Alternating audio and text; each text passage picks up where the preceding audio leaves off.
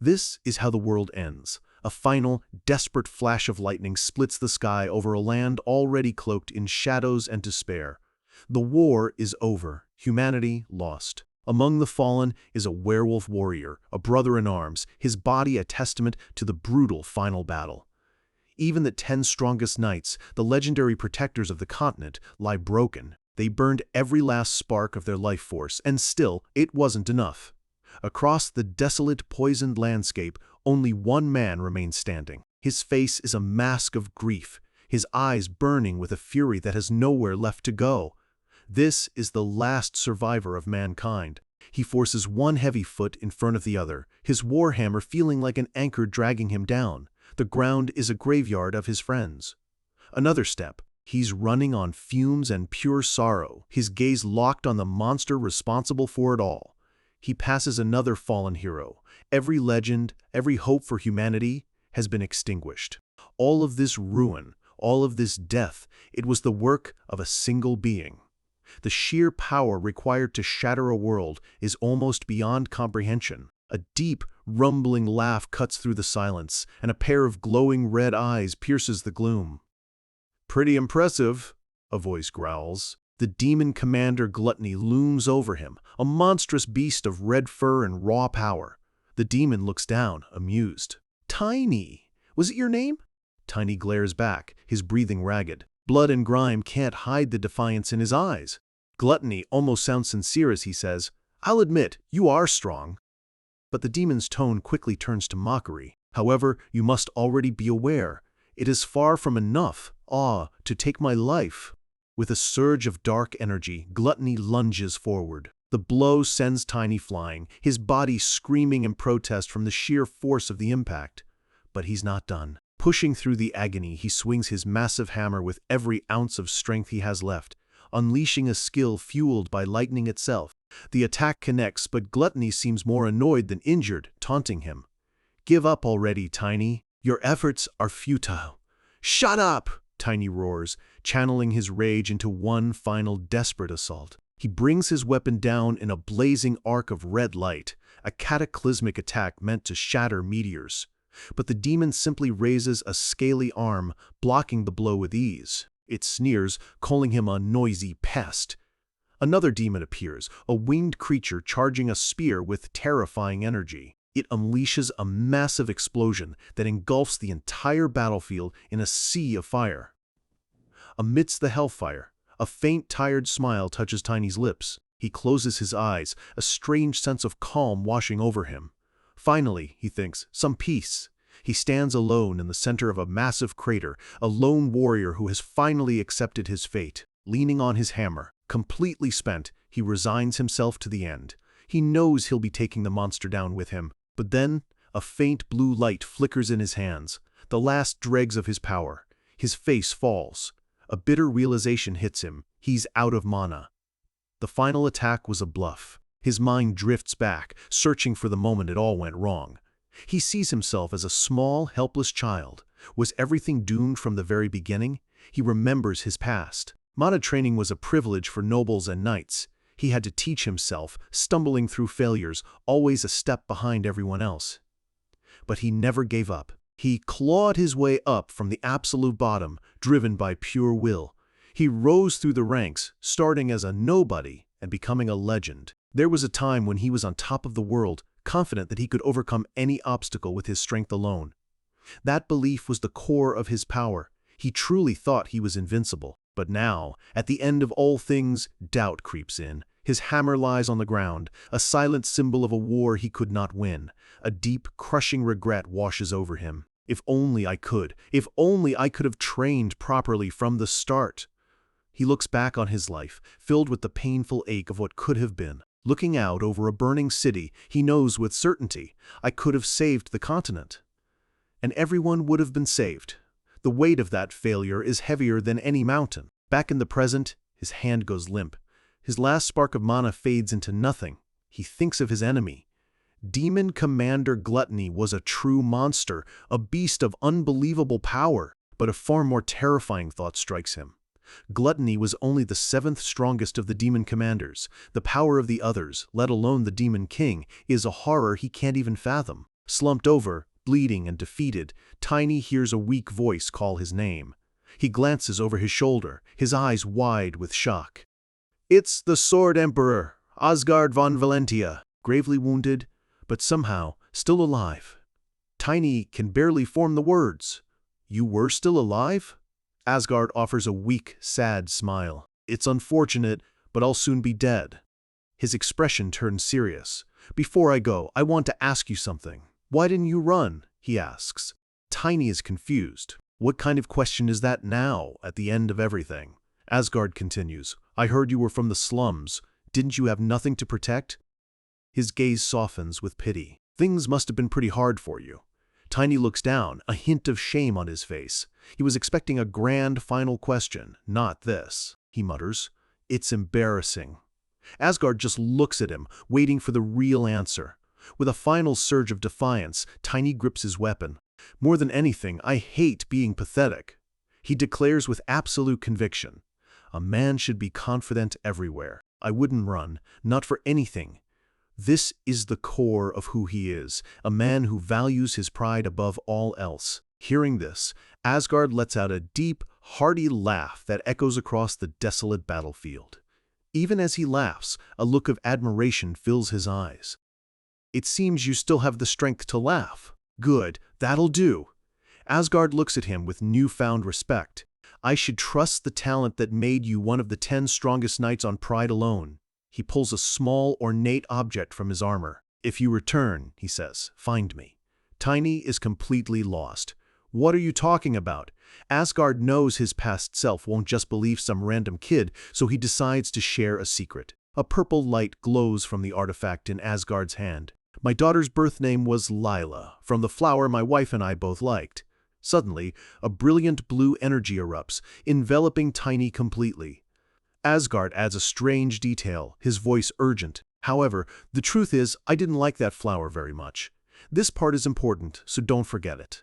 His last command rings out, filled with desperation. And come find me. A blinding blue light radiates from Asgard as he pours every last bit of his life force into this final, impossible act. As soon as possible. Tiny's eyes are wide with shock as the world dissolves into light. What are you? He can't finish the thought. His mind is reeling, unable to process the impossible thing that's happening. Everything goes black. As his consciousness fades, his last thought is a simple question. Am I dead? He drifts in a void of pure nothingness. Then his eyes flutter open. He feels groggy, his face flushed and bruised.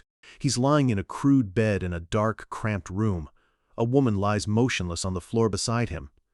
This room seems familiar, he thinks. Do the dead dream? He recognizes his own small, battered body. Is this a dream as well? I can't believe I have to go through this past again. This isn't just any memory. It's his worst one. A nightmare he's relived countless times. The day his sister's body was taken away, right after she passed. He remembers it all with perfect, painful clarity. Soon after she was gone, they barged in. The sound of the door crashing open echoes in his mind. He clenches his small fists. He remembers the fury he felt. He was the one who hid a stolen ring, but his sister took the blame and the brutal beating that came with it. 2 thugs stand in the doorway. The bald one complains that they almost got into serious trouble because of his sister and says they need to teach her a lesson. He remembers the sickening sound of a fist hitting her, the man snarling at her to wake up. And he remembers his own helplessness. His frail body could do nothing. His sister died from her injuries while trying to take care of him. He remembers them kicking her lifeless body, not caring that she was already gone. The bald one bragged about his powerful kick. But their cruelty didn't end there. They were planning to take her body. The other thug asks why they'd bother with a corpse. The bald one explains that fresh organs sell for a good price to people with sick tastes. From the bed, the small boy can only whisper, "Stop." He's trapped in the nightmare, his body paralyzed. He screams in his mind, "Can I really not protect anything, even in my own dreams? Move, please, just move." But then, something impossible happens. A soft blue glow, the unmistakable light of mana, flickers around his hand. His eyes snap open in disbelief. His body, it moved. Not in a dream, but for real. He felt it. As one of the thugs reaches for his sister, a lifetime of suppressed rage erupts from the small boy. He screams, "Stop it!" and a powerful blast of blue mana explodes outwards. The thug is thrown back, slamming hard against the wall. The man looks back, completely stunned. He sees the small boy now standing, surrounded by a swirling blue aura. The two thugs stare, dumbfounded. The bald one finally growls, "This little brat." His face twists with fury. "Oh, has a death wish?" He charges forward, throwing a punch. "Get out of the way, kid." But this time, the boy doesn't fall. He takes the blows, gritting his teeth, his small frame refusing to yield. He is a wall protecting his sister. The thugs are shocked. A kid this small shouldn't be able to take a punch like that. He's like an unmovable rock. Cursing him for being a persistent runt, they finally give up. "Have a nice life with your dead sister," one of them sneers as they leave. The moment the door slams shut, the boy collapses, holding his sister protectively. He stares at his hands, which are still glowing with mana. His mind is racing. This has never happened before. What? It's different from the past! He looks at his sister, finally safe. The ending of the nightmares I'd had until now changed. He sits up, utterly bewildered. But why all of a sudden? He looks at his glowing hands again, and the pieces start to click into place. Also, I couldn't manipulate mana at this age. The last words of the Sword Emperor echo in his mind. "It can't be. Come find me when you return." He stares at his small childish hands, the impossible truth finally dawning on him. Did he really send me to the past? His face twists in a snarl of disbelief and a wild, burgeoning hope. Are you telling me this is not a dream? A fire ignites in his eyes, burning away a lifetime of despair. A single, powerful thought cuts through all the confusion. I can change. A single tear rolls down his cheek. The shock, the grief of his past life, and the impossible hope of this new one all crash down on him at once. Whole? The future? For the first time in a life defined by loss, the warrior known as Tiny has a chance. A chance to fight back, and this time, a chance to win. He stares at his hands, a blue aura pulsing around them. This shouldn't be possible. He knows for a fact that he couldn't control mana at this age. The realization crashes over him, a shocking, impossible truth reflected in his wide, disbelieving eyes. His mind races, piecing it together. The Sword Emperor's last words, the blinding light, it all feels too real to be a dream. He clenches his teeth, and the sharp pain in his jaw confirms it. This is reality. A sudden, violent wave of frustration erupts from him. He screams, cursing the memory of the Sword Emperor. Why send him back to this day, the worst day of his life? If only he'd come back just a little bit sooner, he could have saved her. He's trembling, not from fear, but from the pathetic weakness of this small, frail body. He knows it's pointless to be angry, but the helplessness is overwhelming. But then, the veteran warrior's mind takes over. He calms himself. Even the Sword Emperor wasn't sure this magic would work. It was a desperate gamble, a 1-in-a-million shot. He turns back to his sister, his expression softening. He decides to see this for what it is, a second chance. A chance to finally let her rest in peace. This simple act of dignity was something he failed to give her in his original life, a failure that has haunted him for decades. This time, it will be different. The Emperor's final words echo in his mind. Find me, as soon as possible. He clenches his fist, a silent promise forming. He will find him. But first, there's a debt to be paid right here in these slums. His first priority is revenge. Revenge on the man who ordered this, a monster named Wolf. In his past life, he barely managed to kill him. This time, he'll make sure it's done right. But before the hunt can begin, he gently prepares his sister's body for her final journey. There's somewhere important he needs to take her. The sound of church bells fills the air as he arrives at a small chapel overlooking the city. Her name was Irina. She lies in a simple coffin, surrounded by flowers. They weren't related by blood. The only thing they shared was their black hair and eyes, a rarity on the continent. Because of this, most people either feared him or hurt him. He was an outcast from the day he was born. But Irina was different. He reminded her of a lost brother, so she took him in, gave him the name Tiny, and showed him the only kindness he had ever known. To send her to rest without ever repaying that kindness fills him with a deep, quiet sorrow.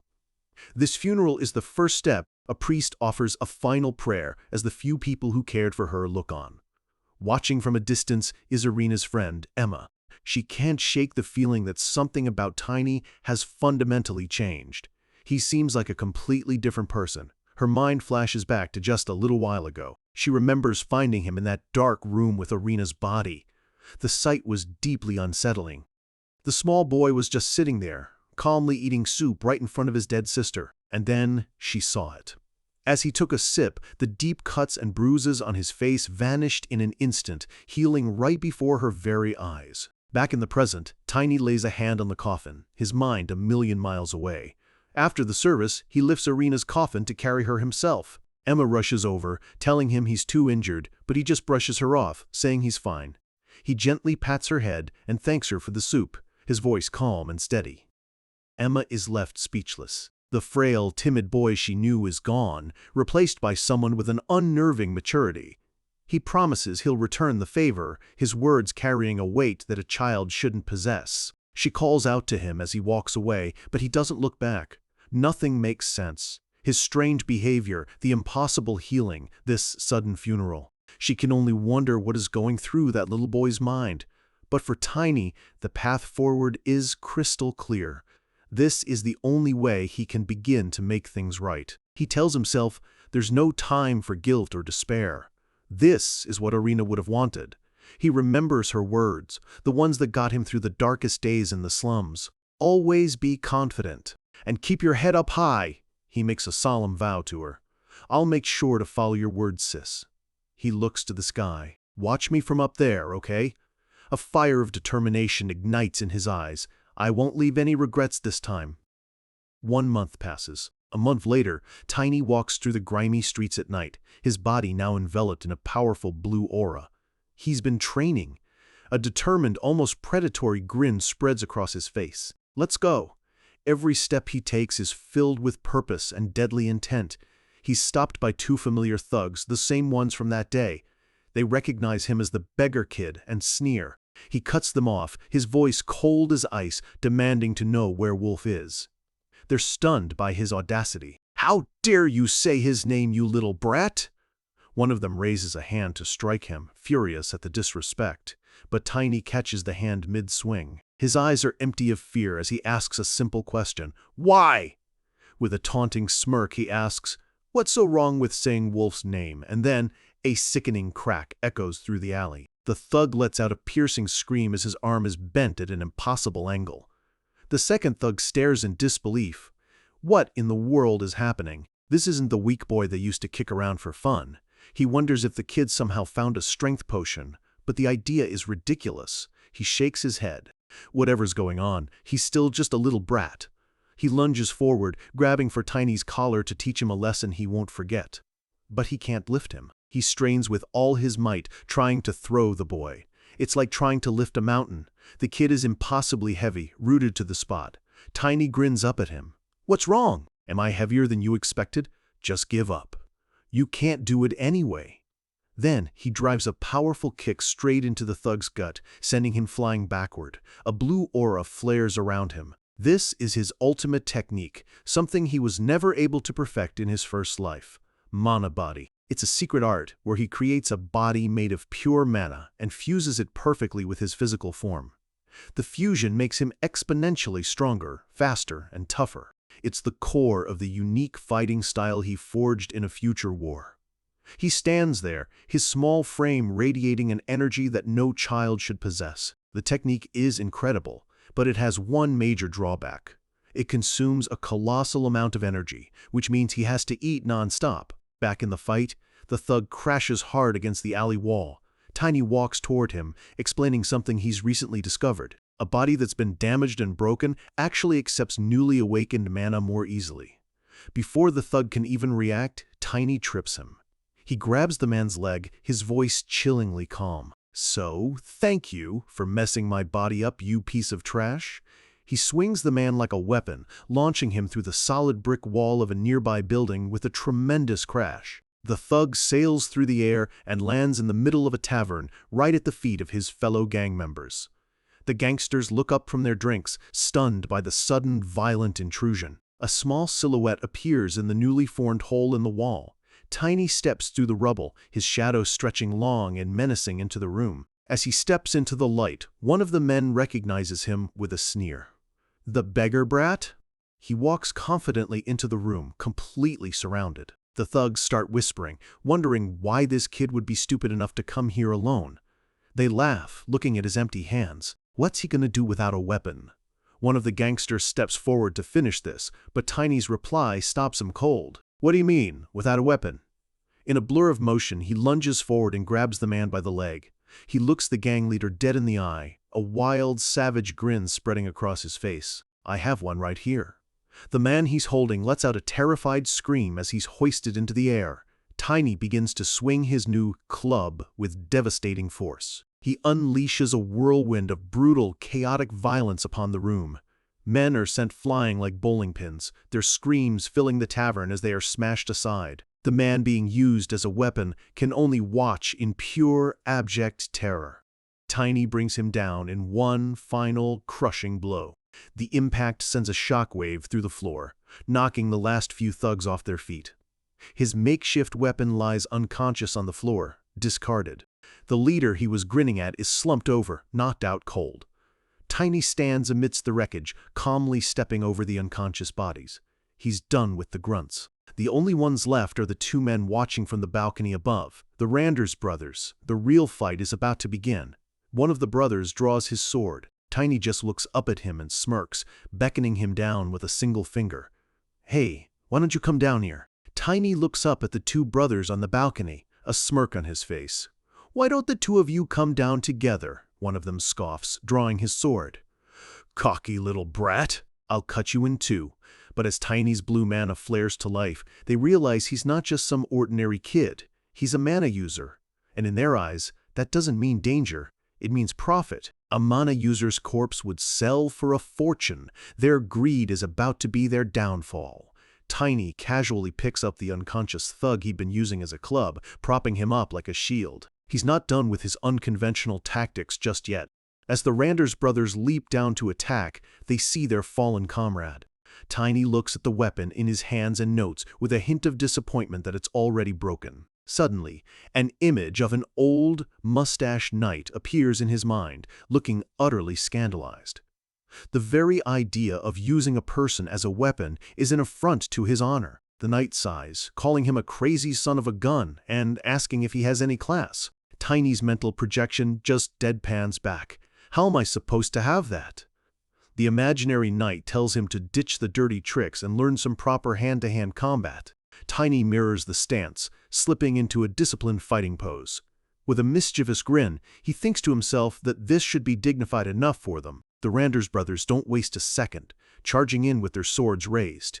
They swing in a coordinated attack, trying to overwhelm the small boy with their numbers. But Tiny moves like water, effortlessly weaving between their blades. They're shocked. It's like he can see their attacks before they even make them. This is the difference between a street brawler and a veteran of 100 battles. He ducks under a wild swing and plants a solid punch right in the taller brother's face. The man stumbles back, his face a mask of pure disbelief. Tiny follows up with a powerful kick that sends him crashing to the ground. The other brother can only watch in horror as Tiny leaps into the air and brings his foot down with crushing force, knocking his partner out cold. Before the last man standing can even process what happened, Tiny is on him, grabbing him by the neck and lifting him clean off the ground. He slams him into the floor with an impact that shakes the entire room. It's over in seconds. But his work here isn't done. He's just getting started. He picks up the second brother's unconscious body, preparing to make his grand entrance. Under the light of the full moon, he hurls the body through a high window on the top floor. The body crashes into a luxurious room, landing in a heap of splintered wood and shattered glass. A large, muscular man turns from the window, his expression hardening into a dangerous scowl. He demands to know who's there. This is Wolf, the so-called ruler of the invaders, and the man Tiny has been waiting to meet again. Tiny walks into the room, his small frame a stark contrast to the imposing figure of his enemy. He looks at Wolf, and a memory from his past life surfaces. He remembers the shock he felt back then. He remembers discovering that Wolf, a man he thought was just a powerful slumlord, was actually a beastman, a member of the strongest demi-human race, a massive silver-furred werewolf. Among beastmen, silver fur was the mark of a special, powerful lineage. It was a trait usually found only in the royal family. The fight had been so brutal in his past life that he never stopped to question why a royal werewolf would be hiding out in a place like this. But this time, he's determined to get answers. Wolf glares at the child. "You did all this?" Tiny just smirks. "Can't you tell?" He then taunts him, asking if that's all he's got to say. Wolf's eyes glow with red-hot fury. He snarls that he's going to rip that cheeky mouth right off his face. A dark aura swirls around Wolf as his body begins to change. Tiny watches calmly, arms crossed. This is exactly what he wanted. Better to face him at full power from the very beginning. With a guttural roar, Wolf's body contorts and expands, his human form giving way to a primal beast. He transforms into a massive, red-furred werewolf. Tiny stands his ground, completely unfazed, and simply says, "Come on." But as Wolf fully transforms, Tiny's expression shifts to confusion. He stares at the red fur, and a cold realization hits him. Something is wrong. The wolf he fought in his memory had silver fur. He picks up a small stone and flicks it, hitting Wolf square in the head. "What kind of puppy have you become?" he asks, his voice dripping with disappointment. The insult lands perfectly. "What? Puppy!" Wolf roars, his eyes blazing with incandescent rage. He charges forward in a blind fury, but Tiny sidesteps the attack with ease. The beastman is fast, much stronger and quicker than the Randers brothers. He lunges again, his claws slashing through the air where Tiny was just a moment ago. Tiny observes him with a critical eye. This version of Wolf is a pale shadow of the warrior he fought in his previous life. He's weaker, slower. He easily catches Wolf's snarling jaw in one hand, stopping the attack cold. A blue aura erupts around him. Tiny's voice is low and dangerous. "Do you really think I came all the way back just to see this?" With a single surge of power, he sends Wolf flying across the room. He remembers a lesson learned from a beastman comrade in his past life, a simple way to deal with their kind when they lose themselves to their berserker rage. Wolf lunges again, completely consumed by his fury. Tiny weaves through the wild attacks, his movements precise and controlled. He knows exactly what to do. Beating them senseless is the best medicine for a crazy dog. He lands a devastating punch right on Wolf's snout.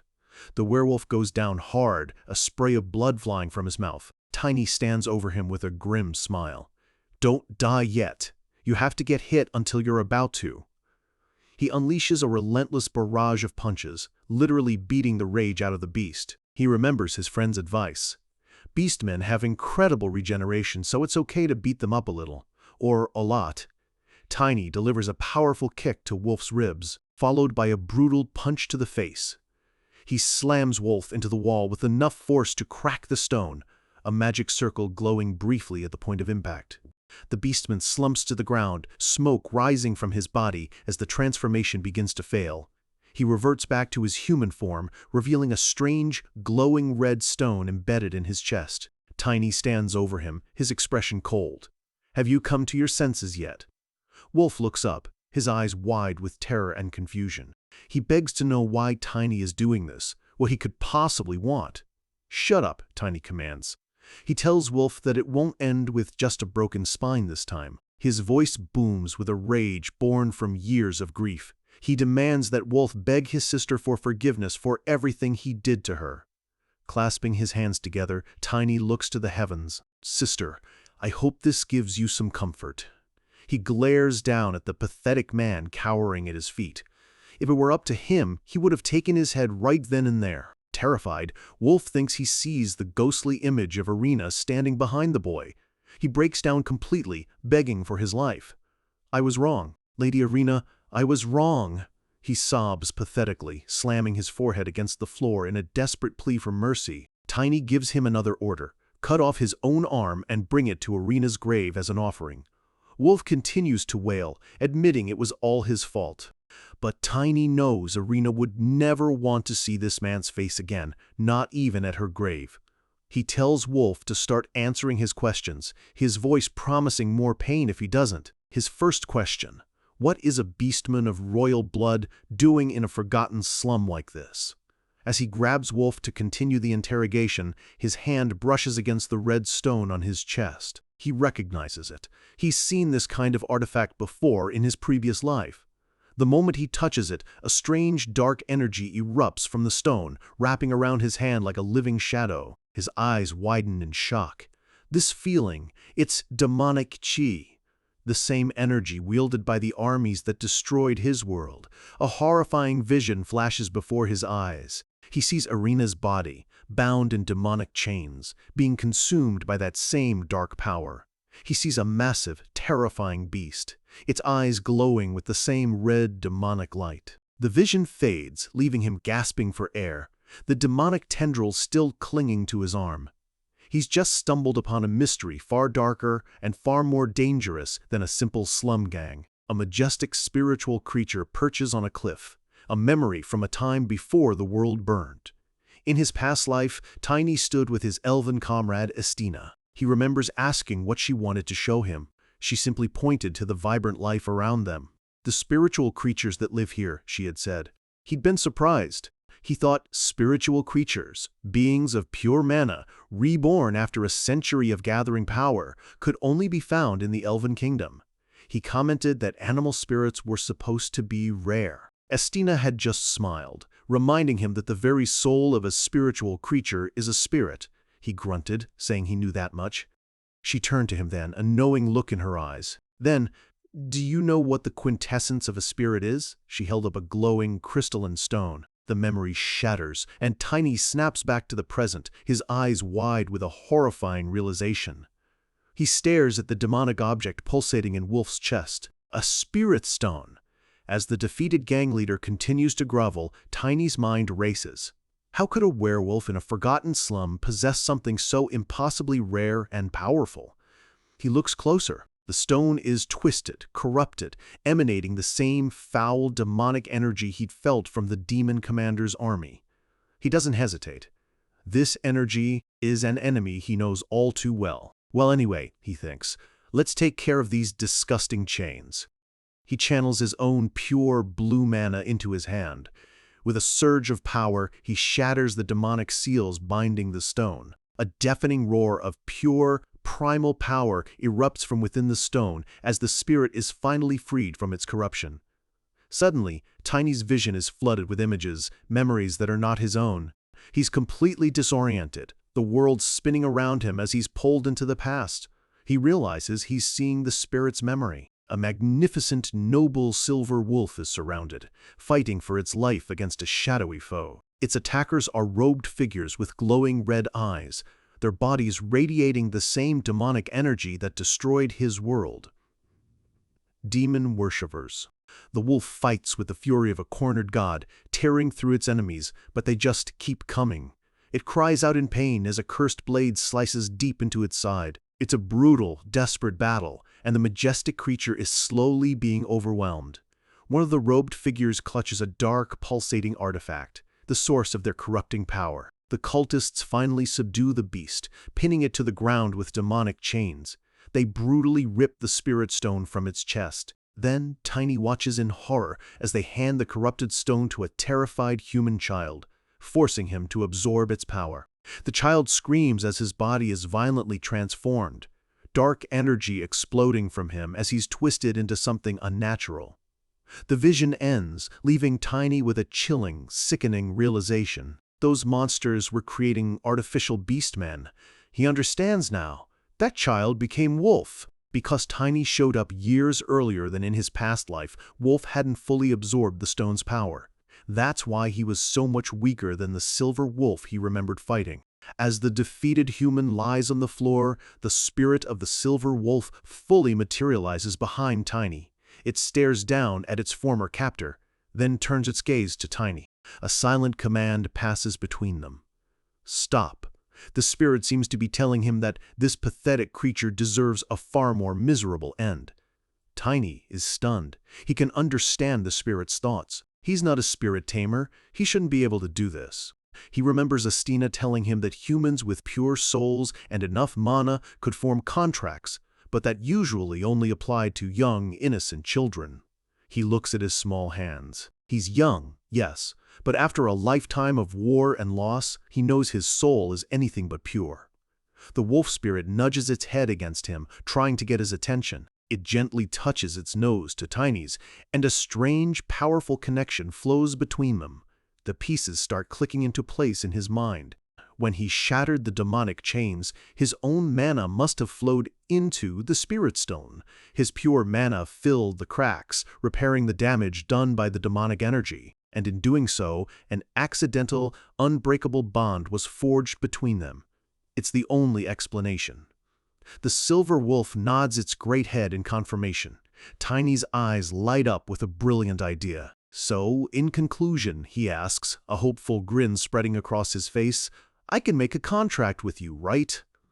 The spirit nods again, accepting the proposal without hesitation. Let's do it, Tiny says, channeling his mana, ready to form a pact with a being of immense power.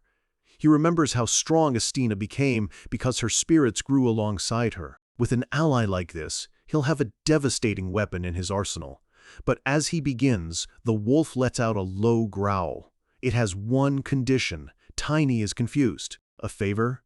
The spirit's intention is crystal clear, a burning image of vengeance against the demon worshippers who captured and corrupted it. Tiny smirks.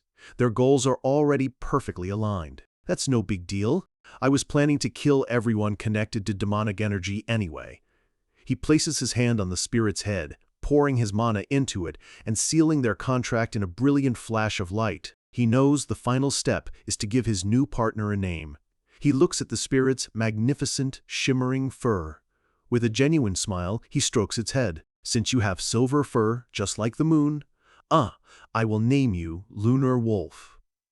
The newly named spirit lets out a powerful howl that shakes the room, accepting its new identity and its new master. With his powerful new ally at his side, Tiny turns back to the matter at hand. He asks Lunar Wolf who is behind this mess. The spirit confirms his suspicions. A man who creates beastmen with stolen spirit stones. Demon worshippers. A fanatical cult that sowed chaos across the continent even before the Demon King's army arrived. In his past life, he was trapped in a deadly labyrinth during their rise to power, so he missed the details of their operations. But now, he has a chance to cut them down before they can even begin. He kicks the whimpering wolf. "Shut up," he demands. "The one who gave you the spirit stone, he was one of the demon worshippers, wasn't he?" But Wolf is still lost in terror, just repeating his pleas for forgiveness over and over. Tiny turns to his partner. "Wake him up, Lunar Wolf." The spirit lets out a terrifying roar that snaps Wolf out of his stupor instantly. The man scrambles back, terrified of the giant wolf now looming over him. Tiny gets straight to the point. "The guy who gave you the stone. Where is he?" Wolf finally starts making sense, mentioning some kind of organization. Tiny presses him for more. "Where is it, and what are they doing?" But then, Wolf's demeanor shifts completely. A twisted, insane grin spreads across his face. He starts laughing, telling Tiny the organization won't let him get away with this. He was nothing but a test subject. His eyes begin to bulge as a sickening red light glows from within his skull. Before Tiny can react, Wolf's head is consumed in a blast of magical energy, a curse silencing him forever. Tiny shields his face from the blast, blood splattering across his hand. He curses under his breath. They put a self-destruct enchantment on him, a common tactic for secret organizations. He remembers Wolf's earlier threat that his organization would come after him. He just assumed he meant the thugs downstairs. But now he knows. The regular gang members were just pawns. They had no idea their boss was an artificial monster. He sighs in frustration. Another dead end. Forget it. It's not like I've ever relied on my brain to solve problems. He looks over at a cracked wall, where the faint blue glow of a magical seal is visible. That's what's important right now. With a determined look, he declares it's time to start taking back what was stolen from him. He smashes through the magically sealed wall. Behind it is a heavy steel vault door, the gang's hidden treasury. His next goal is to find the Sword Emperor, Asgard. He can't just show up as a kid and expect to be believed. But he has a plan, using a secret story the Emperor once shared with him on the battlefield. He's going to find his old ally, his future mentor, and change the course of history. He places his hand on the vault, channeling his mana, and easily forcing the complex lock to open. Inside is a massive hoard of gold and treasure. Tiny stands there with Lunar Wolf, a mischievous grin on his face. He knows that to earn his future mentor's trust, he needs to return. One very specific item from this pile of stolen loot. He picks up a golden ring, intricately carved in the shape of a bird, the Valentia family ring. This is his key, his proof, his ticket to the future. A gentle voice from a forgotten memory echoes in his mind. "Kid, what's your name?" He remembers it perfectly. A small, dirty child, kneeling on the street before a noblewoman whose kindness was a foreign concept in the slums. He remembers stammering, "Tiny," she had smiled, a light in the darkness of his world. "What a cute name," she'd said. "It suits you." She pressed a golden ring into his small hands. "Here, take this. Come look for me with this, and I can help you." It was a promise of hope, a lifeline he was never strong enough to grasp in his first life. Back in the present, Tiny stands in the treasure vault with Lunar Wolf, the memory as vivid as yesterday. Everyone who lived in the Aslan Empire knew her. She was Chloe von Valentia, the youngest daughter of the legendary Sword Emperor, Asgard von Valentia. Known for her boundless generosity, she was nicknamed Valencia's Angel. The memory takes him back to when she had just turned 16. There was a tradition in the Valencia family. When the children came of age, they had to travel to every temple in the territory to lay flowers, making their name known to the people. And that's why a noble lady like her was in a place like this, the Invader District, the red light slums. That's where their paths first crossed. In his past life, he never got to use that ring. It took him a whole year just to get his revenge on Wolf, and by then, the chance was long gone. But this time is different. He clutches the ring, a single drop of blood staining the gold. Now that he has it, meeting the Sword Emperor will be much, much easier. He turns to Lunar Wolf, his expression hardening as he listens to approaching footsteps. "So, where is that parasite?" A confident grin spreads across his face. "I knew it was about time for the trash to be collected." A massive figure in heavy plate armor storms into the now-trashed tavern. This is Commander Lamb, a local knight. The surviving thugs are scrambling to report to him, telling him a powerful mana user was responsible for all this. One of the thugs points at the wreckage, his face a mix of fear and twisted excitement, thinking the knight is here to save them. But Lamb isn't listening. He grabs the thug, furious that Wolf's poor management has disrupted his dirty business. His real priorities are already showing. This is Lamb, commander of the Feles Outer Castle Guards. And he's not here to serve justice. He's here to use this mess as an excuse to demand a bigger bribe. Just then, Tiny appears at the top of the stairs. The thugs cry out in panic. "That kid! It's that monster!" Lamb looks up. "Kid, was it really you who caused all this?" Tiny walks down a few steps, completely relaxed. "Yeah," Lamb tries to sound official. "Do you have any idea what you have done?" But Tiny just grins, unimpressed. "I was just taking care of some rotten trash. I don't see why a knight needs to get involved." He leans against the railing, calling Lamb out directly. "Looks like you were getting plenty of protection money from Wolf." Lamb's face contorts with rage. The accusation hits a little too close to home. "You sure have some nerve. How dare you?" the commander charges, his fist glowing with mana. Tiny analyzes the attack in a split second. It's a clumsy, second-rate technique. Pathetic. He effortlessly deflects the punch with an open palm. Lamb is shocked. A child shouldn't have this kind of strength. Tiny knows he could end this fight in an instant if he wanted to. He ducks under another wild swing and drives his knee straight into Lamb's gut. The impact sends the massive knight flying backward across the room. Lamb coughs, the wind knocked out of him. Tiny stands his ground with a confident smirk. He doesn't need to crush the man, not yet. For now, just showing a fraction of his true power will be enough. The commander grunts, admitting to himself that this kid is the real deal. But Tiny isn't looking for a real fight. Making an enemy of the estate's entire guard force right now would be foolish. He needs to play this smart. So he makes a tactical retreat back up the stairs. Lamb chases after him, throwing a pair of daggers. "You rat-like brat. Here, why don't you try to take this one too?" But Tiny catches the blades out of the air without even looking back. And that's when he plays his trump card. With a surge of blue energy, Lunar Wolf materializes at his side. Lamb freezes mid-stride, his eyes wide with disbelief. A spirit! The massive wolf lets out a low growl, its glowing eyes fixed on the terrified knight. Tiny grins. "Scared?" he asks. He knows a backwater knight like Lamb has probably never seen a real spirit before. He tells him to calm down so they can talk. He gets straight to the point. "Be honest. You don't care who's in charge here, as long as you get your money, right?" With the terrifying presence of Lunar Wolf backing him up, Tiny makes his offer. "How about I pay you instead of Wolf?" The remaining thugs can't believe what they're hearing. Lamb bursts out laughing, trying to regain his composure. He refuses to believe a child could be this cunning. "It's not magic," Tiny says with a smile. "I'm a native here. My black hair makes me pretty famous in this district."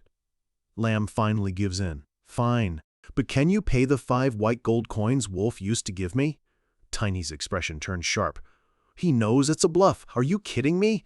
I'm sure you only got 1 coin from him. How about I give you 1.5? Lamb's face turns purple with rage. "You little," Tiny interrupts him, his voice cold as ice. "If you don't like the offer, we can just finish our business right here, right now." Lunar Wolf growls menacingly, ready to pounce. The threat is unmistakable. The corrupt knight starts to sweat, his bravado completely gone.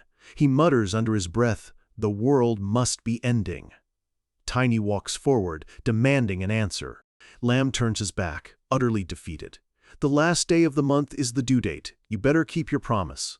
One of the thugs tries to protest, but Lamb backhands him across the face. "Shut up!" Just as he's leaving, Tiny calls out, "Wait, knight!"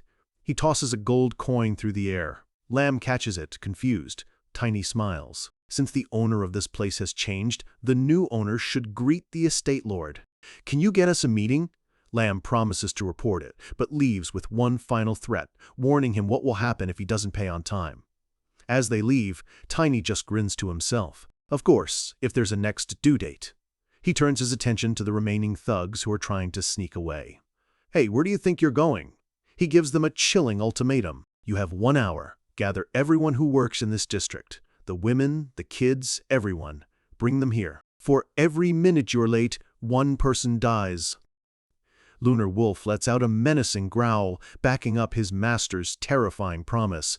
Tiny's face is deadly serious. "And if you run, my spirit will hunt you down. You have 1 hour." The thugs scramble away in pure terror. With his plan in motion, Tiny looks at the Valentia ring. "It won't even take a week to sort this place out. I'm looking forward to this, Duke Valentia." An hour later, the thugs return, having gathered every last person from the slum. A familiar voice cries out from the crowd. "Tiny! It's Emma!" She pushes her way to the front, her face filled with worry. She grabs his hand, seeing the bloodstains.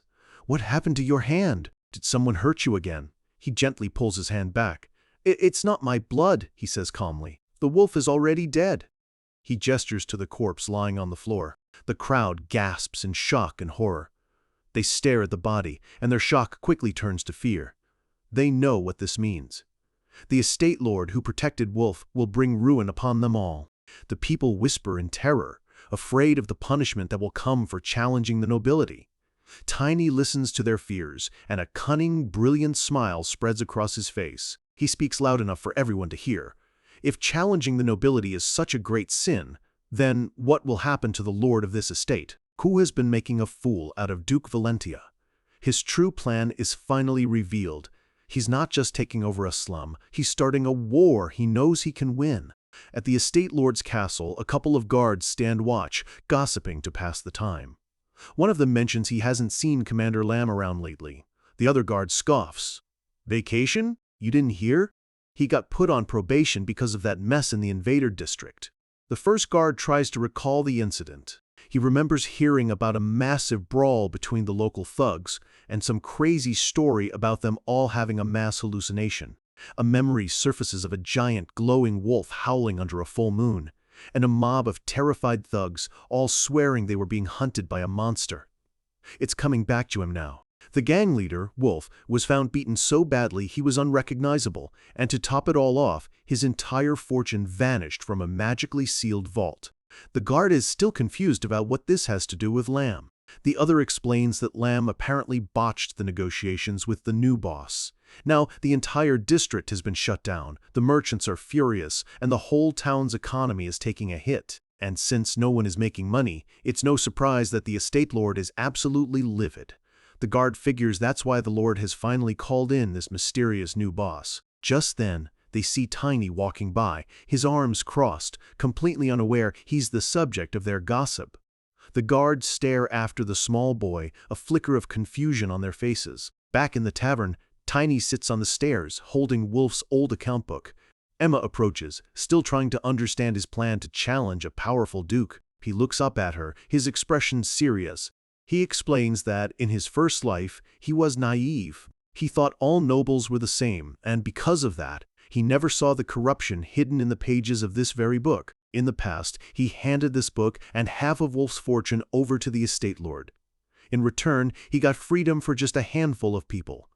But things are different now. He admits he wasn't the sharpest tool back then, but his life as a knight taught him one crucial lesson: there are nobles, and then there are nobles that tower over all others. He looks down at the book, a grim certainty in his eyes. This is more than a ledger, it's a weapon, and with it the estate lord is finished. He turns back to Emma, telling her she doesn't need to understand the details right now. The important thing is that no one in Invader needs to worry about Wolf anymore. You are all free. His words echo through the hall, and the crowd of downtrodden people looks up in stunned disbelief. Emma is the first to speak, her voice trembling with a hope she hadn't felt in years. We're free? For real? Tiny looks out at the crowd, his gaze sweeping over their tired, scarred faces. If you want revenge, if you want to vent your anger, this is your last chance. His words ignite a spark of long-suppressed rage in Emma's eyes. A single tear of fury rolls down her cheek. She clenches her fist, the name of her tormentor a curse on her lips.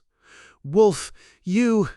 She lets out a raw, guttural scream and kicks Wolf's corpse with all her might. You monster. Her fury unleashes a tidal wave of pain and anger from the others. A woman screams that he ruined her family.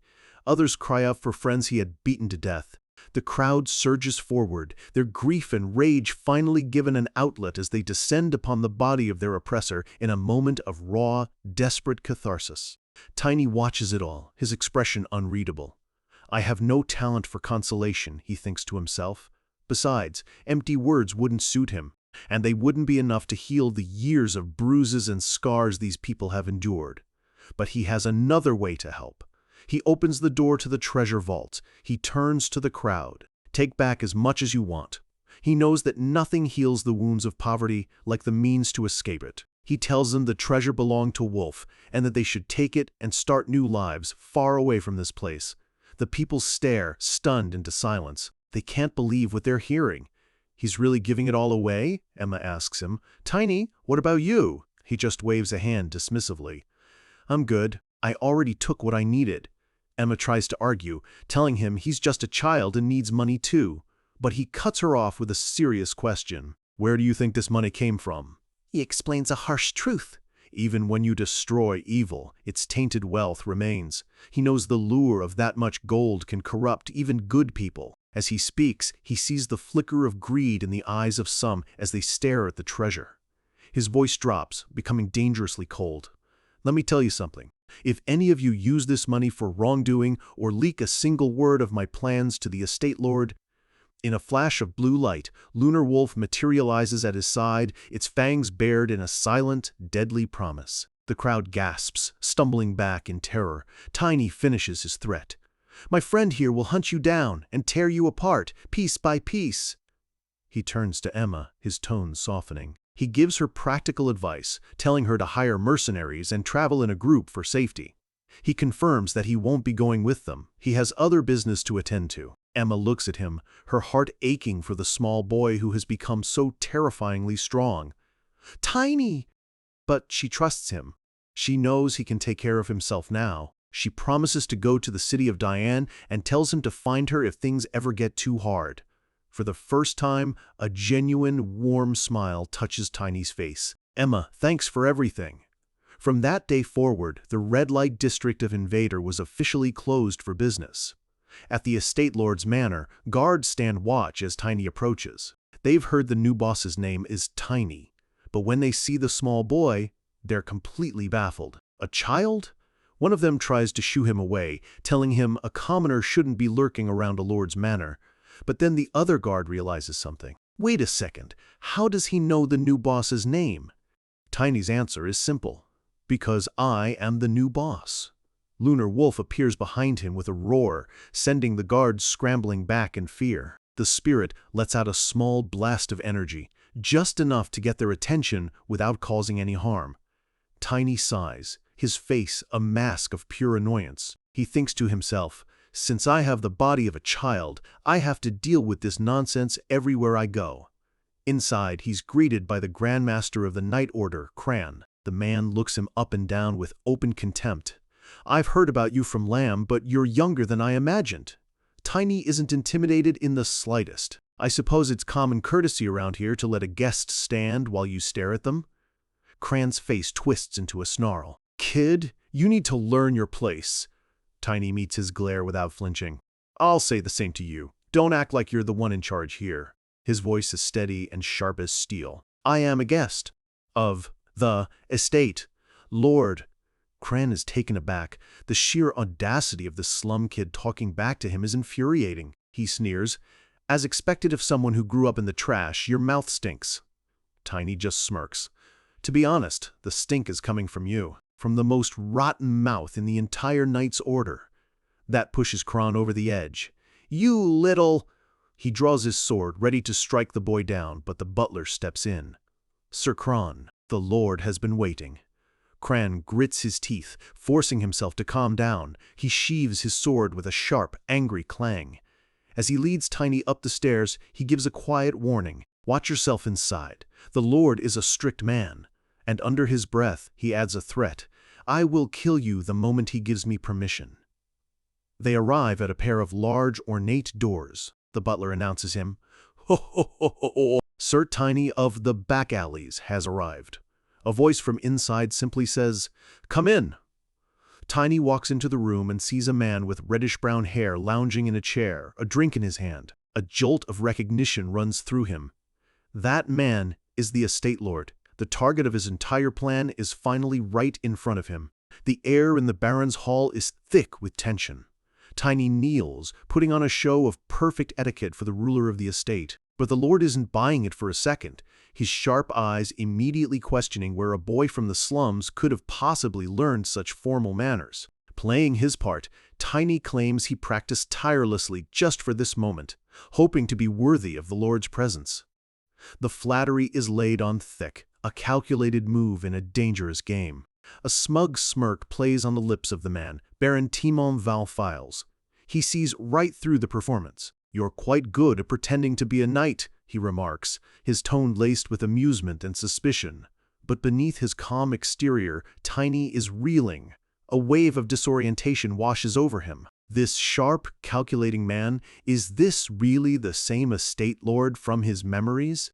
In his past life, the Baron was a bloated, disgusting figure, lost to the haze of addiction, a man who did nothing but waste away in his own filth. This thin, sharp-eyed version is a ghost, an unexpected variable in his carefully laid plans.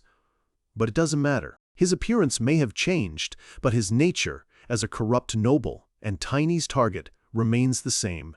He strengthens his resolve. The account book is already on its way to Duke Valentia, a ticking time bomb that will bring the Baron's ruin. This time, his revenge will be absolute.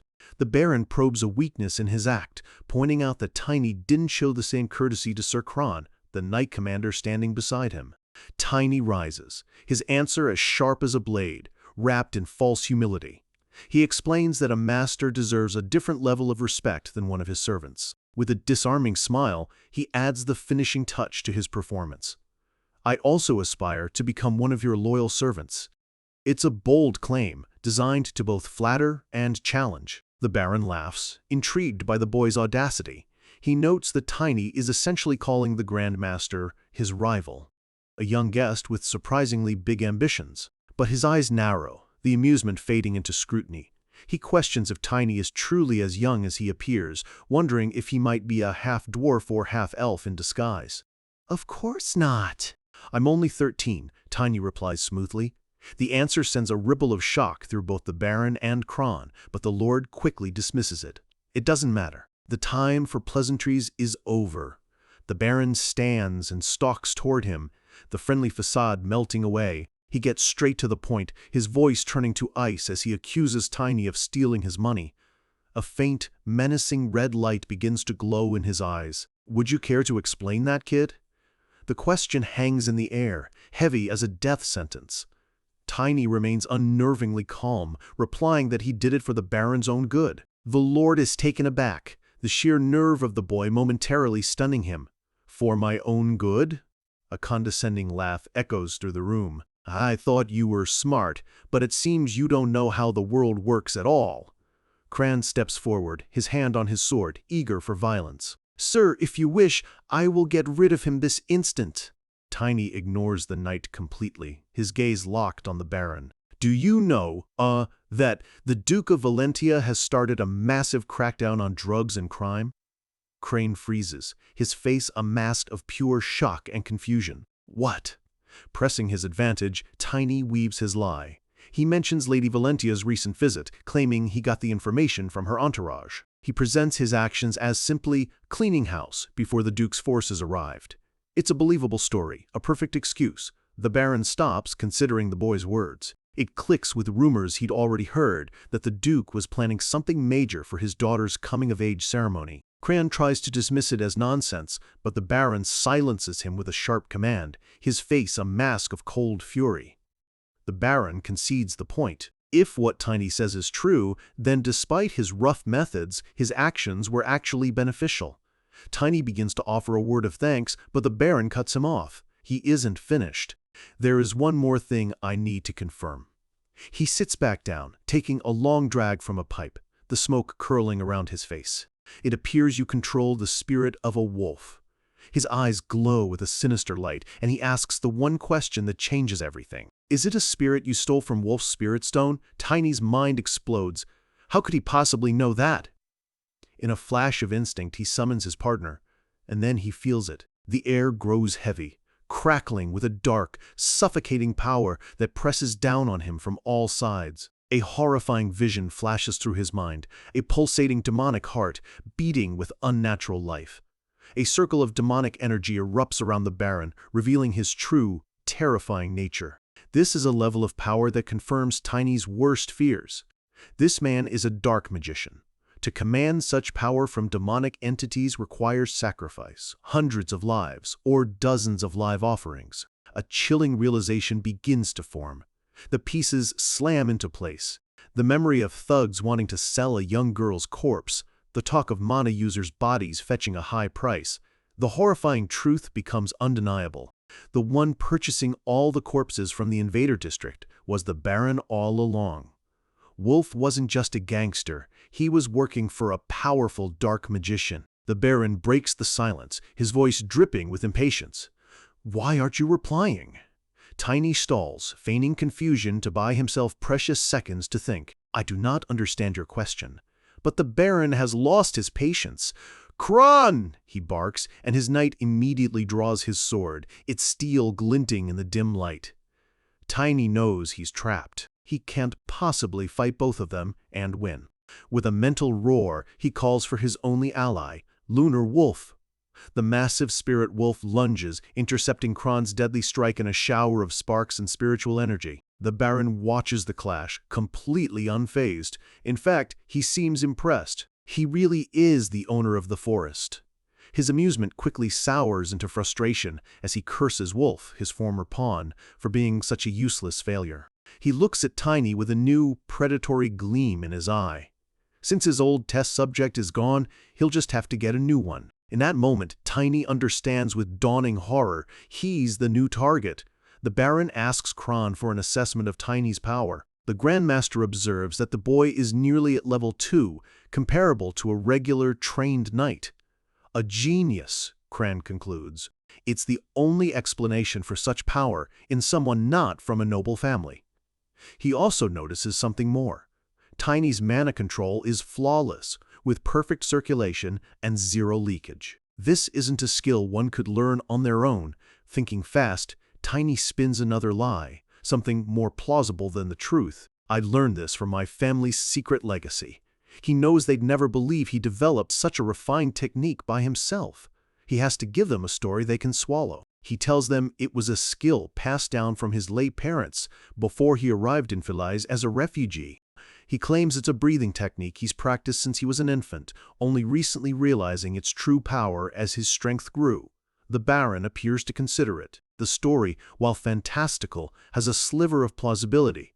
Tiny smirks internally. He knows the Baron accepted refugees from all over the land to increase his tax income, making it impossible to verify anyone's background. His story is untraceable. He gestures wide, presenting himself and his powerful spirit wolf as the living proof of his unbelievable story. The Baron glances away, looking almost convinced by the boy's confident performance. Right. I shall take your word for it, he says. Tiny feels a flicker of surprise. That was far easier than he expected. Too easy. But then, the Baron's eyes glint with a sinister purple light, and a cruel, knowing grin spreads across his face. The trap is sprung. Stay here for a while, the Baron commands. He will ascertain your details. A cold dread washes over Tiny. He? Who is he? The Baron continues, his voice dripping with malice. Since you killed Wolf, things have become complicated. I need someone to take the blame. The chilling realization hits Tiny like a physical blow. The organization Wolf mentioned, this mysterious he, must be one of them. A formidable dark magician is coming to this estate. The situation has escalated beyond his control. He is no longer the hunter, he is the prey. He needs to escape, and he needs to do it now. The Baron lays out the twisted offer. You wanted to be my servant. This should not be a bad offer for you. Tiny feigns compliance, bowing his head. If you order it, I will oblige. He asks if this guest is an honored one, and the Baron's smile widens. He tells Tiny to mind his manners. Tiny's mind is racing, desperately searching for a way out. He still has one last card to play: time. He runs the calculations. It should take about 3 days for the Duke's men to verify that the account book is genuine. It will take another 3 days after that for the punitive army to be assembled and given their orders. And finally, at least 10 more days for that army to march all the way to the Feliz estate. In total, that gives him just over 15 days. A small window, but a window nonetheless. He thinks to himself, if the guest arrives after 15 days, his plan will still work. He can hold out until the Duke's army arrives to tear this place apart. He just needs to survive. Trying to sound casual, he asks the Baron, "May I ask when your honored guest will arrive?" He explains that he needs to know so he can prepare the appropriate manners. The Baron buys the excuse and delivers the final devastating blow. He will arrive in a week, so do not disappoint me. A week. 7 days. His entire plan shatters into a million pieces. 15 days was his lifeline. 7 days is a death sentence. His mind echoes with a single, damning word: trapped. Tiny's brilliant plan has just turned to ash. Trapped. The Baron's final words echo in his mind, cold and absolute. After a week. That's it. 7 days until he becomes the next experiment for some shadowy cultist. Alone in the cold, unfamiliar room, the crushing weight of his failure settles in. But his mind, the mind of a seasoned warrior, is already moving, calculating the odds. As he sees it, there are only 2 ways out of this. Option 1 is simple: run. He could summon Lunar Wolf, break through the walls, and just vanish. He's already ensured the people from his slum are safe, so escaping the Lord's men on his own would be almost trivial. But running creates a new, far more complicated problem. The moment he escapes, the Baron will put a bounty on his head, his face plastered on wanted posters across the entire region. Becoming a fugitive would make it nearly impossible to ever meet the Sword Emperor. and he has to meet him. There's something he needs from his old master, something absolutely vital for the future he's trying to build. He can't risk any complications down the line. Running is not an option. His fist cuts through the air with a sharp whoosh. He begins to train, his small body moving with a precision that belies his age. Besides, the very thought of turning tail and fleeing goes against every fiber of his being. It's not who he is. He's never been the strongest fighter, not in his past life and not now. But his entire existence has been defined by one thing: finding a way to win, no matter how impossible the odds. So that leaves option 2, a dangerous, all-or-nothing gambit. The guest arrives in 1 week, but he starts to question just how official this visit really is. He recalls how the Baron spoke of this guest with a deep, almost fearful respect. Yet the estate is strangely quiet. There are no grand preparations, no fanfare, no extra patrols. It's suspicious. This realization solidifies his theory. This isn't an official visit. It's a secret meeting. The Baron's backer is someone who operates in the shadows, someone who can't afford to be seen in public. A new plan begins to form, a spark of defiance in the darkness. If this guest is so secretive, so afraid of the light, what would happen if a massive, unavoidable incident rocked the entire FIS estate right before their arrival? What if something happened that drew the eyes of the entire region right to this very spot? A person who thrives in secrecy would never risk that kind of exposure. There's a good chance they'd postpone the visit, or even cancel it entirely, buying him the time he desperately needs. It's a huge risk, but it's the only path he can see. He throws a high kick, his movements fluid and powerful. To pull this off, however, there's one critical condition. His foot slams into the stone floor, the sound echoing his resolve. He has to get stronger, strong enough to take on both the Grandmaster and the Baron himself. A fire ignites in his eyes. He needs to push his body to its absolute limit, and he knows exactly how to do it. With his mind set, he walks down the hallway. First things first, it's time to eat. In the castle's mess hall, a cook carelessly sloshes stew into a bowl. "Hey, watch where you're pouring that!" another servant yells. The cook just glares back, his face a mask of annoyance. "What are you looking at?" The hall is a scene of chaos, with servants and knights jostling each other for food. But the commotion slowly dies down as everyone's attention is drawn to one table. There, Tiny is devouring food at an inhuman rate, surrounded by stacks of empty plates.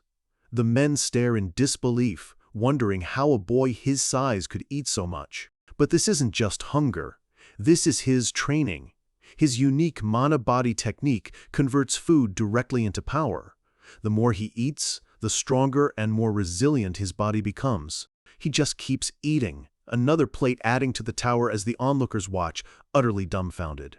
While others need expensive elixirs or rare herbs to grow stronger, all he needs is a meal. As he gnaws on a bone, he senses a large shadow fall over him.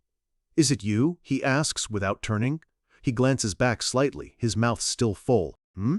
A deep, condescending voice rumbles from above. "Are you the stray who learned his manners from a dog?"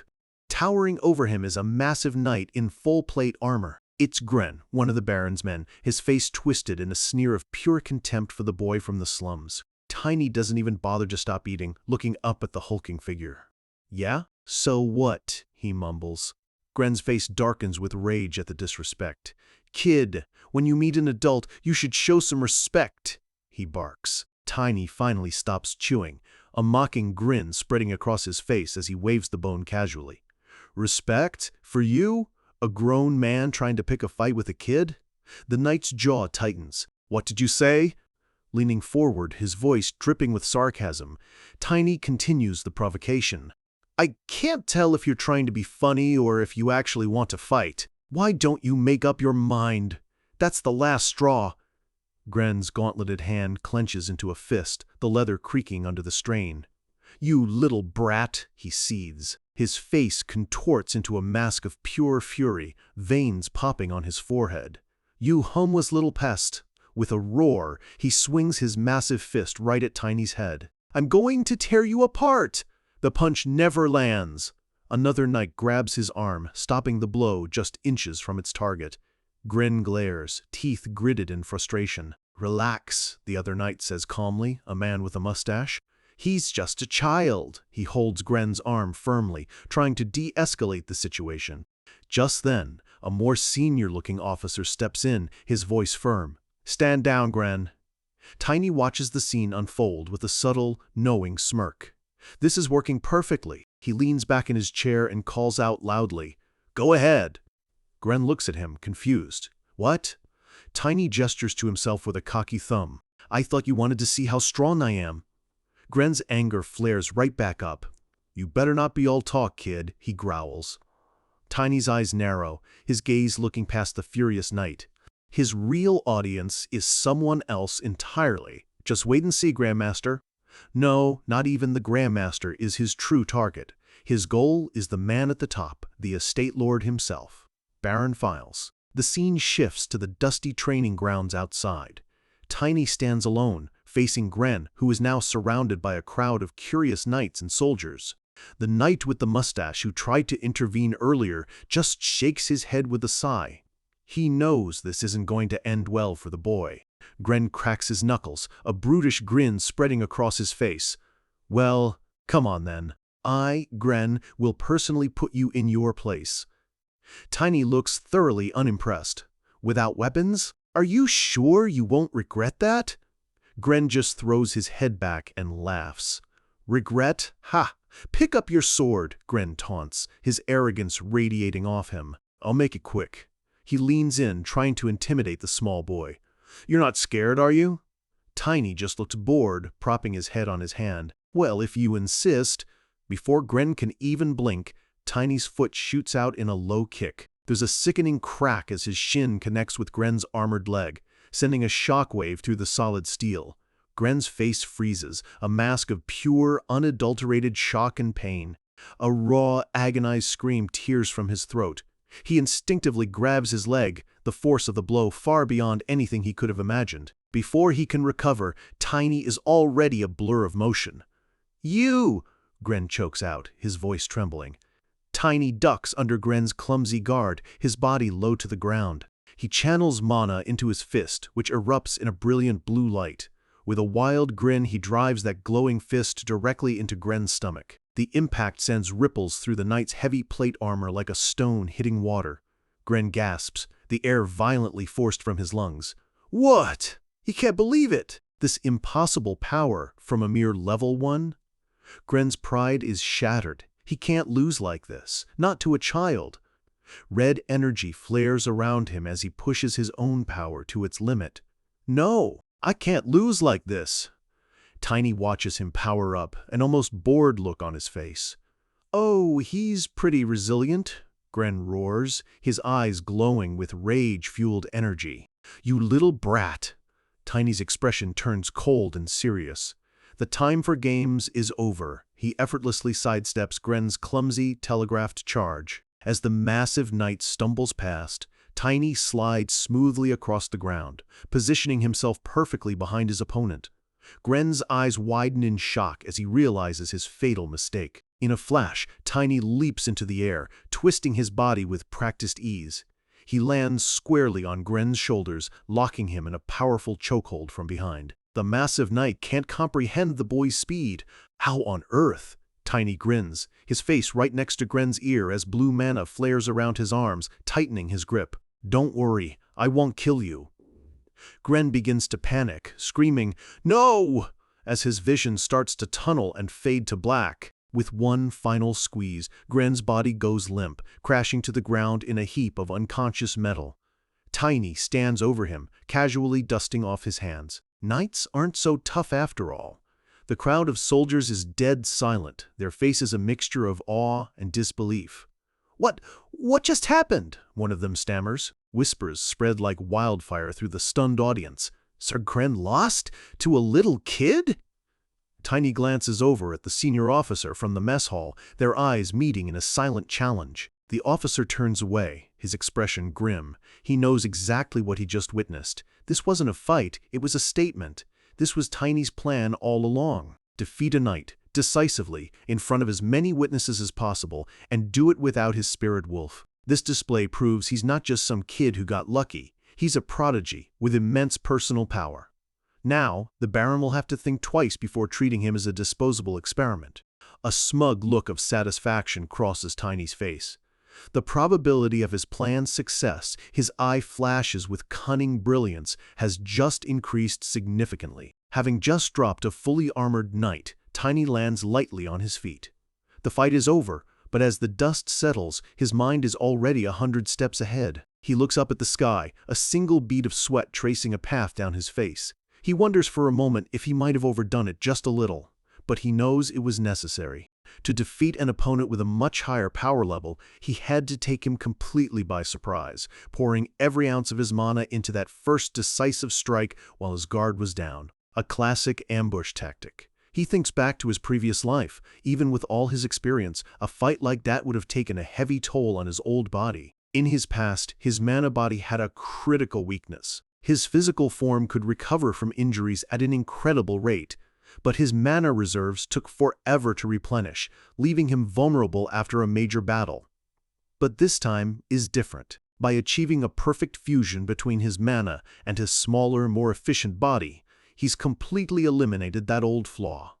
This is a game changer. It means he can now endure the harshest training imaginable without burning out, pushing himself to new limits day after day. A determined grin spreads across his face. With this newfound potential, he's absolutely certain he can become far stronger than he ever was in his past life. The next morning, the atmosphere in the estate has changed completely. In a lavish hall, servants bring food and wine to a long, ornate dining table. Tiny is having breakfast with the Baron himself. The Lord's first words are a grudging admission. The rumors about the Duchy's crackdown, the ones Tiny warned him about, were true. The Baron sits across from him, a refined, almost friendly smile on his face. "I believe I misunderstood you," he says smoothly. Tiny bows his head slightly, playing the part of a humble servant. "Thank you for believing in me." A servant places a plate piled high with food in front of Tiny. This simple act signifies a shift in power, even if it's only on the surface. He is no longer just a prisoner. The Baron explains the meal is a feast prepared just for him, a stark contrast to their last hostile meeting. The manipulation has begun. Tiny beams, playing the part of an awestruck kid. "This is far too much for breakfast," he says with a cheerful smile, hiding the cold calculation in his eyes. The Baron chuckles, probing. "Oh, that's unexpected. I assumed the destructive power you showed yesterday came from that massive appetite of yours." Tiny waves a hand dismissively, deliberately downplaying his own strength. What happened was only because that knight let his guard down. It was luck. "You're too modest," the Baron insists, leaning forward. "I look forward to your future. It's just a shame. A genius like you lacks a proper teacher." The offer hangs in the air, a baited hook disguised as a compliment. But Tiny doesn't take the bait. He calmly replies that many of history's greatest knights grew up without formal teachers. He continues, adding that what made them truly legendary was finding a great master to serve. The Baron's smile widens, impressed by the boy's sharp wit and refined manners.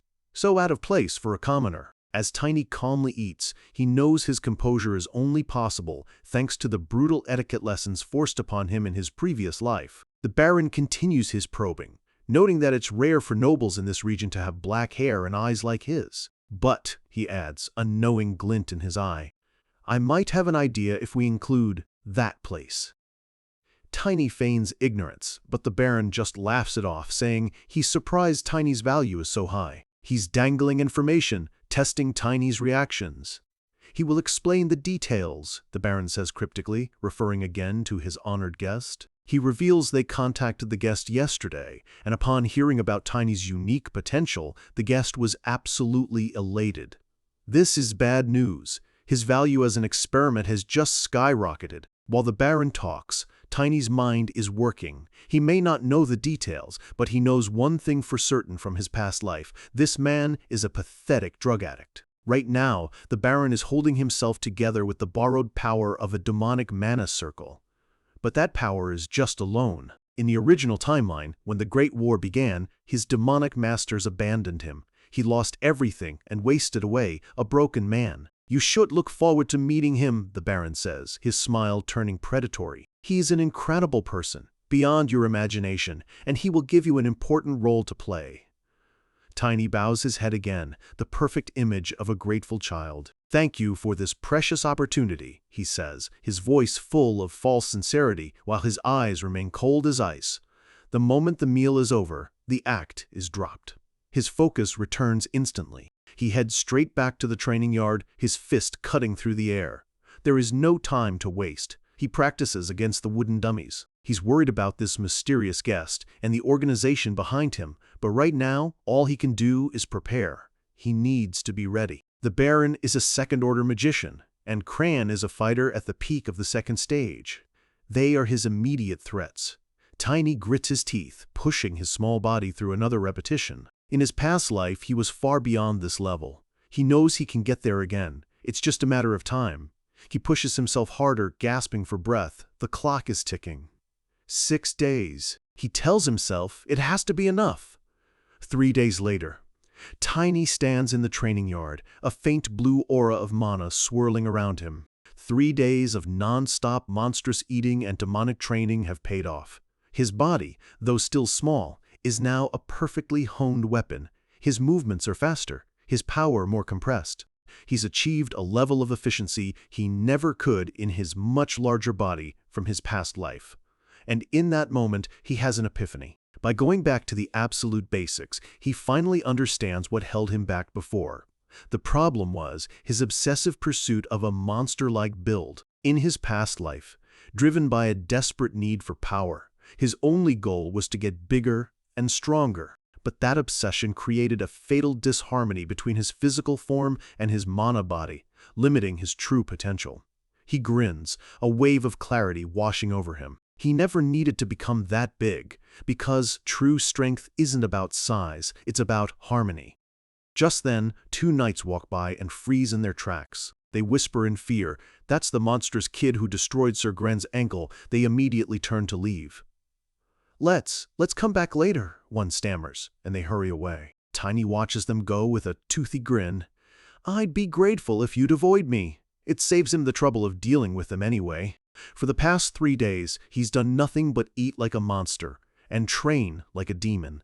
At this point, no one dares approach him anymore. They just stay away. His relentless training has made him the boogeyman of the estate. Now, it's time for the next step of his plan. He turns to see Grandmaster Cran approaching, a permanent scowl etched on his face. "As expected, you're here," Cran says, his voice tight with disdain. Tiny puts on his innocent kid face. "Is anything the matter, Grandmaster?" he asks sweetly. Cran gets straight to the point. "Follow me. The estate lord has ordered you to be armed." He turns and walks away, expecting Tiny to obediently follow. A sharp grin spreads across Tiny's face. This is perfect timing. As they walk, Cran speaks without turning. "You must be aware of how highly the Lord thinks of you." He stops and gives Tiny a look of pure contempt. "Be grateful," he spits. Tiny's expression remains neutral, his mind already working on how to turn this situation to his advantage. They arrive at the armory. Tiny scans the racks of armor. They look decent, but they're all made for fully grown men. Nothing here will fit him. He then turns to the weapons. It's a wall of generic, mass-produced swords. He was hoping for a mace or a warhammer, his preferred weapons, but there's nothing of the sort. He sighs in disappointment. So much for getting some decent gear. He turns to Cran with a bright, obnoxious smile. "Whoa! Can I get something cool like your sword, Grandmaster?" Cran scoffs, drawing his own weapon. It glows with a faint blue light, clearly magical. "Does this look like some cheap iron sword to you?" He holds it up proudly. "This is a luxurious artifact, Grius, forged by a master smith. Don't get greedy for something so far out of your league, kid." Tiny's expression darkens. He thinks of the sweat, blood, and lives that go into making a single weapon like that. Crane's arrogance is disgusting. If you put it that way. He looks Crane dead in the eye, his voice suddenly cold. "I think that sword would suit me much better." Crane is stunned into silence. "What?" Tiny flashes a sharp, challenging grin. "Good weapons should be used by those with skill. It's for the sake of the estate lord, right?" The insult is unmistakable. Cran's face turns beet red with fury. "You little brat!" He absolutely explodes, his voice echoing through the armory. "Are you looking to die?" Tiny takes a step forward, completely unfazed by the outburst. "If you dislike it so much, why don't we settle this right now?" He places his small hand on the hilt of the greatsword Kron is still holding. The challenge has been made. His voice is low, but his eyes burn with an intense fire. "If I lose, you can have my life." Kran trembles with uncontrollable rage, pushed completely over the edge by this unbelievable audacity. "You little monster." A heavy wooden door slams shut, the sound echoing like a gunshot through the stone hallway.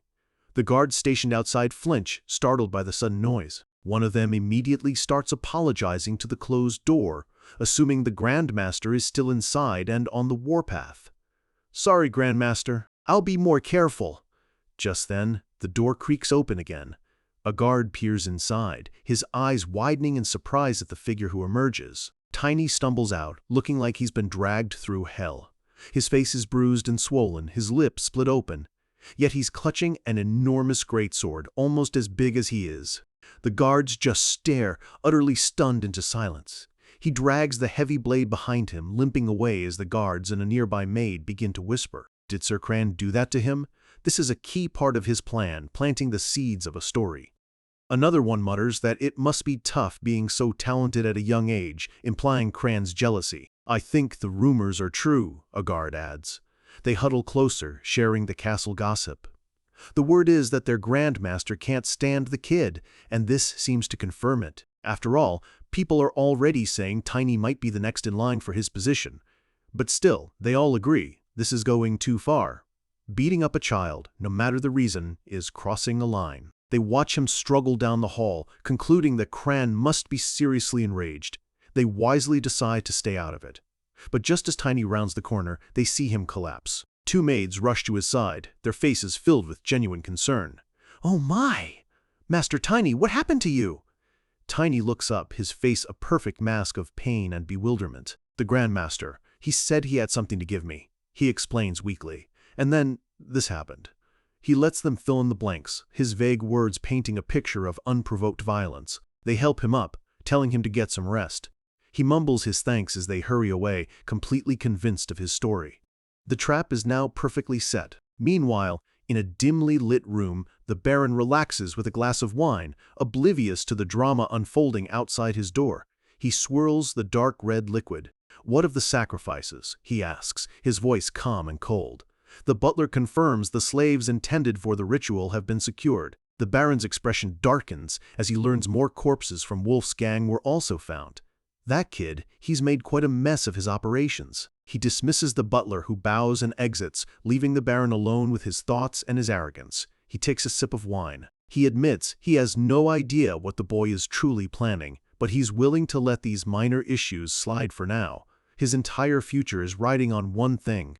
In a few days, when the honored guest arrives, Tiny's bloodline will be confirmed. Once that happens, his own path to immense power will be wide open. But there's a nagging risk. If the boy isn't from that family, the consequences would be catastrophic. The failure would be entirely his, and the cult's punishment would be severe. He shakes his head, dismissing the doubt. It can't be. The way Tiny acts, the knowledge he possesses, it's all consistent with a prestigious upbringing. Besides, it's impossible for a mere child to defeat a knight with talent alone. The only logical explanation is that he's been taught his family's secret, powerful techniques from birth. And most importantly, there's the black hair and black eyes, a dead giveaway in this part of the world. Yes, he says to himself, reassured, there is no better proof than that. He lies down in his bed, a confident smile on his face, dreaming of his imminent success. I am already excited to meet him. Suddenly, a piercing alarm rings through his mind, a silent shriek only he can hear. His eyes snap open, wide with alarm. The sound continues, an insistent, magical warning. It's his personal alert system, a spell to detect intruders. He sits up, furious. Is it one of the slaves? He growls. How dare they? But the alarm grows more frantic, and a sharp pain lances through his head. He clutches his skull, the magical siren screaming in his mind. Something is very, very wrong. In a flash, a figure is upon him. His eye reflects the glint of a massive sword swinging down from the shadows. Before he can even react, the blade bites deep into his side. He coughs, a spray of red misting the air, his eyes wide with shock and agony. The attacker leans over him, a small, terrifyingly familiar figure holding the blood-soaked blade. It's Tiny. His voice is ice cold. "Pay for your sins, estate lord." The Baron tries to speak, to understand, but only a choked gurgle escapes his lips. "How?" He drives the greatsword deep into the Baron's chest, ending his life with brutal efficiency. The plan has reached its violent climax. The Baron's hand falls limp. It's over. In the suffocating silence of the grand bedroom, Baron Files lies dead, pinned to his own lavish furniture by a sword that belongs to the man who will now take the blame. The next morning, a blood-curdling scream shatters the peace of the estate. A maid stands frozen in the doorway of the Baron's room, her hands clamped over her mouth in sheer terror. Soon the room is swarming with knights. The butler is in hysterics, while another knight stares in disbelief. A black magician? Here? The senior knight with the mustache takes command. He informs the others that a priest has already confirmed traces of demonic energy on the body. The church has been notified. The knight Gren, his ankle now mostly healed, adds that investigators from the royal palace are on their way. This has escalated into a major incident. Another knight looks at the body in disgust. By the way, why does he look like that? As if he's been dead for weeks. The answer comes from a grim-faced soldier. It's a known consequence for those who deal in dark magic. Their bodies rot almost instantly upon death. A closer look at the Baron's face confirms it. His skin is discolored and decaying, his mouth locked in a silent scream of his final moments. The knights can only stare in horror. "Horrible!" one of them breathes. The senior knight looks down at the body, pondering the Baron's foolish choices.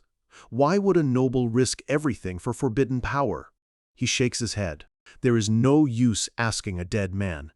But another, more immediate problem demands his attention. A knight points a trembling finger at the weapon still embedded in the Baron's chest. "That sword! I'm sure that's the Grandmaster's." The horrifying implication dawns on all of them. Could it be the Grandmaster did this? They try to dismiss it, but the evidence is undeniable. One of the younger knights remembers the rumors. That kid, he was so talented that the Lord took a special interest in him.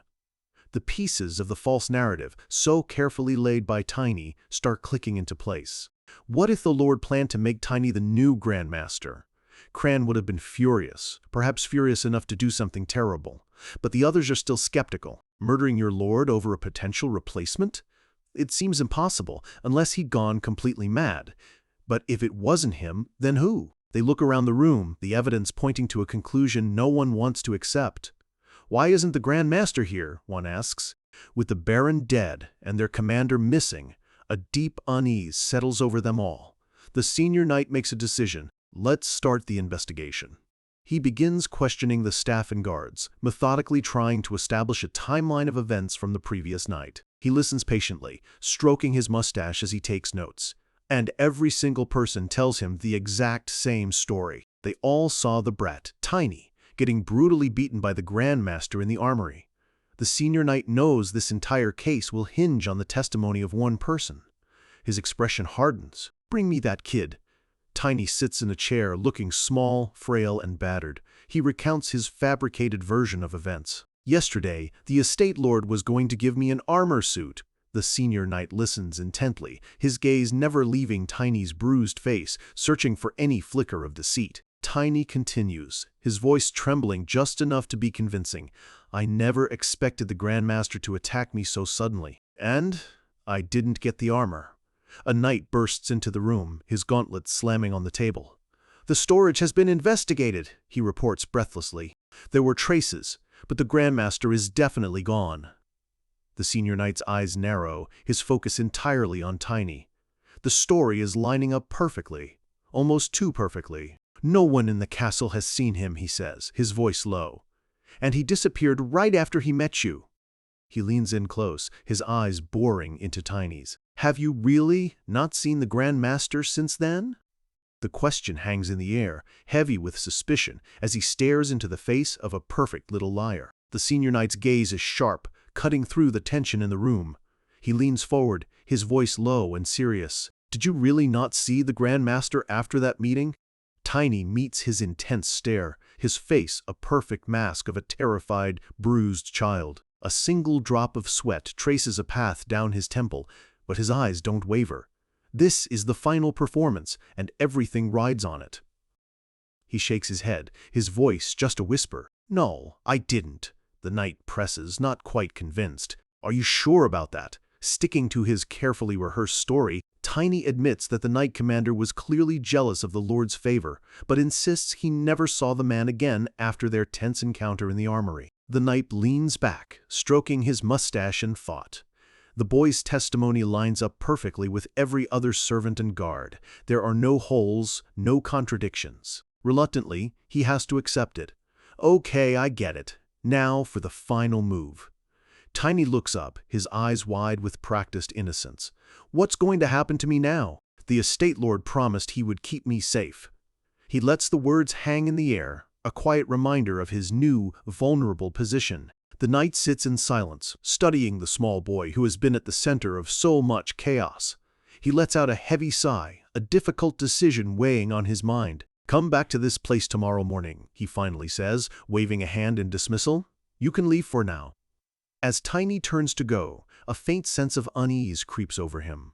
Walking down the hall, he racks his brain, trying to place the knight's face. He assumes the man is just another corrupt official of the estate, but for some reason, he can't recall him from his past life. He immediately dismisses the idea that he simply forgot. His memory is flawless. He remembers the face of every single person he ever fought. So why is this knight a blank? The fact that this knight wants to see him again, even after the official questioning is over, sets off alarm bells. Tiny knows he can't afford to lower his guard, not even for a second. The next morning, he returns as ordered. The knight wordlessly pushes a small pouch and a metal plaque across the table. "Take these." Tiny stares at the items. A mercenary plaque and a bag heavy with coins. What is this? The knight explains that to travel, a person needs an official identity. He reveals he pulled some strings to forge a C-rank mercenary plaque, a perfect cover for a young boy on the road. Tiny is genuinely surprised. He was already planning to make one for himself. "Why, are you doing this for me?" With a surprising sincerity, the knight looks at him. "Staying in a backwater like this will only waste your talent. You need to venture out into a bigger world." It sounds like advice born from personal regret. Looking at the knight's weary face, it clicks for Tiny. This advice, it's probably what the knight wishes someone had told him when he was younger. The knight suddenly lets out a hearty laugh, breaking the serious mood. But there's no need to be too grateful. And just like that, Tiny understands. The reason he couldn't remember this man is because he's a good person, someone who likely left this corrupt estate long before it fell. He accepts the gift. "Thank you. Actually, I was planning on leaving anyway." With a black magician now exposed at the estate, it's only a matter of time before the imperial family sends their own investigators. This place is about to become a storm of political intrigue. His plan succeeded in stopping the cult's honored guest from arriving, but it also means the Duke's investigation team. His original ticket out won't be coming either. He grips the Valentia family ring hidden in his pocket. If he wants to meet his master, he'll have to make the journey himself. The knight smiles, pleased with his decision. "That's good to hear. If you become successful someday, please remember my name." Tiny pauses at the door. "What is your name?" The knight almost tumbles out of his chair. "What? You didn't know my name until now?" He quickly recovers with a chuckle. "Well, whatever. I'm Gren Liberty. Just remember me as Gren." A rare, genuine smile touches Tiny's lips. "Sir Gren, please. Remember my name too." And with that final farewell, he walks out of the estate and into the town. Finally, a free man. He glances back one last time at the Lord's manor. With both the Baron and the Knight Commander gone, the entire future of this territory now rests on the shoulders of one decent knight. He feels a brief flash of sympathy for Gren, who has been left to clean up an impossible mess. The search for Kron will go on forever, a phantom chase for a man who was perfectly framed. But Tiny's part in this story is over. Tucking the plaque safely away, he thinks about his next step. He's got an identity and money. Now, all he needs is a fast horse to get to the duchy. A flash of blue light erupts beside him, and a small, silver wolf materializes from thin air. It's Lunar Wolf, his spirit partner. The wolf barks excitedly, nudging him with its head. "What? You want me to ride you?" Tiny scoffs at the idea. "No way. The destination is too far. I get motion sick." He knew from his past life that riding a dire wolf was an ordeal. Their gait was so jarring that only creatures like orcs, with their notoriously poor sense of balance, could handle it. But Lunar Wolf is persistent, letting out another sharp bark. Tiny sighs in defeat. Okay, I get it."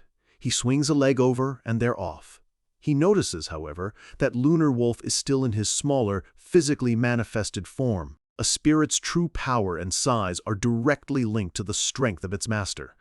An idea suddenly flashes in his mind, a technique he learned long ago. Placing his hands on the wolf's back, he channels his mana, and a brilliant blue light envelops them both. A low growl seems to echo not from the wolf, but from the spiritual plane itself. Tiny feels a strange connection snapping into place, a direct link forming between his mind and his partner's. He recalls an old technique for spirit tamers, one that required their souls and senses to merge completely. Closing his eyes, he focuses his will. Okay, let's try it. Blue flames erupt around them as he activates the skill. Soul Link. A bizarre sensation washes over him. Whoa! Your body, Lunar Wolf's form, surges with power, growing larger, more solid, his muscles becoming more defined under his silver fur. Tiny remembers an old elven spirit tamer, telling him what happens when a master's power grows. The effect is different for everyone, but the traits of the master are always transferred to the spirit's appearance. Tiny grins as Lunar Wolf's form becomes harder, stronger. This reflects his own warrior spirit. So this is the trait of a spirit tamer. Suddenly, the world lurches violently, and a wave of dizziness hits him. The scenery explodes into a blur as Lunar Wolf shoots forward with breathtaking speed. His mind is flooded with an overwhelming rush of information. He can feel everything, every sight, sound, and smell through the wolf's senses. The ground beneath them becomes a rushing river of color. He feels the powerful pump of every muscle in the wolf's body, sees the world with razor-sharp clarity, and smells scents on the wind from miles away. They tear through the forest faster than any horse could ever run. At this incredible speed, reaching the Valentia Duchy will be far quicker than he ever imagined. In fact, they could go even further. They could make it all the way to Karun, the city where the very first of the great disasters is set to occur. In his previous life, these disasters were apocalyptic events that swept across the continent, weakening humanity just before the Demon King's invasion. It was a perfectly calculated prelude to destruction. And it all began with the mysterious disappearance of Karun's sacred relic. With this newfound speed, he has a chance to get there in time. A new purpose ignites within him. I have to stop that first. The sacred relics were gifts from the goddess, humanity's last line of defense against the encroaching darkness. But in the original timeline, every single one was stolen. This time, things will be different. By stopping each disaster, he won't just survive. He'll grow stronger, and he'll face the demon army alongside a human race that is still at the peak of its power. The new plan is set. First, a quick detour to the Duke's territory, and then straight to the city of Karun. Meanwhile, back in the town of Fias, news of the Lord's assassination has spread like wildfire. An investigation team from the imperial family is on its way. The townsfolk whisper in the streets, trading rumors about their lord being a black magician and what terrible fate might befall their town. A palpable sense of fear begins to settle over the community. No one wants to get caught in the crossfire of whatever comes next. As night falls, the streets empty. Doors are locked, windows are shuttered, and the town holds its breath. But under the cloak of darkness, a lone figure moves through the deserted streets, their robes blending with the shadows. They walk with an unnerving purpose, heading directly for the castle gates, radiating an aura of cold, sinister power. The gate guards snap to attention, leveling their spears. "Halt! Identify yourself!" "Step aside," a cold, distorted voice commands. With a dismissive flick of the wrist, a wave of dark energy erupts, sending the guards flying through the air. They hit the ground in a heap, unconscious as the cloaked figure glides past them without breaking stride. The estate is quiet, its windows casting a warm glow against the encroaching night. Inside, Gren Liberty pores over reports when the sound of approaching footsteps makes him look up. He springs to his feet, sword drawn, and finds himself face to face with the intruder. "Who are you?" he demands, his voice tight with alarm. The figure simply says, "There is something I want to ask." They stand perfectly still, their face completely obscured by the deep shadows of their hood. "Tell me everything you know about the assassination of the estate lord." The figure raises a hand, and shadowy tendrils of dark magic snake through the air toward the night. Gren gasps, his body going rigid as the sinister magic seizes control of his mind. He struggles against the invisible force for a moment, but it's no use. The fight leaves his eyes, replaced by a dull, empty stare. His mouth opens, and in a flat, monotone voice, he begins to recount every single detail of the investigation, every clue, and every witness testimony. The figure listens without interruption, then asks, "Then where is the estate lord's body?" Gren replies robotically that the coffin is in the lord's bedroom, awaiting the Imperial team. "Okay," the figure says, apparently satisfied with the information. They give Gren one final, chilling command. "Now, wake up after an hour of sleep." Gren snaps awake with a sharp gasp, finding himself on the floor. What the heck? He looks around the empty room, completely dazed and confused. Did I fall asleep? Rubbing his throbbing head, he blames his own exhaustion. "I guess I pushed myself too hard." Just then, a guard bursts into the room, his face pale with panic. "Sir, we have a problem. The body of the estate lord, it's gone." Gren's blood runs cold. Darn it, that body was our most important lead into the black magic. The trail has gone cold. Their only physical clue has vanished into thin air. In the dead of night, the forest outside the Fei estate is wrapped in a thick, eerie mist, swallowing all sound. A lone, cloaked figure moves through the trees, their path lit by a faint, unnatural glow. They are hunting for an answer, and they find it. Sprawled on the damp earth is the body of Grand Master Kron, his own artifact sword buried in his chest. The hooded figure sees the truth instantly. This wasn't suicide. This was a murder, staged to look like something else entirely. Kran didn't kill the Baron, he was just another pawn. The pieces of the puzzle snap into place with chilling clarity. The one who killed the Beastman, who assassinated the Baron, and who framed the Knight Commander, it was all the work of one person, the black-haired boy who vanished without a trace. The figure's visible eye narrows into a reptilian slit, burning with a cold, calculating fury. Their entire operation had been dismantled by a child. A silent vow is made in the darkness. They will find this boy, and he will pay dearly for interfering with their plans.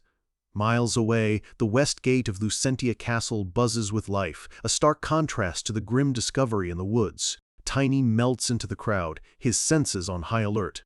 So far, his escape has been flawless, but he knows the cult's honored guest is a loose end. If that powerful figure decides to act, his journey could end before it truly begins. He lets out a sigh, his breath a small cloud in the cool air. First things first, he needs better gear. He looks down at the 2 small coins in his palm, the kind gesture from the knight, Gren. It was a good start, but it's nowhere near enough for proper warrior's equipment. He closes his fist around the coins. He needs more capital, and he knows exactly where to find it. He ducks into a shadowy alley. It's time to make a withdrawal. He spots his targets and calls out, his voice echoing slightly. "Hey, you there! Do you have any money on you?" 2 brutish thugs emerge from the darkness, brandishing a rusty sword and a nasty-looking knife. They grin, thinking this small kid is the easiest score of their lives. They press their blades against his neck. "Hey, I'm the one asking the questions here," one of them snarls. "Why don't you empty your pockets while we're still being nice?" Tiny doesn't even flinch, his expression completely calm. "What about you guys?" The thugs just look confused. "Huh?" A sharp, predatory grin spreads across Tiny's face as he cracks his knuckles. "Do you guys have some money on you?" He remembers a simple rule from the back alleys of his past life. When the shadow of a true monster appears, you don't even dare to breathe. He also recalls an old man once telling him that taking so many lives would surely taint his soul. The old man had pleaded with him to show mercy, warning that his conscience would one day make him suffer. But even then, standing before a man he was about to execute, Tiny felt nothing. He simply told the horrified man, "I've never killed a single person." His face twists into a cold smile as he thinks back on his words. "All I'm doing is taking care of human trash." In the present, he casually tosses a heavy coin purse into the air, the two thugs lying broken and unconscious at his feet. Another gang watches from the far end of the alley, their jaws dropped in disbelief. What the heck? He took down the entire Rufus gang? They're supposed to be as strong as knights. Tiny turns to face them, holding up the pathetic pouch he took from the first thugs. "Strong as a knight, you say? I didn't realize knights were so weak." Enraged, the new gang's leader charges, only for Tiny to sidestep him and disarm him in a single, fluid motion. He moves like a whirlwind, a blur of precise kicks and powerful strikes. One by one, the thugs hit the stone ground hard, their weapons scattering across the alley. The last man standing is paralyzed with absolute terror. Before a scream can even escape his lips, a hand clamps over his face and his world fades to black. In a matter of seconds, the entire gang is neutralized, left in a heap on the ground. Tiny walks through the aftermath without a single scratch on him. He kneels beside the leader, easily prying open his clenched fist. The thug mumbles a weak threat about his boss, but Tiny isn't listening. He's found a much heavier wallet. "Thanks for this," he says cheerfully, pocketing his new funds and walking away. With his finances secured, he heads straight to the blacksmith's district. He purchases a solid steel mace and a leather cuirass crafted from the tough hide of an iron bull. The blacksmith proudly claims the armor can stop most arrows. Tiny inspects his new gear. It's basic, but it's a start. As he steps back into the street, he hears a growing commotion. The crowd is whispering excitedly about a beautiful woman nearby. He asks the blacksmith what all the fuss is about. "Ah, you haven't heard?" the man replies with a grin. "The Princess of Valentia is patrolling the streets today." Tiny freezes. The princess, Chloe Valentia. A flood of memories washes over him. In his first life, if his sister Irina was the one who taught him affection, then it was Chloe who taught him the meaning of hope. He remembers her as a kind young girl, giving him her family's ring when he was just a nameless, starving orphan. He flashes back to the grim end of his original life. The memory of that one small act of kindness was a flicker of light that sustained him through the brutal apocalypse. These two women had fundamentally changed the course of his life, and now he had a chance to meet Chloe again. He thinks that if she acknowledges him, it will be proof that he is on the right path, living a life she would have wanted for him. But his hope is immediately soured by another, more painful memory. In his past life, he met her again when he was a giant, battle-scarred warrior. When he called out her name, she had simply laughed. She'd apologized, telling him he was far too big and imposing for a cute name like Tiny. The memory is a sharp mix of embarrassment and heartbreak. She hadn't remembered him at all, but this time will be different. He breaks into a run, mace in hand. He'll meet her now while he's still a boy. She will remember him, and with her help, he can finally meet the Sword Emperor. Up ahead, a grand procession moves slowly through the street. A smarmy young noble named Edmund von Lucent is guiding Princess Chloe on a tour. He drones on about the city's market, clearly trying to impress her, all while surrounded by a heavy guard of knights. Chloe's expression is one of polite boredom. She has no interest in trade statistics. She cuts him off mid-sentence. "Anyway, can we visit the ghetto?" Edmund is taken aback. "What? Why would you want to go there?" Her answer is simple and direct. "Because they are also the inhabitants of this land." Her words reveal a deep sense of compassion and duty, something rarely seen in nobles of her station. Edmund forces a laugh, trying to recover from his surprise. He quickly agrees, offering to lead the way as if it were his idea all along. Chloe watches him, a thoughtful look on her face. His reaction is just like every other noble she's met. She recalls her father's words, "A true leader must care for those at the very bottom, for their prosperity is the foundation of the kingdom." She wonders if her father is the strange one for actually living by his ideals. She wishes she could be more like him, but her path is already set. Soon, a fiancé will be chosen for her, and her life will no longer be her own. She briefly entertains the thought of taking refuge in a temple, an escape route that has always been open to her. But she knows it would break her father's heart. She sighs, resigned to her fate. Suddenly, her train of thought is shattered. A young boy has appeared in the middle of the street, blocking their path. What is this? A kid? Tiny stands his ground as the knights quickly surround him, swords drawn and at the ready. He ignores them completely. His gaze is fixed solely on the princess. Chloe leans forward, confused. Who is that boy? Where did he come from? Edmund shouts at him to get out of the way. Tiny raises his hand, revealing the golden ring she gave him all those years ago. This ring was given to me by the princess herself. He drops to one knee.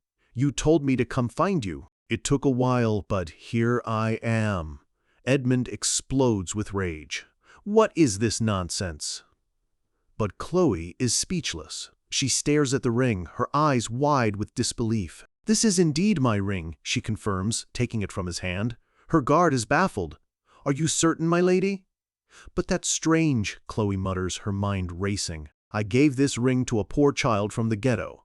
She grabs Tiny by the front of his new armor, her voice sharp with suspicion.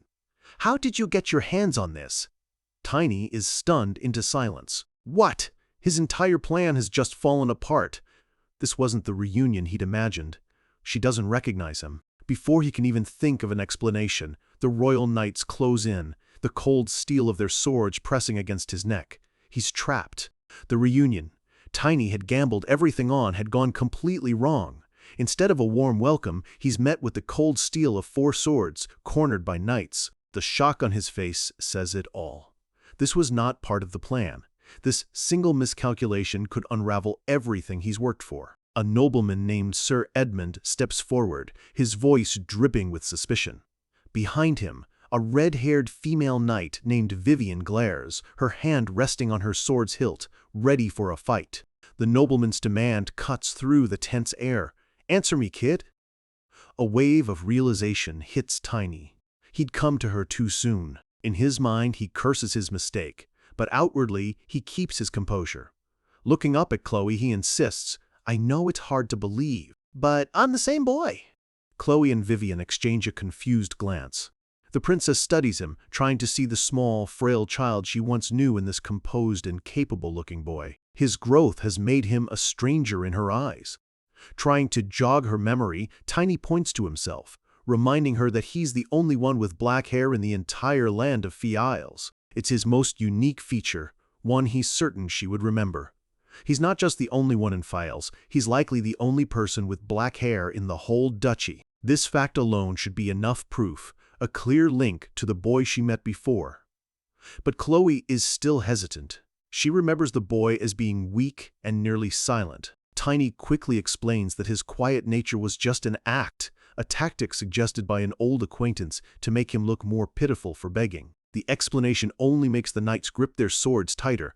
She remembers him being so much smaller, almost pitifully so, but also cute. A faint, almost pained smile crosses Tiny's lips. Even with the mind of a hardened veteran, he remembers her weakness for small, adorable things. And that gives him an idea. A spark of confidence returns to his eyes as a brilliant blue energy swirls around his outstretched hand. This is his trump card. In a flash of light, a tiny, fluffy silver wolf pup materializes from thin air and lands gently in Chloe's arms. She lets out a startled gasp, her eyes wide with disbelief. Her shock instantly melts into pure delight. She pulls the little wolf into a hug, squealing about how impossibly cute he is. Vivian tries to warn her against trusting a stranger's spirit, but it's too late. Chloe is already smitten. Tiny watches with a knowing smirk. Chloe mentions she's heard spirits only form contracts with people who have pure hearts, unknowingly playing right into his hands. He just played her perfectly. Vivian, however, isn't buying it. Her gaze narrows, analyzing Tiny with suspicion. She notes his real weapons and his powerful spirit. This isn't just some kid off the street. There's more to him than he's letting on. Still cuddling the wolf, Chloe asks for its name. The spirit, Lunar Wolf, just stares back with a hilariously blank expression, as if contemplating the mysteries of the universe. His name is Lunar Wolf, Tiny announces proudly, explaining it means wolf of moonlight in the Eastern tongue. Vivian is stunned by his knowledge of a foreign language, but Chloe simply finds the name beautiful. Finally, a glimmer of recognition appears in Chloe's eyes. She remarks on how much he's changed in just a couple of months. She remembers him looking like he wasn't even 10, with a name that meant something small. "Yeah, it's Tiny," he confirms, "and I'm 13 now." He explains that learning to use mana triggered a massive growth spurt. At last, it all clicks for Chloe. The name, the hair, it really is him. But just as the tension breaks, Vivian draws her sword. She shoves Chloe behind her, shouting, "Stay back, my lady!" This child is too suspicious. Her glare is deadly serious as she demands to know who or what he really is. Chloe calls out her knight's name in protest, but Vivian holds her ground. She apologizes for her rudeness, but insists that protecting the princess is her absolute duty, no matter what. Sir Edmund steps forward again, siding with the knight. He agrees that Tiny is suspicious and suggests it would be best to interrogate him far away from the princess's presence. Tiny completely ignores the nobleman, his eyes locked on Chloe. His voice is firm and serious. "I don't need them to believe me. When you gave me this ring, my lady, you told me to ask for help if I ever needed it." Furious at being ignored, Edmund seethes in the background. Chloe, however, acknowledges Tiny's words. "Yes, I did say that. So, do you need my help? This is it, his one shot." With unwavering confidence, Tiny makes his request. "I want an audience with Mr. Quest, Osgard von Valentia." The knights erupt in outrage. The sheer audacity of a commoner asking to meet the great duke by his full name is unthinkable. They shout him down, calling him a crazy, disrespectful brat. Amidst the chaos, Tiny remains perfectly calm. He poses a simple question that silences them all. "Do you really think someone like me could possibly harm him?" A knowing grin spreads across his face. He's thinking of the man he knew in the future, the legendary Sword Emperor, one of the 7 most powerful superhumans on the continent, a warrior who could shatter mountains with his aura. He speaks the title aloud, a name from a future no one else knows. His Excellency, the Sword Emperor. This is a calculated risk, revealing a piece of forbidden knowledge. Vivian's eyes widen in shock. The other knights are just as stunned. It's a title they've never heard before, yet it holds an undeniable weight. To Tiny's surprise, Chloe begins to laugh. She finds the nickname amusing, saying her father would be embarrassed to hear it. She corrects him, explaining he was only recently named one of the 7 greatest knights, not a superhuman. A single bead of sweat rolls down Tiny's temple. He forgot. In this timeline, the Duke hasn't earned that legendary title yet. It was a slip-up, a crack in his carefully constructed act. He quickly tries to cover his mistake, clearing his throat and remarking that it's a nickname that suits the Duke's power well. Vivian seems to buy it, smiling slightly as she comments that she didn't realize the Duke was so famous even in the countryside. Tiny breathes a silent sigh of relief. He dodged that bullet. Now, he reveals his true purpose for seeking an audience. He intends to report everything that happened in the town of Fis. With a grave expression, he finishes his sentence, as one of the people who experienced it firsthand. This revelation hangs in the air, capturing everyone's complete attention. Later, in an elegant sitting room, Chloe listens intently as Vivian delivers her report with Lunar Wolf curled up peacefully in her lap. Learning the truth of the incident, she exclaims in shock. Chloe presses Vivian for more details, sensing her knight is holding something back. The question makes Vivian flinch, a silent admission that the princess's instincts are right. Vivian confirms Tiny's story. The Baron of Fields was indeed a black magician, and it appears a much more powerful figure was pulling the strings from the shadows. Chloe's expression grows serious. This changes everything. Since Tiny witnessed the events himself, his testimony is crucial. He's not just some kid asking for a favor, he's a key witness. This works out perfectly. She stands with new resolve, declaring that she needs to see her father immediately to share this information. Vivian, ever the protector, questions how long she intends to keep the spirit, worried it could be dangerous. Chloe just gazes down at the sleeping wolf pup and asks, "Are you talking about this small and cute child?" As if on cue, Lunar Wolf lets out a tiny, sleepy woof. Even the stoic Vivian can't resist. A faint blush appears on her cheeks as she stammers, admitting that he is, in fact, quite cute. She quickly snaps out of it, flustered, promising to keep a close watch on the spirit. Chloe then looks around the room, a new question on her mind. So, where is Tiny? Vivian admits she isn't sure. Sir Edmund claimed he had some business to discuss with the boy and took him away. Chloe is confused, wondering what an arrogant nobleman could possibly want with Tiny. Suddenly, in a puff of white smoke, Lunar Wolf vanishes from Chloe's lap. The abrupt disappearance leaves both women shouting in alarm. The spirit is gone. This is a clear sign that its master is in danger. Elsewhere, Sir Edmund stands before Tiny with a smug look on his face. "Finally," he says, "we can have a proper conversation." He asks for Tiny's name again, clearly for the purpose of mocking him. Tiny, sensing the man's ill intent, simply replies, "Tiny." Edmund scoffs, annoyed by the boy's casual tone. His voice is laced with the condescension of a nobleman who believes he is speaking to dirt. Tiny cuts straight to the point, asking what Edmund knows about the black magician. A cruel smirk spreads across Edmund's face. "Why would I care about some black magician?" he sneers. "I just made that up to get you away from the princess." His patience gone, Edmund gets in Tiny's face, his expression twisting into an ugly snarl. He raises his hand, ready to strike the boy down for his perceived insolence. But as his hand swings down, Tiny moves with blinding speed, catching the nobleman's wrist in a grip of iron. Edmund's eyes widen in disbelief. He can't believe this commoner not only dared to block his strike, but did so with ease. A strangled cry escapes his lips. A jolt of intense energy shoots up his arm, and he realizes with mounting horror that he can't move it at all. He stumbles back in a panic, his arm still locked in Tiny's grasp, completely paralyzed. "How dare you use violence against a noble?" he shrieks, his arrogance replaced by pure fear. Tiny casually flicks Edmund's forehead, mocking his title. He tells the terrified nobleman to go ahead and try whatever he wants. A wicked grin spreads across Tiny's face. "But first, let's hear what you have to say," he taunts him, suggesting Edmund must have brought him here to offer him something great. Sweat pours down Edmund's face. He's utterly terrified of this boy, who is far more dangerous than he could have ever imagined. He can only stammer out, "You brat!"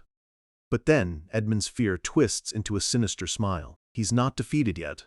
Through gritted teeth, he says, "Okay then, follow me." He believes he's leading the reckless commoner right into a trap.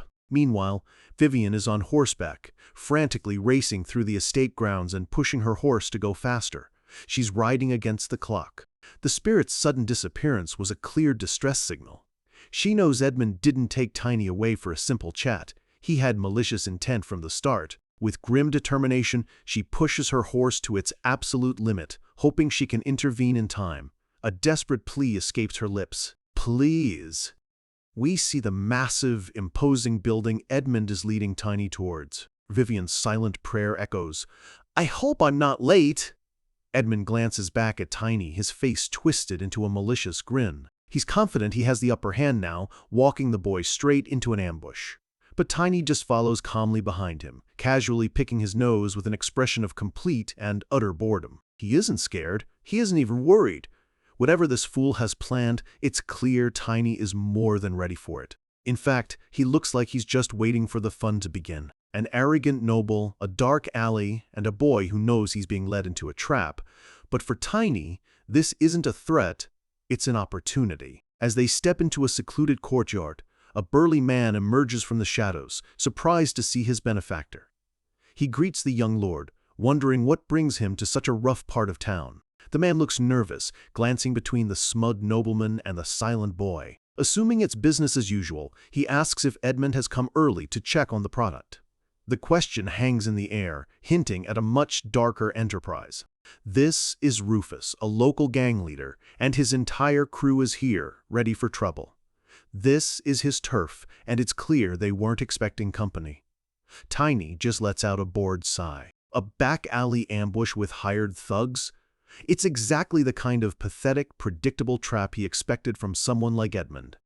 Edmund completely ignores the question about his business. He points a trembling, furious finger at Tiny and screams his order. "Forget that. Just make sure you educate this cheeky commoner." Rufus is confused, looking at the small boy. But before he can question the order, Edmund backhands him across the face, screaming at the much larger man to know his place and just do as he's told. A red handprint blooms on Rufus's cheek. For a split second, his eyes flash with anger, but it's quickly replaced by submission. He knows who signs his paychecks. With a low voice, he agrees. Rufus turns to his men and points. Eric, Tillman, teach him a lesson. His two top lieutenants crack their knuckles, stepping forward with nasty grins plastered on their faces.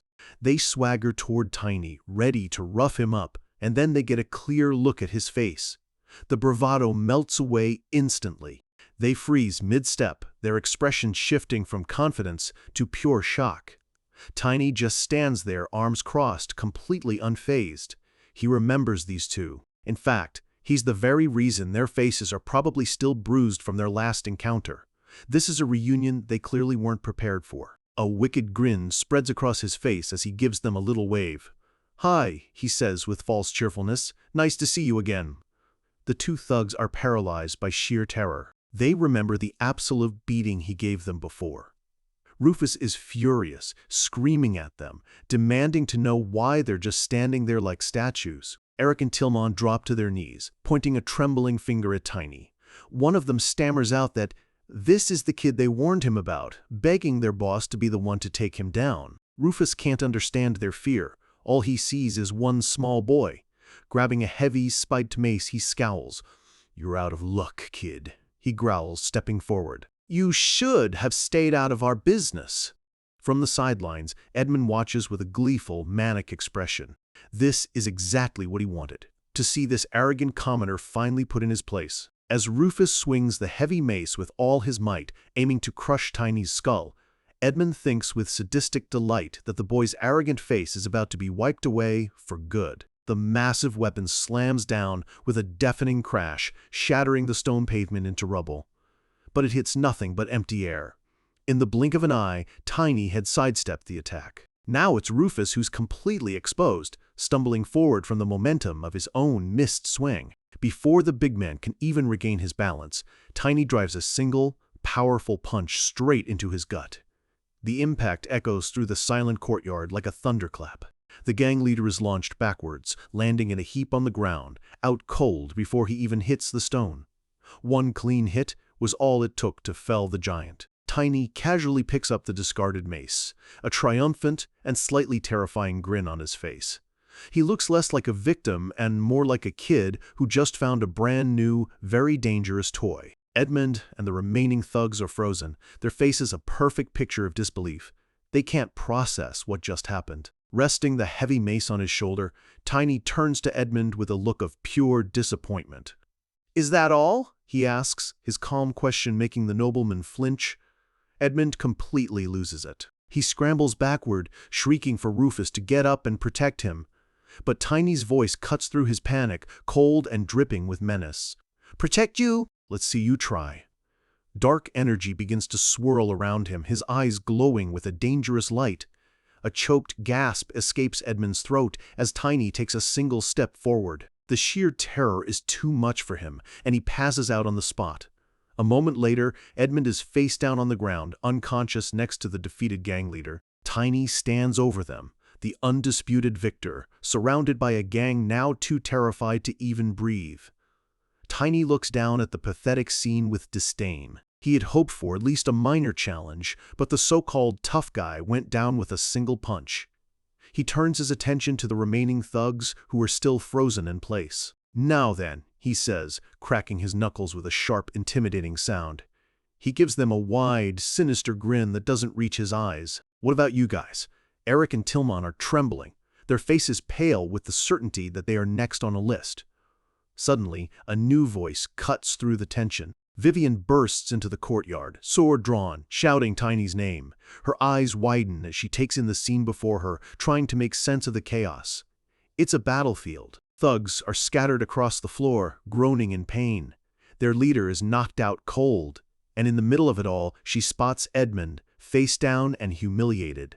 She can hardly believe her eyes. This arrogant nobleman had been brought so low. And then she sees him. Tiny is sitting casually on a large metal crate, calmly reading a book he must have found, as if he'd just been waiting for her to arrive. He looks up from his book, completely unfazed. "What brings you here?" he asks. Vivian, still processing everything, explains that the princess was worried. "What happened?" Tiny closes the book and hops down, holding it out to her. "It's a bribery ledger," he states simply. Vivian's eyes go wide. He explains the gang was involved in human trafficking, a crime with severe penalties under imperial law. He gives her a confident thumbs up. "With this," he says, gesturing to the unconscious Edmund, "not even he will be able to fake ignorance." He just handed her irrefutable proof. Vivian just stares at him, stunned by his ruthless efficiency. He didn't just survive a trap, he turned it around and dismantled a criminal operation in minutes. A single thought dominates her mind. What kind of life have you lived? The next day, the group travels in a luxurious carriage. News has already spread. Thanks to the ledger, Edmund's crimes were exposed, and he was immediately disowned and exiled by his own family. Inside, Chloe explains that Edmund had been secretly working with the human trafficking ring for a long time. The scandal hasn't just ruined him, it's disgraced his entire family name. Vivian looks down, a flicker of guilt on her face. The Valentia family had ties to Edmund's, and now those ties are severed. "I'm sorry," she says quietly. Chloe looks at her knight with a knowing, slightly mischievous smile. "Do you really think you did something wrong?" A gentle, proud smile plays on Chloe's lips. She already knows the answer. Before Vivian can respond, Tiny cuts in bluntly from the corner, arms crossed. "To be honest, I don't." Vivian whips her head around, startled, but Chloe just lets out a small laugh. "I knew it!" Chloe exclaims. She reminds Vivian of her father's most important lesson: reward and punishment must be applied fairly to everyone, regardless of their social status. Vivian, however, looks at Tiny with a strange intensity. She complains that just getting Edmund disowned was too lenient. Tiny should have at least broken one of his limbs. Chloe is taken aback by her knight's cruelty, but Tiny just smirks. This bickering dynamic, he remembers it well. His mind flashes forward to a future that only he knows. He sees them again, the Sword Emperor's daughter and the genius female knight. A legendary duo, sometimes like sisters, other times like a mother and her child. He recalls that no matter how dark things became, their bond was unbreakable. They always stood together, a beacon of loyalty in a broken world. A fond, genuine smile appears on Tiny's face as he watches them now. He muses to himself that Vivian must have truly cherished her role as Chloe's protector and big sister. Chloe notices his quiet smile. "What are you thinking about, Tiny?" she asks gently. Tiny offers his cold, logical analysis. For a man as proud as Edmund, being stripped of his name and status is a fate worse than any physical pain. Vivian is still shocked by his mature, almost cruel reasoning, but Chloe just laughs, telling her knight that Tiny has a point. She then turns her attention to Lunar Wolf, who is curled up in her lap. Deciding his full name is too much of a mouthful, she gives him a new nickname, Moon. She asks the little spirit if he likes it, and he responds with a happy bark. Tiny's expression turns serious. "Aren't you wary of me?" he asks Chloe directly. Since they met, he's been a magnet for trouble and has shown a ruthless side most people would fear. But Chloe just smiles gently. She tells him she heard stories from files about a dark-haired boy who single-handedly dismantled an entire criminal organization and freed its victims. She gives him a warm, knowing wink. It's the same as this incident. Isn't that a great thing? She doesn't just tolerate his methods, she admires his results. She sees a hero, not a monster. For the first time, a genuine, relieved smile crosses Tiny's face.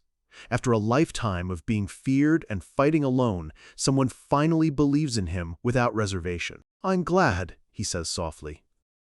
Chloe's expression becomes a bit more stern, like an older sister chiding her younger brother. She makes him promise that if he ever plans something so dangerous again, he has to tell her first.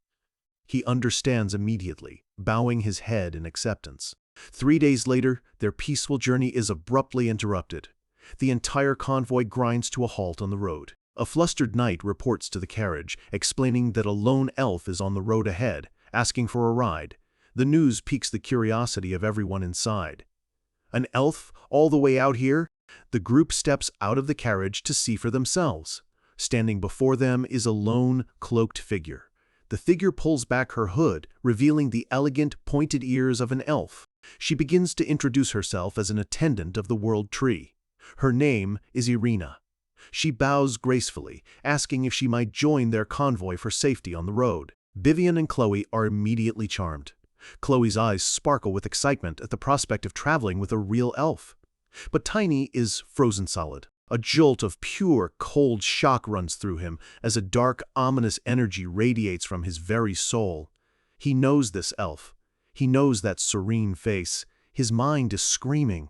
This is no mere traveler. From the depths of his memories of a hellish future, he knows exactly who and what she is. As a sinister smile plays on Irina's lips, her eyes flash with a menacing red light visible only to him. This elf is a fifth circle black magician. A walking catastrophe has just appeared right in front of them. Elves. In this world, they're the stuff of legends, said to be descendants of fairies, elegant and beautiful, living in a distant kingdom at the very edge of the continent. Their homeland is so remote that seeing an elf in the heart of the empire is an incredibly rare event, something that would normally draw a massive, curious crowd. People are usually friendly towards them. After all, elves have a universal reputation for being a peaceful and good-natured race. A reputation built on a simple fact: every elf is born with the innate ability to communicate with spirits. They are seen as pure, virtuous, and lovers of peace. But the elf standing before them right now is none of those things. Tiny stands frozen, a cold sweat breaking out on his forehead as his mind races. An elf who is also a fifth circle black magician, this is an absolute nightmare scenario. The elf, Irina, puts on a charming smile, asking if she can join their convoy. She spins a tale about exploring the world and listening to people's stories. While Chloe and Vivian are completely captivated, Tiny knows every word is a calculated lie. Chloe, ever the well-educated noble, recognizes the elf's stated goal. It's similar to the traditional training journey undertaken by the legendary elven knights. Irina smiles, feigning impressment at Chloe's knowledge. "That's right," she says sweetly. "You know quite a bit." Her gaze then drifts to the small wolf pup in Chloe's arms. As she asks if Chloe is the spirit's owner, Moon lets out a low growl. He can sense the darkness hiding behind her friendly facade. Chloe shakes her head and points to Tiny. "You recognized him as a spirit. His owner is that boy over there." Irina's eyes narrow ever so slightly. She remarks on how rare it is to see a human spirit tamer, but her tone is filled with a chilling certainty, as if she already knew. A jolt of pure panic runs through Tiny. She knows. He never imagined he would run into one of the major threats from his past life this early on. In an instant, he forces a new expression onto his face, his eyes going wide with childish innocence. He steps forward, acting completely starstruck. "Wow! I've never met an elf before," he exclaims, playing the part of a harmless, impressed kid. But inside, his mind is screaming. He can't fight her. A direct confrontation is suicide. His act is so convincing that both Chloe and Vivian look over at him, surprised by his sudden burst of excitement. Vivian grabs him by the collar, asking what he's doing. But Tiny's thoughts are a storm of frantic calculations. He is no match for her. There is no winning a straight fight. He has one single advantage. She might know he's a spirit tamer, but she can't possibly know the true nature of Lunar Wolf's abilities. That knowledge belongs only to him. His mind flashes back to a bloody battle from his future. A fight against this very woman. He remembers how she had concealed an incredible amount of demonic energy, unleashing it in a devastating surprise attack. Back then, they hadn't been able to see through her disguise, and the cost of that mistake was immense. He won't let history repeat itself. He quickly assesses their own strength. 12 knights and 1 fourth-level swordsman in Vivian. A respectable force against any normal foe, but against her? It's nothing. He knows the power scaling all too well. Magician circles and swordsman levels are roughly equivalent, and to fight someone 1 level higher, you need at least 5 people of the lower level. He's a 2nd circle magician, she's a 5th circle. To bridge that 3-level gap, he would need an army of over 100 clones of himself. It is utterly, hopelessly impossible. Fighting her head-on would be a massacre. Their only chance is a perfectly executed surprise attack. He clenches his fist. He has to seize this one fleeting opportunity, no matter how slim the odds. Because they have a trump card she knows nothing about. As if on cue, Moon playfully leaps from Chloe's arms and into Vivian's. Vivian catches the pup, a smile on her face. Irina watches, a hint of curiosity in her eyes. He's quite cute, she says. So much so that I'd like to hold him myself. This is it, the opening. Vivian, completely oblivious, asks Irina if she'd like to hold him. Irina's eyes light up with false delight. Vivian nods, confirming the offer. Well then, I'd be happy to, Irina says, reaching out her hands with a sweet, disarming smile. Come here, little one. The moment her fingers are about to brush against his fur, the trap is sprung. A wave of killing intent washes over the knights, their instincts screaming that something is terribly wrong. In a flash of light and a guttural roar, the cute pup explodes into a massive, monstrous wolf. Lunar Wolf's claws, crackling with raw energy, slash down towards Irina's outstretched hands. Irina lets out a strangled cry as the claws tear across her midsection, her face twisting into a mask of pure shock and agony. Before she can recover, Vivian is already moving, her sword swinging in a powerful arc that strikes the elf's side while simultaneously creating a protective barrier around Chloe. The knights are stunned, shouting in disbelief as they see the dark energy flaring from her wounds. That's demonic energy! She's a black magician! Irina glares at them, her face contorted with pure, unadulterated rage. She turns her hateful gaze towards Chloe, who is now safely behind a magic shield. She can't believe how they saw through her disguise. Chloe's expression is no longer soft and gentle. It's as cold as steel. She's thankful she caught the subtle, warning glance Tiny had given her just moments before. In her mind, the pieces click into place. A high-ranking black magician.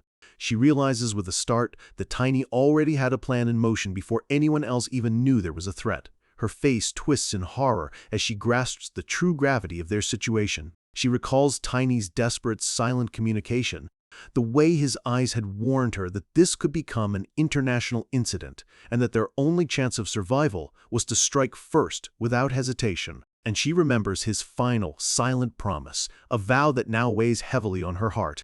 I will take responsibility for this with my life. Everything was set in motion the moment Vivian offered to let the elf hold the spirit. In that brief exchange, Lunar Wolf had whispered a single, urgent message into Vivian's ear, giving her the final piece of the plan. The combined attack was perfectly timed, but Irina is impossibly fast. She managed to twist her body at the last second, avoiding a fatal blow to her heart. Both Tiny and Vivian curse under their breath. They missed the kill shot. A shimmering purple shield of demonic energy erupts around Irina, deflecting any follow-up attacks. She's wounded and bleeding, but she is far from defeated. Vivian doesn't hesitate. She roars, "Troops, charge! Protect the princess!" The knights snap out of their shock and rush forward, swords raised, ready for the fight of their lives. Irina, seething with rage, meets Tiny's follow-up attack head-on, her raw demonic power clashing violently with his blade. The force of the impact sends Tiny flying backward with a cry of pain. In a contest of raw power, he is completely and utterly outmatched. Chloe, seeing her chance, unleashes a wave of holy magic with a powerful cry, blasting her enemy to support her allies. "You arrogant insects!" Irina screams in fury. She unleashes a torrent of demonic flames, blasting the charging knights and forcing Vivian to block with everything she has. "How?" Irina snarls, blood dripping from her lips. "How in the world did you find out?" Tiny, picking himself up from the ground, flashes a savage grin. "Isn't it obvious?" he shouts back. The foul stench you give off was impossible to ignore. Irina's eyes widen with pure fury. You tricked me, insolent worm," she shrieks as an immense, swirling vortex of purple demonic energy begins to gather around her. The sheer pressure is suffocating. She concentrates the terrifying energy between her hands, forming a blindingly bright orb of pure, unbridled destruction. With a final, explosive roar, she unleashes her full power. A massive, all-consuming wave of demonic energy that threatens to swallow them all whole. A storm of pure demonic energy erupts, a terrifying purple vortex that threatens to tear the world apart. Tiny and the knights stand on the brink, bracing for an impact that feels like the end of everything. A massive chunk of that destructive energy breaks off, hurtling directly towards Tiny. There's no time to dodge, and nowhere left to run. He has only one option. Crossing his arms in front of him, his eyes flash with raw, unyielding determination. With a deafening roar, he unleashes his own power. "Iron Body!" A brilliant blue aura of pure mana explodes around him, forming a shield just as the demonic blast makes contact. The impact is apocalyptic. The purple energy crashes against his blue shield, the sheer force of it cracking the very air around them. Tiny is thrown backward like a rag doll, skidding across the ground with a pained grunt. The attack was brutal, but against all odds, he's alive. He pushes himself up, his entire body screaming in protest. It's the first time he's had to use Iron Body in this life. That was far too close for comfort. But his sacrifice created an opening. Vivian sees Irina's shield flicker. Her shield got weaker, she roars. Kill that demon worshipper! The knights charge forward with a thunderous cry. But Irina is far from finished. Worthless insects, she screams. Get away from me! A wave of demonic power sends the charging knights flying. Tiny whistles, and Lunar Wolf is at his side in an instant. Leaping onto his back, sword drawn, he shouts, "We'll join them!" Together, they charge back into the chaos. They move like a silver blur, weaving through the battlefield. Tiny lands a sharp kick to Irina's head. It's a relentless hit-and-run tactic designed to chip away at her defenses and her sanity. Following his lead, the knights press the attack, their swords clashing against her magical barrier in a shower of sparks. The pressure is on. Vivian brings her greatsword down with all her might, but the shield holds, the impact sending shockwaves through the ground. Irina floats in the center of the storm, a look of pure annoyance on her face. "I was only supposed to kill one of you," she snarls. "But since it's come to this," her eyes glow with a murderous red light, "I suppose I'll just have to kill you all." Tiny just scoffs at her threat while Vivian shouts back, "Cut the crap!" They refuse to be intimidated by her desperate threats. Vivian leaps high into the air, her blade aimed straight for Irina's head. It's a non-stop, coordinated assault. Irina glares, her frustration growing with every single blocked attack. But while her attention is on Vivian, Tiny is right there, jumping and taunting her, being as irritating as possible to keep her distracted. Finally losing her patience, Irina unleashes a focused beam of dark energy. The blast hits Vivian dead on, sending her hurtling through the air as the ground beneath her explodes into dust and rubble. But the distraction worked perfectly. While Irina was focused on Vivian, the other knights have completely surrounded her. "Everyone, now!" Tiny yells. She looks around at the ring of steel closing in, her face contorting with pure, unrestrained rage. "How dare you!" Tiny and Vivian land beside each other, breathing heavily. "Darn it," Vivian grits out. "She still looks fine." Irina has reached her breaking point. With a voice cracking from insane fury, she screams, "I will kill you all." She thrusts her hand forward, unleashing another massive wave of purple energy that blasts the knights backward.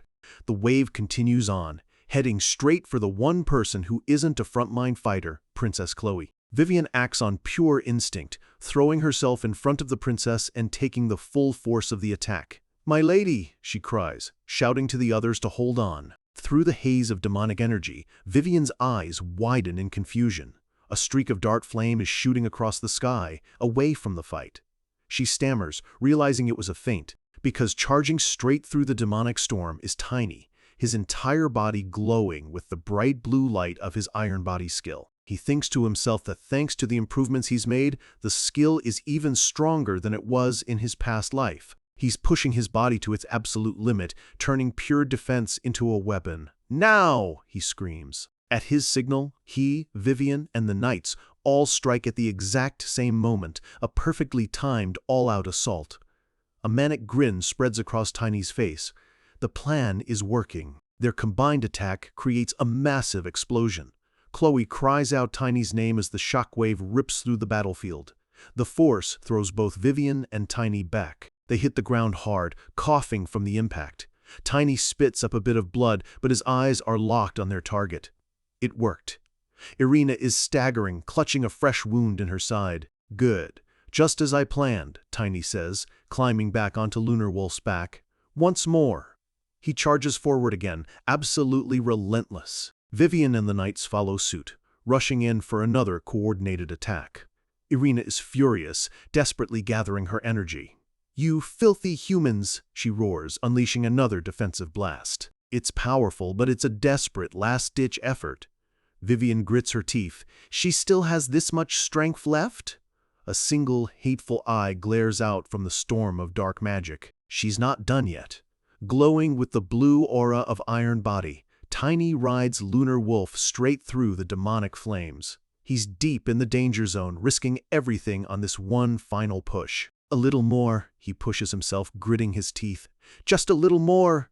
With a final, desperate war cry, he brings his weapon down. The blow connects. A massive slash of blue energy cuts right through Irina's defenses. She's wide open. "Finish her!" Vivian commands, and the knights charge in to deliver the final blow. But when the dust settles, she's gone, having used the explosion as cover to escape. "Darn it, are you running away?" Tiny yells in frustration. The knights give chase, shouting for her to be brought down. But she stops. A slow, terrifyingly insane grin spreads across her face as her eyes glow a demonic red. She begins to chant, "O Lord, bestow thy grace." Behind her, a monstrous, shadowy figure made of pure demonic energy begins to form, a horrifying effigy of her dark master. Tiny's eyes widen in horror. He knows this magic. It's the last resort of a cornered demon worshipper sacrificing one's own body to amplify their power 100-fold. "Self-immolation," he shouts, as Irina's body begins to dissolve into roaring purple flames. "Burn!" she screams, her voice echoing as she is completely consumed by the inferno. The demonic fire explodes outward in an uncontrollable wave of pure, absolute destruction. The knights raise their shields, but the flames are too intense, melting through their defenses and blasting them back. Tiny watches, riding Lunar Wolf to stay just outside the blast zone. He knows the knights are at their limit. They can't hold out. What they need now is one explosive attack to end this. He turns to Chloe and Vivian. "We bought you enough time," he shouts over the roar of the flames. "It's your turn, Chloe." Chloe steps forward, her eyes closed in deep concentration. A brilliant, golden aura of holy power erupts around her, a calm, radiant beacon in the raging storm of darkness. She raises her hands above her head, gathering the light into a single, blinding point of pure energy.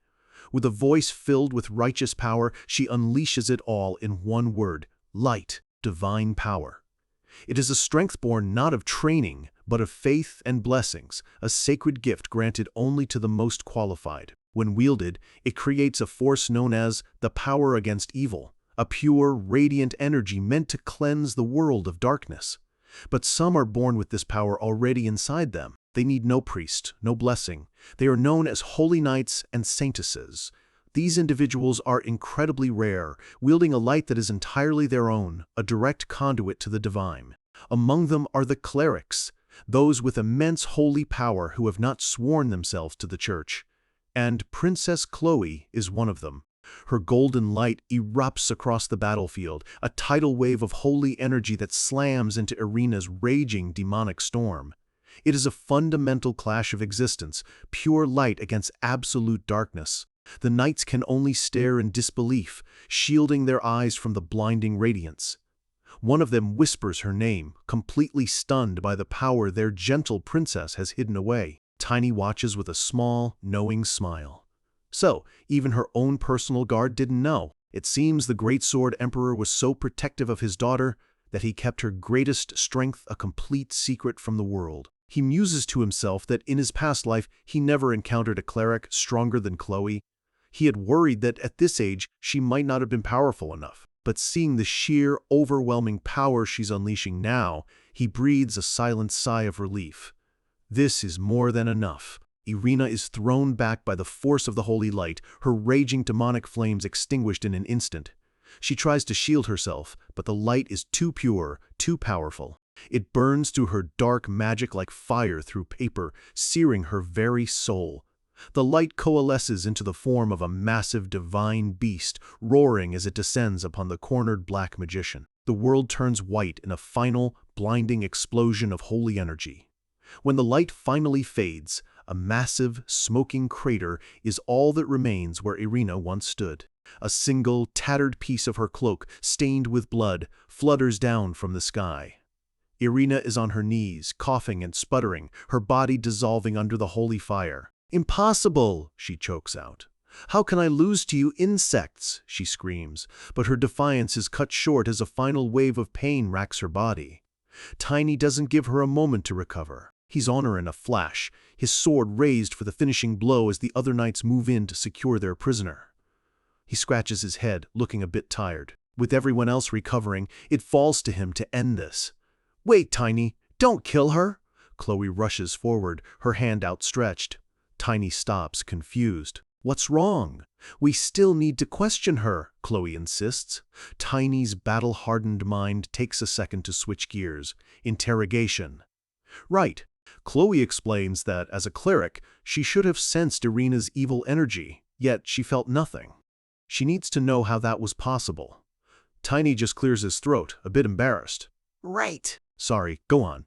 Chloe considers healing the elf just enough to keep her alive for questioning, but quickly dismisses the idea. Tiny adds with cold logic that healing a black magician with divine power would be a fate worse than death. Pure, unending torture. Chloe sighs, her shoulders slumping in defeat. "I guess we don't have a choice then." But before they can do anything else, Irina's body crumbles completely, turning into black dust that drifts away on the wind. Tiny watches calmly. A fitting end for a black magician, their own dark energy consuming them in the end. The knights rush to Chloe's side, their faces filled with awe and excitement. They can't believe their young miss was a cleric all along. Chloe looks down, a bit flustered. She murmurs that her secret is finally out, feeling like she's the one who lost something in this fight. She turns to Tiny. "Did you already know?" she asks. He's the only one who wasn't surprised. He simply nods. "Yes." She's stunned. "But how?" "It was a secret even within my own family." Tiny looks away, his expression unreadable. "I can't tell you right now, but someday I promise I will tell you everything." Chloe looks at him for a long moment, then offers a small, trusting smile. "Okay then." Tiny is surprised by how easily she accepted his secrecy. He then explains that the black magician was likely after him because of the trouble he stirred up back in Fayal's, even asking if she blames him for everything. Chloe's expression turns deadly serious. "Is that all?" She tells him it is a noble's sacred duty to fight demon worshippers. If she had died, it would have been because she was weak, not because it was his fault. Tiny's eyes soften. She's still the same unwavering, powerful sense of justice he remembered so clearly from the future. "Were you worried about me?" she asks, playfully poking him in the side. He lets out a surprised grunt. She laughs. "So cute! You're finally acting your age!" He glares at her, clearly annoyed by the teasing. He thinks to himself, if only she knew how old he truly was. She just pats his head condescendingly. "You're still just a kid." Tiny is left completely speechless. Vivian chimes in, noting that kids his age really hate being called that. Tiny looks back and forth between the two of them, completely flustered and out of his element. Chloe's expression turns serious again. She declares that she must report this incident to her father as soon as possible. They need to send a formal report from the closest city. Their next destination is set. Soon, they arrive at the front gates of the city of Thevan. A huge, cheering crowd has gathered to greet them. Tiny looks around, completely bewildered. He knew the Sword Emperor doted on his daughter, but this level of reception is beyond anything he expected. Chloe is just as shocked, burying her face in her hands in embarrassment. "Dad, why did you have to go this far?" The crowd murmurs in awe, recognizing the figures standing at the gate. Lined up in perfect, imposing formation before them is the legendary Blue Wing Knight Troop, the Duke's personal elite guard. Tiny observes them with a critical eye. Their discipline is flawless, their presence overwhelming. Every single member is an expert-class warrior, the absolute best of the best in the entire country. The knight at the front, his armor accented with gold, steps forward and kneels. Vice Leader Garen Clement and the Blue Wing Knight Troop greet you, my lady. The entire troop kneels in perfect, thunderous unison. Chloe thanks them and tells them to rise. Garen stands, a warm, professional smile on his face. This is Garen Clement, renowned as the Knight of Speed. He tells Chloe that her father has been worried sick about her. Chloe looks annoyed. "I sent word that I was fine. It's too much for him to send all of you here." Garen explains that the Duke would have come himself, but an emergency has occurred back at the estate. An emergency? Chloe asks, her concern growing. Garen hesitates before delivering the grave news. About a month ago, the family's secret treasure, Tempest, has disappeared. The news hits like a thunderclap, shocking Chloe, Vivian, and especially Tiny. Chloe is confused. Her father never let that treasure out of his sight. Garen confirms that's the problem. It simply vanished while he slept.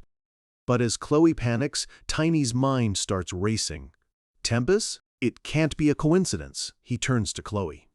About this missing treasure? He asks. Is it an artifact? I believe so, she replies, though she admits she's not certain. She explains that its true nature is a secret known only to the head of the family. But Tiny knows. He knows exactly what it is. It's the very artifact that sent him back in time. A confident, almost triumphant grin spreads across Tiny's face. I think I know why the family treasure disappeared. Garen, Chloe, and Vivian are all completely stunned by his declaration. How could this boy possibly know something so secret? Tiny looks past them, his gaze fixed on the distant castle where the Sword Emperor waits. Let me meet him, he says, his voice ringing with newfound authority. And I will tell you everything. A bold claim from a mere child, made directly to one of the most powerful men in the Empire. Tiny glances at Chloe's stunned face and thinks to himself with grim satisfaction. It seems I was right. He looks at them all, a determined grin spreading across his face. I think I know the reason your family treasure disappeared. Garen, Chloe, and Vivian are completely floored by his confidence. Chloe cries out, What? What? Tiny, you really know? As their carriage travels toward the Grand Valentia estate, escorted by the elite knights, Garen can't get the boy's words out of his head. He watches Tiny with a thoughtful, suspicious gaze. How could a child possibly know the answer to a mystery that has stumped the entire duchy? One of the other knights asks Garen who the kid is, unable to place him. Garen explains that this is Tiny, the exceptional boy who played a crucial role in taking down the black magician they had encountered on their journey. Another knight adds that he's heard the boy's skills are already on par with an expert. The first knight is shocked. Skills rivaling an expert at such a young age? Garen knows it's true. A bead of sweat rolls down his face as he considers the sheer magnitude of Tiny's talent. Not even the 7 greatest knights of the continent were that strong at his age. The thought solidifies in his mind. This boy isn't just a genius, he's a monster. Garen clenches his fist, a determined fire in his eyes. If the Valentia family takes this kid under their wing, he could grow into something truly legendary. But then, another thought strikes him, his eyes widening in realization. Wait a minute, Tiny. What is it? His subordinate asks. Garen's face lights up. I remember now. He's the one who sent that letter from Files. The uncommon name, the incredible skill, it all adds up. This is the very boy who warned them of the danger in the first place. Inside the carriage, Chloe is practically bouncing with excitement, pointing out the familiar sights to a mostly indifferent Tiny and Vivian. Wow, she exclaims, her eyes sparkling with the pure, uncomplicated joy of finally being home. As they pass a beautiful field of lilac flowers, the gentle breeze rustling through them, she turns to Tiny. Do you like lilac flowers? She asks with a bright smile. She explains that both her father and her late mother loved them, so much that Lilac was her name before she was even born. Tiny looks at her and says quietly, That suits you. Vivian adds that the love story between the Duke and his late wife is famous throughout the land. But for Tiny, the flower holds a different, much darker memory. He remembers his mentor, the old and weary Sword Emperor, holding a withered lilac and telling him with a heavy heart, This is important. Don't ever forget. He never understood why until now. A wry grin crosses Tiny's face. He finally gets it. He understands why his mentor went to such great lengths to keep Chloe's true power a secret from the entire world. He looks out the window, his thoughts deep. He's sure of it now. The Duke in this timeline has no memory of the future. But his future self told him to seek him out immediately. That must mean the Duke has a way to make him stronger, a way to prepare him for the coming disaster. He clenches his fist. He has to meet him, begin training, and find a way to become an Aura Master. Getting stronger is his only priority. His mind is flooded with images of the horrors to come. the endless armies of demons, their glowing red eyes burning in the darkness of a ruined world. He remembers his own powerlessness. Without aura, he couldn't even scratch a demon commander. He grits his teeth. In this life, he vows, I will smash the skulls of every last one of them. Their destination is finally in sight, Valentino, the grand city where the Valentia Duke's main castle stands as a symbol of power. The knights in their escort cheer, "It's Valentino! We're home!" Chloe turns to Tiny, a happy smile on her face. "Have you ever been to Valentino before?" A nostalgic, almost bittersweet smile touches his lips. "It's my first time, in this life." Chloe looks at him, confused by his strange choice of words. This life? Before she can ask, a booming voice rips through the air. "Chloe! My child! Are you all right?" A large, muscular man with a magnificent beard literally leaps from the castle walls, his face a mask of pure, unfiltered panic. He lands with tears streaming from his eyes, a comical sight for such an imposing figure. Chloe just looks on, completely mortified. "Dodge!" she yells, as the Duke's thunderous landing sends the nearby knights tumbling like bowling pins. He rushes to her, his face a mess of worry. Chloe is fuming with embarrassment. "Everyone is watching. Please, think about your dignity, father." The Duke looks like a kicked puppy, but a father worrying about his daughter is perfectly normal. Chloe isn't having it, demanding he apologize to the knights he just sent flying. The Duke instantly clears his throat, regaining his regal composure. He turns to the knights. "Everyone, you were marvelous. Thanks to you, my daughter has returned safely." He stands tall, the very picture of a dignified lord. "As such, I wish to show my gratitude, not just as the Lord of Valentia, but as a father." A huge grin splits his face. "I've prepared a grand party, so enjoy yourselves to your heart's content." The knights erupt in a massive cheer. "Yes, sir!" The Duke then turns, finally noticing the small boy standing beside his daughter. He leans in close to Chloe. "By the way, who is this kid?" Tiny's expression remains neutral, but inside, his suspicion is confirmed. "He doesn't know me." Chloe sighs. "Dad, I already told you about him. He's the witness for the Black Magician incident." The Duke looks flustered, admitting he's been stressed and must have forgotten. This is his moment. Tiny steps forward, his voice clear and firm. "There is something I need to tell you about the disappearance of Tempest." The casual mention of the family's most guarded secret sends a shockwave through Vivian and Garen. Chloe is just as stunned, her eyes wide with disbelief. "Tiny?" The Duke's friendly demeanor evaporates in an instant. His face darkens, and an immense, suffocating pressure begins to radiate from him. "How audacious of you, boy!" A crushing force presses down on Tiny from all sides, a spiritual weight designed to force any lesser man to his knees.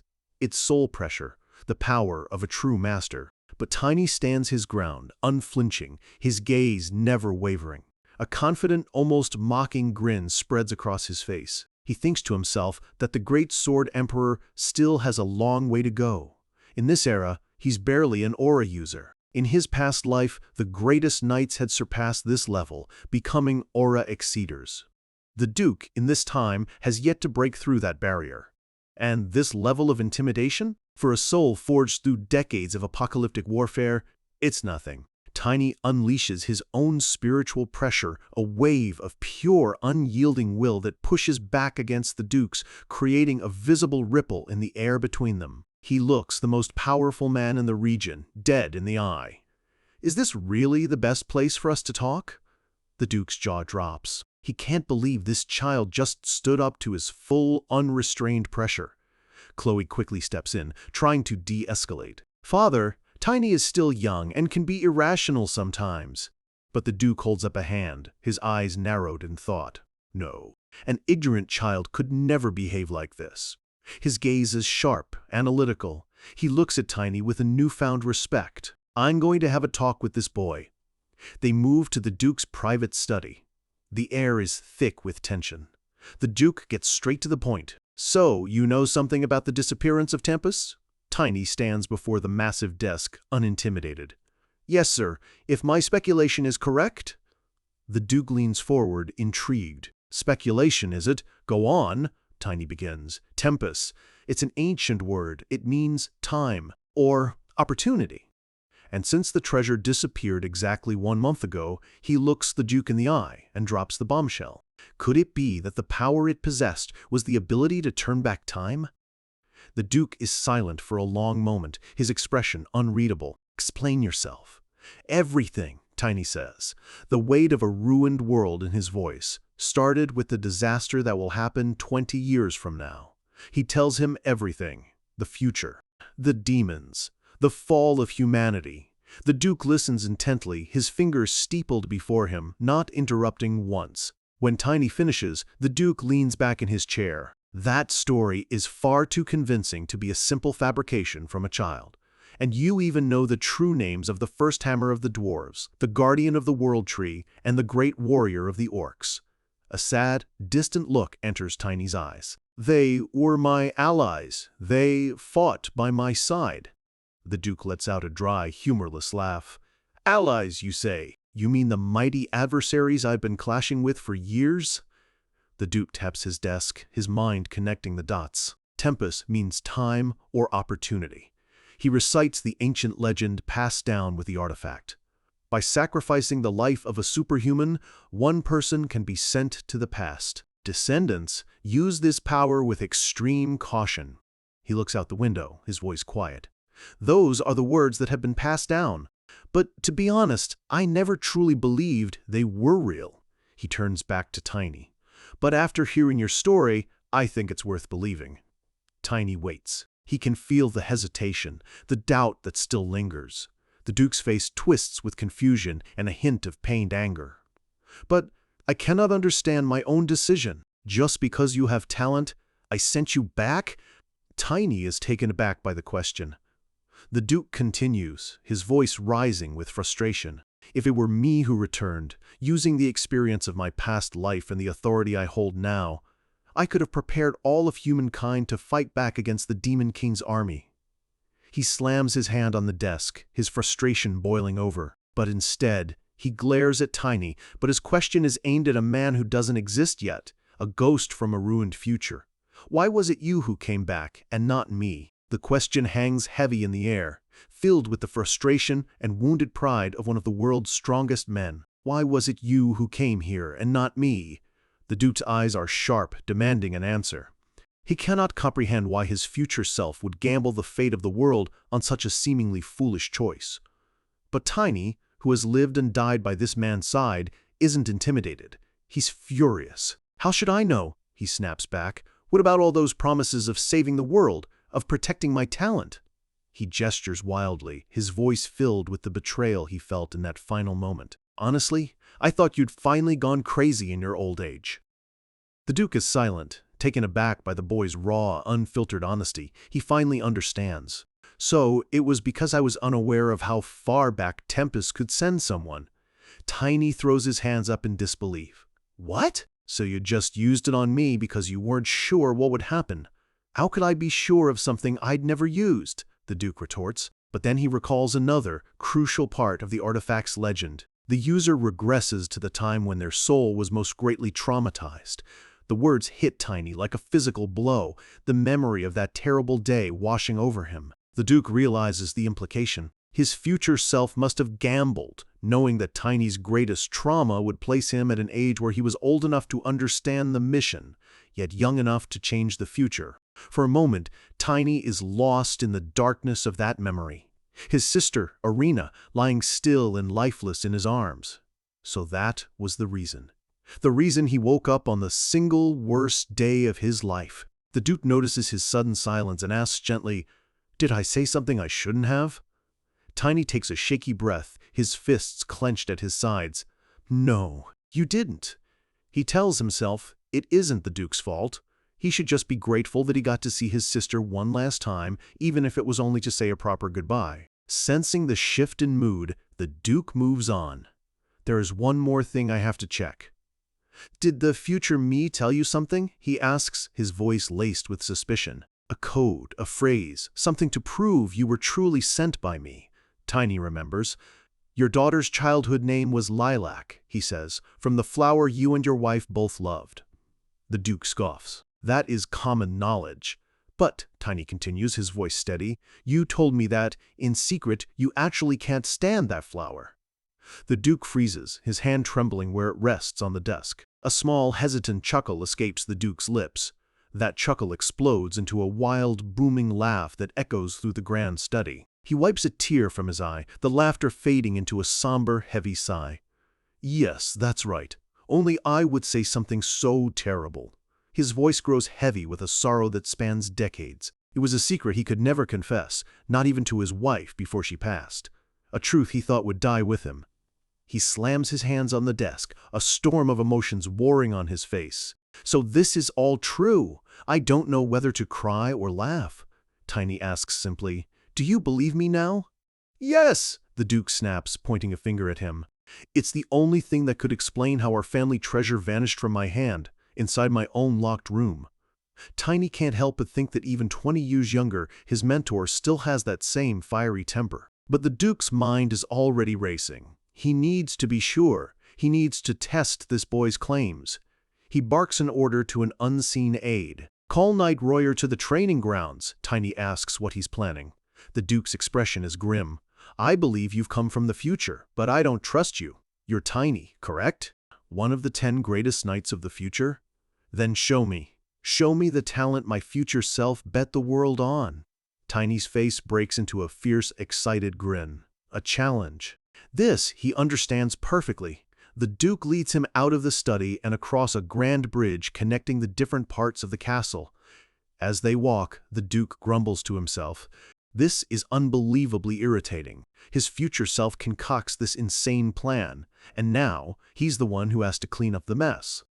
Seeing an opportunity, Tiny grins mischievously. So, is there anything you want to know about what's to come? The Duke looks out over his city, his voice heavy. Great many things. Tiny skips alongside him. So, what should I tell you about your future? But the Duke shakes his head. No, not that. What I need to know is about the harbingers of the disaster, the major events. He turns to Tiny, his expression unyielding. Do not tell me anything else. Not to me and not to anyone. Tiny asks why. People are supposed to grow through their own mistakes and failures, and I believe I have taught my children well enough for them to overcome any hardship. He looks at Tiny, his eyes almost pleading. Please, do not take away their opportunity to grow. Tiny is silent for a moment, then scratches his head. Actually, I only know a few things about your daughter. I was too busy just trying to stay alive to learn about anyone else. The Duke's face is a picture of cartoonish absolute shock. What? He grabs Tiny by the collar, shaking him violently. You brat, don't tell me you don't even know much about the future disaster. The Duke screams in disbelief. Tiny squirms in his grasp. What do you want from me? I was just a soldier. The Duke's eyes are wide with panic. The Allied forces you mentioned are far too small. There must have been betrayals, major incidents. You must know something. Tiny just points to a scroll the Duke is holding. I wrote down everything I know there. The Duke explodes. This is it? You insolent brat. He grabs Tiny's ear and twists it hard. Ow! That hurts! Tiny screams. The Duke pulls harder. You'd better start remembering something useful before I decide to test your pain tolerance. My ear! It's going to fall off, you old man. They finally arrive at a massive, empty arena. The Duke is still fuming. He pulls out the scroll Tiny gave him, unrolling it with a snap. Why is this so short? He glares at the contents. There were more than 10 major disasters, but the details, why are they so vague? Tiny rubs his sore ear, looking sheepish. Well, except for a few things, I only heard about them from rumors or my allies. The Duke looms over him, his eyes glowing with suppressed rage. Don't you have a single piece of truly useful information? Tiny thinks to himself. Just wait until I get my growth spurt. We were evenly matched in the future. The Duke sighs, trying to calm himself. The one good piece of news is that according to this oracle you brought, a hero and a saintess will appear. The saintess is named Cromwell. She's 20. I'd better find her and begin her training immediately. Tiny starts to laugh nervously. About that? The Duke looks at him sharply. What is it? The age of the hero, Tiny says, sweat beading on his forehead. Ha, he'll be 20 in 20 years. Right now, he's a newborn. The Duke's hand holding the oracle begins to tremble and crackle with raw, untamed energy. His face is a mask of pure agony and despair. Oh, dear Lord, why? Why are you testing me like this? Should I be blaming my future self? Or should I just throttle this useless brat right now? Your Majesty, we have summoned Knight Royer.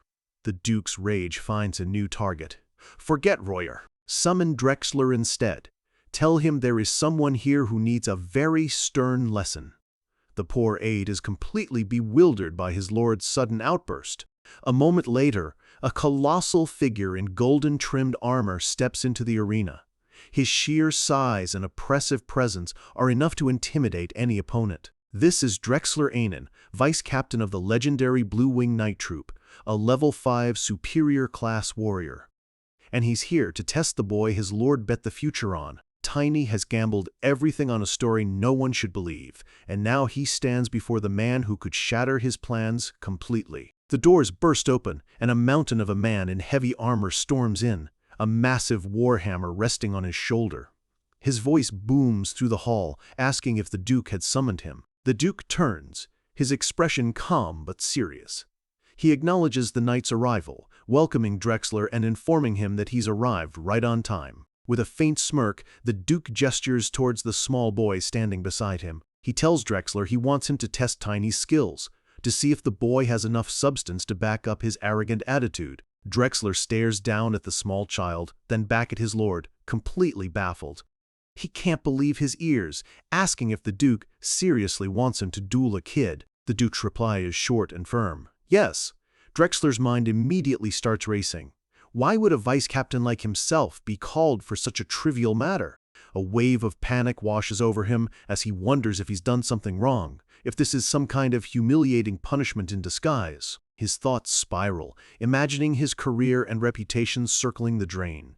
The fear is written all over his face until the Duke's sharp voice cuts through the noise in his head, shouting his name. Snapped back to reality, Drexler stammers out a response. The Duke scolds him for getting lost in useless thoughts again, questioning why he's always so hesitant. Drexler straightens up immediately, his professional demeanor returning. The Duke commands him to observe Tiny properly and spar with him, emphasizing that this is an important matter. Drexler acknowledges the order without another question.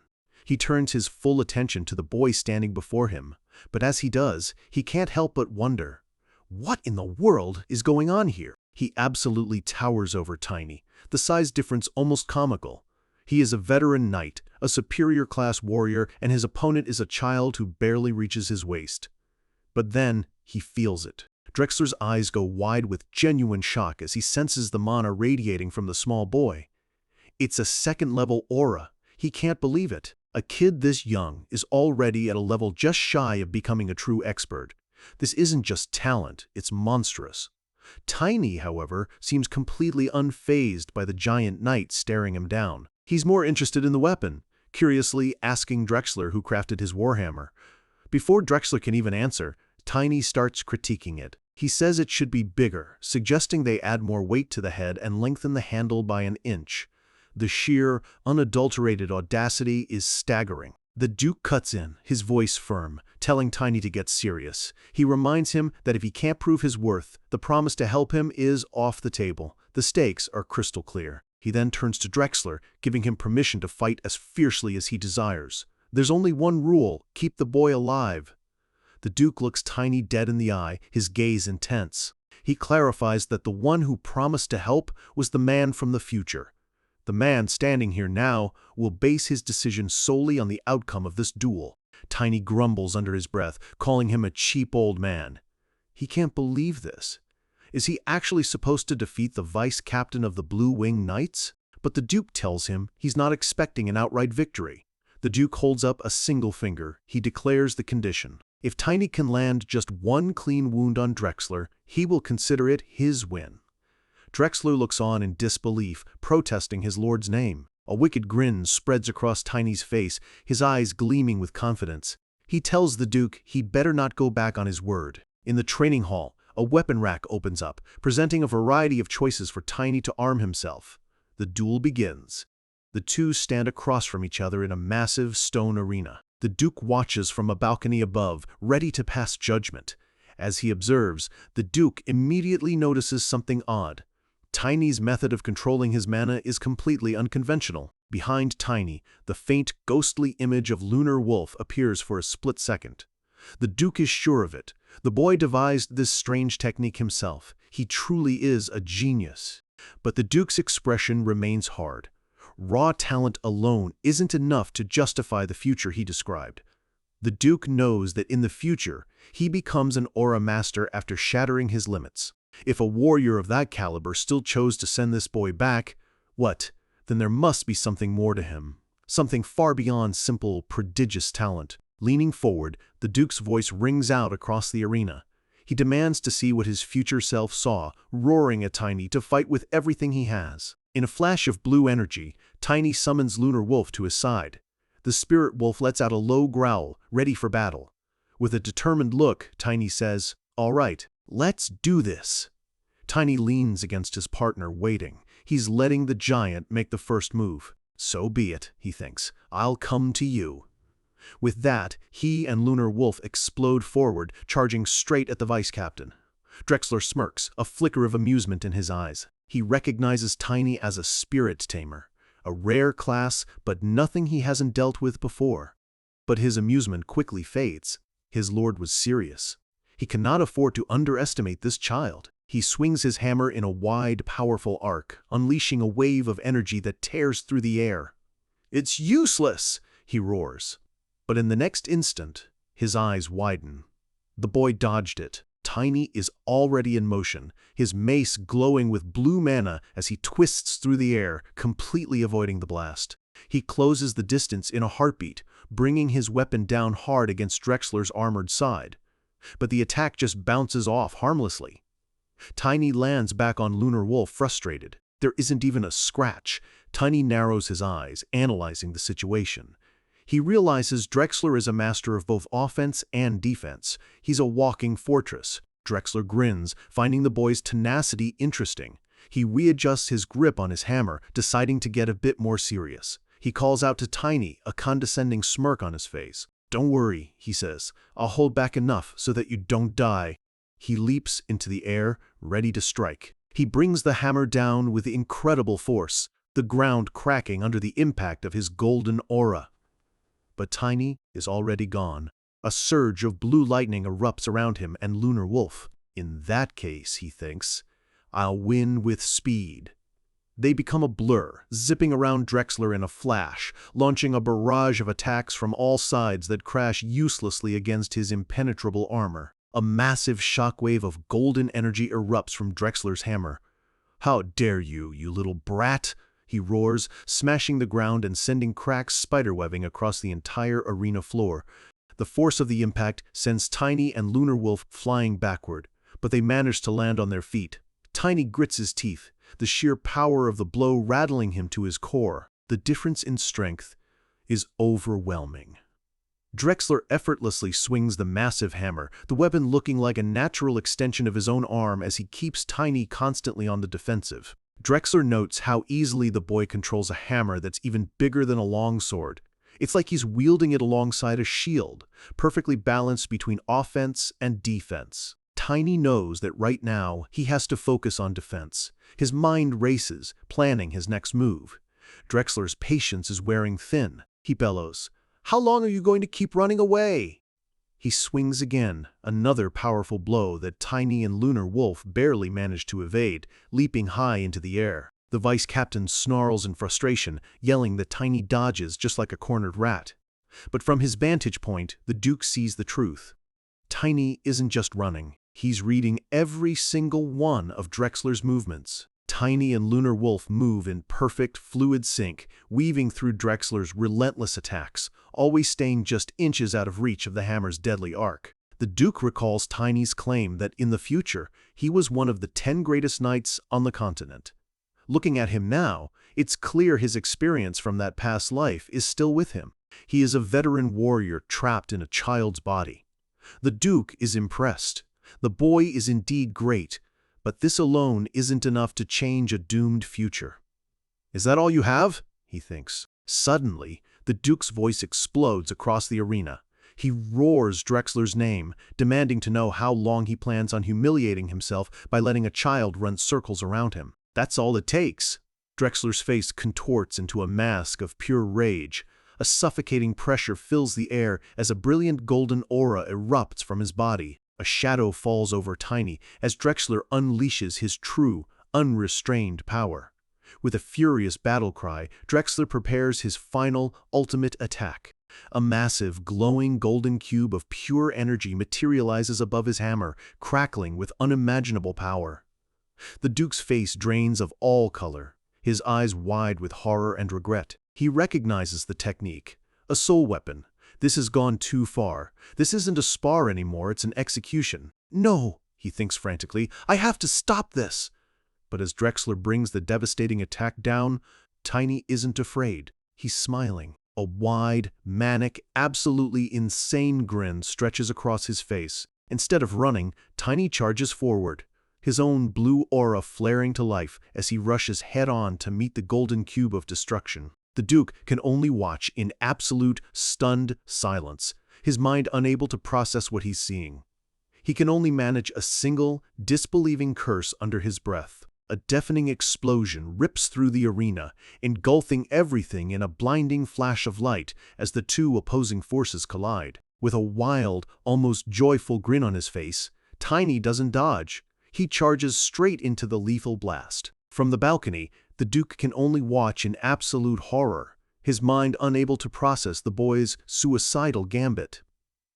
The world erupts in a blinding flash of golden light. The force of the explosion tears through the arena, a wave of pure destructive energy. And out of the inferno, Tiny's small form is thrown like a rag doll, slamming hard against the far wall with a sickening thud.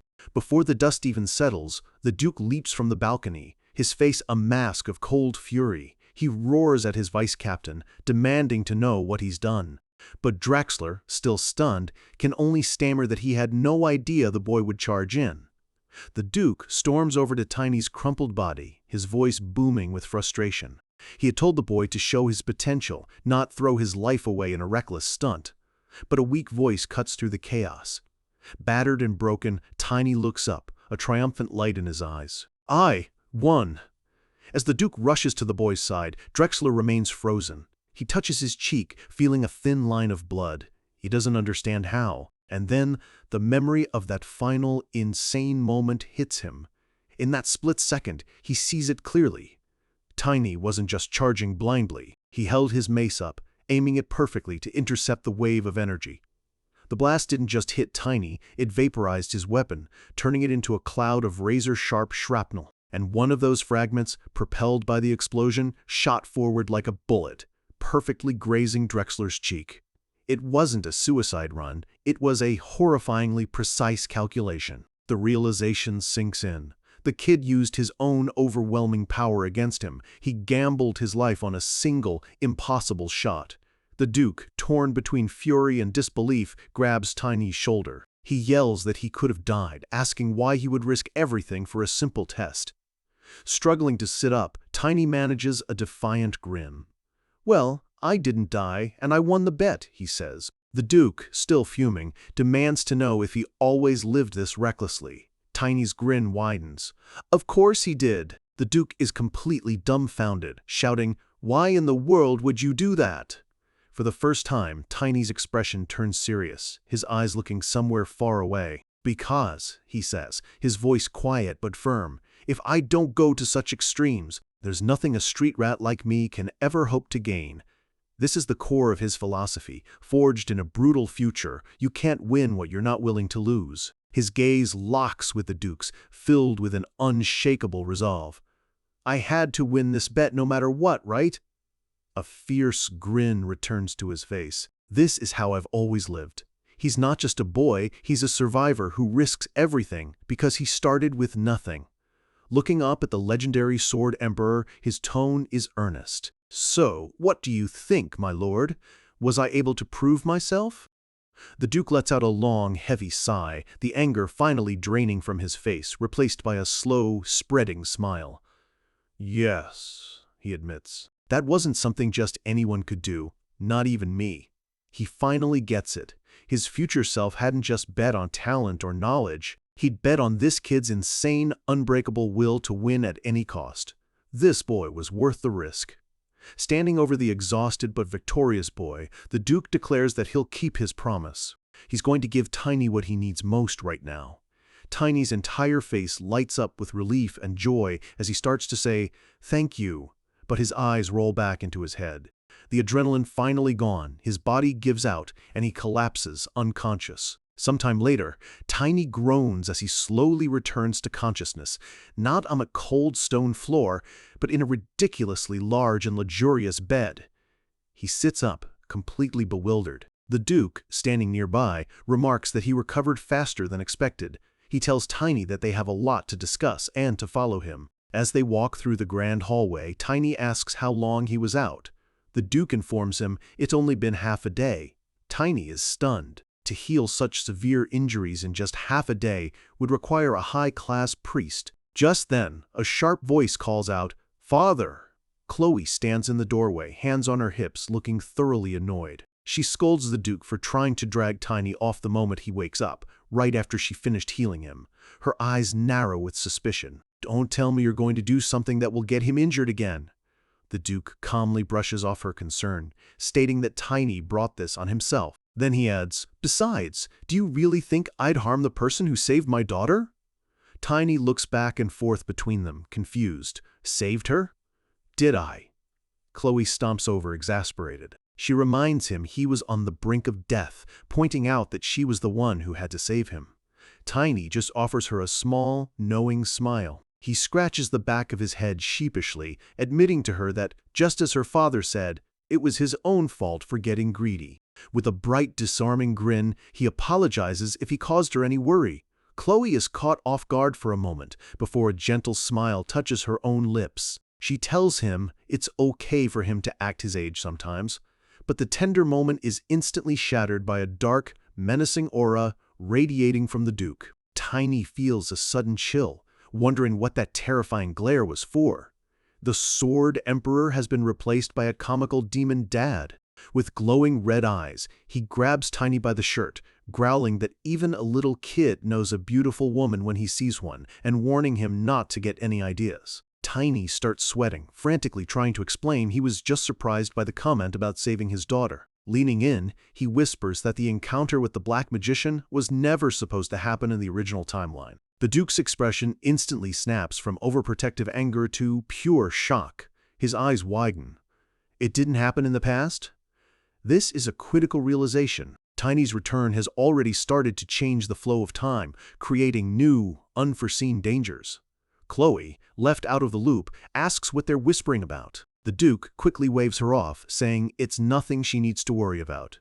He tells her to focus on preparing for her upcoming coming-of-age ceremony, assuring her he's handled everything. Though hesitant, Chloe seems to trust her father's judgment and agrees. The Duke and Tiny watch as she leaves, a heavy silence falling over the hallway. Tiny waits patiently. He knows the real conversation is about to begin. Inside his private study, the Duke gets straight to the point. From now on, as few people as possible can know that Tiny came from the future. Tiny nods, saying he never planned on announcing it.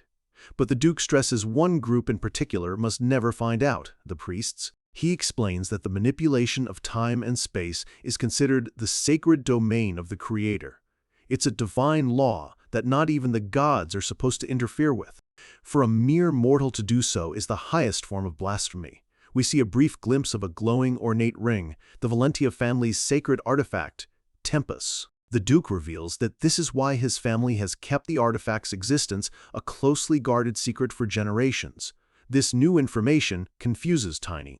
The Duke clarifies that the scriptures mentioning a higher creator were erased from the temple's public texts long ago. That truth now exists only in the original Holy Bibles, passed down through ancient noble families like his. And that, he insists, is why they must strictly limit who knows the secret. He decides that only the 10 greatest knights of the continent will be brought into the circle of trust. Tiny's eyes widen at the mention of the legendary warriors. The Duke adds that there's an exception for the God Hand, muttering that you can't reason with a fanatic. Tiny just grins, saying he never planned on leaving the 10 greatest knights out anyway. In fact, he declares with a confident smirk he's going to make them even stronger than they were in his original timeline, using the advanced knowledge he brought back from the future. The Duke's eyes light up with excitement, eagerly asking what skills his future self used. But Tiny masterfully cuts him off. "By the way," he says, changing the subject, "what about that thing you promised to give me?" The Duke is caught completely off guard, rendered utterly speechless by the boy's audacity. Tiny just gives him a pointed look, a silent demand for his reward before he starts doling out future secrets. The Duke's eye begins to twitch with annoyance. "You rude brat!" he snaps, bringing his fist down on Tiny's head with a loud thwack. Tiny yelps, a huge comedic bump instantly appearing on his head as he complains about being hit. The Duke just cracks a smug grin, clearly enjoying putting the cheeky kid back in his place. He cracks his knuckles, a menacing look returning to his face. He tells Tiny that before they do anything else, they need to fix his terrible manners. Tiny immediately starts backing away. Tiny tries to argue back, but the Duke just pinches his cheek hard, yelling that his old age is exactly what makes his bad manners a problem. But after the light-hearted punishment, the Duke relents. Stating that a promise is a promise, he lightly taps Tiny on the forehead. Tiny looks up as the Duke's expression turns deadly serious. He's about to teach him a secret skill, one passed down only to the head of the Valentia family. With a powerful glint in his eye, the Duke asks a question that will change everything for Tiny. "Have you ever heard about a power called gravities? The legendary Sword Emperor is about to pass down his family's secret techniques." But Tiny, his first student, is completely checked out, a snot bubble rhythmically inflating as he sleeps soundly on his feet. A fist smacks squarely into his head, snapping him awake. The Duke is furious, roaring at him for dozing off before the first lesson has even begun. Tiny clutches the new lump on his head, yelling at the old man to stop hitting him. The Duke just crosses his arms, telling him to pay attention this time. He begins to explain. The Valentia family legacy is divided into 4 parts: mana control, the foundation of all power, and a unique sword style that perfectly blends offense and defense. Then comes the attribute acquisition method, unlocked at level 3, and for the true masters, the aura acquisition method at level 7. Tiny's eyes light up with greed. 4 whole parts. This, he thinks, is the secret to the Valentia family's overwhelming power and wealth. The Duke nods proudly, confirming his thoughts. He then adds with a sly grin that since Tiny uses a blunt weapon, he probably won't need to learn the family's sword techniques. Tiny immediately agrees, scoffing that he'd take a solid hammer over some flexible, shaky stick any day. The Duke mutters under his breath, clearly insulted by the shaky stick comment. But Tiny isn't listening. His mind is already racing. He vividly remembers the Duke from his past life, effortlessly deflecting every attack with a swirling vortex of dark energy. He's wanted that defensive power for years. He can barely contain his excitement. With those defensive skills, he'd be unstoppable. But he knows the true prize, the real secret of the Valentia family, lies in something else. He says out loud that the most important parts are the attribute and aura methods. He looks up at the Duke, a flicker of hope in his eyes, wondering if he's really going to teach him. The Duke puffs out his chest, a wide, proud grin on his face. He declares that he will teach Tiny the attribute acquisition method. Tiny's face immediately falls into an expression of pure horror. "What?" he shouts. "Not the defensive skills?" The Duke's eye twitches, his good mood instantly evaporating at the boy's ungrateful reaction. And another solid punch lands right on Tiny's head. The scene abruptly shifts to a dark, candlelit chamber. A group of figures in ominous hooded robes are gathered. A voice announces that their agent, Irina, is dead. One of the members speaks up, her voice sharp with disappointment.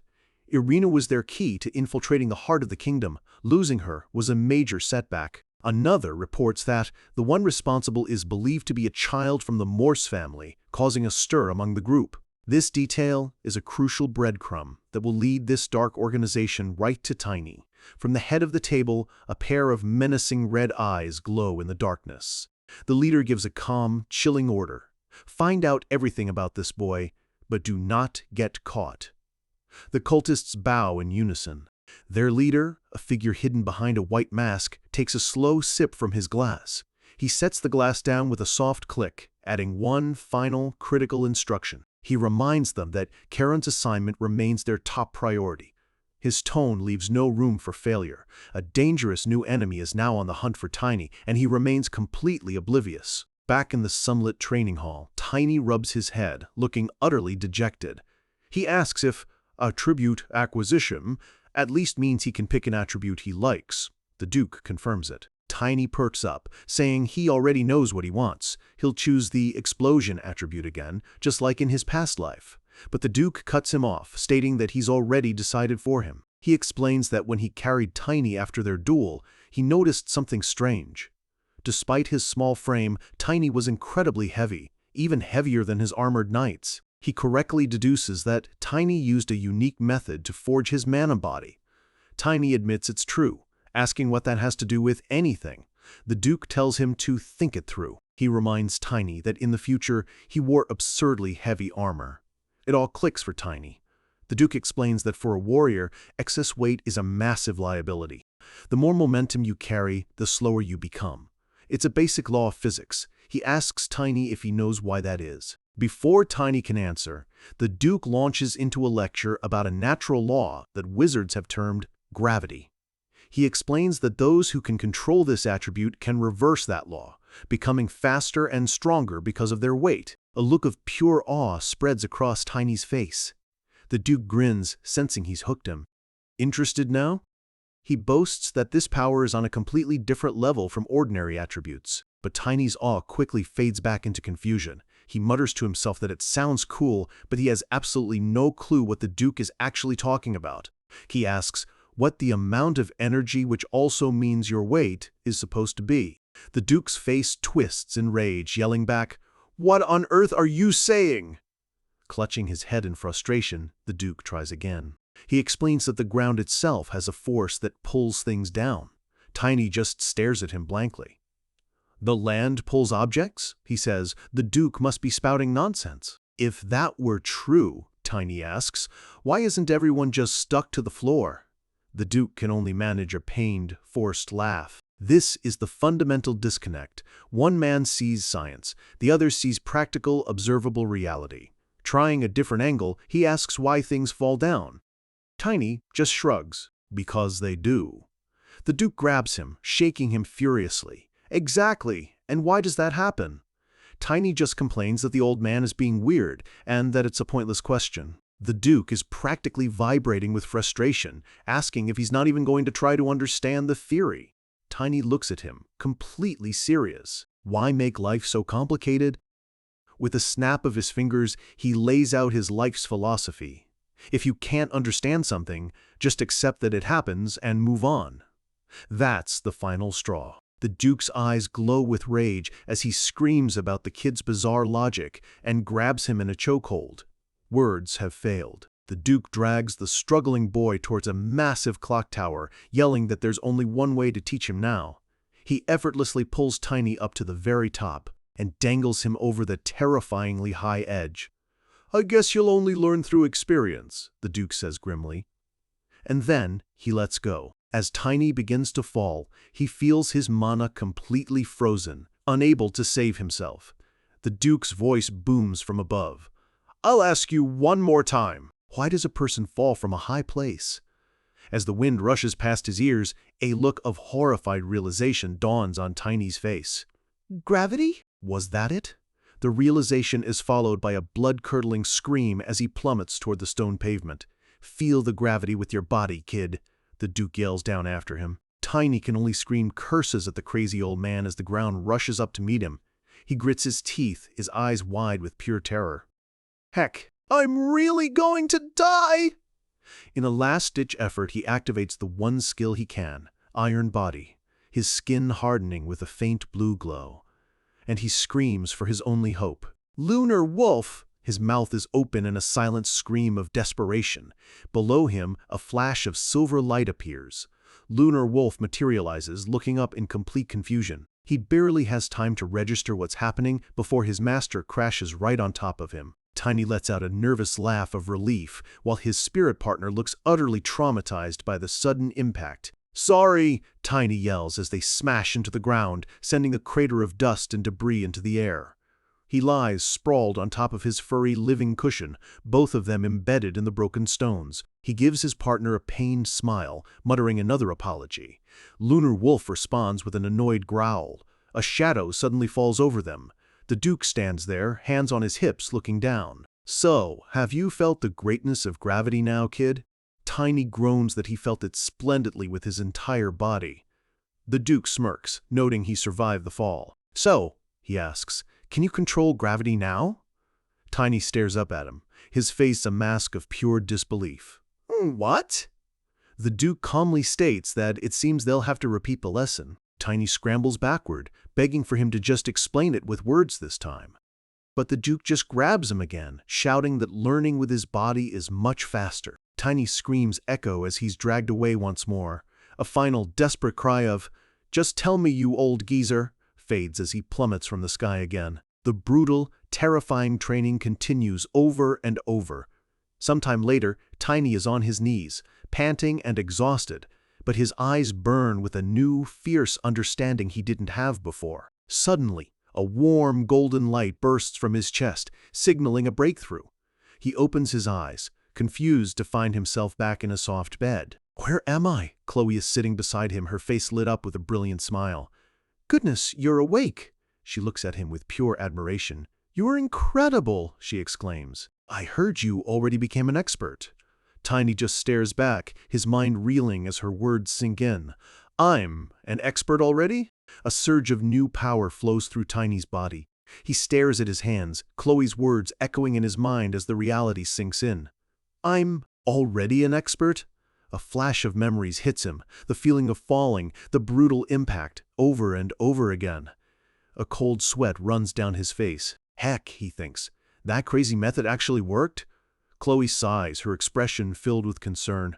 She asks what kind of insane training her father put him through, saying that even for a disciple, this was just too much. "Training?" Tiny snaps back. "You can't call that training!"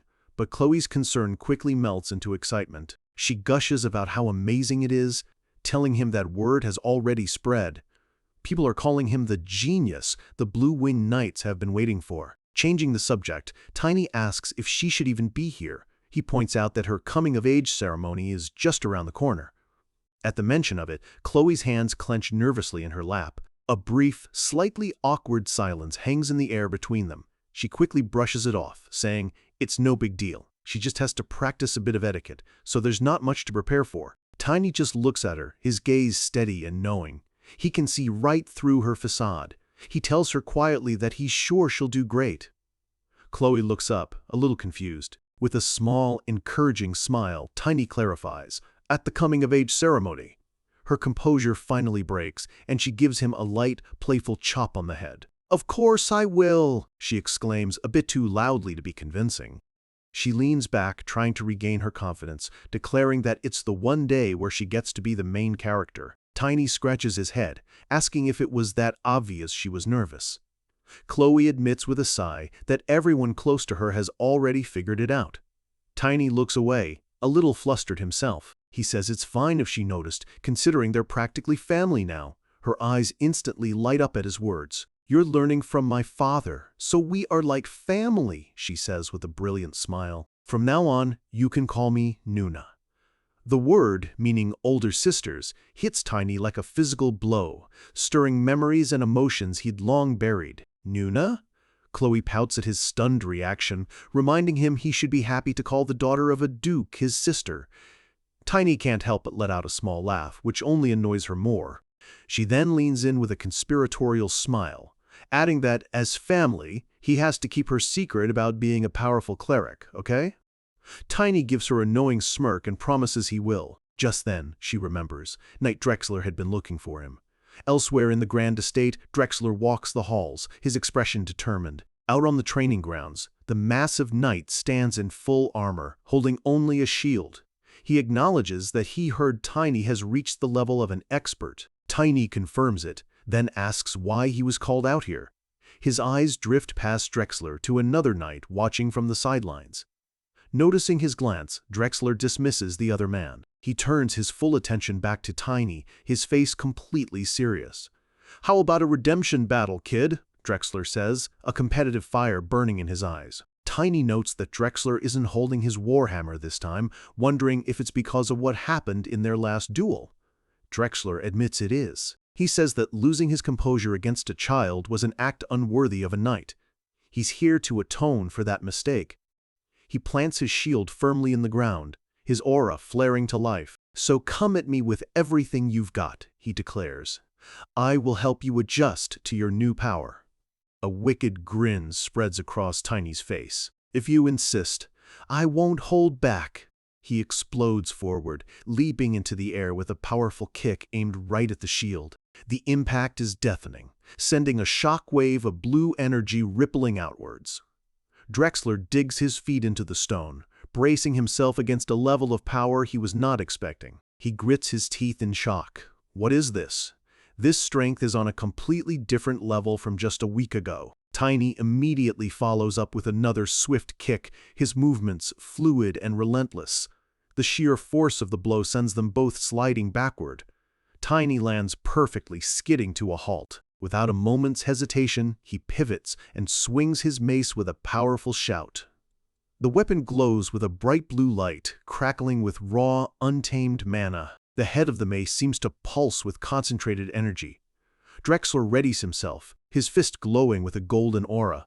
He knows even a light tap from this could seriously injure a normal person. He throws a powerful punch, meeting the mace head-on. The resulting explosion of energy sends Tiny flying across the arena. Drexler shakes his hand, stunned by the sheer weight of the impact. Why was that so hard and heavy? But Tiny is already on his feet, rushing forward again and slamming his mace against the shield. He uses the shield as a springboard, vaulting clean over the massive knight's head. Drexler is completely bewildered. What's happening? Since when was the kid so fast? Tiny lands behind him, his body wreathed in blue energy as he unleashes a furious combo of strikes. Drexler groans, stumbling forward under the relentless, overwhelming assault. From the sidelines, the other knights can only watch in awe, commenting on the impossible speed and weight of the boy's attacks. Finally getting serious, Drexler grins. "Looks like there's no need for me to go easy on you." Tiny rests the mace on his shoulder, a confident smirk on his face. "I wasn't hoping for that anyway." "Then I hope you're ready," Drexler roars, his golden aura exploding around him. The two clash again, a storm of gold and blue energy filling the entire training ground. As he fights, Tiny realizes he's already getting a feel for the Valentia family's secret technique. He's starting to master the core principle. He manipulates the gravity around his weapon, making it feel light as a feather when he swings, and impossibly, heavy when it lands. The mace crashes against Drexler's shield with crushing force. Drexler's eyes widen in absolute shock at the sheer, bone-jarring power of the blow. The impact sends the massive knight skidding backward several feet, his arms trembling. Tiny leaps high into the air, his mind focused. Once the body understands the feeling, unleash it. He channels all of his newfound power into his mace. Drexler senses the immense energy gathering above him and lets out a panicked shout. A system window announces his first battle skill, Lightning Wallop. He brings the weapon down with the force of a thunderbolt. The ground erupts. A massive crater forms where the attack lands, sending rubble flying in every direction. The knight, watching from the side, grits his teeth, stunned. This is the power of a brand new expert? It's unbelievable. In the center of the ruined arena, Drexler is on one knee, his shield cracked. Looking at the destruction, he admits that there's no need for him to teach Tiny anything. Tiny wipes a bead of sweat from his brow, offering a simple, "Thanks for the help." Drexler looks up, a bit of his knightly pride returning. "You know I was going easy on you, right?" Tiny just gives him a cheeky grin. "That wasn't my full power either." Drexler's eye twitches. "What?" A faint, ghostly image of Lunar Wolf appears behind him. "Did you forget," Tiny reminds him, "that I'm a spirit tamer first?" At that, Drexler throws his head back and lets out a booming, hearty laugh. He stands up, a huge grin on his face as the other knights cheer. "You passed," he roars. "Welcome to the Blue Wing Night Troop." But Tiny just looks at him, confused. "What?" Tiny states it plainly. "I have no plans to join the Knight's Order." Drexler freezes, asking if the Duke didn't tell him. The vice captain's face contorts into a mask of pure, desperate confusion as he screams, "Why?" Drexler roars a triumphant welcome to the newest member of the Blue Wing Knights as the other knights cheer. But Tiny just stares back, completely unfazed. He repeats himself, his voice flat. "I have no plan of joining the Knight's Order." Drexler is stunned, asking if the Duke didn't tell him this was the plan. The vice captain can only stammer, his brain completely failing to process this unexpected rejection. His face twists into a mask of pure, desperate confusion as he screams, "Then why did you learn the Valentia family's secret technique?" In the Duke's office, he stands with his back to Tiny, casually admitting, "I forgot to tell them." He adds that for someone who plans to travel the continent, being tied down to one place is a bad idea anyway. He turns, a proud glint in his eye.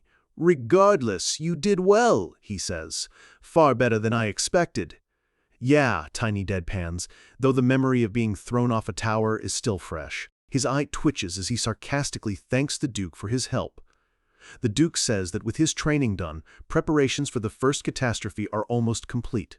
Tiny immediately catches the phrasing, asking what's left. With a determined look, the Duke makes a grand declaration. "I will craft you an artifact warhammer." Artifacts are no ordinary weapons. They are powerfully enchanted items, each one costing a fortune more than most knights make in a decade. But Tiny just crosses his arms, telling the Duke he doesn't have to. He assumes it would take too long to forge. The Duke, however, explains that one has already been in the works for months.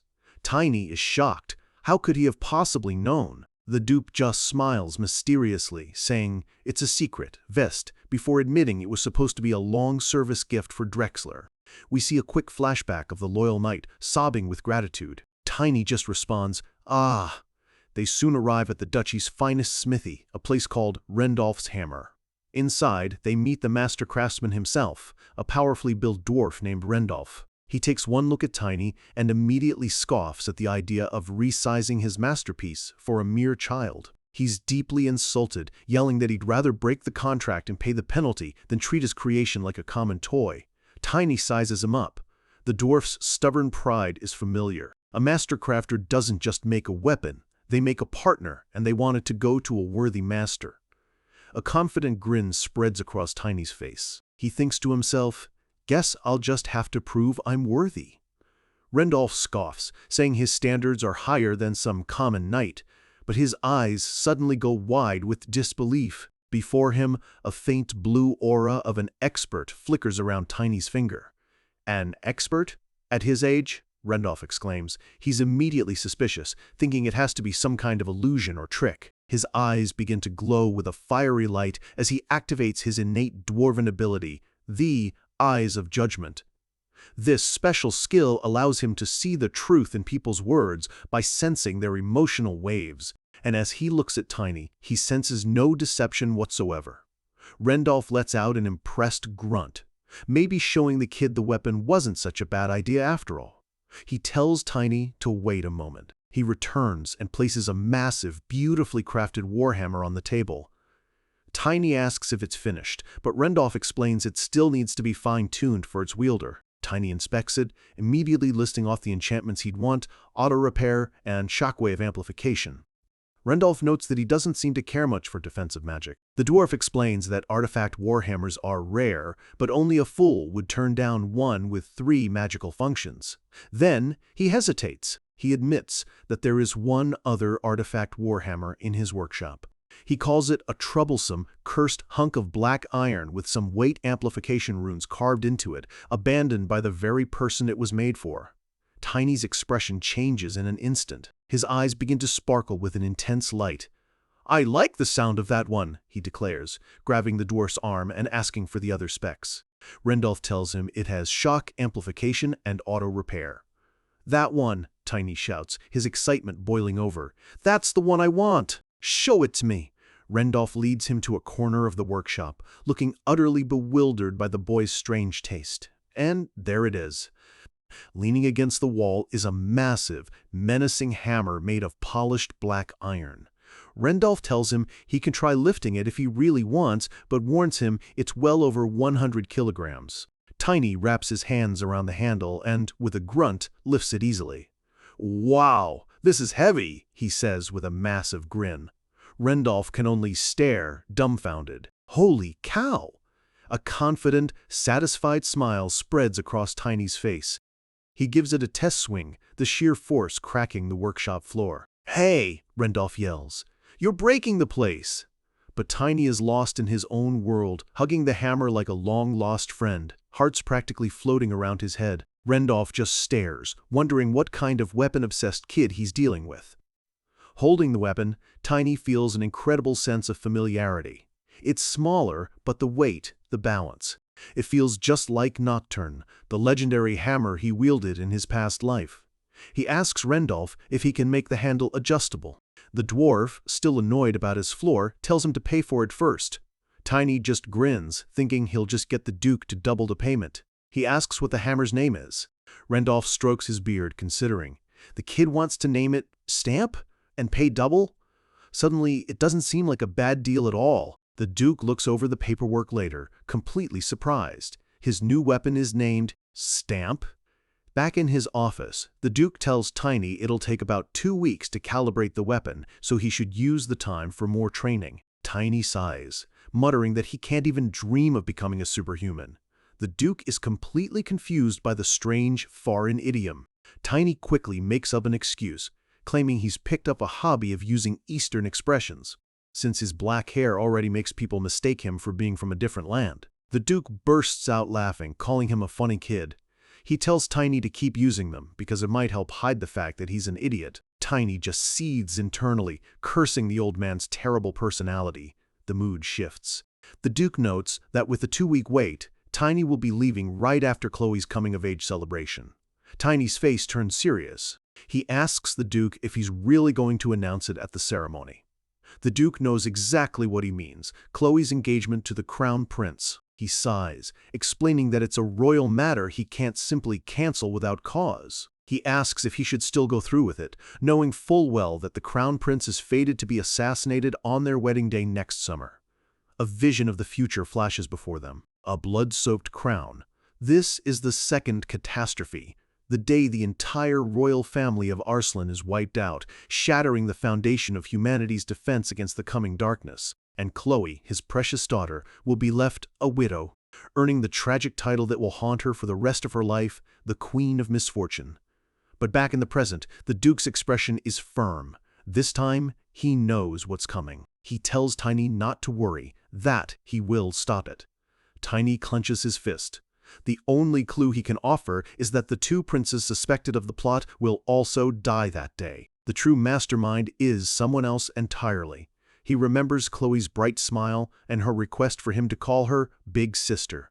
The Duke slams his fist on the desk in frustration. They have no reliable informants in the capital, and even Tiny's future knowledge has its limits. His voice softens as he thinks of his daughter.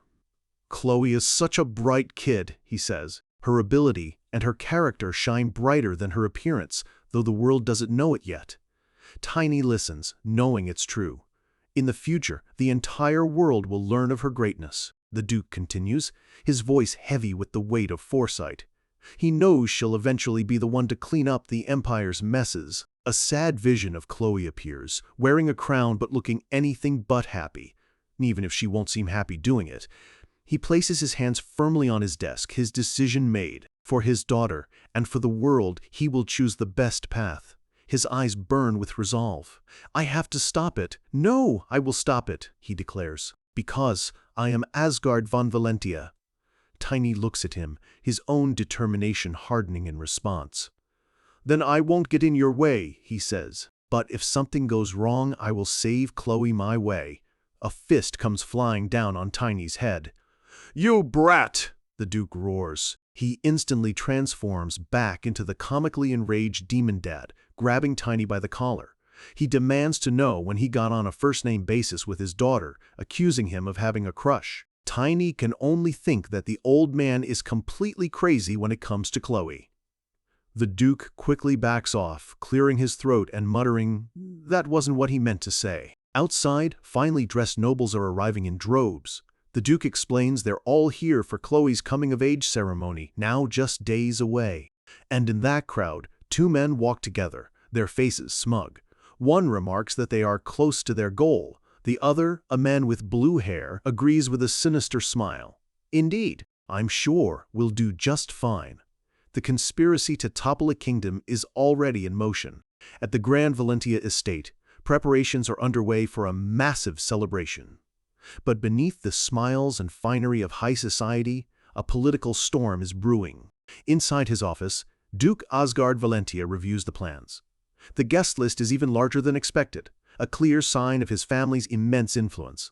A man with long white hair reassures him. This is Genus Freewill, the respected Grand Master of the Blue Wing Knights. He promises the Duke that he will ensure the ceremony is a resounding success. The Duke sighs, admitting it's going to be a heavy workload. Then, his tone shifts, becoming serious. He mentions that their rivals, the Rochter family, have also sent someone, and not just anyone.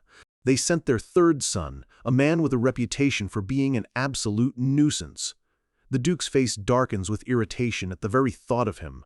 The Rochter family, one of the most powerful noble houses in the Empire, and the Valentia's primary competitor for generations. Their rivalry runs deep. Genus is just as annoyed, questioning why they'd send such a person to an important event. The Duke tells him to simply give the man a warning, but Genus smiles, revealing they've already prepared a special welcome for him. A small, proud smile touches the Duke's lips. He tells Genus he's a reliable man, pleased with his commander's foresight. But the smile vanishes as quickly as it came. The Duke's expression turns thoughtful, almost somber, as he gazes at his most trusted knight. He calls out Genus's name, catching him off guard just as he's about to leave. Looking him dead in the eye, the Duke asks a strange, unsettling question. "Do you have some kind of illness you haven't told me about?" Genus is completely baffled, having no idea where such a question is coming from. The Duke's gaze is intense, searching, with a deep, unspoken worry hidden behind his eyes. After a tense silence, he just shakes his head and dismisses it as nothing. He tells Genus he didn't need to work himself so hard for the ceremony. Genus brushes it off, saying Chloe is like a niece to him. The Duke chuckles softly, recalling how Chloe used to be so fond of Genus. It's a warm memory, but it's tinged with a heavy sadness only he understands. He then asks another personal question, wondering if Genus truly has no plans to ever marry. Genus looks visibly uncomfortable, his professional mask slipping for a moment. He reacts with surprising force, shouting that it will never happen and reminding the Duke he promised not to bring it up. The Duke, taken aback, quickly apologizes. Genus points out how strange the Duke is acting today. Asgard just laughs it off, blaming his odd mood on his daughter growing up. He dismisses his commander, who bows and exits, leaving the Duke alone with the heavy burden of his thoughts. Once the door closes, the Duke's facade crumbles. He clasps his hands, the weight of the future pressing down on him. He recalls what Tiny told him about the future. Genus Freewill, the loyal man who just left. As the Duke replays all the stories of the future war in his mind, he realizes with a growing horror that something is terribly wrong. He has never once heard Tiny mention Genus's name. He remembers Tiny saying Genus is already a challenger-class warrior, a true master of mana. A warrior that powerful, there is simply no way Tiny wouldn't have known him or fought alongside him in the desperate battles to come. A cold dread coils in his stomach. The only logical conclusion is that in the future Tiny came from, Genus was no longer by his side. He frantically runs through the possibilities. He just confirmed Genus isn't sick, and he has no plans to retire or marry. And a master-level warrior wouldn't die in some random, insignificant battle. The Duke's eyes widen in horror as he arrives at the one terrible answer. Genus must have died during the second catastrophe. The realization shatters his composure. The legendary Sword Emperor visibly shaken by the impending loss of his most loyal friend. Elsewhere on the estate grounds, Tiny is thinking the exact same thing, lost in his own dark thoughts. He's come to the same grim conclusion as the Duke. There's a very high probability that Genus Freewill, the Grand Master of the Blue Wing Knights, dies protecting the royal family on Chloe's wedding day, It makes a tragic kind of sense. He remembers just how many powerful people were lost in that single, devastating event. Just then, a familiar voice pulls him back to the present. It's Chloe, with her knight Vivian close behind, a gentle smile on her face. Tiny asks if it's all right for her to be out here, figuring it's against etiquette for her to be seen with someone like him while envoys are arriving. Vivian sighs, admitting she tried to stop her. Chloe just laughs, saying she was going stir-crazy being cooped up in her room all day. She tells Tiny that she always hears the most interesting stories when she's with him. Besides, she really just wanted to see Lunar Wolf. Tiny grins and summons his spirit partner in a pop of blue energy.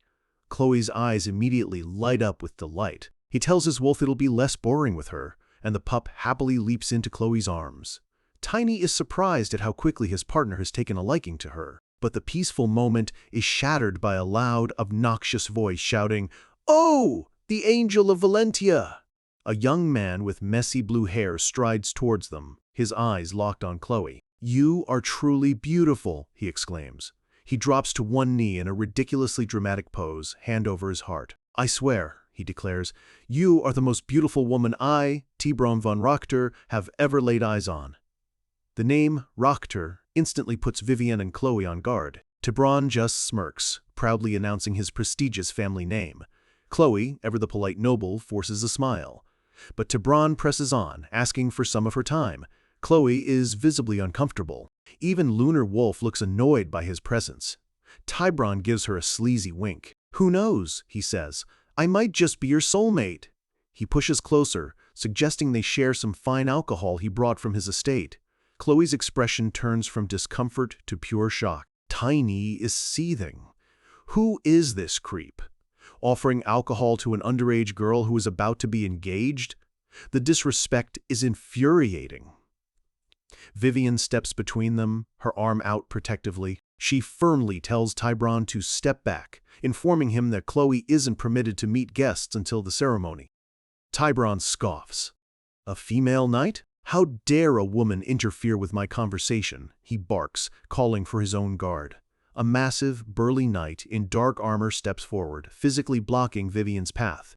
The knight, Graham, tells her to step aside, saying this is a matter for nobles, not for her. Vivian glares at him, her face a mask of cold fury, telling him this entire situation is completely absurd. Graham just gives Chloe a strange, unnerving smile, claiming his master is just being sincere. He asks her to understand, while Tibron begs for a chance.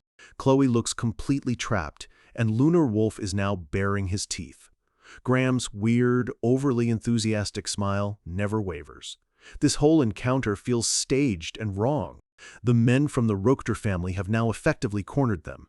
Tiny watches them, his eyes narrowed. That smiling knight, Graham, is even more suspicious than the arrogant fool hitting on Chloe. A predatory grin spreads across Tiny's face. He thinks to himself, looks like it's time to repay the Valentia family for their hospitality. He calls out, "Big sis."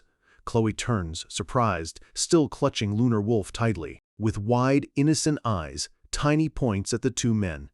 "Who are those weird old guys?" Tibron whips around, annoyed. "Black hair? Who is this kid?" he mutters. His patience finally snaps. He yells at his knight, "Graham, get rid of this brat!" But Tiny is already moving. In a flash, he closes the distance, his hand gripping Tibron's face with shocking strength. Tibron lets out a choked gasp of surprise, unable to react. Tiny declares that throwing out the trash is my specialty. With a powerful twist, he slams Tibron's head straight into the stone ground with a sickening crunch. Graham roars in fury. "You bastard!" He can't believe what just happened. He draws his sword and lunges, but Tiny is already a step ahead, ducking under the wild swing with perfect calm. Using the knight's own momentum, Tiny pivots and plants a solid kick into his side, lifting the massive man clean off his feet. The armored knight goes flying, crashing down hard several feet away, completely incapacitated. Watching from a nearby window, two nobles are in utter shock. One of them stammers, "What was that?" He took out a knight with one hit? His companion just stares, eyes wide with disbelief, unable to process the scene. Down below, Tiny stands over the two downed men, giving a cheerful little wave to the onlookers. A wild, almost unhinged grin is plastered across his face. He looks absolutely thrilled with himself. The question hangs in the air, on the mind of everyone who just witnessed the sudden, brutal display. Just who is this kid? The sound of armor crunching echoes through the courtyard as the massive knight, Graham, is sent flying. As he crashes to the ground, his mind flashes back. This wasn't a random fight. This was a mission, planned from the very beginning. He remembers the order from his master, Duke Alan von Roster. The command was simple: take the third son, Tibron, and cause a public scene with the princess. The goal was never to win. It was to create a scandal right in the heart of the Valentia estate, tarnishing their name before a royal marriage could be announced. Graham had voiced his concern, pointing out that such a scandal would damage the Rochter family's reputation as well. But his duke's response was ice cold. Tibron was completely disposable, a son he was already planning to disown. Graham was stunned into silence by the casual cruelty of a father willing to sacrifice his own child for a political advantage. The Duke had just smiled, a cruel, calculating look on his face. He saw it as a perfect trade, using a piece of trash to damage his greatest rival. With a final sinister smile, the Duke had told him he'd be waiting for good news. The memory ends as Graham's body slams into the hard stone. Back in the present, Tiny stands over the two defeated men, looking completely unfazed. From a nearby window, the nobles who witness the whole thing are in absolute disbelief. One of them stammers, asking if that kid really just took out an expert-class knight with a single hit. His larger companion corrects him. This isn't just a genius. This is a monster, the kind of warrior you only hear about in legends. The first noble bursts out laughing, amazed that Duke Valentia was secretly hiding a monster like this right under their noses. He decides right then and there that he absolutely has to meet this boy. But his thoughts turn to the bigger picture. He wonders if the old snake, Duke Rochter, is really planning to make an enemy of the royal family with this stunt. His friend dismisses the idea. The Rochters wouldn't dare. Their true goal was simpler: to stop the Valencia family from growing closer to the throne through Chloe's marriage. The first noble scoffs, calling it a dirty game. It's a coward's move, especially since the Rochters could never challenge Duke Asgard in a real fight. His companion adds another layer to the tangled political web. It's not just the Rochters. The king himself is wary of the Valentia family becoming too powerful on their own. His friend's eyes widen slightly, understanding the deeper implications.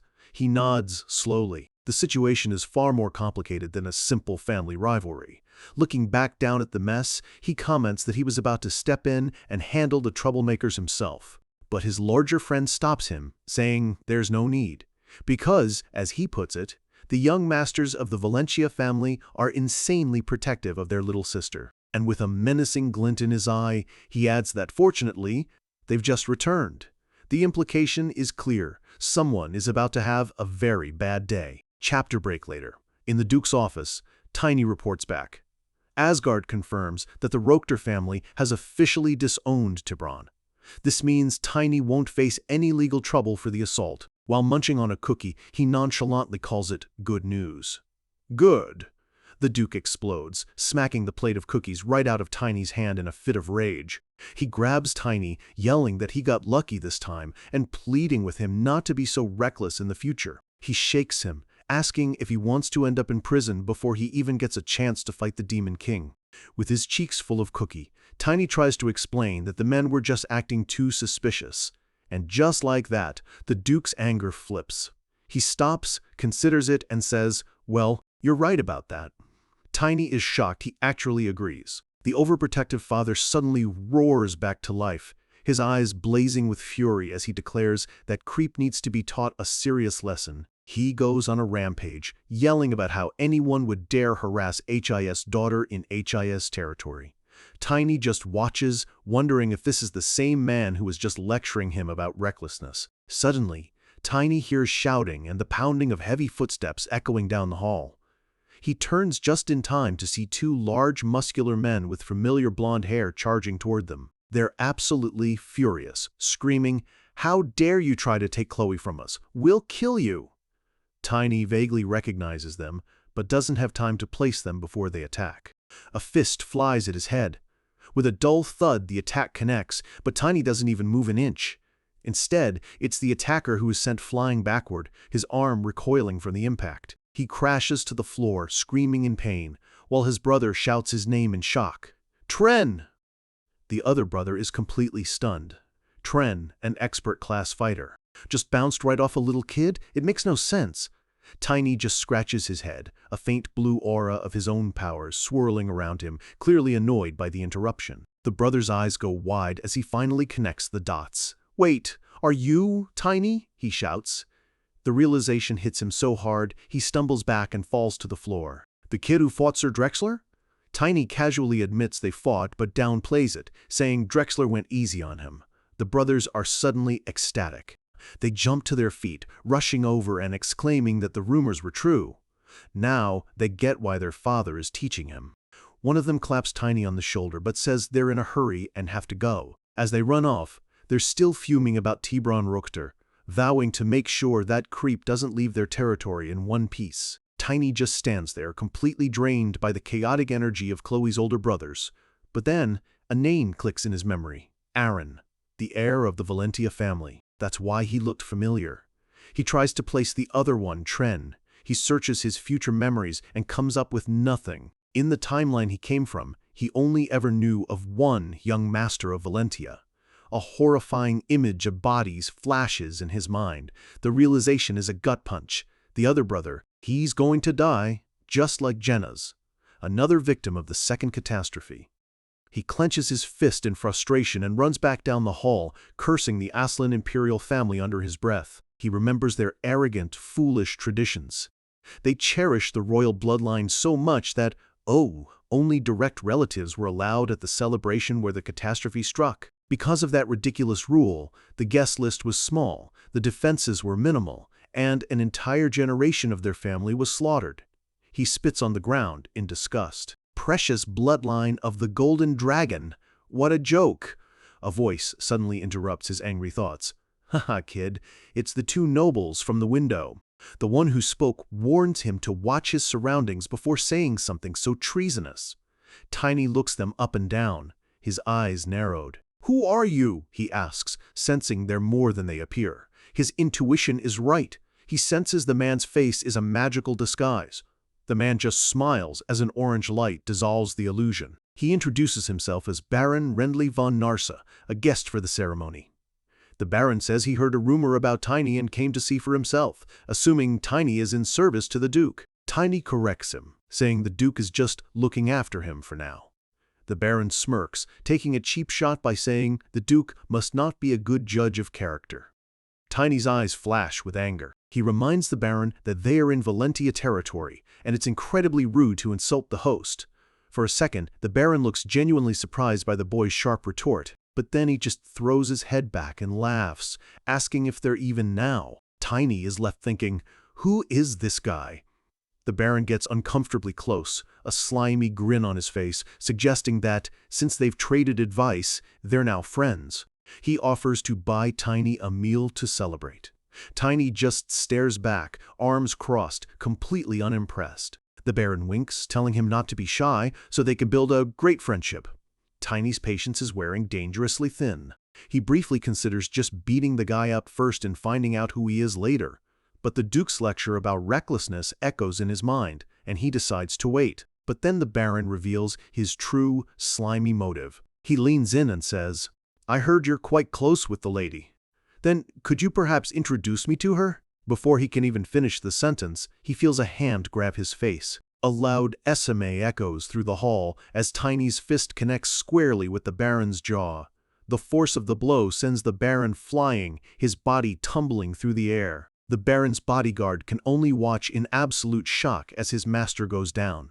My lord! He cries out in panic. Tiny looks at his steaming hand, sweat dripping down his face. A tired, utterly exasperated smile forms on his lips. He lets out a heavy sigh. To heck with this. A sharp crack echoes through the hall as Tiny's fist sends Baron Renly flying. The Baron's bodyguard, Lendry, can only watch in shock as his master tumbles through the air. With a heavy thud, the Baron hits the ground, out cold. Tiny stands over him, his fist still smoking from the impact. But then he flinches, a sudden realization hitting him. I'm definitely getting scolded for this, he thinks, a grimace of regret already forming on his face. He has no time to dwell on it. A fist comes flying at his face with terrifying speed. It's Lendry, his face a mask of pure rage. You rude brat, he roars, his knuckles aimed to crush Tiny's skull.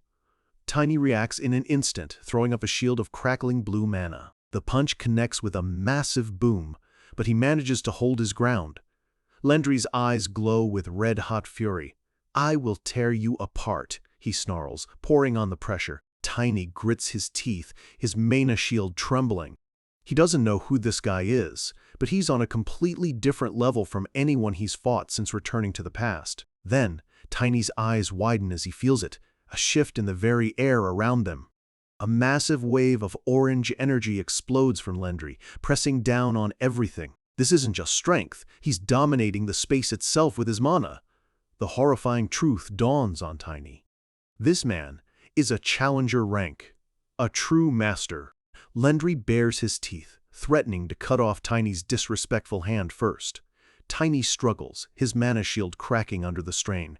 He knows his iron armor skill won't be enough to stop this. A savage roar rips through the air.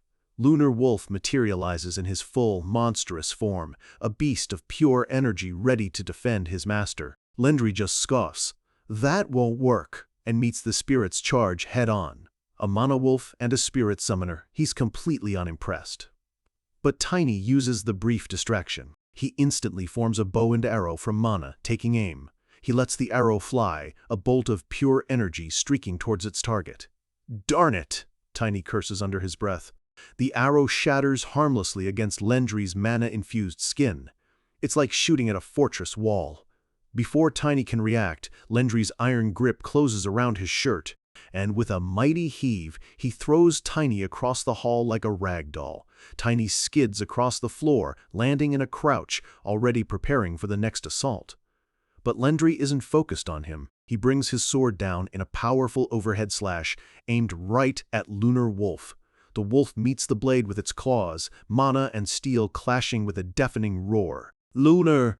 Tiny shouts as he sees his partner being pushed back.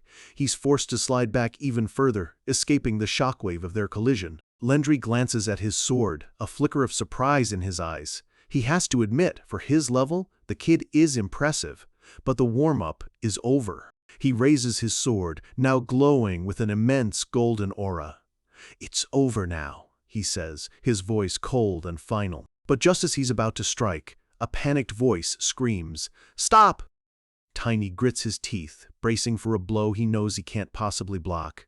The glowing sword freezes just inches from his neck. Both of them turn, surprised by the interruption. It's Baron Rendley, awake and absolutely terrified. He's waving his hands frantically, shouting, "It was my fault, so please stop!" Later, in a quiet room, Tiny sits across from Grandmaster Genis Freewill. Genis admits he'd wanted to meet Tiny, just not under these circumstances. Tiny just mumbles an apology. Genis sighs, conceding that the Baron was indeed acting suspicious. The Baron, now sporting a nasty bruise, just laughs nervously. Genis announces that Lendry will forgive him this one time, but then Genis's tone turns deadly serious. He sets his cup down with a sharp click. "Remember this," he says. He leans forward, his expression intense. Valentia is not a playground. He adds that if someone is in disguise, it's because he has already given them permission. Tiny, feeling the pressure, just agrees. This guy is scarier than he looks. Genis's expression softens slightly, telling Tiny that many people are expecting great things from him. He relays a message from the Duke. If Tiny would just think a little more before acting, he could become a great person. Tiny just grumbles internally about the old man. Genis stands to leave, but Tiny stops him, saying he has a question. The Grandmaster pauses, looking a bit surprised. Tiny gets straight to the point. "That man, Lendry. Who is he?" Genis just gives him a sly smile. "That's a secret for now," he says, but Tiny presses on, asking if he's connected to the Imperial family. Genis's eyes widen for a split second, a micro-expression that confirms everything. Genis facepalms, realizing he just confirmed a state secret to a child. He mutters to himself that it's just so rare to see a challenger-ranked knight operating in the open.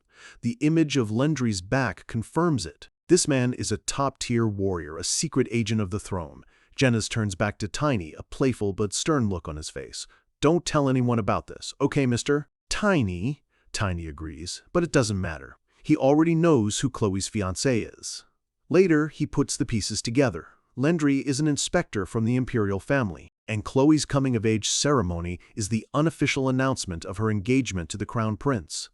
1 week later, the day of the ceremony finally arrives. The Valentia estate is buzzing with nobles in their finest clothes. Inside, the hall is filled with chatter and laughter. Genis oversees it all with a calm, professional smile. His mind drifts, thinking back to My Lady. He remembers reading to a much younger Chloe, a sweet memory that highlights the deep, sibling-like bond they share. He clenches his fist, making a silent vow to ensure this is the most beautiful day of her life, completely unaware that it's the beginning of a tragedy. His thoughts are interrupted by the sound of someone absolutely inhaling a plate of food. It's Tiny, forced into a stuffy page boy outfit, his cheeks stuffed with expensive food like a chipmunk. He asks Genis what this delicious food is called, completely oblivious to the Grand Master's struggle for self-control. Genis forces a smile, telling Mistress War, Tiny, that there's plenty of food, so he can eat slowly. With his mouth still full, Tiny protests that he is eating slowly. Genis can only manage a strained laugh, but internally, Genis is losing his mind. Stop eating before I break your jaw, he thinks, his face contorting with rage. What was that? Tiny asks. Genis snaps out of it, completely flustered. He quickly backpedals, telling himself that a kid his age should be eating a lot. Just then, a familiar, cheerful voice calls out, Hello there, little knight. It's Baron Renly, looking annoyingly happy. He asks if he can have a word with Tiny. Tiny is surprised the Imperial Inspector is here too. The Baron apologizes for what happened last time. He thanks Tiny for his forgiveness, saying it was his fault for being so outrageous. Then, with a huge grin, he says something incredibly weird. He tells Tiny that if he ever acts rude again, he should hit him again, because no one else is honest enough to do it. Tiny forces a smile and agrees, while thinking, what is wrong with this guy? Is he some kind of weirdo? Suddenly, an announcer's voice booms through the hall. And now, our main character for today. Presenting the guest of honor, Lady Chloe von Valentia, who will be entering with her family. The grand doors swing open. Duke Asgard enters, looking proud and powerful. And beside him is Chloe, radiating a breathtaking elegance. They descend the stairs, followed by her two brothers, Aaron and Tren, standing as her loyal guards. They are the perfect image of a powerful, noble family. Chloe smiles and waves to the crowd, looking like a true angel. The hall fills with gasps of admiration. Baron Renly is completely captivated, whispering, "Oh my," under his breath. Even Tiny is silent for once, just watching.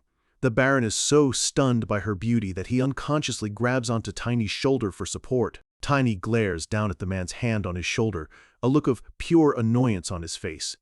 This creep, he thinks. Should I really just let this slide? The grand hall is filled with gasps of awe.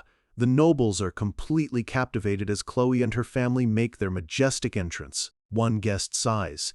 She truly is the angel of Valentia. The entire room is under her spell. Chloe looks absolutely radiant, a perfect picture of noble grace. But behind her smile, her expression is tinged with a deep, hidden sadness.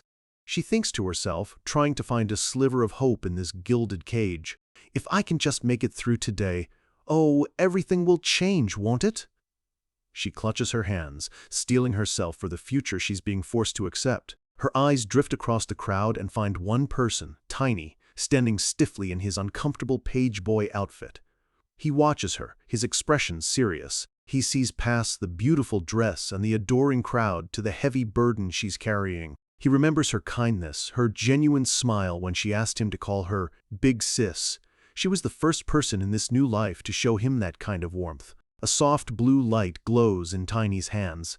I just wish, he thinks, pouring his feelings into his power, that you can be happy in this life. A stream of mana flows from him, forming into a playful, spectral lunar wolf that leaps into the air. The spirit wolf zips through the hall, and Chloe's sad expression instantly melts away, replaced by a bright, genuine smile of pure delight. Lunar Wolf playfully licks her cheek, and she giggles, exclaiming that it tickles.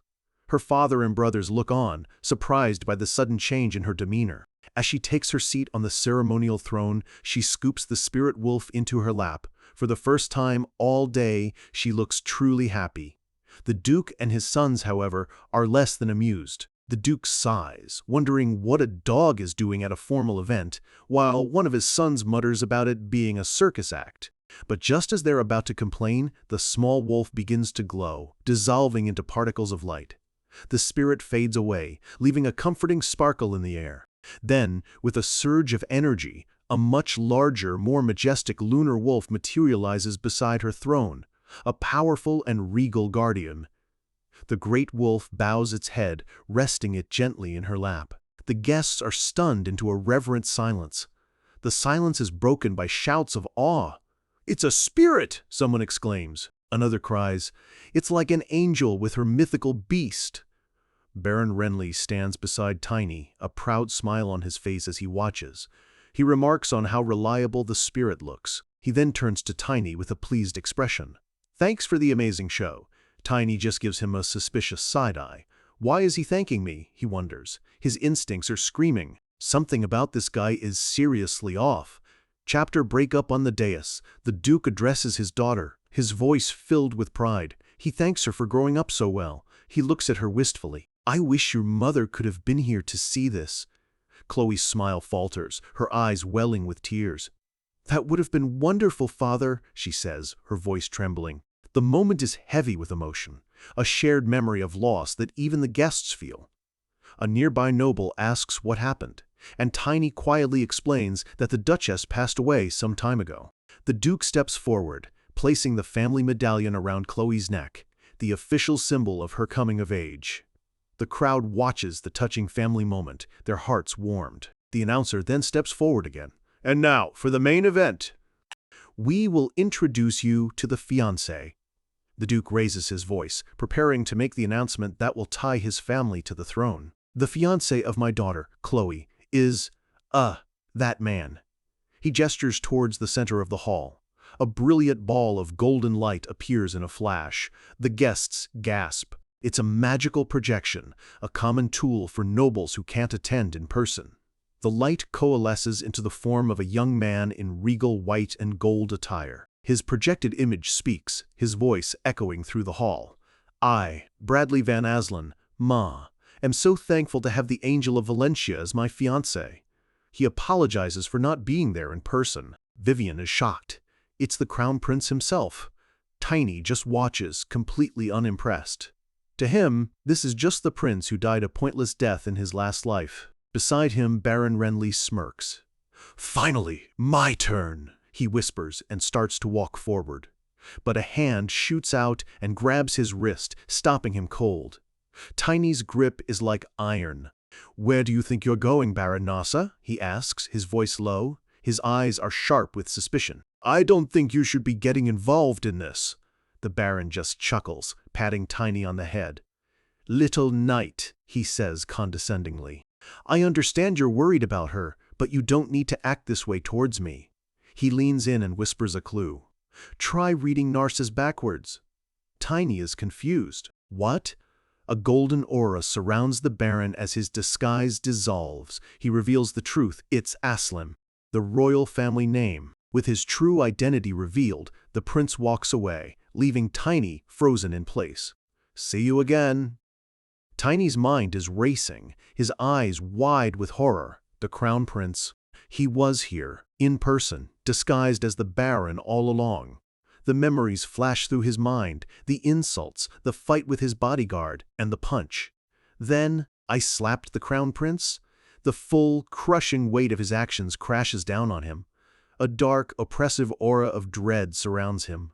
Heck, I am so screwed. He starts sweating, a desperate, terrible thought crossing his mind. Should I just let him die at the wedding? Jenna suddenly appears beside him, making him jump. "What are you thinking about, Tiny?" Tiny tries to play it cool, fanning himself and complaining about the heat. Janice just smiles calmly and tells him not to worry. "He already forgave you," Janice says, much to Tiny's shock. Janice gestures to the prince, who is now taking Chloe's hand. He reassures Tiny that even if the prince was angry, he's safe under the protection of the Valencia family. But Tiny is still confused. Why would the prince let it go so easily? Genis explains the complex politics. The emperor was against this alliance. The one who defied his own father and pushed for this engagement was the crown prince himself. The prince wants this alliance with the Valencia family. It's a strategic move, and he's not going to jeopardize it over a single punch. Genis then leans in, a sly look on his face. And one more thing, it's a message from our lord. With a sharp grin, he delivers the news. All preparations are complete. Come to me after the ceremony. The real work is about to begin. After the party, Tiny meets with the Duke in his private office. The Duke thanks him for the spirit show, admitting with a small smile that it clearly helped ease Chloe's anxiety. Tiny just says he's welcome, then gets straight to the point. So, is it ready? Yes, the Duke confirms, his expression turning grim. But, to be honest, it's still hard to believe. He recounts the horrific future Tiny foretold. The holy object of Karun, humanity's greatest defense, is going to vanish. And with it gone, a massive monster will be summoned, and the capital city will be destroyed. And not just any monster, a kraken. The word hangs in the air, heavy with the promise of utter destruction. The Duke says they need to investigate. Tiny then asks about his new weapon, the stamp. A confident, almost feral grin spreads across the Duke's face. Of course, it's done. Go to the smithy tomorrow and pick it up. The final piece is in place. It's time for Tiny to arm himself for the war to save the future. To stop an apocalypse, you need a weapon built for a god. And Tiny is about to get his hands on one custom-made with 3 specific deadly enchantments, weight amplification, shock amplification, and the ability to repair itself.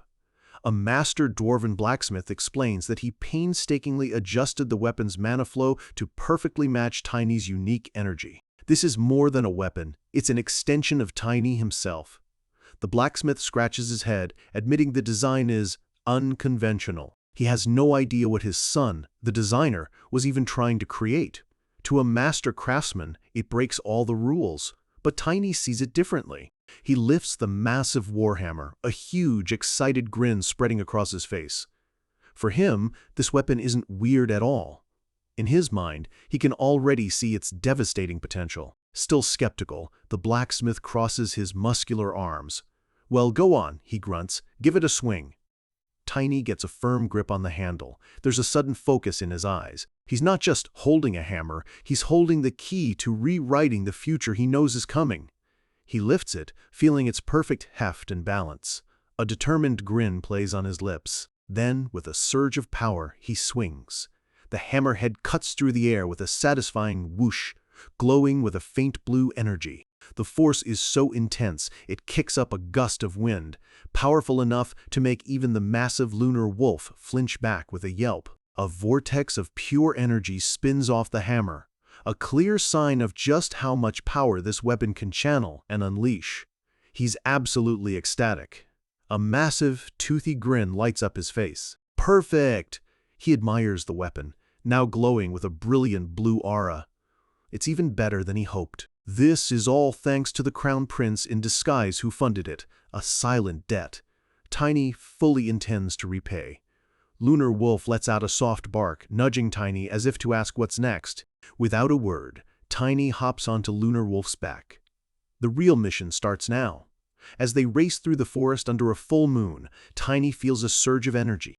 The moonlight has always seemed to empower them, connecting him and his spirit partner on a deeper level. He leans forward, asking Lunar Wolf if he's feeling it too. His partner responds with an enthusiastic series of barks. Tiny grins, filled with confidence. They're a perfect team. At this pace, he figures they'll reach their destination within a week. And their destination? The port city of Enixon. But Tiny isn't the only one on the move. Meanwhile, in a dark, candlelit room, a shadowy figure moves a piece across a strategic map, orchestrating events from afar. A hooded man, his face lost in the shadows, reports that their target, Tiny, has officially left the safety of the Duke's residence. And he's not alone. He's traveling with a ruler-class spirit beast, a detail that makes him both a powerful and a highly mobile target. Another cultist adds that they're moving at an incredible speed, about 4 times faster than a standard carriage. This isn't a casual journey, it's a race. The leader asks the most important question: where is he heading? The scout, a bead of sweat tracing a path down his face, reports that he's heading towards the closest port city with a direct route to the continent of Karun. Anaxon. The name hangs in the air like a death sentence. A wave of shock and murmurs ripples through the gathered cultists. They know exactly what that name implies. The leader slams his piece down on the map, his eyes glowing with a menacing red light. He sees this not just as a problem, but as an opportunity. A chance to eliminate the threat once and for all. He gives the order: dispatch the handlers. And just like that, miles away in the moonlit forest, Tiny and Lunar Wolf find their path blocked. Tiny brings Lunar Wolf to a halt, his expression completely unimpressed. He sizes them up, and to him, they're just an obstacle. One of the handlers smirks, his face twisted in a sneer. He mocks Tiny, thinking the boy has no idea the danger he's in. A classic miscalculation. The group of 5 begins to radiate a dark, purple aura. Their leader scoffs, calling Tiny arrogant for facing 5 opponents of the same level with just a single speared beast. A huge, muscular brute cracks his knuckles, yelling that this is why kids need to be taught a lesson the hard way. They all charge forward at once, their battle cry echoing through the trees as the self-proclaimed Black Knights move in for the kill. From the back line, an archer draws his bow, firing off a glowing purple arrow aimed right for Tiny's head. Tiny doesn't even flinch. He calmly watches the arrow approach, a single thought in his mind. Black Knights? He's seen real knights, and these guys aren't it. Just as the arrow is about to find its mark, it smashes against an invisible barrier around Tiny, shattering into harmless particles of light. The handlers freeze, their faces a mask of shock and disbelief. An attack from someone on their level was just nullified? The terrifying realization starts to dawn on them. One of them stammers, "No way! Could he be?" But he quickly shakes it off, yelling at his comrades not to lose their nerve. The muscular one tries to rally them, screaming that Tiny must have used some kind of defensive artifact. He reminds them that they still have him outnumbered 5-1. Tiny just tightens his grip on his hammer, completely unfazed. His thoughts are cold, simple, and brutal. These guys talk way too much. And for people who talk too much, there's only one way to shut them up. With a wicked grin, he leaps into action. He brings the hammer down in a flash of blue light, slamming it into one of the charging handlers. The impact is devastating, sending a visible shockwave through the man's body. The others can only watch in horror, their eyes wide with terror as their comrade is sent flying backward like a rag doll. The man who is hit coughs up blood, his mind reeling. He can't comprehend the power behind that strike. This isn't just some talented kid, this is an expert-class fighter. He hits the ground hard, creating a small crater from the sheer, overwhelming force of the blow. Tiny looks down on the fallen man with pure contempt. "Black Knights?" he scoffs. He raises his hammer, his eyes cold and unwavering as he calls them what they truly are. "You're just bud-like demon worshippers." The remaining handlers are frozen with fear. This was not part of the plan. Their intelligence was catastrophically wrong. One of them screams that this is completely different from what they were told. Their confidence shattered. Their only instinct is to yell at the others, "Forget it! Just run!" But as they turn to flee, Tiny's voice cuts through the air, cold and deadly. "Who said you could leave?" He grips his hammer with both hands, channeling his mana. A brilliant blue light begins to pulse from his body, the air crackling around him. With his eyes glowing an eerie blue, he brings the hammer down towards the earth and utters a single, chilling command. The moment the hammer hits the ground, an explosion of pure energy erupts.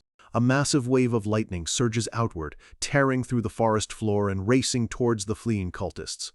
They can only scream in terror as the storm closes in. The lightning engulfs them completely. Their bodies convulse as they're overwhelmed by the raw power, their screams cut short. The storm subsides, leaving behind a cloud of dust and the sharp smell of ozone in the air. Tiny stands calmly amidst the destruction he created, the bodies of his attackers defeated around him. A wide, satisfied grin appears on his face. He wipes his brow. "Wow, that's as impressive as I expected." He rests the hammer on his shoulder, feeling its power. This weapon, he thinks, will serve him well for a long time to come. But as he gets back on Lunar Wolf, a new question enters his mind. Looking at the scene, he wonders, how did these guys know his exact route? A flash of frustration crosses his face. In his haste, he made a mistake. He should have left at least one of them alive for questioning. Just as he's lost in thought, a sudden, heavy tremor shakes the entire forest, knocking him from his musings. The ground cracks and shakes violently. Lunar Wolf stumbles, struggling to keep its footing. Tiny holds on tight, shouting, "What the heck?" as he tries to figure out what's happening. And then he sees it. Peeking out from behind a massive tree is a hulking, two-headed silhouette with glowing red eyes. Tiny's confident smirk vanishes, replaced by pure shock. His eyes widen in disbelief as he recognizes the creature. "It can't be! A twin-headed troll!" The troll lets out a guttural roar from both of its mouths, its red eyes burning with rage. It takes a heavy step forward, its massive foot shaking the very earth with its weight. Tiny grits his teeth, a cold sweat running down his face. His mind is racing. No way! Why is there? A super rare class monster here? He and Lunar Wolf are completely dwarfed by the sheer size of the beast, staring up at a threat he never saw coming. In this world, not all monsters are created equal. They're graded on a simple, brutal scale, the sheer power it takes to put them down for good. To take down a rank 5 monster, you'd need the full force of a 5th circle wizard or a super rare class mana user. A fight like that doesn't just win a battle, it levels the entire battlefield. Tiny stares up at the beast, a cold sweat breaking on his forehead. This makes no sense. What is a monster of this caliber doing here? The troll looms over him, its massive club raised, ready to crush him and Lunar Wolf in a single, devastating blow. Lunar Wolf reacts instantly, leaping back with incredible speed. The troll's club crashes into the ground right where they were standing, sending tremors through the earth. But as he hangs on, a voice cuts through the chaos from the tree line. "That's it! Kill the little pest!" Hiding in the shadows is another hooded demon worshipper, radiating a sinister red aura. He's the one pulling the strings, the monster's trainer. He growls that Tiny is just trash getting in their way. With eyes glowing red with malice, the cultist screams at the troll, ordering it to leave no trace of the boy behind. And just like that, it all clicks into place for Tiny. This isn't a random encounter. It's a targeted assassination. He lands gracefully, his eyes locked on the cultist. This was the monster trainer's doing all along. There's no time to waste. He points a finger at the real enemy. "Lunar Wolf, get him!" His partner lets out a ferocious growl and bolts towards the trainer like a silver bullet. The trainer panics for a second before raising his staff, channeling his dark mana. "I won't let you!" he commands the troll to intervene. The beast lets out a piercing shriek, immediately turning its attention from Tiny to the charging wolf. It swings its massive club, aiming to intercept Lunar Wolf mid-charge. But Tiny is already a step ahead. He launches himself forward, hammer ready, putting himself directly in the path of the troll's devastating attack to protect his partner. The club smashes into the ground, obliterating trees and earth in a wave of raw destruction. Tiny lands a few feet away, bracing against the shockwave. He grits his teeth. Darn it. His face is grim. He knows exactly what the trainer just did. The monster has gone berserk. The troll's body begins to glow with a fiery red aura. Its muscles bulge, its power amplifying to a terrifying new level.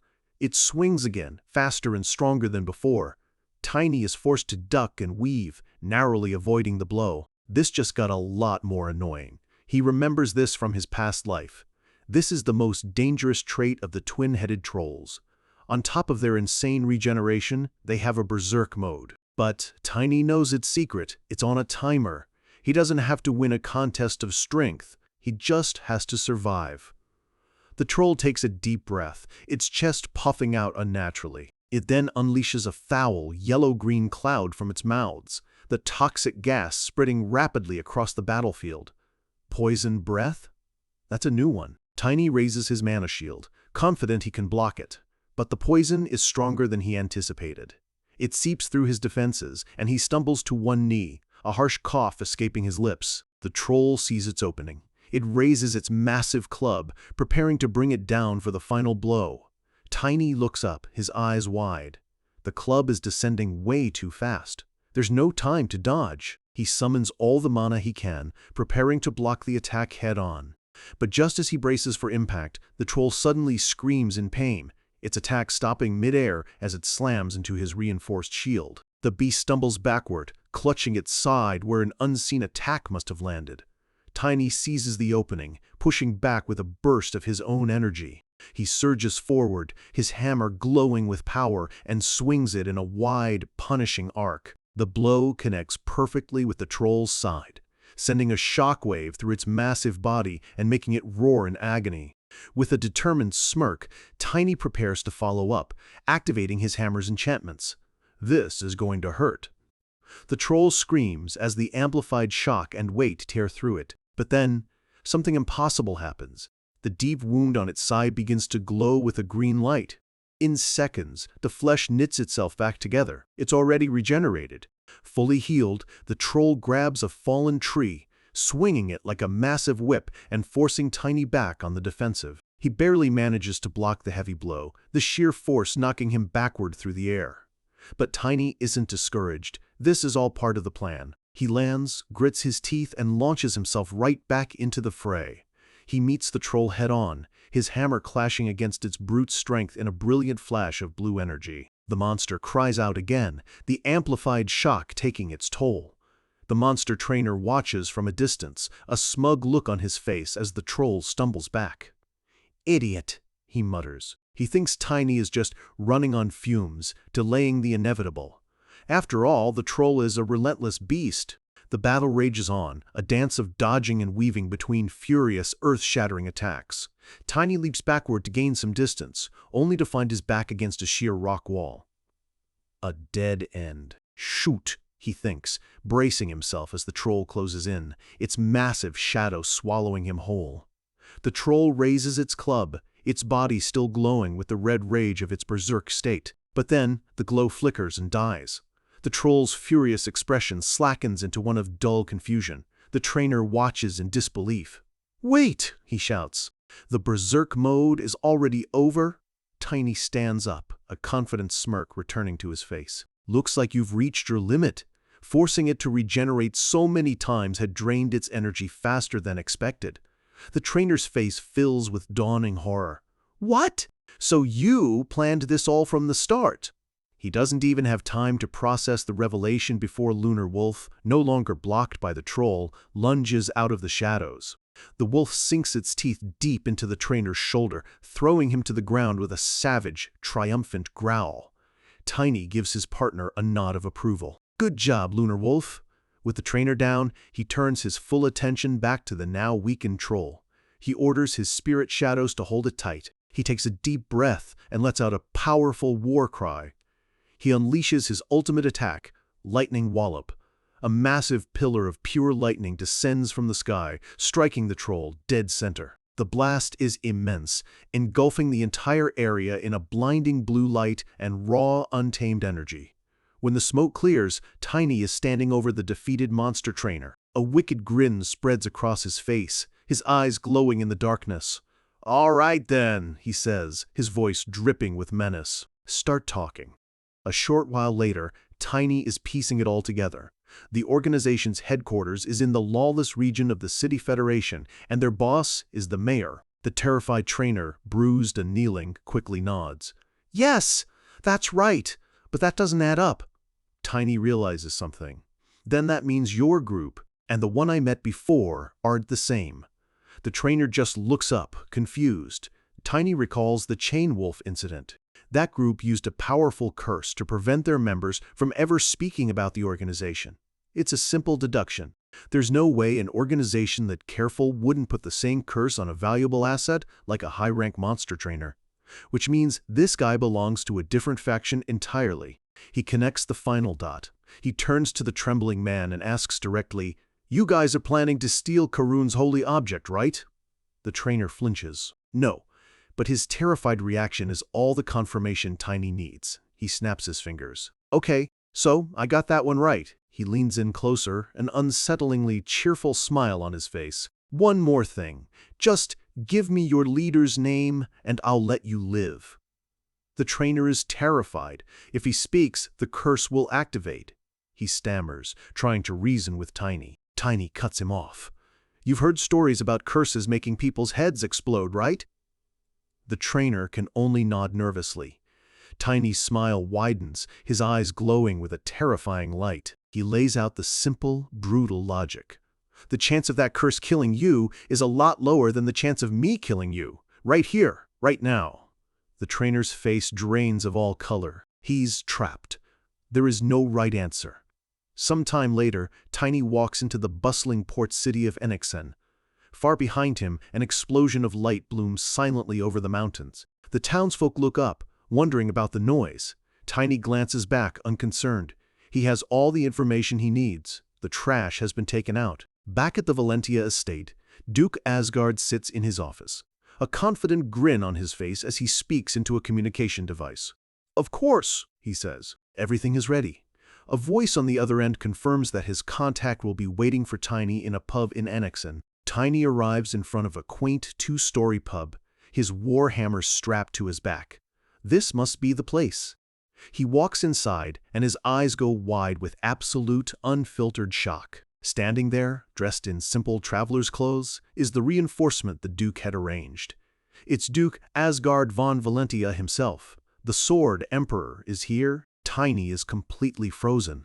The high-level reinforcement he was supposed to meet, the one the Duke personally arranged, was the Sword Emperor himself? He can't believe his eyes. The most powerful man in the North is standing right here, in a common pub, dressed like a traveler.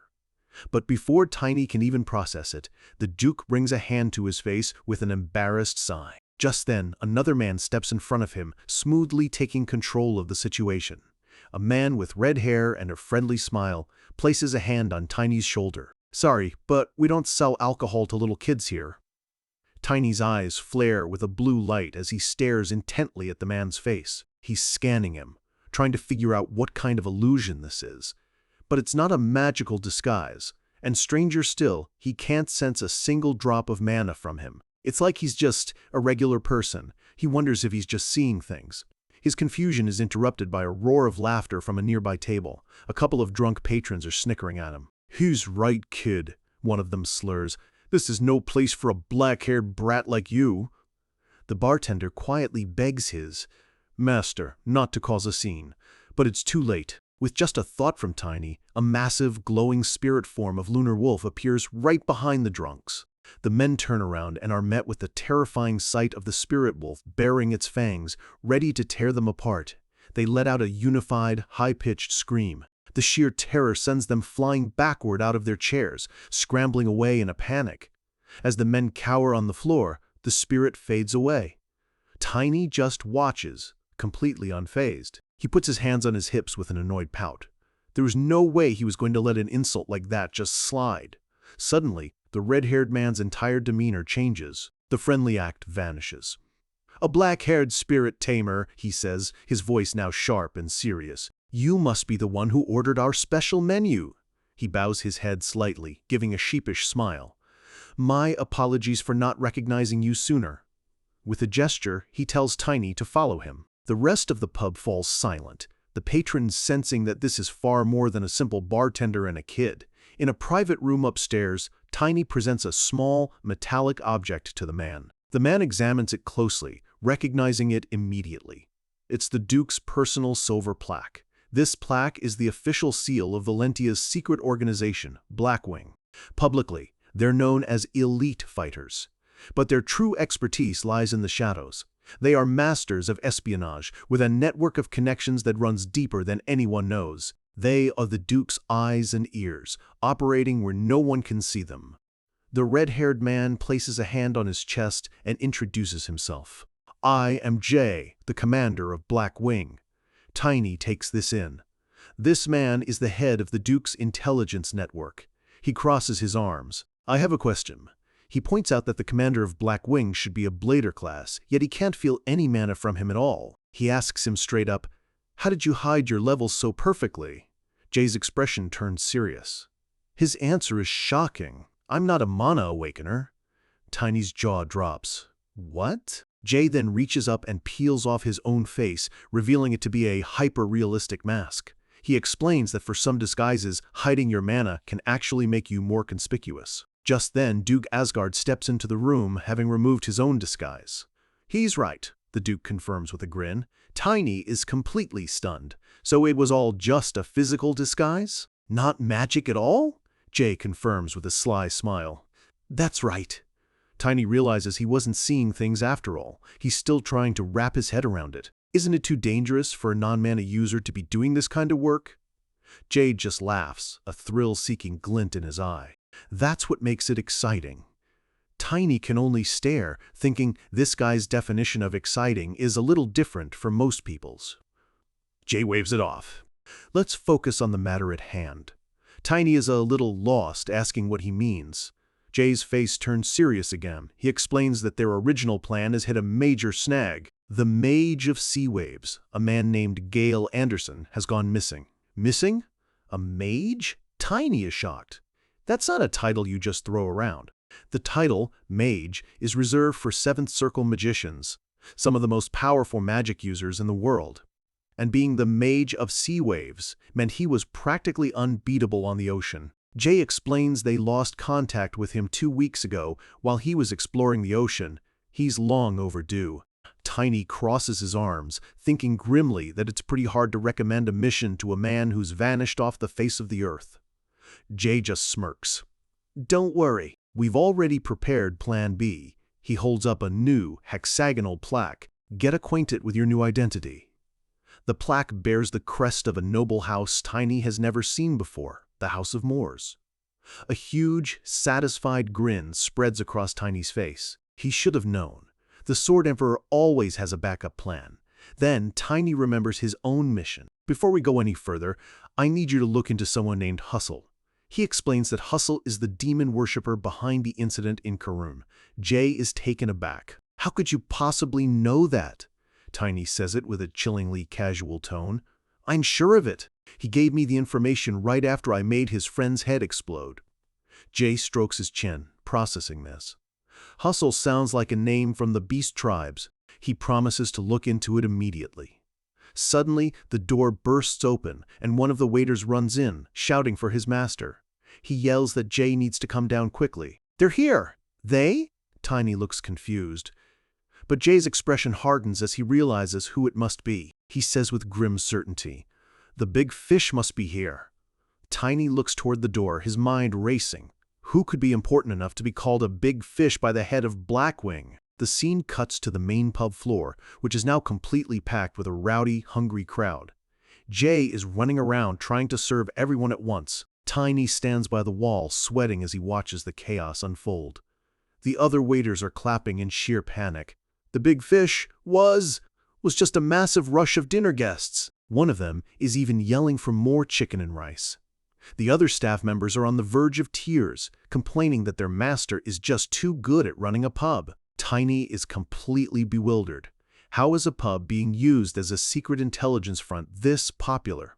2 days later, a large ship, the Flaxen, is ready to set sail from the port. A crewmate shouts for all passengers to board. Tiny, now wearing a hood, asks if this is the ship bound for Karun. Another crewman sizes him up, seeing just a kid traveling alone. "Let's see your identity plaque," he says dismissively. Tiny reaches into his cloak. He pulls out the hexagonal plaque of the Moors family. It glows with a faint, noble blue light. The moment the crest lights up, the crewman gasps. "A noble!" He immediately starts bowing and apologizing for his rudeness, wondering why a young lord is traveling without a single guard. Tiny just looks at him with a world-weary expression. "It's fine. I'm just a fallen noble now." The crewman is at a loss for words, humbled by the boy's story. He bows again and wishes Tiny a safe trip, letting him board without another question. This is the genius of Tiny's new identity. There once was a noble family called Moors, a powerful house that vanished 40 years ago after being framed as devil worshippers. A key physical trait of their direct bloodline was black hair and eyes, a perfect match for Tiny. And since they had no known descendants, the family was never officially reinstated, making this identity a perfect, untraceable cover. From this point on, Tiny is the son of a runaway Moor's heir and his elf wife, a story just tragic enough to be believable. Standing on the deck of the ship, Tiny mulls it over. So my mom's an elf? He thinks out loud, finding it a bit of a stretch. But as he stands there, a sudden strange feeling washes over him. A cold chill that has nothing to do with the sea breeze. He feels a sinister, demonic energy emanating from the ship itself. He's only just begun his journey, and the danger is already here. The moment he steps on board, Tiny feels it. A familiar, sickening chill that has no place on the open sea. It's the stench of his enemies. Demonic energy. His eyes dart across the deck, his senses painting the world in shades of red as he picks out the dark auras hiding among the crowd. It's not just one or two. There are several of them, hiding in plain sight, disguised as passengers and crew. This ship is infested. His mind races, connecting the dots. Why would so many of them be gathered here on a single vessel? And then the horrifying truth hits him. With this many worshippers in one place, they're not just traveling. They're planning to use this entire ship and everyone on it as a floating sacrifice. Just then, one of the cultists walks past, his hand reaching into his coat for a hidden dagger. He thinks he has the element of surprise. He lunges, the blade glinting as it aims for the back of the unsuspecting child. But Tiny's instincts are from another lifetime. His eyes flash blue as he senses the attack a split second before it happens. In a blur of motion, he spins around, grabbing the man's wrist and stopping the blade cold inches from his body. The attacker can only let out a shocked gasp as Tiny twists his arm with disabling force. The sudden violence sends the deck into chaos. Passengers yell in confusion, and a crewman panics at the sight of the struggle. A couple of burly sailors rush forward, yelling at Tiny, demanding to know what he thinks he's doing. Tiny just gives them a cold, sideways glance, his grip still locked on the attacker. He doesn't have time to explain. He has a mess to clean up. He forces the man to drop his dagger. Then, in one fluid movement, he kicks the blade up from the floorboards. He catches it mid-air, pivoting on his heel. Before anyone can react, he slams a powerful kick right into the worshipper's jaw. The sailors who were about to intervene can only watch, their faces frozen in disbelief at the boy's speed and precision. The attacker coughs up a spray of blood, his eyes rolling back as consciousness fades. He collapses to the deck as the sailors stare in stunned silence. This was no ordinary kid. A moment later, a thick, dark purple smoke begins to pour from the fallen man's body. The other passengers recoil in horror. The foul stench of demonic energy hits them, and one man doubles over, gagging.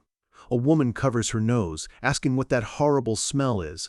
But one of the sailors recognizes the signs. A wave of terror washes over the crowd as the sailor shouts the horrifying truth. "He's a demon worshipper!" The two sailors who had confronted Tiny now look at him with gratitude. One thanks him for taking out a hidden cultist, but says he still needs to come with them for questioning. As the sailor reaches for Tiny's arm, Tiny grabs his hand first. "Questioning?" Tiny asks with a wide, unsettling grin. He continues, his voice dangerously calm. "Are you talking about something like this?" The sailor's face pales as he feels the crushing grip on his hand. Tiny uses the man's own momentum to flip him over his shoulder, slamming him hard onto the deck. He follows up with a brutal elbow drop. 1.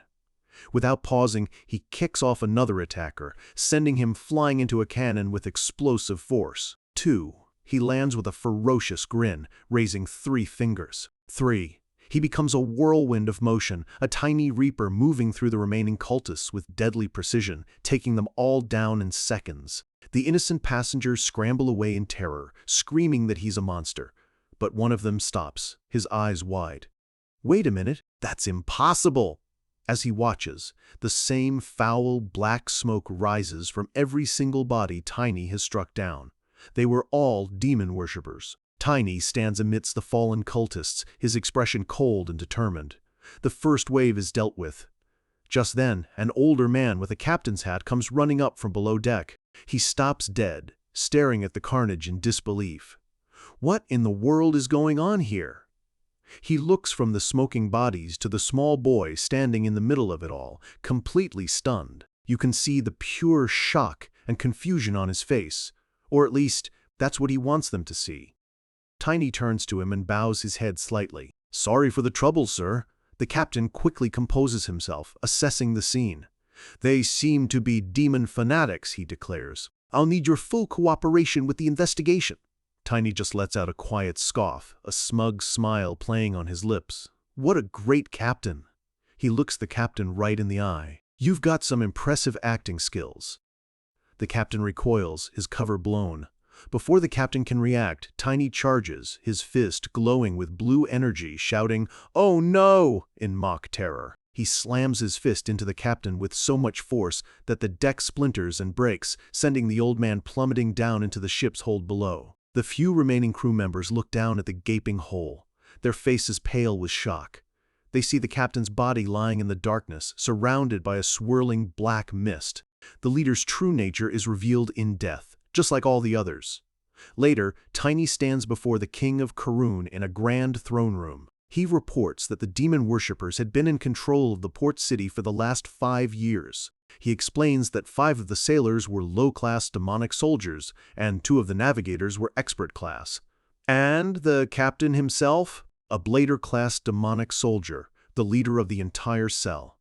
The ruler, King Emerd von Karun, listens intently, his expression grim and thoughtful. Tiny concludes his report, stating that, over the years, hundreds of living people and thousands of corpses were likely offered up as sacrifices at sea. He explains that these rituals don't just empower the cultists, they send a massive amount of energy back to the high-level demons they serve.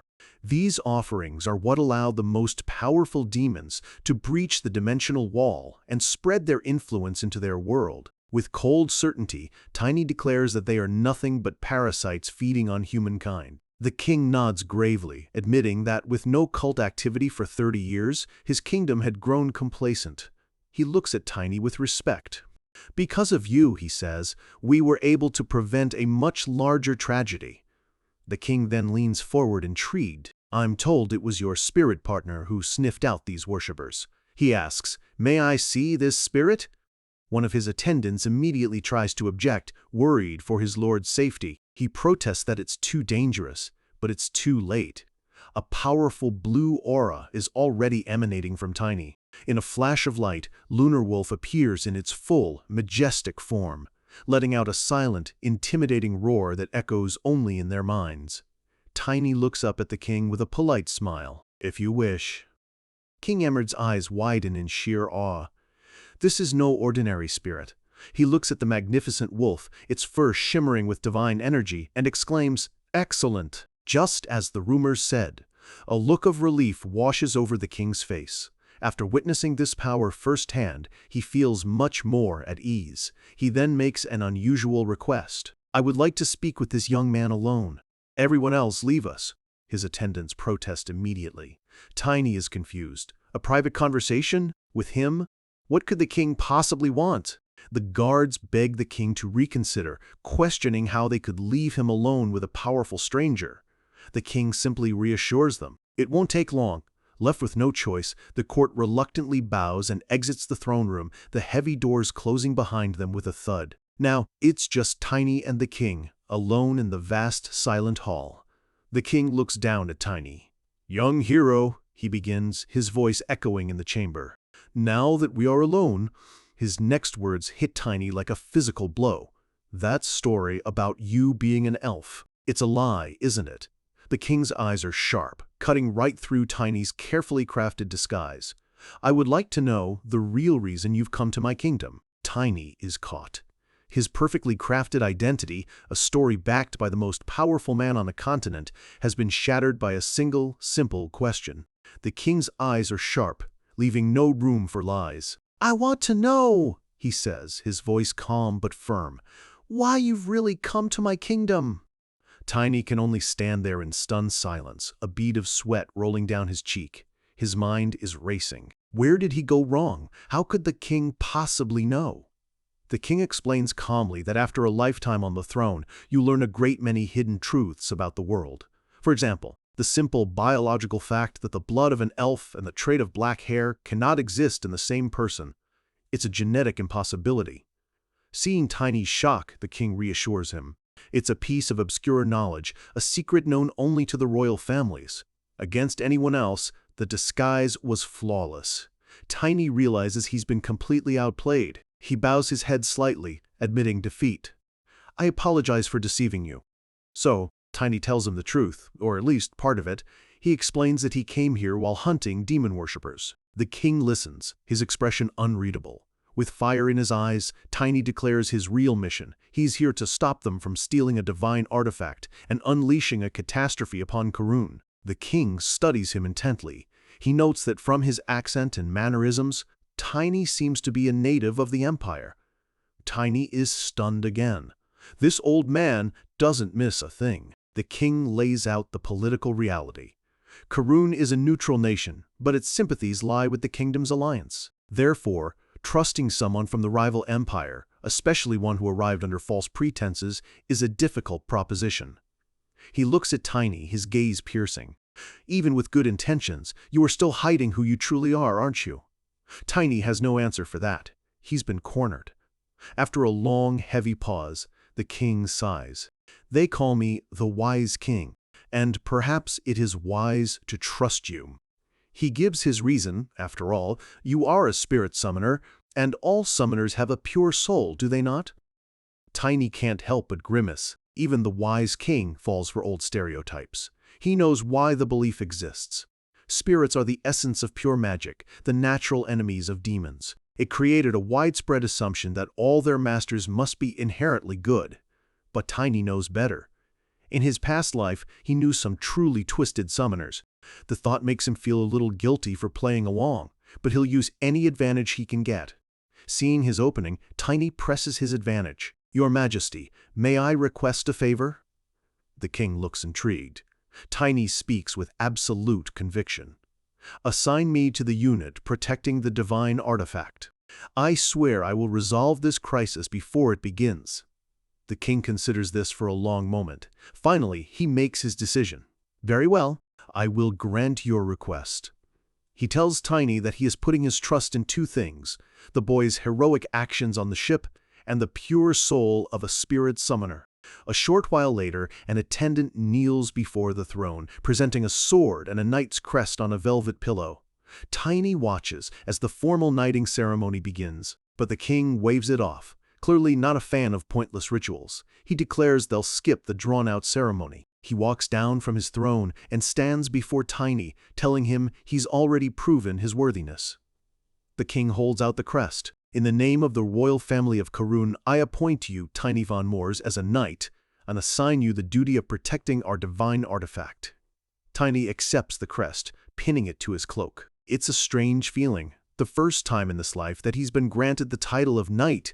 He clenches his fist, a new resolve hardening his eyes. He thinks of his sister, Irina. This is a new start. This time, he won't fail. As he's lost in thought, the king speaks again. There is something you should know. The king reveals that the man behind the plot is named Hustle. Tiny's eyes widen. That's a name common among orcs or beastmen. He looks at the king, pressing him. Do you know something about him, your majesty? For a split second, a flicker of something, recognition, perhaps even fear, crosses the old king's face. He quickly masks his expression. Are you certain of this information? But Tiny saw it, that momentary lapse. What is the king hiding? Tiny decides to push harder. A fifth circle sage told me, he says coolly. Right before his head exploded. The king turns away, his face a mask once more. Leave now, he says dismissively. I must give this matter more thought. Elsewhere, in a dark, watery cavern, a glowing blue orb pulses with immense magical energy. A man with long gray hair, the Mage of Hail, channels his power into a staff. Perfect, he declares. He cackles, feeling the raw power surging through him. But another figure steps out from the shadows, interrupting his moment of triumph. The Mage of Hail turns, enraged, and sees a man standing before him. It's Hustle.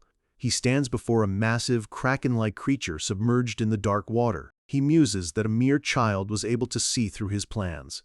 No matter, he declares, things will not go as he expects. Back at the palace, Tiny is introduced to his new post, the Divine Artifact Protection Troop. The knights murmur amongst themselves, shocked that the hero from the ship is just a kid. Their leader, a knight named Mason, reminds them that he's part elf, so they shouldn't underestimate him. But another knight scoffs. He got knighted for doing nothing special. It's just luck. Mason loudly announces that this phenomenal newcomer has been given sole authority to supervise the entire troop. The other knights just stare at Tiny with open resentment and contempt. Tiny lets out a heavy sigh. So, they think he's a joke, do they? He starts to wonder if the king thought this through at all. He recalls asking what would happen if anyone in the palace opposed his new authority. The king had told him not to worry. The kingdom's protection came from its army, not the divine artifact. The artifact is now just a symbol, and the job of protecting it is a trivial, dead-end post. Tiny sighs again. To put it simply, this is a troop of failures, a dumping ground for knights with no future. He knows that even if he faces no opposition from the outside, the infighting in a place like this will be brutal. As if on cue, Mason gets right in his face, sneering about his new authority. He grabs Tiny by the cloak. I don't care about authority. Around here, we respect seniority. And just like that, the spectral form of Lunar Wolf appears behind Tiny, a silent, menacing roar echoing in their minds. The knights freeze, their faces contorted in pure terror. One of them stammers, "Forget seniority! I know who's in charge now!" Tiny's spirit wolf lunges, pinning Mason to the ground. Tiny calmly states he was hoping to find a demon follower to make an example of. He leans in, his eyes glowing an intimidating blue, and asks with a terrifying smile, "Are you, by any chance, one of them?" The knights immediately start screaming, "No, we're not!" With the chain of command firmly established, they all snap to attention, saluting stiffly. Tiny grins. "Let's all do our best from now on, shall we?" So that's sorted. But Tiny can't shake his suspicion about the king. Why did he react that way? Could he already know who Husel really is? Just then, another knight approaches, a friendly smile on his face. "Are you the new star who caught those demon followers?" Tiny acknowledges him, a bit wary. "It's an honor to meet you." The older, gray-haired knight gives a friendly wave. "The name's Truman. He is the captain of the Divine Artifact Protection Troop." Tiny has been thrown into a new assignment, surrounded by knights who couldn't care less. But the first person to greet him isn't one of the grunts. It's their captain, and Tiny's instincts are already screaming that something is off. A cheerful-looking older man in full armor steps forward, introducing himself as Truman, the captain of the Divine Artifact Protection Troop. He seems friendly, but Tiny is already sizing him up. As Truman speaks, a faint blue aura of mana flickers around him. Tiny analyzes it instantly. Expert grade? For a captain of a royal troop, that's incredibly weak. The suspicion in Tiny's mind hardens. Truman seems a little nervous, rubbing his chin. He heard Tiny volunteered for this post, a place everyone else tries to escape. He leans in, his voice dropping to a whisper. "Are you interested in divine artifacts?" The question hangs in the air, and for Tiny, it's a massive red flag. His eyes widen. Tiny plays along. "What if I am?" A cold knot of dread forms in his stomach. This old man, his strange interest, could he be connected to the disaster that's supposed to happen here? Tiny is almost certain he's found his man. Truman's focus is too specific, too out of place. It lines up perfectly with what he knows is coming. He steels himself. This needs to be handled carefully. But Truman's reaction is the last thing he expects. The old captain slams his hands on the table, his eyes sparkling with pure, unadulterated excitement. "You've come to the right place." Tiny just stares, completely baffled, question marks practically popping up around his head. Truman explains that most people just dismiss the artifacts as symbols. Before Tiny can even process it, Truman slams a massive stack of books onto the table with a heavy thud. He leans over the pile like a librarian who's just found his most eager student, explaining that the artifact's only documented effect is warding off weak evil creatures. He taps the books for emphasis, adding that its power is limited. It only works within a 1-kilometer radius and struggles against anything stronger than low-level demonic energy. On paper, it sounds pretty useless. But then, a knowing, almost mischievous smile spreads across Truman's face. "The more you learn," he says conspiratorially, "the more you start to see things differently." Tiny is completely lost now. This isn't the reaction of a secret cultist planning a disaster. It's the reaction of a massive nerd. Truman's enthusiasm goes into overdrive. He grabs a book, his face glowing with passion, and practically shoves it at Tiny. You must read this to understand the greatness of divine artifacts. As Truman rambles on about ancient history, Tiny realizes something crucial. He hasn't sensed a single trace of demonic energy from this man.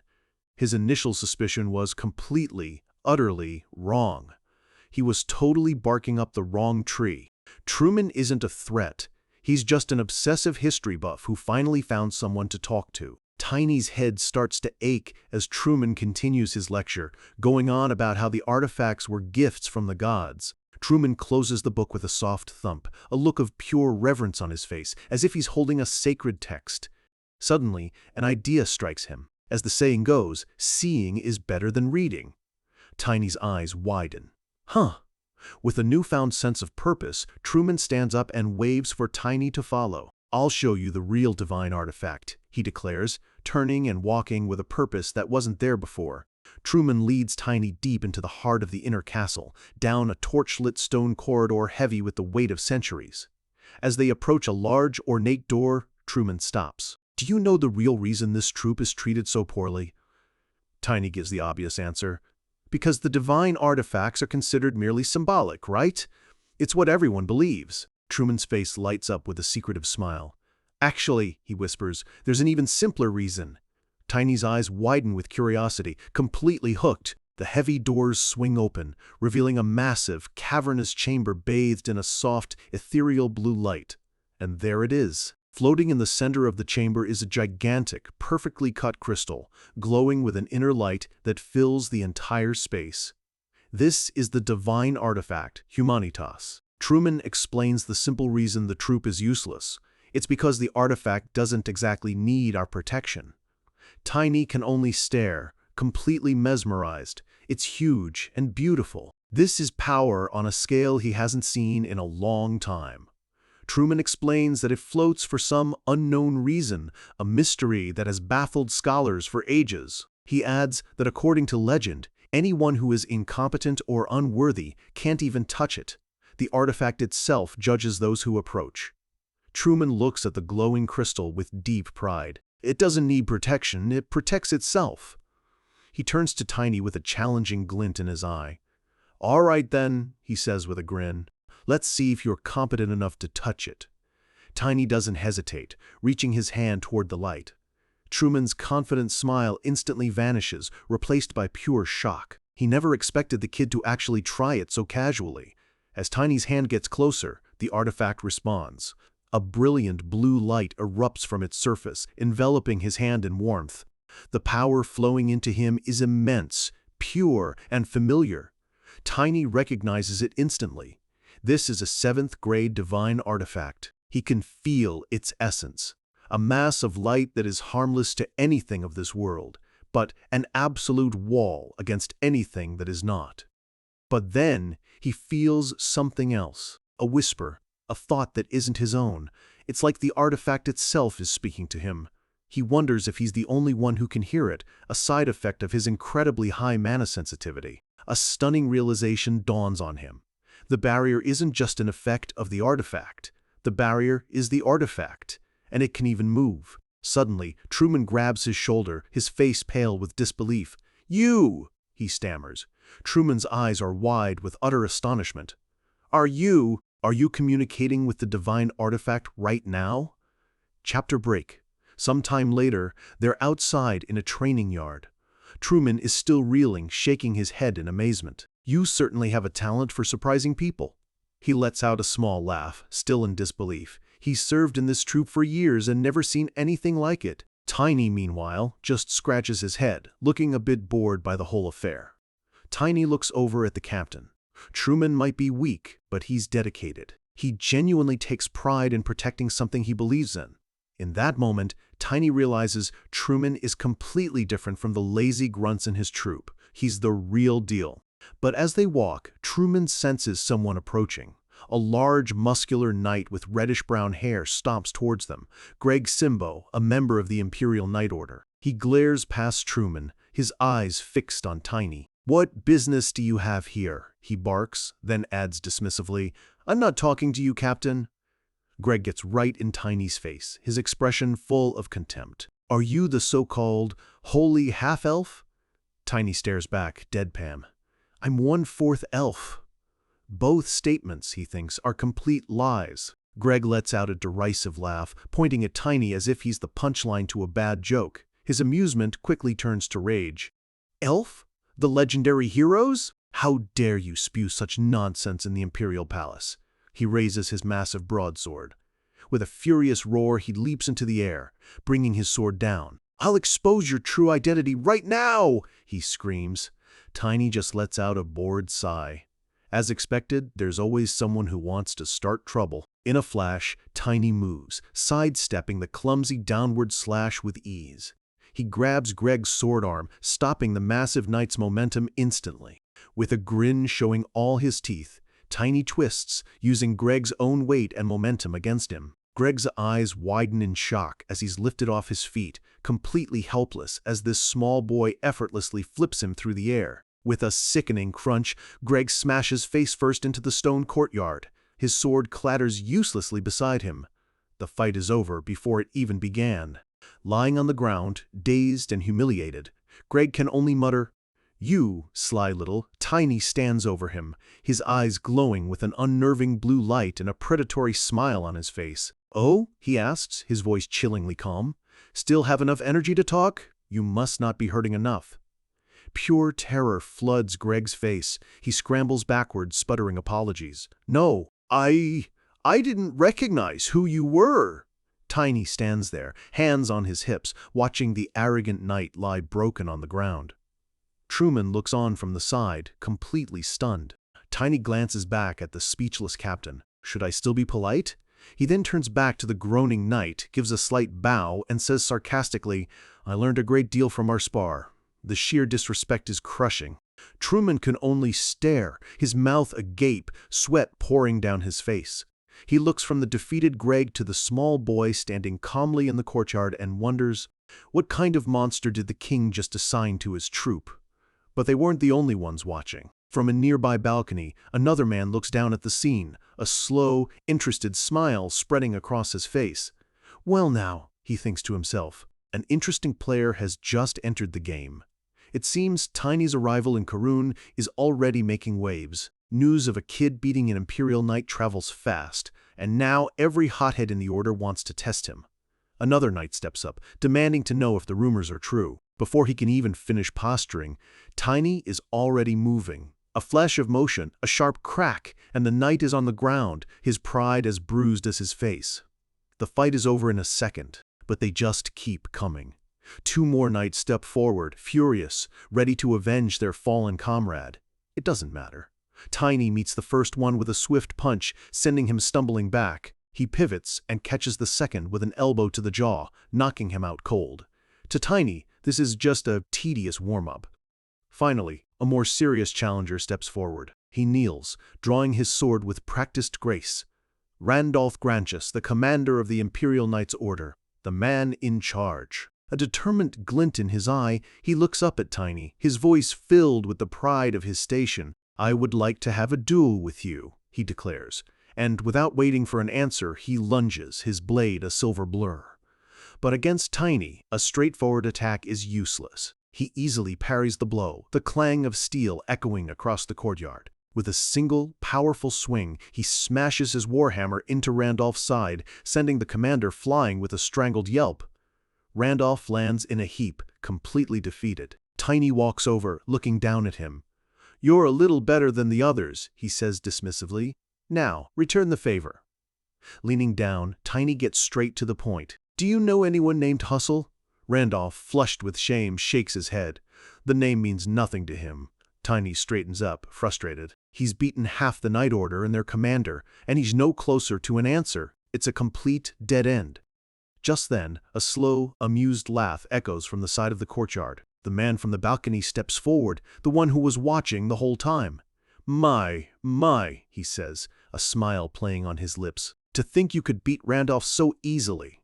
Tiny turns, immediately sizing up the newcomer. The manner radiating from this man is on a completely different level. He's strong, dangerously strong. The man's aura intensifies, a calm, powerful energy swirling around him. This is a beginner-level challenge class warrior, one of the most powerful people on the continent. He introduces himself with a warm, confident smile. "I'm Liam von Peterson, the Grand Master of the Imperial Knights." The Grand Master. The title hits Tiny like a lightning bolt. He immediately bows in a gesture of respect. "My apologies for my rudeness, Your Highness." Liam waves it off. "Don't be so formal. An old man like me is just happy to see such a talented youth." Then he casually holds out his sword. "Could you have a duel with me as well?" Tiny just stares, caught completely off guard. "What?" Liam stretches his shoulders, a playful look in his eyes. "Just to soothe my boredom." Then he adds the one thing that changes everything. "As a reward, perhaps I could provide a little information about Hustle." Tiny's eyes fly wide open. Information on Hustle. This is the breakthrough he's been fighting for, offered up by the most powerful man in the kingdom. He processes the offer. A challenger-class warrior is offering him the exact information he needs in exchange for a duel. The situation is getting more complicated and more dangerous by the second. Liam smiles. "I'll go a little easy on you, but you should still do your best."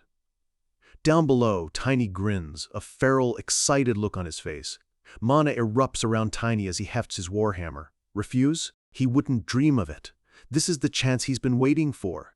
"Then," Liam says, and with a burst of speed he lunges, his sword a streak of light. Tiny meets the attack head-on, swinging his massive hammer with all his might, blue energy exploding from the impact. "Thanks for the duel," he roars, putting every ounce of his strength into the swing.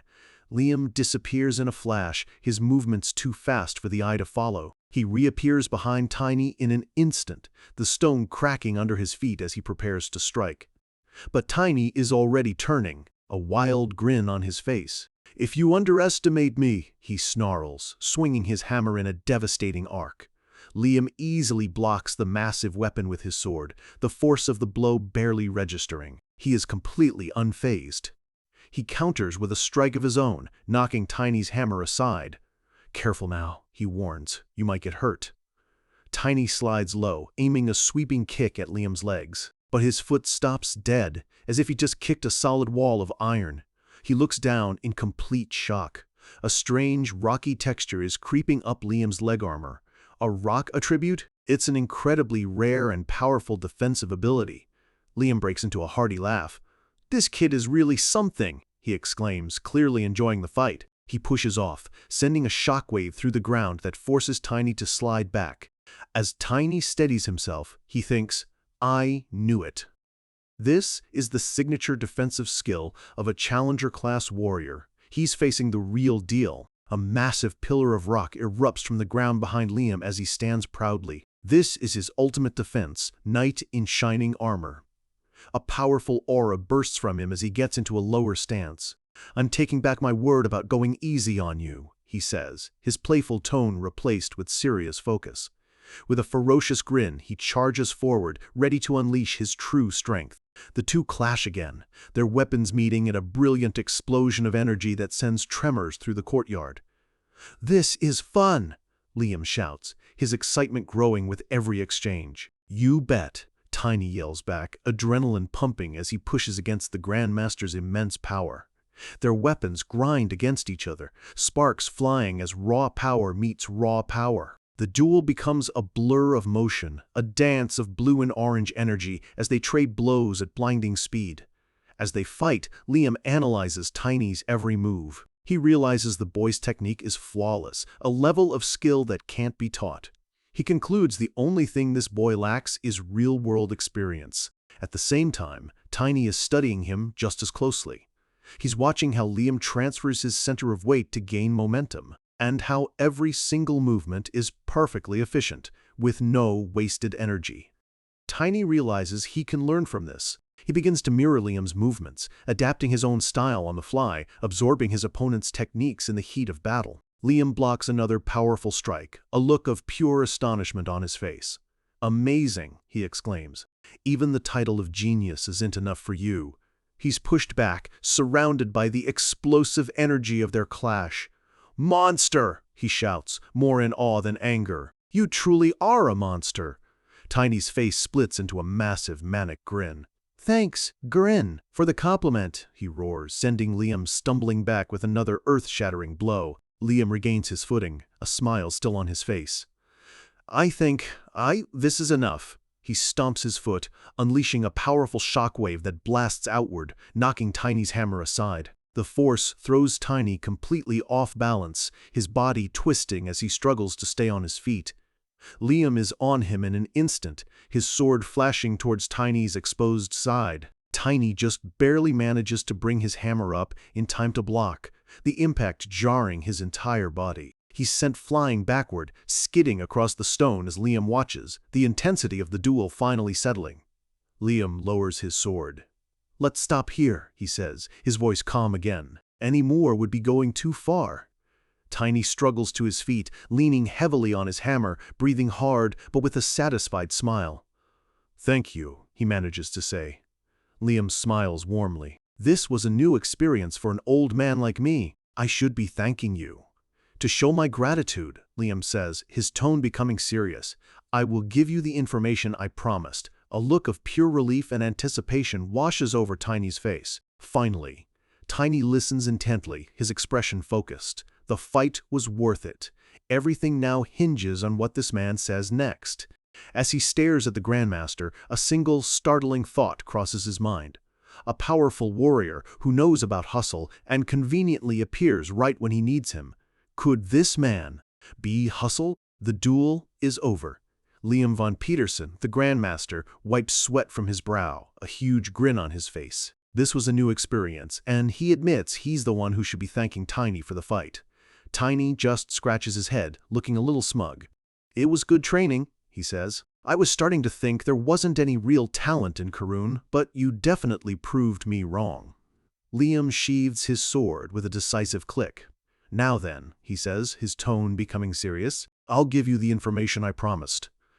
Tiny's face lights up, a bead of sweat on his temple. Finally, after all that fighting, he's about to get the lead he needs. Liam explains there's a man in the Imperial Knights Order named Littman. He's a special case, someone who only takes orders directly from the king. He operates outside the normal chain of command, a unique and trusted agent of the crown. Tiny is confused. Littman, he asks. Not Hustle? This isn't the name he was expecting. Liam nods. He explains that while he doesn't know Littman's exact duties, he knows the man travels constantly. Because of his travels, Liam thinks there's a good chance Littman might know about this Hustle that Tiny is looking for.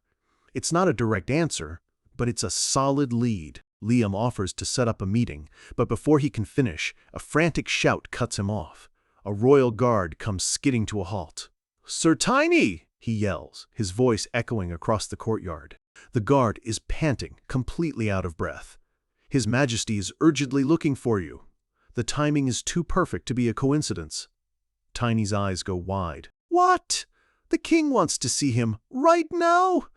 A short while later, Tiny stands alone in the vast, silent throne room. The king looks down from his throne. Greet him, Sir Tiny. We found the person you were looking for. A man with blonde hair and a friendly smile steps forward. The king introduces him as Mr. Littman, an expert on the Eastern Continental routes. Tiny is absolutely floored. They found him? But he never even asked the king to look for anyone. His mind flashes back to his conversation with Liam just moments ago. The man named Littman. He stares at the man in front of him. This has to be the same guy. Pulling himself together, he offers a polite, "Nice to meet you." Littman gives him a wide, almost predatory grin. The hero who slaughtered the demon followers, he says. Were you looking for me? The irony is suffocating. Tiny forces an awkward laugh, scratching the back of his head. Haha, yes, he replies. It's an honor. He's been completely cornered by the king. The king watches them, stroking his beard with a calculating look. Tiny shoots him a glare. Why is he looking at him like that? He's seething. If the king was going to put on a show like this, he could have at least given him a heads up. Littman looks at him, confused by the silence. Sir Tiny? Tiny jumps, then fumbles for an explanation. Well, he has to think fast. He puts on a bright, awkward smile. Seeing how I look, I thought my family might have roots in the Eastern continent, he says, hoping the lie sounds plausible. He keeps rambling, explaining that when the king offered him a reward, he just asked to visit the East someday, not knowing it would be arranged so quickly. Littman nods, a knowing smile on his face. Is that so? He says, appearing to buy it completely.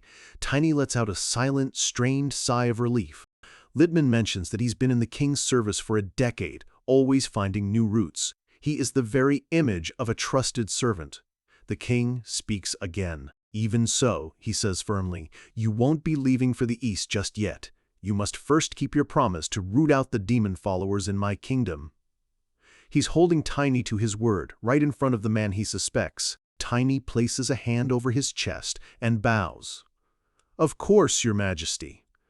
But as he says it, his eyes dart towards Littman.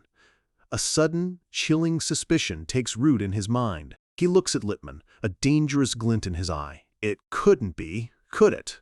Tiny focuses, his mana sensitivity flaring as his eyes glow a brilliant blue. He scans Littman from head to toe, searching for any trace of demonic energy.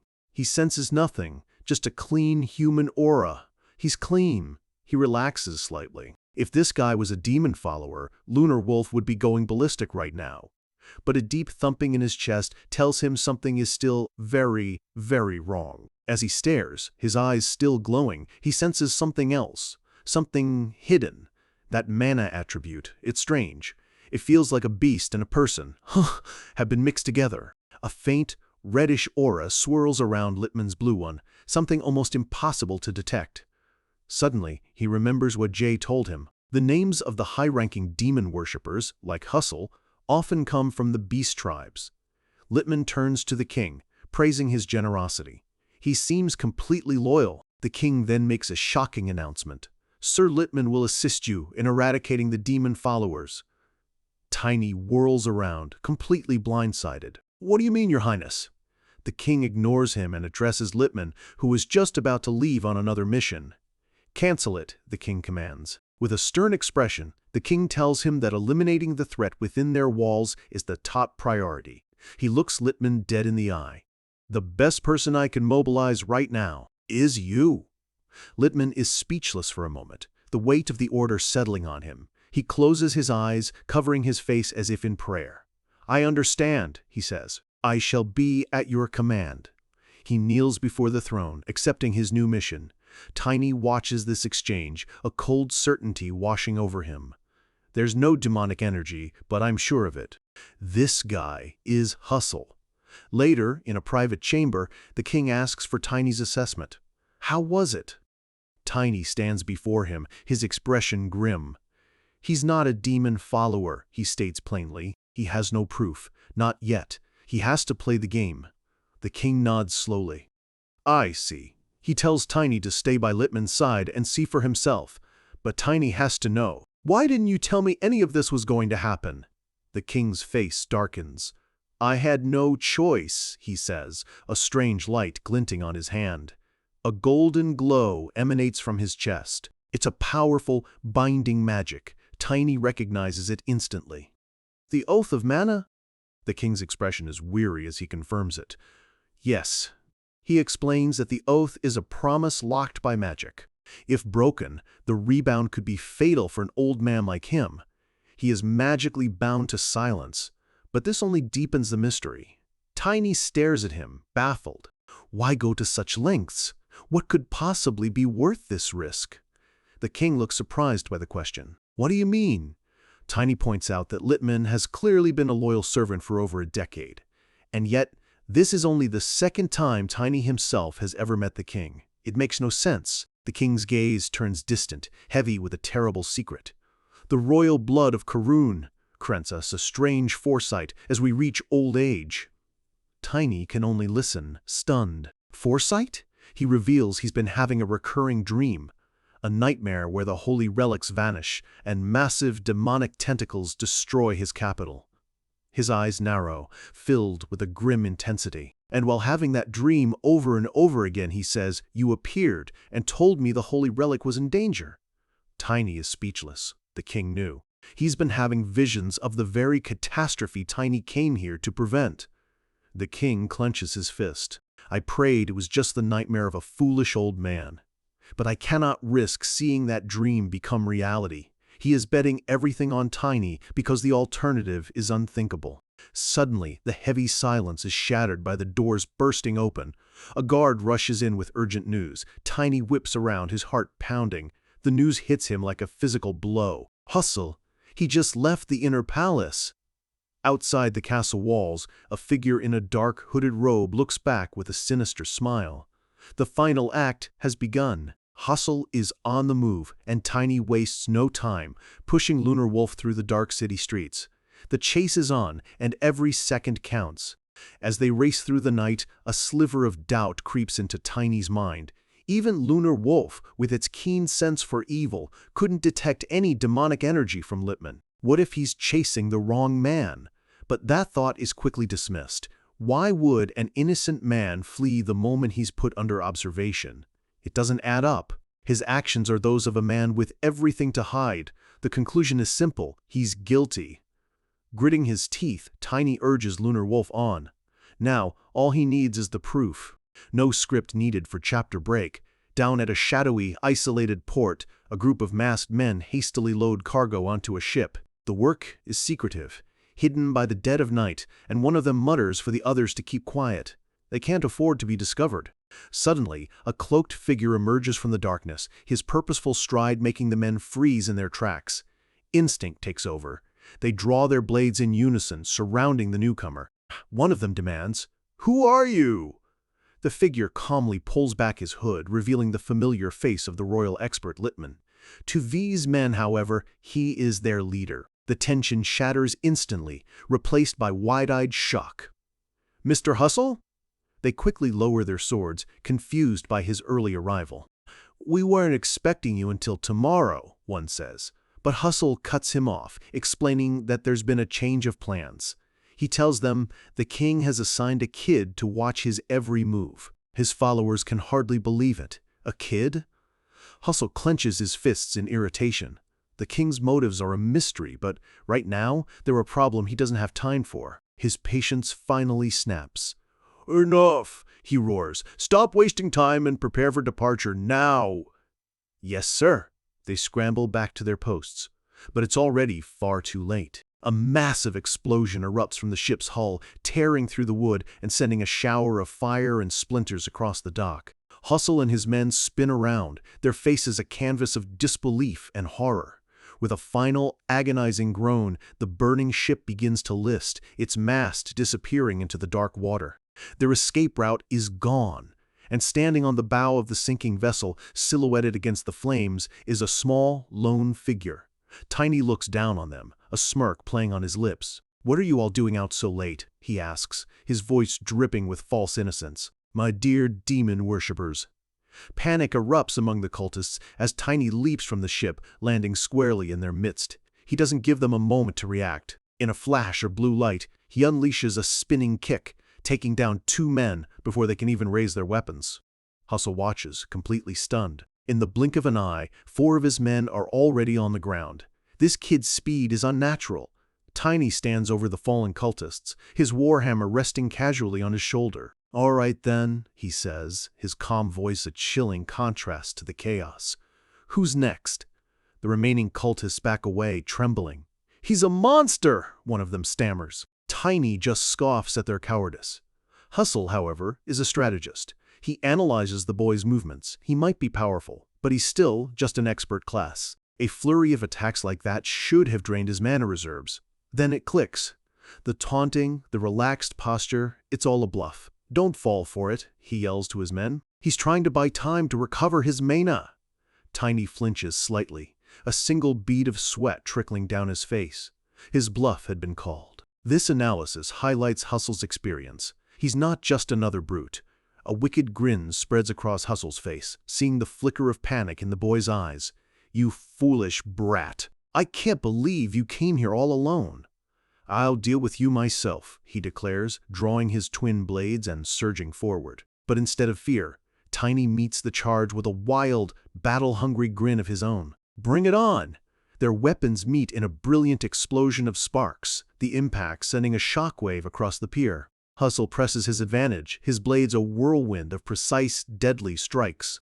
Tiny is forced on the defensive, parrying and dodging in a furious dance where a single misstep means the end. But then, Tiny plants his feet. With a burst of mana, he perfectly blocks a powerful downward slash, bringing Hustle to a dead stop. Hustle's eyes widen in disbelief. "You blocked that?" The boy's raw strength is far greater than he anticipated. With Hustle's blades locked, Tiny sees his opening. This was the moment he was waiting for. Now, Lunar Wolf! Like a silver blur, Lunar Wolf leaps from the shadows, its fangs bared as it lunges for Hustle's completely exposed back. The wolf's claws find their mark, tearing into Hustle's side. He cries out, a sharp gasp of pain escaping his lips. Lunar Wolf lands nimbly, a low growl rumbling in its chest, poised and ready to strike again. Hustle stumbles, clutching the deep, bleeding wound. His eyes begin to glow with a furious red light. "You wretched creature," he snarls. "How dare you scar my body?" He turns his burning gaze on Tiny, his face twisted with rage. "I'll tear him apart right in front of you," he threatens, as a dark, sinister energy begins to coil around him. "When a spirit is forcibly unsummoned," he explains, his hand glowing with an ominous power, "the psychic feedback is enough to shatter a tamer's mind. It's a forbidden technique, reverse summoning." He lunges not at Tiny, but at Lunar Wolf, intending to sever their bond in the most brutal way possible. For the first time tonight, genuine terror flashes in Tiny's eyes. "No!" A wave of violent energy slams into Lunar Wolf. A menacing aura erupts from Hustle. "First, I'll take care of this mutt, and then I'll kill its owner," he screams, unleashing the full force of the spell. The attack connects, and Lunar Wolf howls in agony, its spiritual form flickering violently like a dying flame. Tiny screams as the psychic backlash hits him like a physical blow, threatening to tear his consciousness apart. "Lunar Wolf!" But in that split second of agony, Tiny's training takes over. Instead of letting the spell rip his partner away, he takes control. Lunar Wolf's form dissolves into a stream of pure blue light, flowing back into Tiny before the reverse summoning can complete. Hustle stares, completely baffled. He skids to a halt, the attack fizzling out. What just happened? That should have been a crippling blow. How could a mere child possibly withstand the feedback from a forced reverse summoning? It should have been impossible. And then, the horrifying truth dawns on him. This wasn't just resilience, it was genius. The boy didn't recall his entire spirit. He used an incredible level of mana control to selectively recall only the injured parts, minimizing the feedback and healing his partner simultaneously. A cold dread washes over Hustle. This level of talent isn't just impressive, it's terrifying. He's far too dangerous to be left alive. I must kill him tonight. The thought hardens into an unbreakable resolve. "Attack!" he bellows to his remaining followers. "Finish him!" They surge forward, hoping to overwhelm Tiny with sheer numbers. Tiny meets their charge with a furious roar, his hammer becoming the blur of motion that carves a path through their ranks. With a wild grin, he leaps back onto a now fully restored Lunar Wolf. "Let's continue this," he says, his confidence unshaken. "You crazy beastman," Tiny shouts, his voice a mix of defiance and adrenaline. He now understands he's not fighting a simple cultist. Hustle flinches, momentarily stunned by the boy's sheer tenacity. Leaning down, Tiny pats his partner. "Lunar Wolf, we're low on mana," he whispers. "Focus on speed. We just need to keep moving." Across the beach, a moment of calm settles. Tiny looks at Hustle, his expression serious. "It seems the king told you about me." Hustle clutches his side, his face shadowed with bitterness. "That old man," he mutters, "never did know when to keep his mouth shut." Tiny's face remains grim. He was right. The king had told him everything, a story that now contextualizes the entire fight.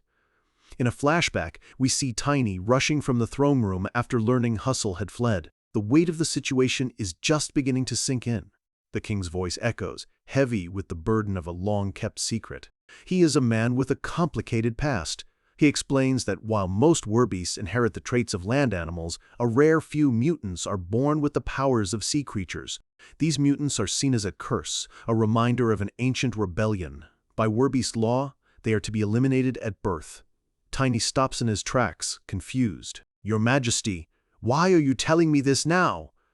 The king's story continues, ignoring the question. His confession is not just for Tiny, but perhaps for himself as well. He recounts how, long ago, he met a mutant who had escaped that fate and was living in hiding, his true nature a secret from the world. The king, desperately needing the man's unique abilities for his kingdom, made a choice. He swore an unbreakable oath of mana, binding himself to protect the man's identity forever. That man was Hustle. Back on the beach, the waves lap at Hustle's feet.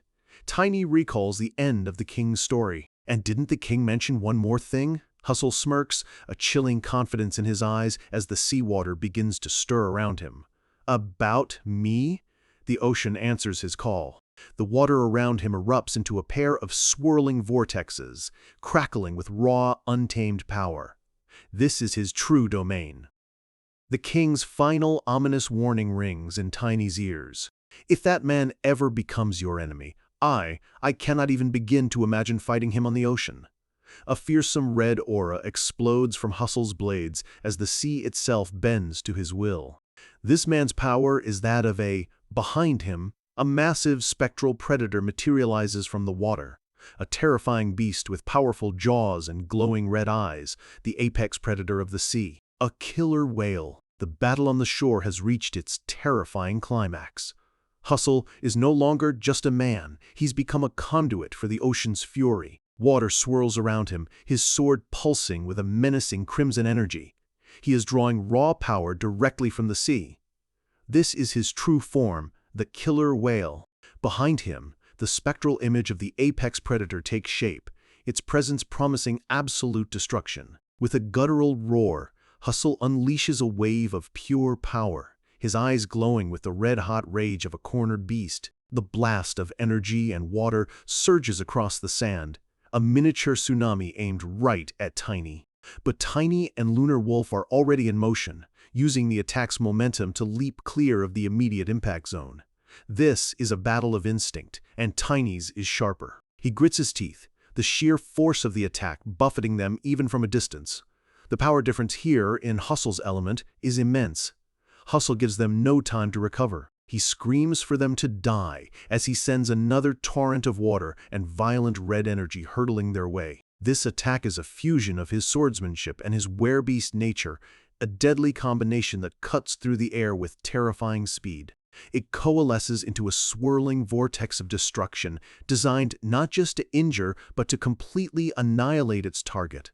Tiny's eyes widen. He sees the attack closing in, and in that split second, he understands the danger.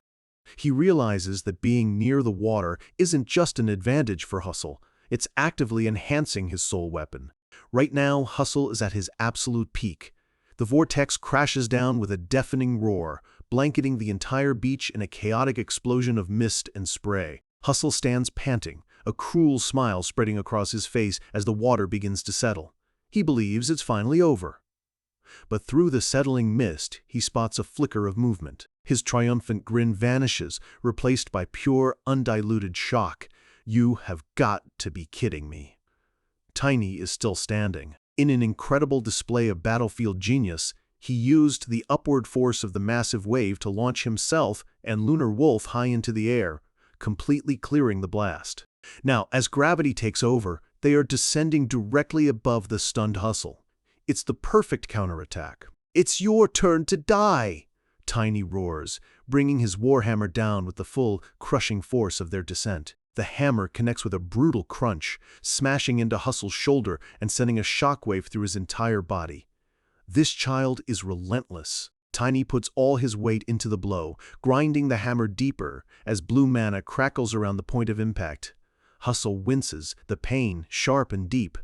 This fight is dragging on, and he knows it's only a matter of time before royal reinforcements arrive. He can't afford to be captured here. It's time for a tactical retreat. He throws one of his swords as a feint, forcing Tiny to dodge and creating the opening he needs. He immediately turns and bolts for the ocean. Tiny looks on, realizing the man's intent. "Are you running away?" Hustle dives into the water without hesitation. A massive geyser erupts where he lands as he makes his escape into the deep. Tiny clenches his fist, grinding his teeth in pure frustration. That wretched coward! He watches, stunned, as Hustle vanishes beneath the waves. The speed and fluidity of the escape is something he's never seen before. A massive wave rises from the ocean, taking the form of a predator. Hustle's voice echoes from within it, admitting with a hint of respect, "You're not just some average kid, are you?" "I suppose I'll delay your death for a little while," he declares, a final taunt before he disappears for good. The wave dissolves back into the sea, leaving only ripples behind. And just like that, Hustle is gone, streaking through the ocean with the speed of a torpedo. Tiny stares out at the empty expanse of water, completely powerless to follow. Darn it, there's no way to chase him through the ocean. Lunar Wolf lets out a frustrated bark at his side. But then, the wolf looks up at him, a determined glint in its glowing blue eyes, as if it has an idea. Lunar Wolf takes a tentative step onto the water's surface, and its paw doesn't sink. It takes another, padding across the waves as if it were solid ground. Tiny stares, completely speechless. He's not just running on water, he's practically walking on air. He turns to his partner, a look of awe on his face. "Was that one of your hidden abilities?" Lunar Wolf barks excitedly, confirming it. Tiny presses. "If I support you with my mana, could you use it right now?" He considers it for a moment, then shakes his head with a small grin. They're both drained, and Hustle is long gone. "Sorry, pal. Let's save that trick for next time." For now, their enemy has slipped through their fingers. Tiny looks out at the ocean, Hustle's final words echoing in his mind. Delaying my death, his gaze falls upon the crates the cultists left behind. Hustle wasn't just escaping, he was protecting a larger plan. But what could it be? Meanwhile, in a hidden sea cave miles away, Hustle emerges from an underwater passage. He walks into the cavern, water dripping from his clothes, his footsteps echoing in the silence. He rips off his torn shirt, a satisfied grin on his face. The cave is a perfect, undetectable hideout. From the shadows, an old, heavily scarred man appears. Hustle greets him casually as the mage of the tidal wave. The mage is anything but calm. "Be quiet, you monster Litman," he snarls, his voice filled with hatred. Hustle simply kneels, unbothered by the hostility. "That's a mean thing to say to the man who's looking out for you," he says coolly. "Believe it or not, I do care about your well-being." He pulls some bread from a bag he brought with him. "After all, if you don't eat and pass out, what do you think that thing will do?" he asks, gesturing towards the darkest corner of the cave. From the oppressive darkness, a single, massive, unblinking eye snaps open, glowing with a sickly, eerie light. The old mage recoils in pure terror, throwing his hands up as if to shield himself from the sight. The creature is revealed. It's a grotesque, baby monster floating in a deep pool, its single eye staring out into the cavern. This is no ordinary beast, it's a baby kraken. The mage trembles before it, his hands glowing as he struggles to maintain a containment spell. Hustle laughs, a chilling sound that bounces off the damp walls. Amazing, isn't it? A miracle treasure our organization managed to acquire. He then lays out their truly monstrous plan. If they let the baby kraken go, it will call for its mother. If they harm it, its mother will sense the death instantly. Either way, the outcome is the same. A vision of a colossal beast rising from the depths to annihilate the kingdom flashes through his mind. It's only a matter of time before Karun is wiped off the map. Hustle looks down at the terrified mage, his smile cold and mocking. "So if you want to save your precious hometown, you'd better put more effort into keeping that thing alive." The mage can only tremble, muttering, "You people, you will all receive divine punishment for this." Hustle just scoffs. He stomps on the bread he'd offered, his face twisting into a mask of pure rage. "I've been dealing with that kind of judgment since the day I was born," he says, his voice dripping with venom. His eyes glow with demonic red energy. "This isn't a crime," he declares. "This is payback." He turns and walks away without another word, leaving the mage trapped in the darkness with the horrifying creature. The mage watches him go, his hands shaking uncontrollably. He's gone. He sinks to the ground, exhausted but resolute, pouring his own mana into reinforcing the containment spell. A complex magic circle glows around the baby kraken as it lets out a high-pitched, mournful screech that echoes through the cave. The old mage glares into the darkness where Hustle disappeared, his face a mask of helpless hatred. Litman, back in the throne room, Tiny stands before the king and Grandmaster Liam, his expression grim. He now understands the true scope of the threat. Liam reports their findings. Just as Tiny suspected, every dockhand they captured was a confirmed demon worshipper. The king asks about the recovered cargo. Liam explains that they were priceless magical items, meant for elaborate ceremonies. The total value is staggering, nearly half of the kingdom's entire annual budget. The cult was incredibly well funded. The king covers his face with his hand, the weight of his failure pressing down on him. "Should we have been suspicious of him sooner?" he asks, his voice thick with regret. He remembers Hustle years ago, so full of promises about proving the worth of mutants. He was a man overflowing with ambition. He proved his skills, time and again, the king continues, lost in the memory. Why would he do this? The betrayal is something he still can't comprehend. Tiny steps forward, his voice clear and steady. "Your Majesty, with all due respect, Lord Liam told me something. He said that almost no one in the palace knew what Litman's duties actually were." The king nods slowly. That was his request. "I assumed he was simply trying to avoid assassins from his own people." Tiny's response is sharp and cuts right to the heart of the matter. That should have been the first red flag. Truly ambitious men do not hide in the shadows. Liam looks shocked at his bluntness toward the king. But the king holds up a hand, accepting the criticism. "He's right," he says, his voice weary with self-reproach. "It's our mistake. We should have seen it." He clasps his hands, his resolve hardening. For the king, this is a personal failure. For Tiny, it was a strategic one. But regretting the past will change nothing. He looks down at the small boy who has seen more than any of them. "Tell me, young hero, now that Hustle has vanished, do we have any way of tracking the cult?" A wide, confident grin spreads across Tiny's face. "The game isn't over yet." "Of course we do. I'll just need a little assistance from your Majesty." His eyes drift towards the confiscated cargo, a crate still faintly glowing with dark energy. Hustle didn't just leave behind evidence, he left behind a trail. Hustle has vanished without a trace, and with him, their only lead. The king of Karun looks down at the small boy before him, his voice heavy with the fate of his entire kingdom. "Tell me, young hero, now that we've lost him, is there any way left to find the demon worshippers?" The question hangs in the throne room, a final, desperate plea for hope. A confident, almost daring grin spreads across Tiny's face. He places a hand over his chest and makes a simple, powerful declaration. "Of course!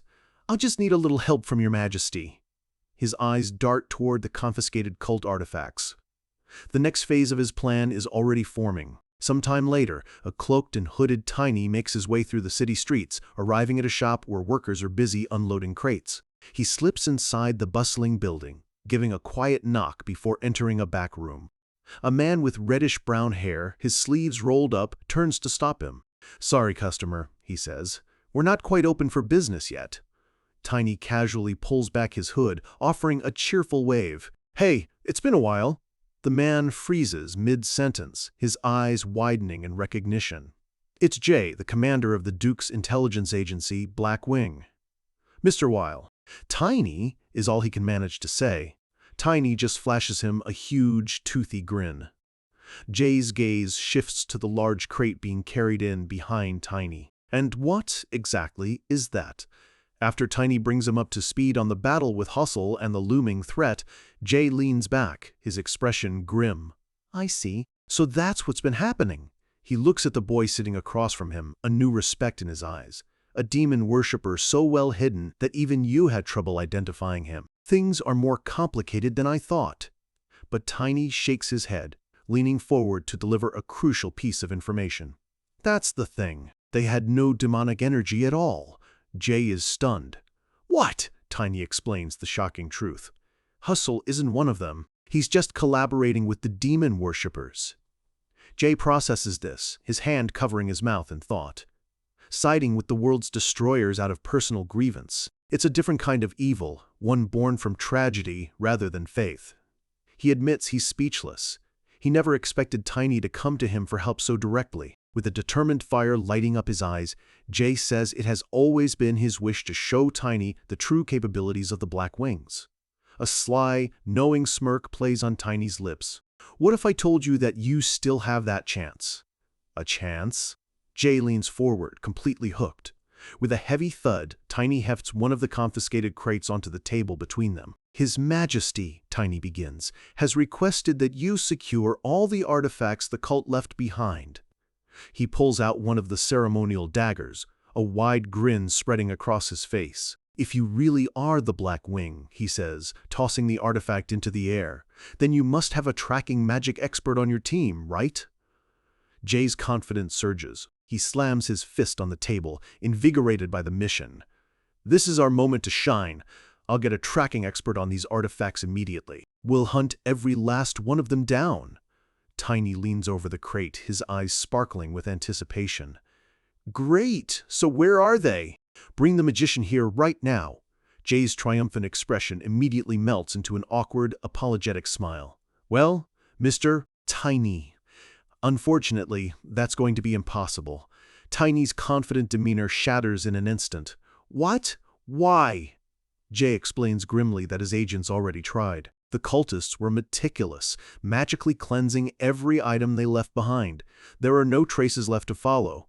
The first plan is a bust. Tiny throws a comical tantrum, flailing his arms wildly. Are you serious? I went through all that trouble for nothing? Jay just watches him, completely unfazed. But just as quickly, Tiny stops, his expression snapping back to serious. Jay calmly states, "That's not exactly true." He gestures to the mountain of confiscated goods. "This shipment you brought me, there's a lot of it. This isn't an amount they would procure all at once without a very specific and very large reason." A sharp, intelligent grin spreads across Jay's face as he connects the dots. In fact, an order of this magnitude can only mean one thing. They're preparing for a massive ceremony. Tiny looks on, intrigued but not yet seeing the full picture. Jay explains his theory. For a ceremony big enough to threaten the entire kingdom, they'd be extremely careful about where they get their main ritual items. But the raw ingredients are a different story, he says, holding up a single finger. He lays out the logic. To gather the vast quantity of rare ingredients they'd need from dozens of different suppliers would take months and attract unwanted attention. It's a logistical nightmare. But what if, he says, a brilliant, predatory smile forming on his lips, there was a single shop in Karoom that appeared to sell everything they could possibly need? The realization hits Tiny like a bolt of lightning. It's a trap. They would absolutely go there to save time. Tiny points at Jay, his face beaming with admiration. Impressive. You're not just a businessman after all. I knew I could trust you. He pauses mid-celebration. Wait, huh? A waiter walks by carrying a dish under a silver dome. Tiny eyes it curiously. What's this? Jay leans back, looking incredibly smug. You're just in time. I wanted you to have a taste. With a dramatic flair, he lifts the lid to reveal. Ooh, our restaurant's most popular dish. Enixin King Galbi, chicken. A perfectly roasted golden brown chicken sits on the plate, glistening under the light. Tiny just stares, completely stunned into silence. He tries to politely refuse, the mission still at the front of his mind. I appreciate it, but right now we really should. But Jay is insistent, his eyes gleaming. Just one bite. Trust me. With a sigh of resignation, Tiny tears off a piece of the chicken. Okay, just one bite. He takes a bite, and his entire world comes to a halt. In his mind, lightning flashes across a dark sky. He sits there for a moment, nibbling on the bone, a look of profound confusion on his face. How? Why? He lifts the entire plate to his face, licking up every last drop of sauce as a golden aura of pure flavor envelops him. Why is this so good? Jay asks calmly. So, how was it? Tiny can only stare back, mouth agape, his strategic mind completely short-circuited by the culinary perfection. He points a trembling finger at the spy master, his expression dead serious. Jay, why aren't you doing this as your main job? Tiny imagines Duke Valentia screaming in frustration somewhere. Jay just lets out a nervous laugh. Jay clears his throat, regaining his composure. Well, I suppose I can take pride in that. I think I'm ready to move on to our new mission now. The mood shifts back to deadly serious in an instant. Let's start the hunt, he says. They bump fists, their unconventional alliance now fully sealed. 2 months later, 2 long months of meticulous preparation. The trap is finally set. The wait is over. Under the cover of darkness, 2 cloaked figures move silently through an empty alleyway. One of them whispers nervously to the other, "Are you certain this place is safe?" The leader grins confidently. "Don't worry, I've already done a thorough background check on the owner." He explains that the man is just a typical merchant, greedy and motivated only by profit. An easy pawn. They believe they have all the angles covered.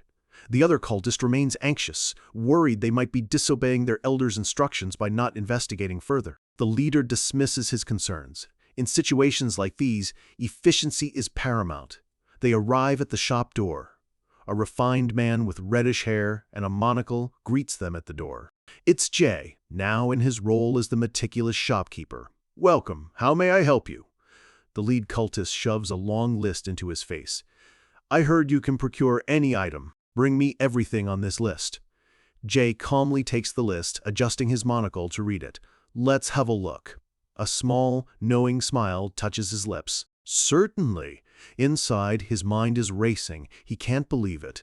"Mr. Tiny, your plan actually worked." For 2 long months, Tiny had directed them, training the Black Wings on how to act, what to say, and how to arrange the shop to be the perfect bait. And now, the fish were biting. "One moment, please," Jay says cheerfully, playing his part to perfection. As he gathers the rare ingredients, he casually throws out a line designed to test them, his voice laced with feigned concern.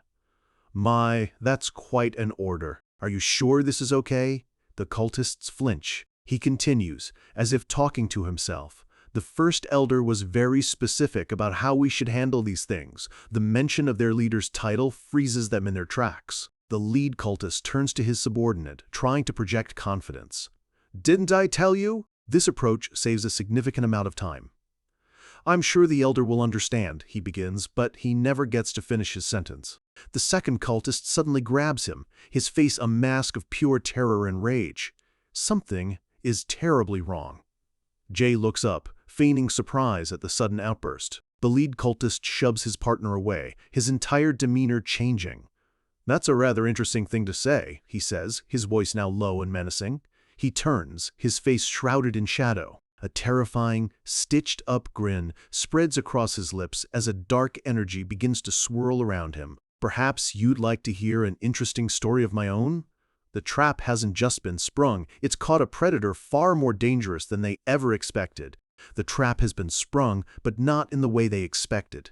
Jay, still in character as the nervous shopkeeper, throws out the bait. "Are you sure this is okay?" He pushes further, dropping the name they were given. The first elder was very specific about being careful.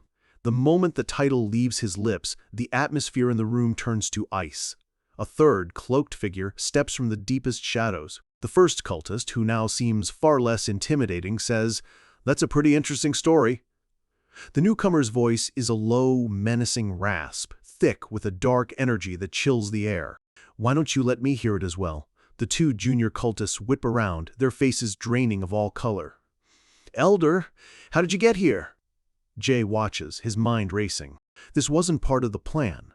A third party, their leader, has appeared, and he is clearly not happy with his subordinates. The elder steps into the light, his presence radiating pure malice. "I couldn't stand by and watch this any longer," he says, his voice dripping with contempt. He glares at the 2 men, his scarred face a mask of disgust. "You fools, always taking on grand causes, and always failing." His subordinates shrink under his gaze, their faces frozen in a mask of pure, unadulterated terror. One of them tries to defend their actions, stammering, "Don't worry about the owner's identity, I already checked." But the elder has heard enough. A violent blast of violet energy erupts from the elder's hand, engulfing the subordinate in an agonizing scream. The man collapses to the floor, his body smoking. "Please forgive me, elder." Jay watches in horror as the dark magic sears through the man's robes and flesh. He's left a broken, smoldering husk, barely able to whisper, "I'm sorry." "Your orders," Clean this up, the elder commands his remaining follower, who can only bow his head in terrified obedience. Yes, sir. The elder then turns his cold, calculating gaze on Jay, who is frozen in place behind the counter. My apologies for the mess. A cruel, knowing smile spreads across his stitched lips. But I must admit, I'm a little suspicious. A crushing pressure descends on Jay as dark energy begins to crackle in the air around him. The elder continues, because the timing of all this, is just a little too perfect. He raises his hand, power gathering in his palm, ready to obliterate the shopkeeper who knows too much. A massive blast of purple energy shoots across the room and slams directly into Jay, who lets out a cry as the attack engulfs him completely. The elder stares into the explosion, his expression unreadable, calculating the result of his attack. Watching everything unfold from a hidden room, Tiny can only watch in horror. Jay. He rushes into the wrecked shop moments after the cultists have left, finding Jay slumped against a pile of debris. Master? He calls out, using Jay's cover title. Jay coughs, surprised. Tiny? Tiny rushes to his side, his face etched with worry. What happened? Are you okay? Jay just shakes his head, wincing in pain. I was lucky. Lucky? Tiny asks, completely bewildered. He just took a direct hit from a monster.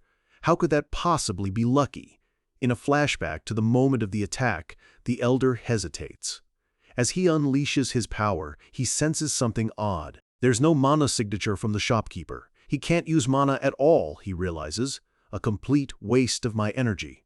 He turns away in disgust, speaking to his remaining subordinate. He deals in quality goods, at least. With an indifferent flick of his wrist, he sends a much weaker blast of energy forward, one designed to incapacitate, not kill. It throws Jay across the room. Jay hits the ground hard, knocked unconscious but alive. The elder tosses a heavy bag of gold onto the counter with a loud clatter. The payment is sufficient. I will require several more shipments like this one. He leans over the unconscious Jay, his voice a low threat. And if you ever speak a word of what happened here today, your death will not be nearly so quick. Back in the present, Jay explains, it's a relief I'm not a mana user. In the end, I really was lucky. Tiny is stunned. He just let you live and walked away? Jay clutches his chest, the pain still sharp. It was the confidence of a predator. He believes he can kill me whenever he wishes. Tiny helps him sit up, his expression grim. He completely ignored you because you're not a mana user. It's the classic villain's mistake, equating power with worth. He looks down at the floor, where the elder's attack left a faint residue of black, corrupted dust. And in his arrogance, Tiny says, a flicker of triumph in his eyes, he left a trace. This is it, the single mistake they needed. Kneeling down, Tiny's voice is firm with resolve. Let's call in that tracking magician. Jay looks at him, the pain from the attack still evident on his face, but he nods in agreement. Tiny stands up, his tone serious. Before we do that, there's one thing I need to confirm. Jay warns him, his voice strained. Be careful, Tiny. This one, he's far more dangerous than you think. He describes the feeling, an overwhelming, suffocating aura of power, the same kind he only ever felt when training with Duke Valentia himself. He speculates the elder is on the level of a 7th Circle Archmage. An enemy of that caliber is beyond anything they've faced. But no matter the danger, Tiny cuts him off, his voice absolute. I have to do this. A fierce, almost feral grin spreads across Tiny's face, the expression of a cornered wolf ready to fight. If it doesn't work, I'll force it to work. Jay is taken aback, silenced by the boy's sheer, unshakable determination. He looks at Tiny with a newfound understanding. I see now. I finally understand why His Excellency praised you so highly. With a deep, formal bow, he places his full trust and the fate of the mission in the boy's hands. I will follow your lead. No script needed for transition panel 1 month later. The final stage of the plan is in motion. Tiny sits on a staircase, calmly observing the Royal Knight's training session below. He studies a report from the Black Wings. Using the Elder's magical trace, they've been tracking the cult's movements for weeks. He knows their target.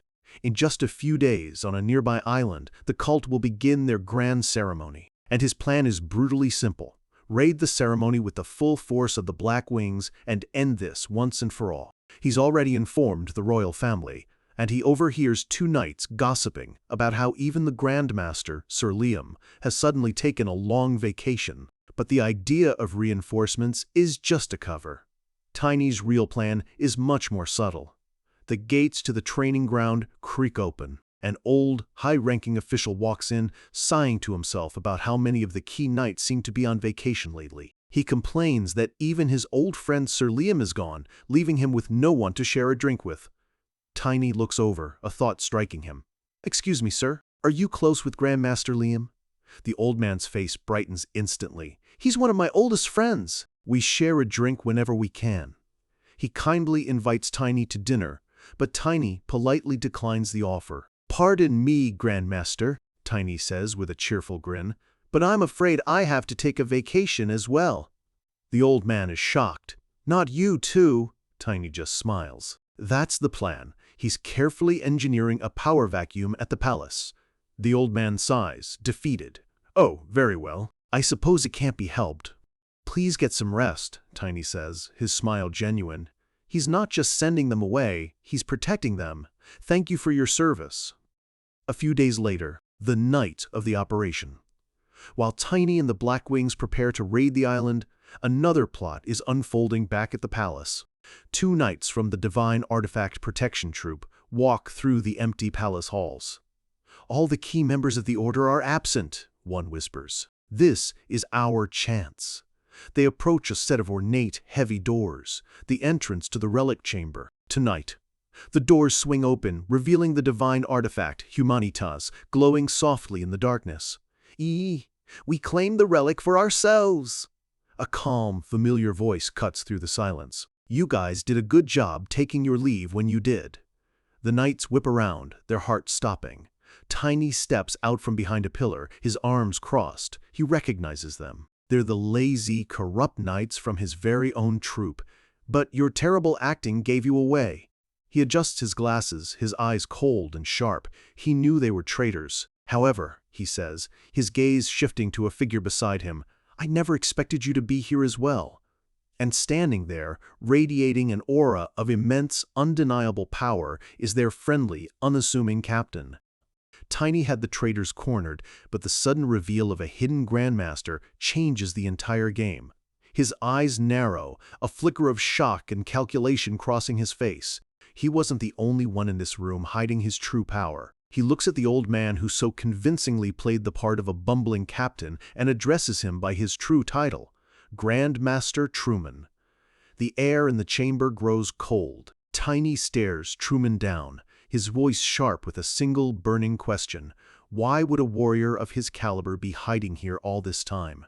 The traitorous knights, finally snapping out of their shock, rally to their captain's defense. One of them points a trembling finger at Tiny, his face twisted with anger, yelling that a mere outsider has no right to question a living legend. The lead traitor chimes in, his voice filled with a lifetime of resentment. He speaks of Truman as a hero, the man who single-handedly reformed the entire Knight Order and trained countless soldiers. His frustration boils over as he gestures wildly around the dusty relic chamber. He can't understand how a man like Truman could be cast aside, given a dead-end job guarding an old rock. This injustice is the very fuel for their rebellion. Truman finally speaks, his voice calm and steady. He looks at the lead traitor, a man whose face he remembers from long ago, and asks if he recalls his time in the Order. This is the story of a good man, broken by a system that valued talent over loyalty. Truman explains that he recognized his own limits early on. Surrounded by geniuses, he knew he couldn't compete, so he dedicated himself to hard work and training others. He poured everything he had into the Knight Order, only to be handed a piece of paper. It wasn't a promotion or a medal. It was an empty title, a barony with no land, a hollow gesture of respect. And with that title came a transfer notice. After years of loyal service, he was being pushed aside, his career ending in a glorified retirement post. He felt utterly betrayed. He looks over at Tiny, explaining that the current king did nothing to stop it. He was just another forgotten soldier, his dedication rendered meaningless. It was during that dark and desperate time, he says, that someone finally reached out to him, a man named Littman. He remembers Littman, another man who was ostracized for his origins, offering him something more than empty pity. He offered him a new purpose, a dream of a new world, a world that valued wisdom and effort over raw, natural talent, a world where dedicated men like them would never be cast aside. His voice rings with conviction as he declares the dream they all shared, to build a new kingdom from the ashes of the old. His fellow traitors draw their swords, their faces lit with the same desperate fire. Tiny just scoffs, a smirk playing on his lips. A new kingdom, you say?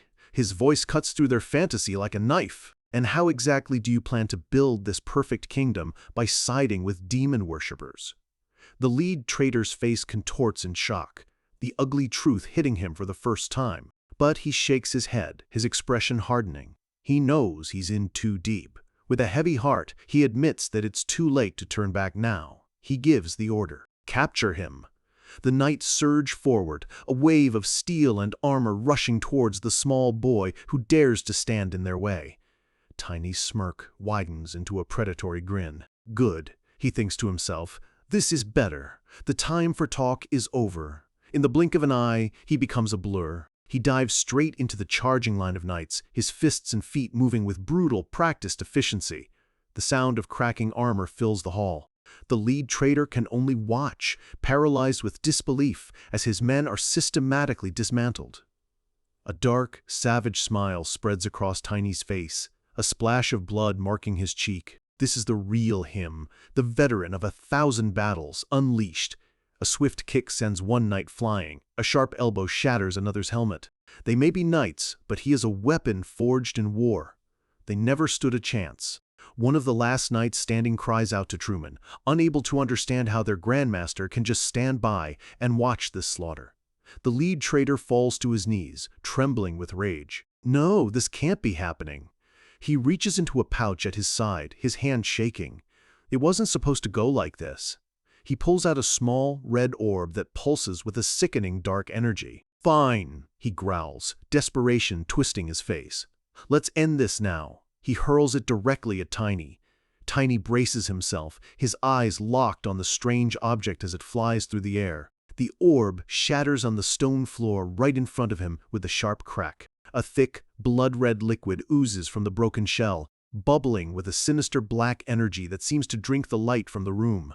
Tendrils of pure darkness erupt from the puddle, swirling violently and filling the chamber with an oppressive, suffocating aura. Tiny's eyes widen. He recognizes this energy. This is no ordinary magical artifact. The dark energy rapidly converges, twisting and condensing into a single point. It forms a grotesque, pulsating mass of raw flesh, like a tumor growing at an impossible rate. A clawed hand bursts from the top, followed by limbs and a torso, pulling itself into a horrifying new form. The transformation completes, revealing a monstrous, winged demon, its jaw filled with razor-sharp teeth. It crouches, ready to kill. With a piercing shriek, the demon lunges, not at Tiny, but straight for the man who summoned it. The traitor's face is a mask of pure terror. A demon, he stammers, his mind refusing to accept the truth. This is what Littman gave him? Not a weapon, but a monster?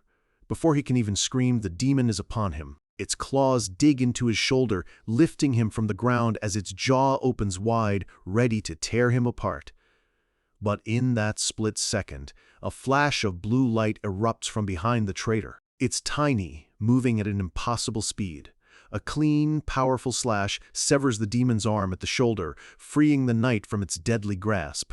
The demon shrieks in pain as its severed arm hits the floor, dissolving into black smoke. The traitor collapses, clutching his bleeding shoulder. He looks up at Tiny, utterly broken. "Why did you save me?" he whispers, before his eyes lock on the identical red orb in Tiny's other hand. "Where did you get that?" Tiny's expression is grim. "From Mr. Littman," he says simply. The traitor's face twists in rage as the final, crushing betrayal sinks in. He was nothing but a pawn. Tiny explains that Littman gave him one too, for an emergency. He was testing them both, seeing who would be desperate enough to unleash a demon in the heart of the kingdom. Suddenly, the demon lets out a guttural growl. It completely ignores Tiny and stumbles towards the massive blue crystal, the divine artifact. Its arm is already regenerating as it presses itself against the shimmering holy barrier. Tiny watches, his mind racing. It's integrating with the holy barrier. Truman looks on in horror, asking if such a thing is even possible. A cold realization dawns on Tiny. This was never about a simple theft. The traders were just a delivery system. Their rebellion was used to smuggle a demonic catalyst past the palace's defenses. This was the real plan all along. He glances back at the wounded trader. "There's a lot we need to discuss," he tells him, "so just wait." The interrogation would have to wait. The demon roars, now partially fused with the barrier's energy, and lunges for the artifact's core. "I don't think so," Tiny yells, planting his feet and channeling his power. He meets the demon head-on, his weapon slamming into its chest with a massive burst of light. The blast rips a gaping hole through the demon's torso, sending it reeling back with a scream of agony. It crashes to the ground, twitching and bleeding black ichor. For a moment, it looks like the fight is over, but the demon's wounds bubble and seal before their eyes. Its glowing white eyes fixate on Tiny. It's far from finished. It pushes itself up, its body already healing, and charges again with renewed ferocity. The demon takes to the air, flying past Tiny and making a beeline directly for the glowing blue crystal. It has only one objective. "Darn it!" Tiny shouts, realizing the demon is ignoring him. He sprints after it, weapon raised. The demon lets out a triumphant roar, its claws outstretched, just inches away from touching the divine artifact. The scene cuts away to a quiet shoreline, where a large ship is docked under the moonlight, a world away from the chaos in the capital. In a clearing on the island, the aftermath of a bloody ritual is laid bare. Robed figures lie dead on the ground, cut down by a single swordsman. The first elder stands over the scene, gleaming his blade. His subordinate reports that similar rituals are being conducted on all the surrounding islands. The elder quizzes him, asking if he can decipher the purpose of the ritual. The subordinate studies the intricate runes, his brow furrowed in concentration. After a moment, he looks up. "It's some kind of large-scale cover-up magic," he says, surprising the elder with his insight. But then he kneels, confused. "A cover-up? For what?" The scale of this is immense. It doesn't make any sense. The elder dismisses him, saying he doesn't need to know the details. He tosses a bag of gems onto the circle, which dissolve into energy, erasing all traces of their work. As he watches the magic fade, the elder thinks to himself, a cover-up this powerful, on all the surrounding islands, it could only be meant to hide something happening at the center of it all, at Karun. The subordinate hears the name Karun and freezes. The pieces suddenly click into place, the massive cover-up, the timing, the target. His eyes widen in pure panic as he realizes the horrifying truth. The attack in the capital wasn't the main plan. It was all a diversion. And right in the middle of that diversion is one person. He thinks, Mr. Tiny is in danger. The battle for the divine artifact has become a desperate race against time. The demon, ignoring its own grievous injuries, is driven by a single, unwavering command. Tiny is the only thing standing in its way. He launches himself forward, a blur of motion. He can see it now. This creature isn't fighting to win. It's a living weapon, designed to complete its mission even if it tears itself apart in the process. The demon lets out a piercing shriek, its eyes glowing with malevolent light as it reaches for the artifact, just inches from corrupting the holy relic forever. But Tiny is faster. He gets between them, his body flaring with a brilliant blue aura as he prepares to intercept the final, desperate attack. The demon swings its massive claw, but Tiny deflects the blow, the force of the impact shaking the entire chamber to its foundations. He grabs onto the demon's arm, holding it fast as his voice erupts in a furious roar. "Get that hand away from there," he screams, pouring every ounce of his energy into a single, devastating strike that smashes directly into the demon's face. The impact is immense. A shockwave of pure power ripples through the chamber, sending the demon flying backward. It crashes hard against the stone floor, its wings mangled and its body finally still. But it's not over. The creature struggles to rise, black blood pouring from its head as it lets out one last agonizing roar of defiance. Tiny gives it no such chance. He leaps high into the air, positioning himself directly above the mortally wounded beast. The demon looks up, its glowing eyes widening in terror as it sees its end hurtling down from above. With a final, furious cry of, "Go to hell!" Tiny brings his weapon down with absolute finality. The blow lands, crushing the demon's skull and extinguishing its unnatural life for good. Tiny lands softly, his breathing heavy. He looks at the divine artifact, safe and untouched, and admits to himself that he was genuinely scared. He never imagined a monster of that class could move so freely within a holy barrier. He glances at the demon's dissolving remains. Those demon worshippers, the magic they're wielding is far more sophisticated than anything he'd seen in his past life. But then a sudden, panic thought cuts through his analysis. His head whips around, his eyes wide. Where did that traitor Truman go? In the chaos of the fight, the Grand Master had vanished. Outside the palace, Lunar Wolf materializes in a flash of light, already primed for the chase. Tiny leaps onto his back, his face a mask of cold fury. He can't believe it. He had saved Truman from the demon, and the old man used that moment of distraction to flee. His eyes glow with icy determination as they race through the city streets. "I'm not letting him get away!" Lunar Wolf's paws, wreathed in blue spiritual fire, barely seem to touch the ground as they follow the faint trail of blood left by the wounded Grand Master. Deep beneath the capital, in a dark and damp sewer passage, Truman stumbles forward, clutching a mortal wound in his chest. He collapses against the wall, leaving a smear of blood on the cold stone, each breath a painful struggle for air. With the last of his strength, he presses his hand against a section of the wall, which glows faintly with the light of a hidden magical seal. The wound Tiny inflicted on him earlier is bleeding freely. He knows he doesn't have much time. He slides to the floor, looking up into the darkness with empty eyes. "What a monster," he whispers, his thoughts on the impossible power that 13-year-old boy possessed. He knows that even in his prime, a victory against a warrior like that would have been far from certain. His gaze falls to his own bloody hands. In his final moments, the grand dream of a new kingdom crumbles into what it always was, a foolish fantasy, paid for with the lives of men who trusted him. Was this really what I wanted? He thinks of his loyal subordinates, all sacrificed for a cause that now feels like meaningless vanity. Even the holy relic, an object that once brought him a sense of purpose, had become just another source of conflict. He closes his eyes, ready to accept his fate. This is the end. A voice, cold and clear, cuts through the silence. "It's good that you're aware of that." Truman's eyes snap open. He looks up in absolute shock. He can't believe it. "You! How did you?" Tiny stands before him, his expression unreadable in the dim light. "Why the surprise?" He takes a step closer, his voice echoing in the narrow passage. "Is it because I'm still alive? Or is it because I saw through the concealment magic on your secret passage?" Tiny's eyes glow faintly, a sign that no illusion can fool him. Truman is speechless for a moment, then lets out a weak, bitter laugh. "How brave," he mutters, a flicker of his old self showing through. Tiny gestures towards the magically sealed door at the end of the passage. "To think you built something like this right underneath the Capitol." He lets out a small chuckle of his own, a dry, humorless sound. Truman covers his face with a trembling, blood-stained hand, his weak laughter echoing his despair. "Yes, it's really over now." "Not quite," Tiny says flatly. He raises his weapon, pointing it at the dying man. "The interrogation is still to come." He demands to know the demon worshipper's true plan. But Truman, looking away, just says he doesn't know the full details. Just one thing.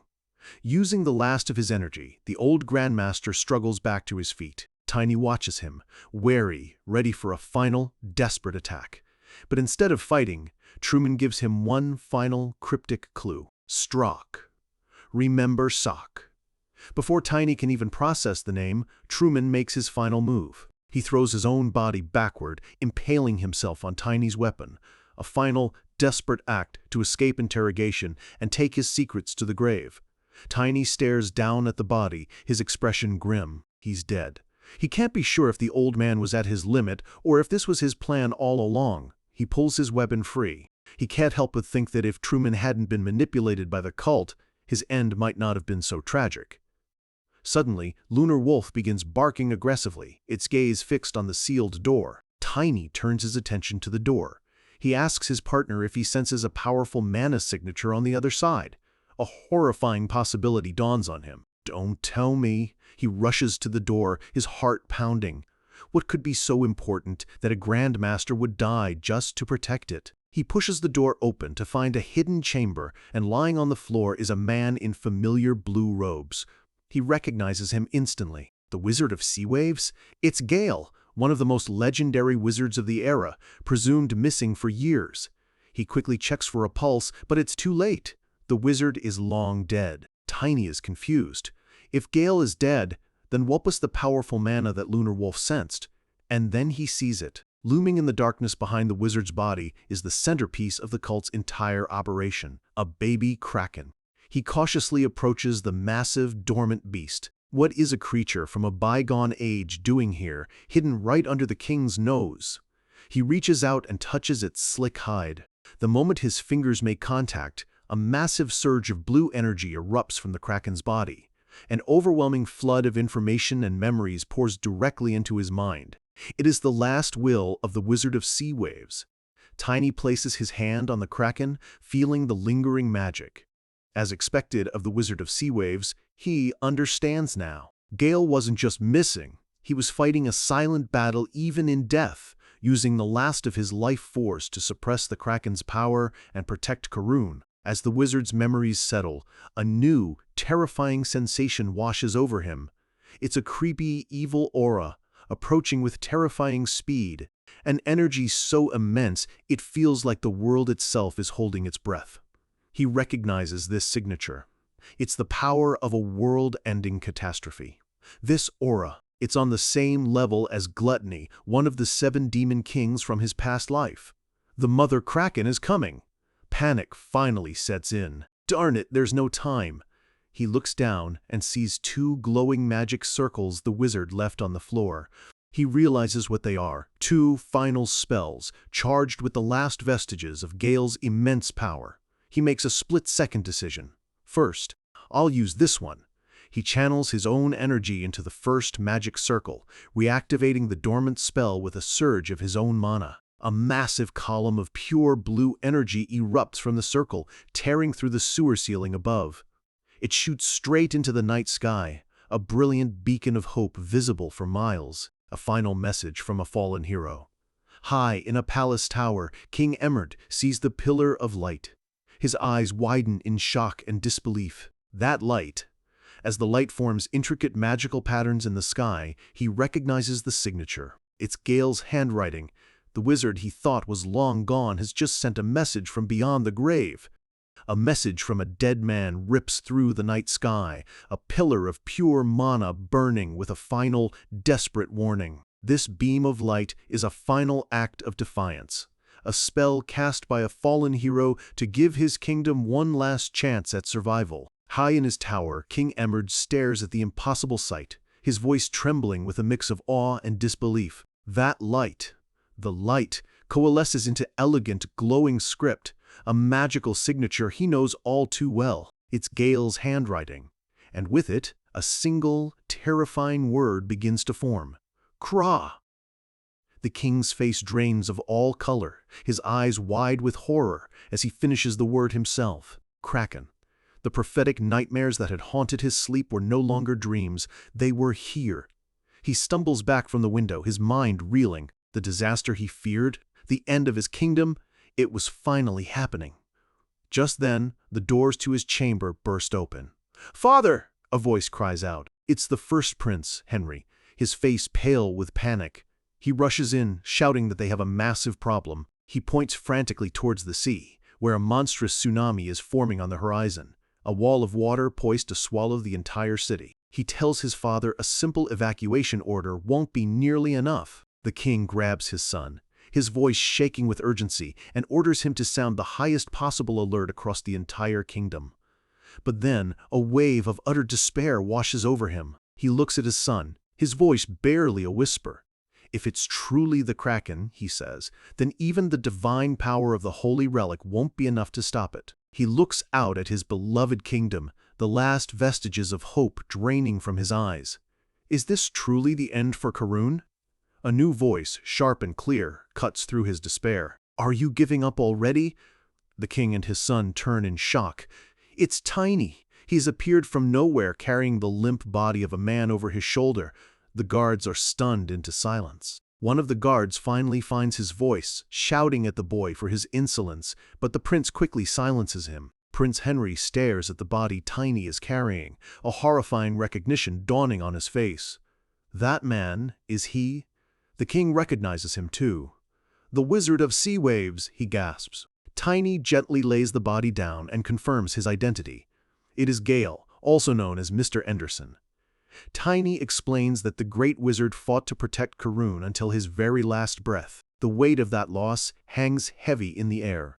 The king clenches his fist, his knuckles white with grief and impotent rage. To lose a hero of that caliber at a time like this, he demands to know who could possibly harm a Seventh Circle wizard, one of the most powerful mages alive. Tiny gives him the grim truth. Gale fell into a trap laid by the demon worshippers. Prince Henry covers his face, realizing those monsters have just destroyed Karun's final pillar of support. But Tiny cuts him off, his voice firm. "We still have hope." He explains that even as he was dying, Gale was thinking only of the kingdom. He left something behind for them, a final gift. Tiny looks down at the fallen wizard with respect. "He left us a shield," he declares. "The shield that will save Karun." The king, still lost in his despair, isn't convinced. He tells Tiny that even with a plan, it's already over. He turns away, his voice heavy with resignation, and explains a terrible secret he has kept until now. He tells them about the absolute limit of the Holy Relic's power. The Relic's barrier is powerful, yes, but against a creature with the immense, world-ending power of a kraken, it's completely useless. The prince can't believe it, asking if his father is truly saying that a monster from mythology is causing the tsunami. "No, your majesty," Tiny interrupts calmly. "The Holy Relic will work." The king and prince look at him, completely baffled.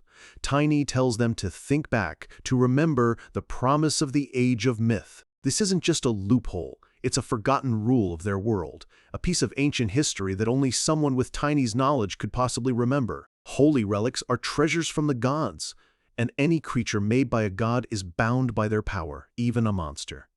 The king's eyes widen as he begins to understand. The kraken isn't a demon from another realm, it's a monster from the Age of Myth, a living creation of the gods.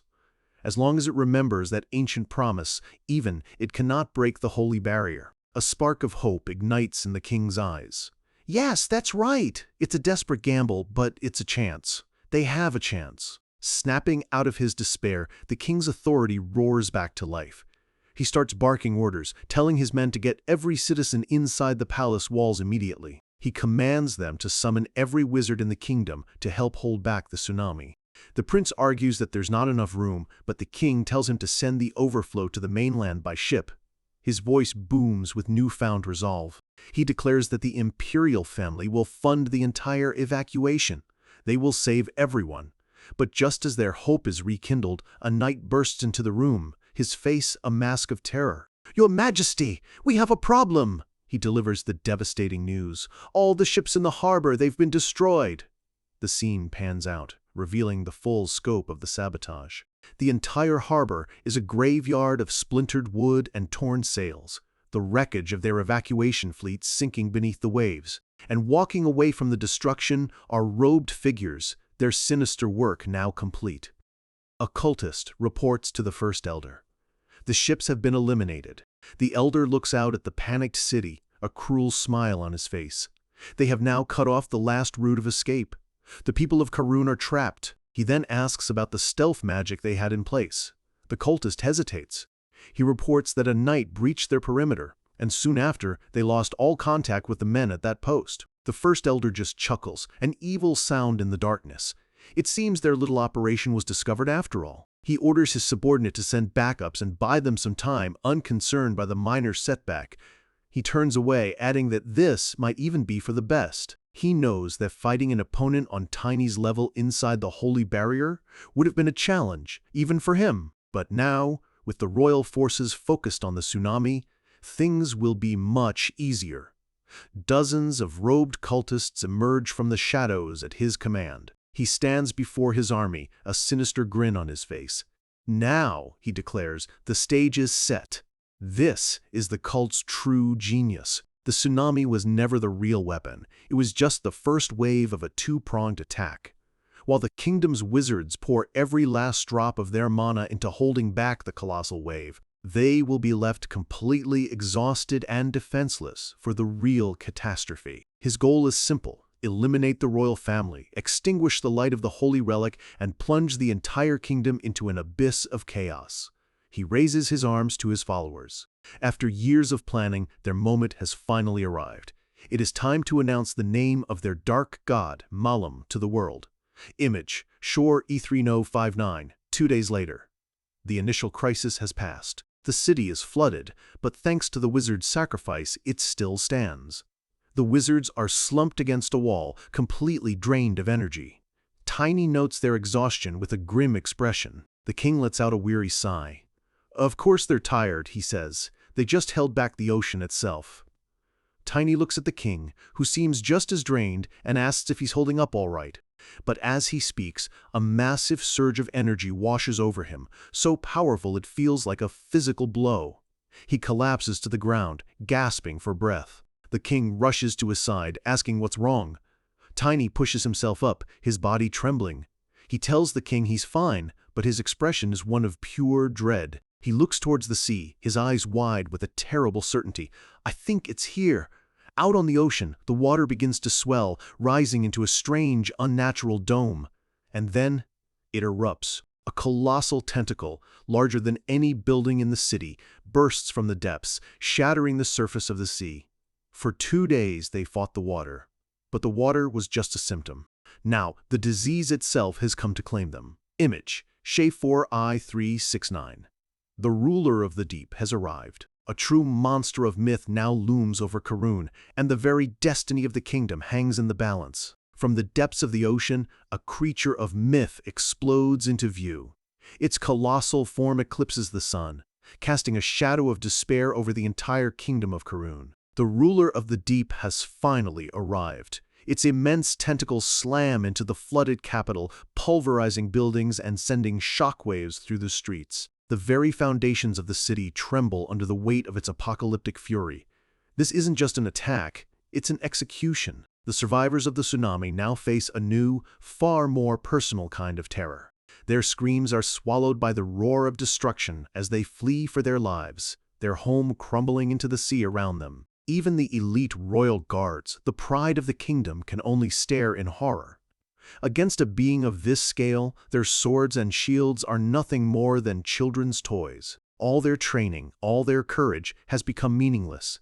The king stands frozen, his mind unable to process the end of his world. That's when Tiny approaches, dragging a heavy, lumpy sack behind him. His voice cuts through the chaos, sharp and focused. "Your Majesty." King Emerd finally tears his gaze from the monster, his eyes landing on the strange bag. Tiny explains that this is the final legacy of the great wizard Gale Enderson, a last-ditch plan left for them. A faint blue light flickers in Tiny's eyes, a reflection of his unshakable resolve. He turns to his spirit partner with a simple command. "Lunar Wolf, let's go! Be careful!" The king shouts, his voice filled with a mix of fear and newfound hope. But Tiny is already gone, leaping onto Lunar Wolf's back as the spirit wolf charges headfirst into the pandemonium. Watching the small boy race towards an impossible foe, the king is suddenly struck by a memory, the last words Gale ever sent him. He remembers his old friend's voice, laced with sorrow, apologizing for having to leave him behind. But beneath the regret was a powerful pride. Gale's final message was a plea for the king to believe in him, to know that he fought for his king and his kingdom. He fought with every last ounce of his strength, right until the very end. And this sack, this legacy that Tiny now carries into battle, was the proof of that final, desperate struggle. Gale's message ended with a simple, heartfelt wish. "I dearly hope this will reach you." It did. And now, everything rides on it. Against the colossal shadow of the Kraken, Tiny and Lunar Wolf are a mere speck of light. They narrowly dodge a sweeping tentacle, the sheer force of the wind almost throwing them from their path. Tiny looks up, his eyes widening as he takes in the true scale of the beast. It's bigger, far bigger than the one he remembered from his previous life. This is a variable he hadn't accounted for. The Kraken's glowing red eye locks onto him, and it brings another tentacle, crashing down with murderous intent. He's too far. Tiny thinks, realizing the distance is too great. From here, he can't use what Gale left behind. He needs to get closer, but how? Just as his mind races for a new strategy, Lunar Wolf lets out a sharp, intelligent bark. It's as if his partner is telling him, "I have an idea." A strange, ethereal energy begins to radiate from Lunar Wolf, a power Tiny has only felt glimpses of before. His body begins to shimmer, his paws leaving behind ghostly afterimages with every step. He's moving so fast, he seems to be in multiple places at once. A jolt of power surges from the wolf into Tiny. He recognizes this feeling, this incredible flow of synchronized energy. This sensation, it's... A confident grin spreads across his face. All right, let's do it. In this moment, they are perfectly in sync, their auras merging into one brilliant light. He's achieved a new level of unity with his spirit partner, Spirit Tamer, Stage 3. With newfound power, Lunar Wolf leaps into the air, using the Kraken's own descending tentacles as stepping stones. Their linked power creates ghostly blue duplicates of themselves, phantoms that dart and weave through the air. This advanced technique confuses the massive beast, its simple mind unable to track the real target. Tiny feels an exhilarating rush as their power flows together. They're moving as one entity, faster, stronger, and more agile than ever before. Good. Let's get closer to him, he yells over the roar of the ocean as they expertly navigate the storm of tentacles, closing the distance to the Kraken's head. Suddenly, the Kraken's massive eye flashes with a blinding blood-red light. A deafening psychic scream slams into their minds. Not a sound, but a wave of pure, concentrated mental force. Both Tiny and Lunar Wolf cry out, the psychic assault threatening to shatter their consciousness and break their newfound connection. The Kraken seizes the opening, its tentacles lashing out from every direction, creating an inescapable cage of flesh and fury. They dodge and weave desperately, but the sheer volume of attacks is relentless and overwhelming. Tiny quickly realizes the monster's rage is focused solely on him. It's a personal hatred. Does it think I killed its baby? The thought gives him an idea. He has to act now. At once, he shouts, pushing himself and Lunar Wolf through the barrage, ignoring the pain. He remembers Gale's brilliant, tragic plan. The wizard had used his final moments to magically carve a memory, an image of the true killers, onto the body of the baby Kraken. The plan hinged on a single hope. Even if the mother Kraken wasn't the intelligent being of legend, a mother would still recognize the ones responsible for the death of her child. This is their one and only shot. Tiny reaches into the sack and pulls out his weapon, now pulsating with the last of Gale's residual magic. "Take this," he roars, channeling all of his strength and desperation into a single, powerful throw. The weapon soars through the air, a glowing blue projectile arcing directly towards the monster's head. The Kraken's enormous eyes lock onto the incoming object, tracking its path. But it doesn't move. It doesn't even try to dodge. The weapon strikes true, embedding itself deep in the Kraken's forehead. A brilliant flash of blue, magical light erupts from the point of impact. That light isn't an attack, it's information. A wave of pure memory flows from the weapon, spreading across the monster's face and pouring directly into its mind. Watching from a nearby rooftop, Tiny's heart pounds in his chest. Did it work? The Kraken lets out an earth-shattering roar of absolute agony and rage, its eyes glowing with an even more terrifying intensity. The psychic backlash from its roar hits Tiny like a physical blow, sending him staggering back, his senses reeling. Before he can recover, a massive tentacle slams down right where he was standing. The rooftop explodes into a shower of stone and dust.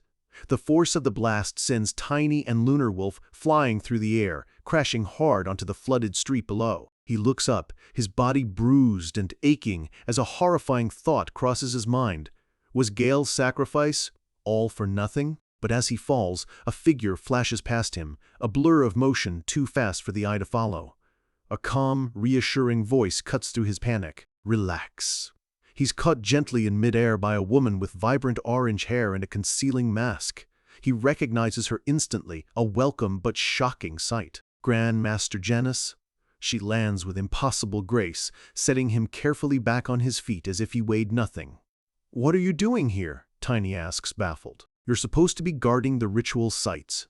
Genas just tells him not to worry about it. She explains that the Emperor himself sent her. This revelation floors Tiny. Her interference here could cause a massive political incident between the Empire and Karun. Genas just offers a reassuring smile from behind her mask, telling him it's fine since she's in disguise, as if a simple mask could hide a Grandmaster's presence. Tiny is still trying to process the implications, but there are far more pressing matters at hand. Genas recalls the Emperor's intelligence report on Tiny, a young Challenger-class knight possessing two extremely rare traits: Silverlight Mana and the power of Cold Wind. A knight with that specific combination is almost unheard of. She glances between the rampaging kraken and the small boy beside her, trying to connect the dots. "It's weird," she observes, her voice laced with curiosity. It's suddenly calmed down for a moment there. She asks if he has any idea why, but before Tiny can answer, he senses it, a familiar, creeping darkness. Wait a minute. All around them, the slain bodies of the demon worshippers begin to stir, their forms pulsing with a sinister demonic power. The cultists aren't staying dead. They look down from their perch on the rooftop, watching the fallen cultists lying in the street below. Suddenly, one of the kraken's massive tentacles slams down with pinpoint accuracy, crushing the bodies of the demon worshippers in a single, decisive strike. Tiny's eyes widen. That attack wasn't random.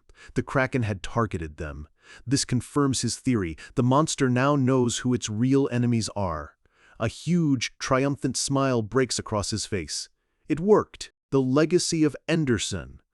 Gale's final plan was a success after all. But their celebration is cut short. The kraken isn't finished. Its furious eyes lock back onto Tiny and Genas. Genas is confused. "There are no demon worshippers around us," she points out. "So why is it still hostile?" Tiny knows they're missing a piece of the puzzle. He turns to Genas, his mind racing. He asks her for details on the magic ritual she and Jay disrupted. What was its purpose? Genas explains it was a synchronized magic circle designed to conceal demonic energy. While they destroyed most of it, some parts remained active. Concealing magic? Tiny thinks. That makes no sense. The only one in Karun who could sense their demonic energy was him. Why would they go to such elaborate lengths to hide from him alone? It felt like overkill, unless they weren't hiding from him at all. And then, it all clicks into place. The final, horrifying piece of their plan. It wasn't about the kraken, not entirely. It was about the one thing that could stop it. The Holy Relic. He clenches his fists, a blue aura flaring around him as he finally understands their true objective. They were never just trying to destroy the city. They were trying to remove its only defense. His eyes glow with an ethereal light as he taps deep into his bond with Lunar Wolf. "Show me the location of the Holy Relic." Through his spirit senses, an image of the palace forms in his mind, wavering and indistinct. "Please focus further, Lunar Wolf," he commands, pouring more of his own energy into the vision to sharpen the image. The image resolves, and his blood runs cold. He sees two robed figures, demon worshippers, standing right before the chamber that houses the kingdom's most sacred artifact. "I knew it!" he shouts, hopping back onto Lunar Wolf without another word. Genas is completely stunned by his abrupt departure. "Hey!" she calls after him. "Is it okay to just leave the kraken?" he yells back over his shoulder, his voice urgent. The demon worshippers are after the Holy Relic. His face is a mask of grim determination as they race towards the palace. The kraken is a disaster, but losing the relic would be extinction. That has to be their priority now, because as long as the Holy Relic is safe, the ancient divine promise remains intact. And as long as that promise holds, Karun still has a fighting chance to survive. The kingdom of Karun is being torn apart. A living god of the sea has wrapped its tentacles around the capital, and the city is screaming its last breath. In the flooded streets, terror has reached a fever pitch. The people who escaped the waves now face a nightmare made real, their desperate prayers drowned out by the monster's roars. Meanwhile, deep inside the palace, the knights guarding the Holy Relic feel the world shaking around them. Their faces are pale, but they hold their ground. One of them mutters a curse, wondering what's causing all the chaos outside. His partner just tells him to stay calm. After all, they have a mission. As long as the crystal before them continues to glow, as long as the holy relic is secure, the divine barrier protecting the castle will not fall. In their minds, if they can just protect this single room, everything will be all right. But just then, a dark, suffocating presence seeps into the chamber, chilling the air and extinguishing all hope. The knights whip around, their swords drawn. "Who is it?" they demand, their voices trembling slightly. "Show yourself!" Two robed figures emerge from the shadows. The first elder casually notes that their concealment magic seems to have faded, but his subordinate assures him it no longer matters. The elder agrees with a smug look. Even inside this holy place, these guards are less than insects to him. With a dismissive sneer, he declares that getting rid of these little bugs won't be a problem at all. He raises a hand, and a sinister purple energy crackles in his palm. He isn't just going to kill them, he's going to drain them of their very life force. The dark energy surges forward, enveloping the knights before they can even mount a defense. Their final moments are filled with screams of pure agony as their strength is violently ripped from their bodies. They collapse to the floor, their armor clattering in the sudden, deafening silence. The entire confrontation was over in a matter of seconds. A cruel, twisted smile spreads across the elder's face. He savors their despair, his eyes glowing with a malicious light. Elsewhere, Tiny and Genis race through the chaotic streets. "How much further?" Genis calls out. "Just a little more," Tiny yells back, urging Lunar Wolf onward. But their path is suddenly blocked. A group of cultists stands in their way, their orders clear. "It's that kid! Don't let him get any closer!" Tiny growls in frustration. "Crap, I'm busy enough as it is." But Genis is already moving. She leaps from Lunar Wolf's back, her weapon drawn. "I'll take care of them, Sir Tiny." She moves like a phantom, a blur of silver steel and biting wind. A single, sweeping arc of brilliant blue energy slices through the air, clean and impossibly fast. The cultists don't even have time to register the attack before the wave of power washes over them. She carves a perfect path through their ranks with brutal efficiency, a whirlwind of deadly grace. Even Tiny, who has seen the peak of swordsmanship, is impressed. The Knight of the North Wind truly lives up to her title. Her speed is on another level. But as they continue, Genis raises a critical point. How can demon worshippers even touch the relic when the holy barrier is supposed to repel them? Tiny's expression darkens. He explains that he's already seen an exception, a traitor who wasn't a demon follower but sided with them, allowing him to move freely within the barrier. A cold sweat runs down his back. The uneasy feeling he's had this whole time is growing stronger, twisting into a sense of genuine dread. Judging by the sheer scale of this attack, the chaos, the Kraken, he fears they're walking into the worst-case scenario imaginable. The worst-case situation? Genis repeats, the gravity of his words hanging heavy in the air. Suddenly, she points ahead, her voice sharp. "Look, Sir Tiny!" They skid to a halt, their eyes widening. Blocking their path is a familiar, powerful figure, Grandmaster Liam. He greets them, but his expression is grim, filled with exhaustion and alarm. Tiny calls out to him, relief and confusion in his voice. "Grandmaster!" What in the world is going on? But before Liam can answer, Tiny's gaze snaps upward. Is that? A colossal tentacle slams down from the sky, aimed directly at them. The attack is so sudden, so unexpected, that it sends Liam flying. The impact throws Tiny from Lunar Wolf's back, and he hits the ground hard. Damn it, why now? His mind races. The Kraken had been focused on the cultists. Why would it suddenly attack them? It makes no sense, and then he sees it. Standing in a nearby courtyard, wreathed in an aura of pure darkness, a robed figure is holding up a glowing blue lantern, its light struggling against the sinister magical seals wrapped around it. Tiny's blood turns to ice. That isn't just a lantern. The relic's core. Crap. They're stealing the relic, he screams, the horrifying truth crashing down on him. That's why the Kraken. With the core removed, the holy barrier has been shattered from within. The promise of the mythical era, the one thing keeping the Kraken from destroying them, has been nullified. Genis lets out a bitter, almost hysterical laugh. Well, This certainly is the worst-case situation. Their one advantage is gone. Now they face two apocalyptic threats at once, the unstoppable Kraken and two of the most powerful black magicians in the world. The first elder smirks, his voice dripping with condescension. He remarks that they return faster than he expected. He sizes them up, a look of twisted amusement on his scarred face. This composition of fighters is quite interesting. He correctly identifies Liam as the descendant of a famous hero standing beside two younger, challenger-class knights. He glances at the masked Gina's, admitting he doesn't know who she is. But it doesn't matter. She interfered with his grand plan. His face twists into a mask of pure, unadulterated hatred. And for that, I'll end you all right here.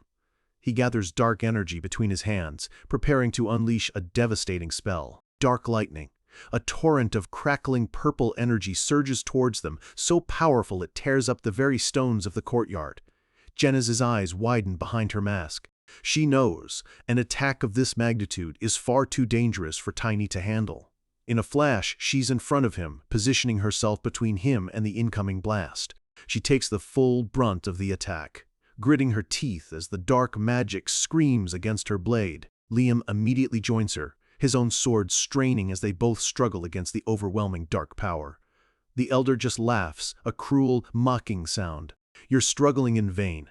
Janice and Liam are pushed back step by step, the sheer force of the dark lightning threatening to shatter their defenses. Tiny watches, his fists clenched in helpless frustration.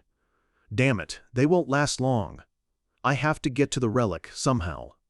But the elder suddenly looks around in confusion. Wait, where did the one holding the relic go?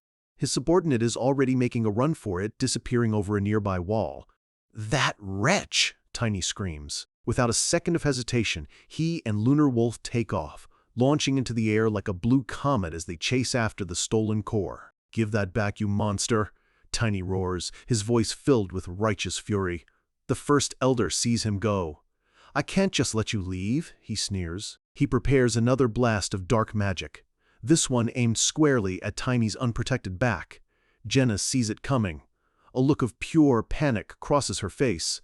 Sir Tiny, no! Liam reacts instantly, slamming his sword into the ground to intercept and absorb some of the blast's power. At the same time, Gina's leaps high into the air, her own blade glowing with a brilliant, icy power.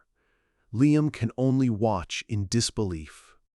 Countering a seventh circle magician head-on? That's beyond reckless. She unleashes her ultimate technique, her voice ringing out with power and conviction. Valentia swordsmanship, Jenna's style, cutting first form, one marble dren times of the frozen sword.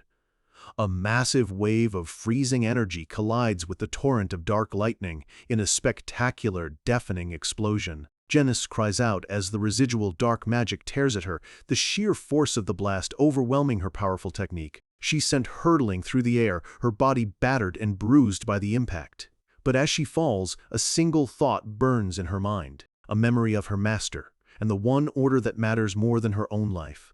The Duke's words echo in her head, protect Tiny, first and foremost. It's for the sake of humanity and the world, he had told her. If you don't think you can trust him, then trust me. She hits the ground hard but forces herself back to her feet, her resolve stronger than ever. I can't disobey my master's order. She lands directly in front of the elder, her body crackling with cold energy, her sword held ready. Your opponent is me. Liam steps up beside her, raising his own massive sword, his face set like stone. You can't forget about me either. The first elder just grins, his eyes gleaming with a mad, ecstatic light. You're both just rushing to your deaths. Janus glances over her shoulder, giving Tiny his final order, her voice filled with trust. Please, take care of it, Sir Tiny. With his path now clear, Tiny and a snarling lunar wolf charge forward, their one and only mission now seared into their minds, reclaim the stolen heart of Karun. At the heart of the palace, two challenger-rank knights stand as the last line of defense. They are warriors who have reached the pinnacle of human strength, and for the sake of the boy they protect, and the kingdom they love, they cannot afford to lose. The first elder hovers before them, cloaked in an aura of pure demonic power. A chilling, condescending laugh escapes his lips. Let's see what you're really made of. His face twists into a vicious snarl as he gathers an incredible amount of energy, the very air crackling around him. "Dark lightning!" he screams, unleashing a torrent of purple energy that rips through the courtyard, hungry for destruction. The blast is immense, a tidal wave of raw power that barrels down on the two knights. They brace themselves, knowing this is a fight for their lives. Liam takes the attack head-on, his body shuddering as the dark magic slams into his sword, threatening to shatter both his blade and his will. He grits his teeth, every muscle in his body straining as he pushes back against a force that feels less like magic and more like a law of nature. But it's too much. He's thrown backward, crying out as the dark energy sears his armor and burns his skin. Refusing to yield, he digs his heels into the broken stone, his sword beginning to glow with the golden, unshakable power of the earth itself. "Take this," he roars, slamming his blade into the ground with every last ounce of his strength. A shockwave of golden light erupts from the point of impact, tearing up the courtyard in a massive explosion aimed directly at the warlock. But the elder just laughs. A small, simple orb of purple energy appears in his hand, and it effortlessly deflects the Grandmaster's ultimate attack. "Nice try, but it's no use!" With a flick of his wrist, he shatters Liam's attack as if it were made of glass. Liam can only stare in absolute shock, his most powerful technique completely and utterly negated. The gap between them is wider than he could have ever imagined. The elder sneers, but a flicker of blue light catches his eye. "Did you really think that would work?" he taunts, turning to face the new threat. "Wait, what's this energy?" It's Ichinose, her blade now glowing with a piercing, icy blue light. She saw the opening Liam created. She unleashes a swirling vortex of wind and ice, a miniature blizzard designed not to overpower, but to counteract his dark magic. The cyclone of frigid power barrels towards the elder, the two opposing energies preparing to collide in a storm of magic. Jenna's lands gracefully, her attack successfully pushing the warlock back. Liam rushes to her side, breathing heavily. "Looks like we'll manage, thanks to you." He even cracks a rare, weary smile. "I never expected Sir Tiny to have a friend quite like you." Janus pauses for a moment, the word echoing in her mind. "A friend," she repeats, before shaking her head slightly. "Well, something like that.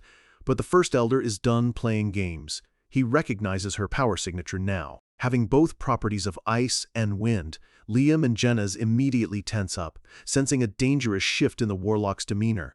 His casual arrogance is gone, replaced by something much colder. The elder floats into the air, his voice dripping with venomous contempt. "I finally recognize who you are. Are you sure you have time to be fooling around here? Valentia's dog?" Liam looks at Janus, shocked. Valentia! He had no idea she was one of the legendary Duke's personal knights. Janus just lets out a tired sigh. "I guess my disguise didn't last very long." The elder's eyes burn with a deep, personal hatred. "Since you came here of your own accord, I'll enjoy getting rid of you with my own two hands." He begins gathering an immense amount of demonic energy, the pressure so intense that the ground beneath him cracks and splinters. He raises his hand to the sky, creating a swirling vortex of pure darkness, a miniature black hole of absolute destructive power. With a single, terrifying word, he unleashes it. "Die!" The condensed ball of energy shoots towards them, faster and more potent than anything they've faced before. Both Liam and Jenna's feel the sheer crushing pressure of the attack. Their instincts, honed by a lifetime of battle, are screaming at them. There's no blocking this. They pour every last ounce of their strength into their swords, creating a desperate, last-ditch defensive barrier of light and ice. But against this level of power, it's useless. The attack slams into them, their defenses shattering like glass in an instant. A massive explosion rocks the entire palace. A dome of purple energy expands outwards, leveling everything in its path and shaking the foundations of the kingdom.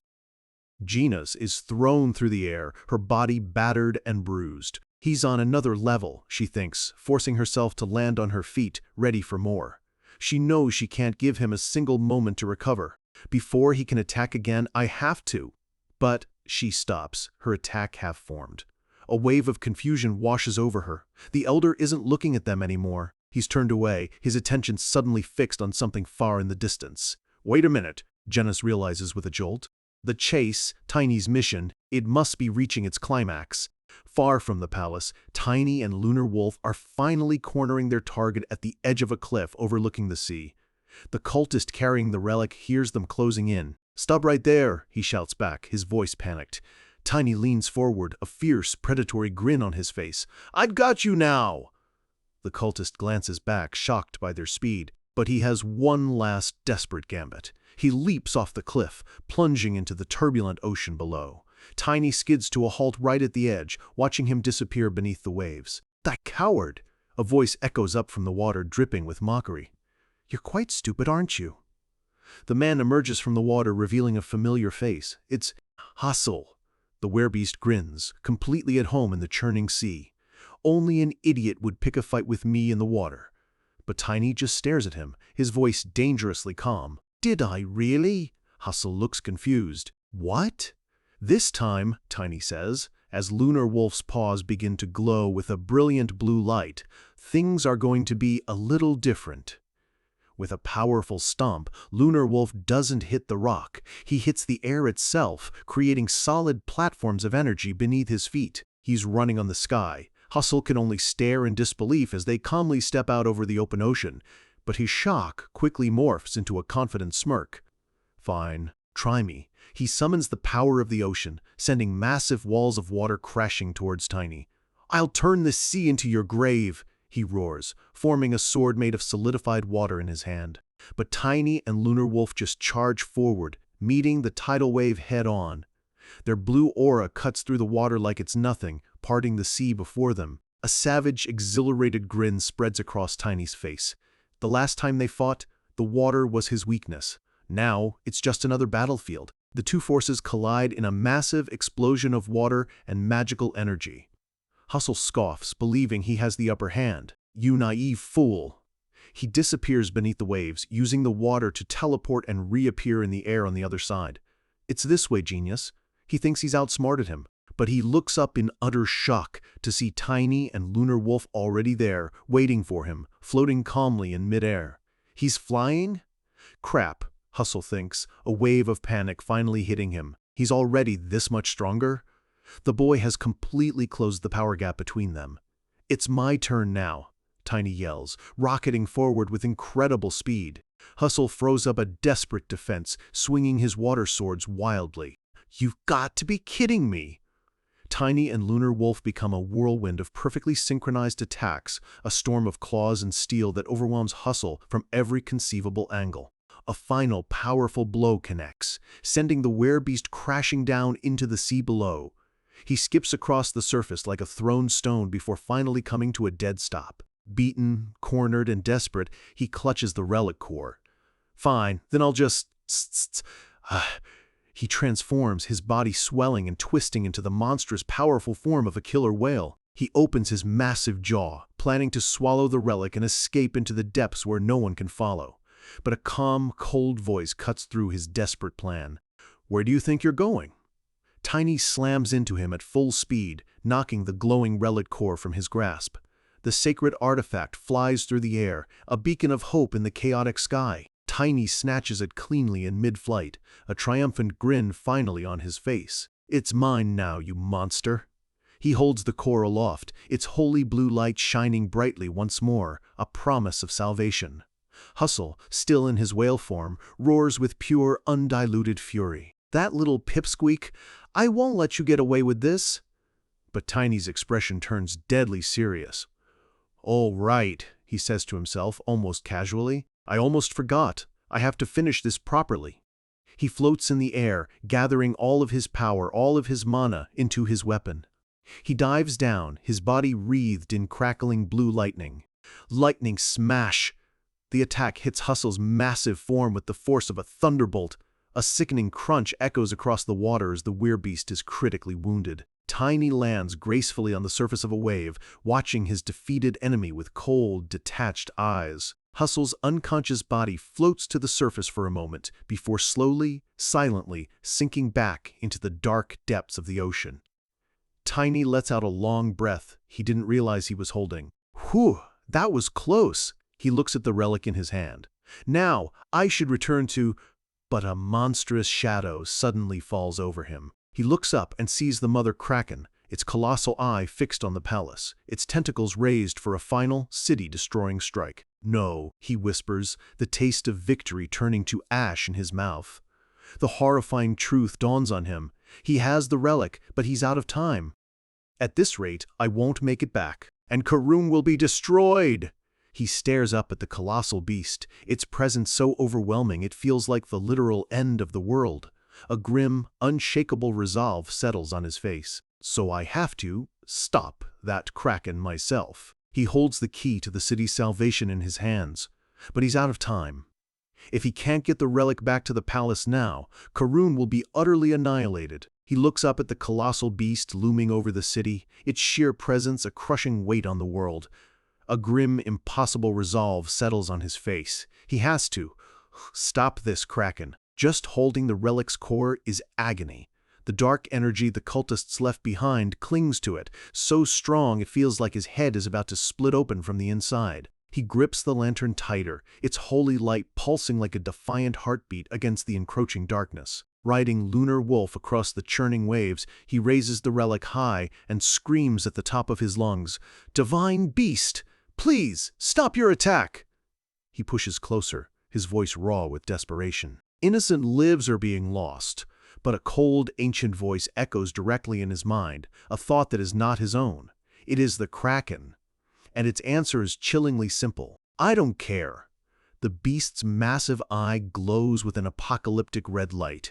It tells him that some sacrifices are necessary to cleanse the world of a greater evil. And then it delivers the final, soul-crushing blow. It explains its logic with perfect, cold clarity.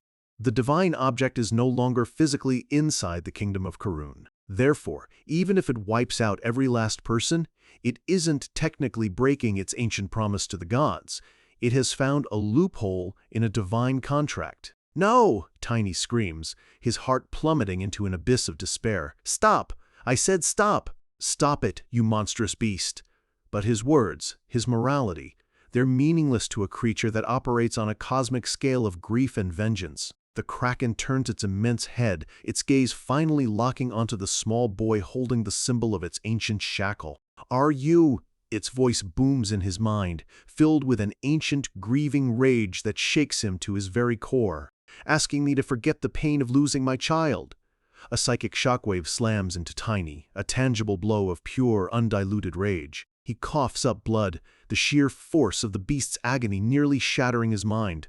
But even within that storm of fury, that overwhelming hatred, he feels something else. Beneath the rage is an ocean of sadness, a grief so profound it could drown the entire world.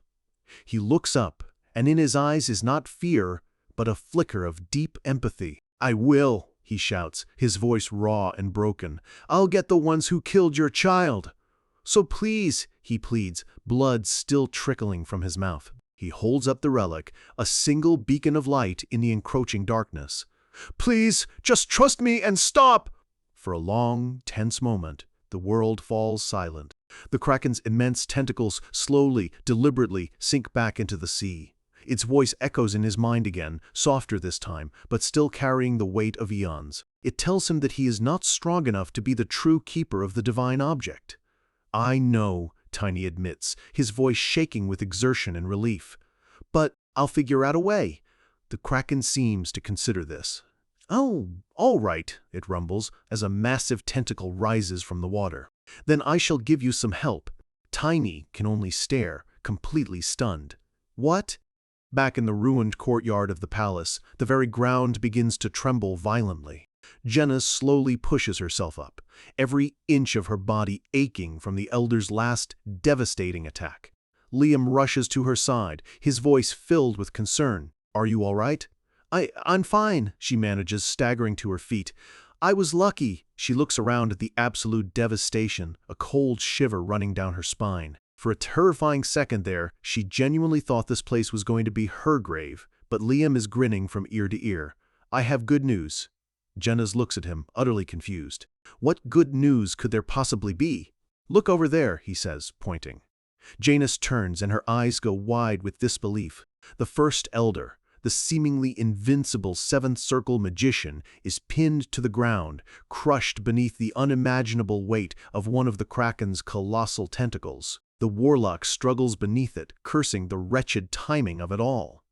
He looks over and sees Jenna's and Liam already getting back to their feet. And those pests over there still won't give up. "All right, fine," he growls, gathering his dark magic once more, even while pinned. He unleashes a massive wave of demonic energy, intending to finish them both off in one wide, sweeping attack. The spell hurtles towards them, a swirling vortex of corrupting darkness. They brace themselves, feeling his vile power wash over them. "He's spreading it this wide so quickly," Liam exclaims, shocked at the sheer scale of the magic. The elder raises his arms, bathing the entire courtyard in an oppressive, magical darkness. "In this complete darkness," he screams, his face a mask of insane glee, "I shall burn you all to a crisp." But Janice and Liam are already moving. They aren't trying to defend, they're running. The elder laughs maniacally. "Hey, you pathetic knights, look at you running away! You pitiful and inadequate!" His taunts are cut short by a sound like thunder. The ground behind him explodes upwards. He cries out in shock as something slams into his back with impossible force. He twists his head and sees another one of the Kraken's tentacles crashing down on his position. "It attacked me again! This can't be a coincidence!" The horrifying truth finally dawns on him. The concealment magic, it was never to hide from Tiny. It was to hide from the Kraken all along. Another tentacle slams down, and another, and another. The Kraken is focusing all of its apocalyptic rage directly on him. He's crushed into the stone, his bones breaking under the relentless, rhythmic assault. He's sent flying, his powerful robes torn to shreds and his body battered beyond recognition. Liam and Janice watch in stunned silence. The Kraken is attacking the demon followers? How is that even possible? The First Elder screams as a wave of psychic energy floods his mind, an attack far more painful than any physical blow. The Kraken's grief, its rage, its sorrow, it's all being poured directly into his consciousness, crushing him from the inside out. He clutches his head, gasping. "I have an internal wound from that beast?" Gina's and Liam see the opening, but also a new, terrifying danger. Gina's grabs Liam's arm. "Get back! A new wave of power is coming." The Kraken's psychic attack radiates outwards, a wave of red energy that feels like death itself. Liam cries out as it passes through him. "What are you doing? This power," Janice explains, shielding him as best she can, "it's not meant for us. This energy won't hurt us. I think it only works on the specific opponents the Kraken is targeting." Her eyes light up with a sudden, brilliant realization. This is the proof. "I think Sir Tiny succeeded." The elder screams in unimaginable agony, his mind and body being torn apart by a god's grief. "This is not good," he gasps, his body cracking and breaking, "but I won't go down without a fight." In a final, desperate act of defiance, his body begins to twist and contort into a grotesque, inhuman shape. Janice and Liam hear a strange, sickening sound, like wood splitting and flesh tearing apart. What is that sound? From the elder's broken form, a monstrous plant-like creature begins to grow, a last-ditch, horrifying transformation. It blooms into a terrifying flower of pulsating flesh and thorny vines, its only purpose to destroy everything around it. The knights are thrown back by the sheer force of its unnatural birth. "What is?" Liam starts to ask, before he and Jenna's are swarmed by a forest of grasping, thorny vines. They struggle against the constricting tendrils, their powerful blades barely making a dent in the demonic plant. The monster slams its heavy, bulbous body down, aiming to crush Liam into the ground. He just barely manages to block the blow, his arms screaming in protest. The two knights look at each other, their faces grim. This thing, it's even stronger than the magician it spawned from. A thick tendril whips through the air like a deadly spear. Liam takes the blow for Janice, his armor groaning under the immense strain. "You monster!" With a furious battle cry, he unleashes his own power, channeling it into his sword. A brilliant flash of golden light explodes from his blade, shattering the vines around them and momentarily pushing the creature back. The two knights land on their feet, exhausted but still fighting. They know they have to act fast. "We can't let that thing get inside the castle." They sprint towards the main gate, hoping to secure it and contain the monster before it can reach the royal family. But the massive iron doors slam shut right in front of them, sealed by a dark, sinister, magical energy. They're locked out. They look at each other in horror, a cold dread washing over them. Wait, what? On the other side of the gate, a line of royal guards stands waiting. But their eyes are glowing with an eerie, demonic red light. They've been turned.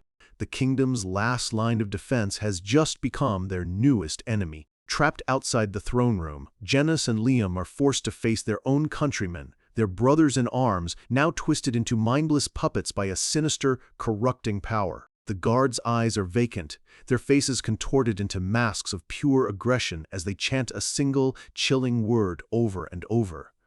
Die, die, die. They charge forward, a wave of steel and mindless fury, their only purpose to cut down anyone who dares to approach the king. Liam recognizes the magic instantly. This is a high-level mind control spell, a forbidden and insidious art that warps the will of its victims. Behind the sealed doors, a fist slams against the wood in pure frustration. We see the warlock, his ceremonial robes now discarded. He's furious. Because of you pests, this entire mission has been a mess. He leans against the door, catching his breath from his earlier battle. But still, I guess we somehow managed to reach the final goal. He glances toward the throne room doors, a cruel sneer on his face as he mocks the knights outside. You worthless knights can try and stop me. You'll have to do your very best. Genis hears his voice from the other side. The goal? That way leads to... Her eyes widen in horror as she realizes their true objective. His Majesty's room. Liam's face hardens, his body crackling with protective energy. The king is in danger. But the brainwashed knights are relentless. They swarm him, their voices a unified chorus of madness. Die! Glory to our master, Genis calls out to him, already moving towards the throne room. I'll leave some of them to you.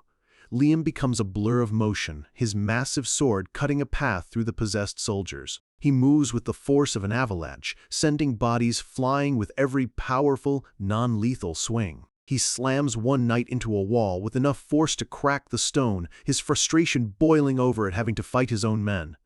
Genis glances back, concerned. Sir Liam, are you all right with this? He growls back that he's using the flat of his blade. They won't be killed.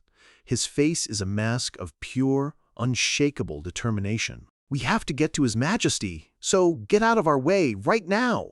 He unleashes another powerful blast of energy, clearing a path through the guards for Genis. She watches him, a flicker of sympathy in her eyes. She knows these are his comrades, his friends.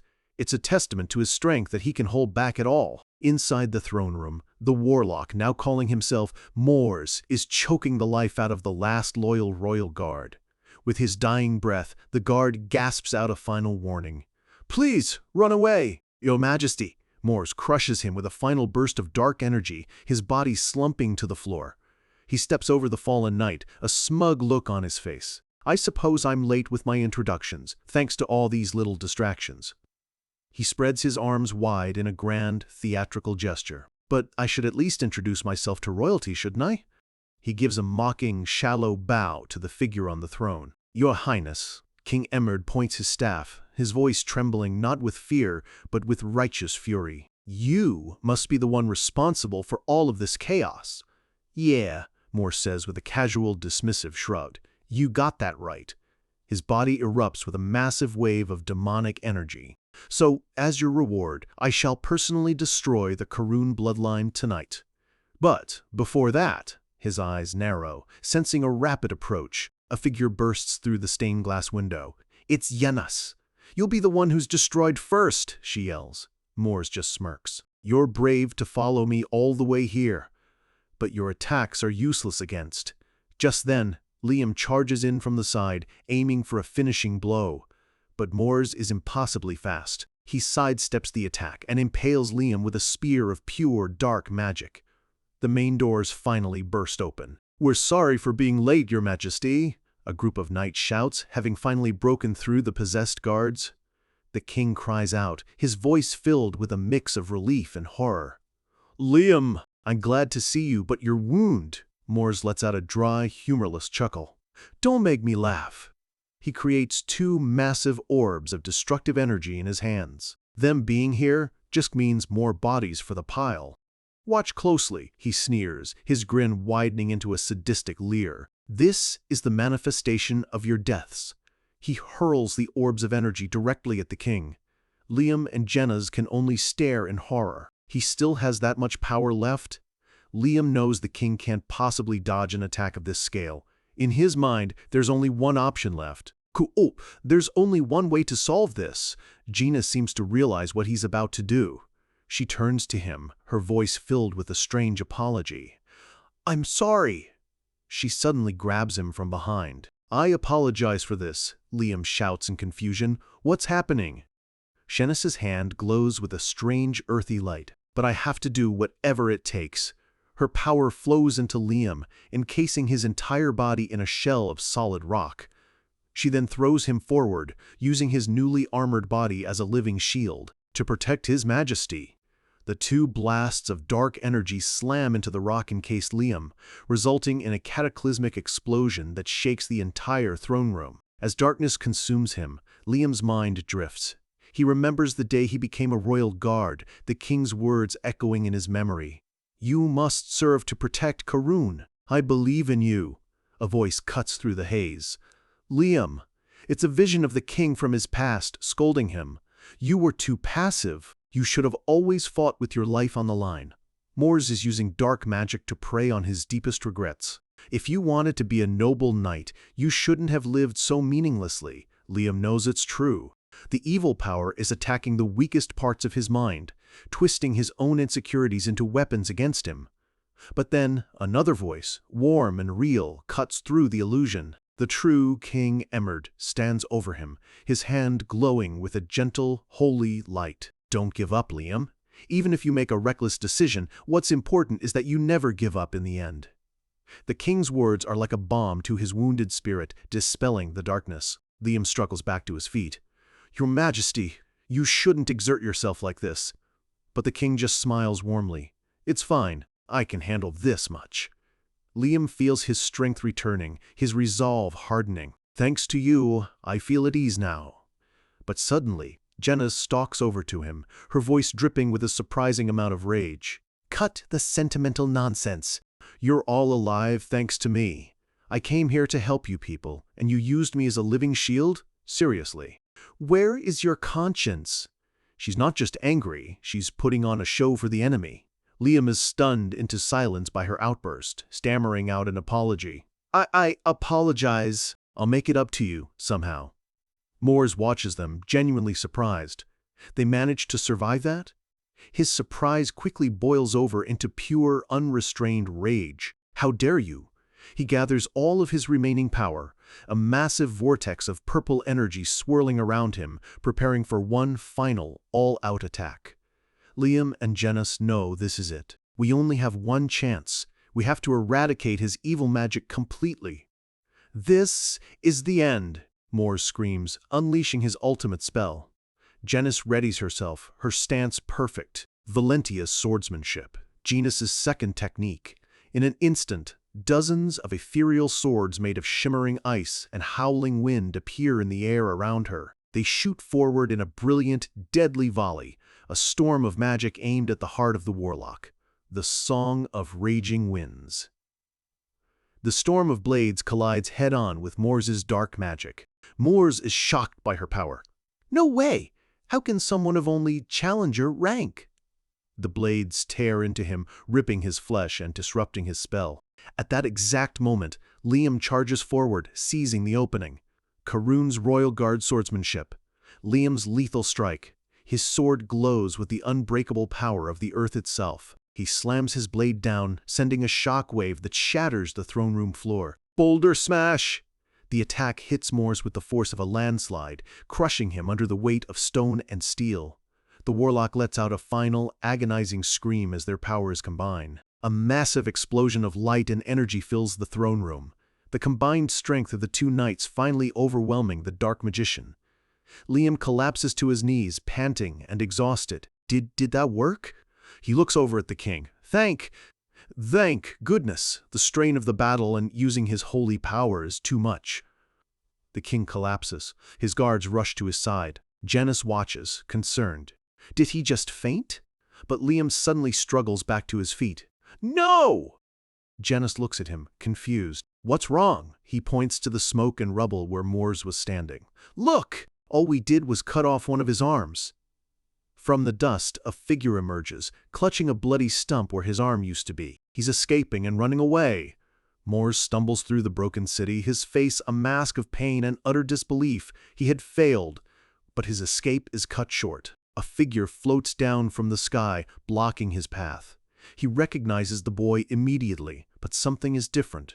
You, Moores's little child. It's Tiny, holding the glowing relic core, a fierce, determined grin on his face. The warlock can only stare, dumbfounded. Why are you in possession of the divine object? The mastermind's grand plan is in ruins, and now he's just a man running for his life. With every pained step, Moores curses his failure. The arrogant calm he once held, now completely shattered by raw panic. The bodies of his loyal followers litter the ground, a grim testament to how completely he has failed.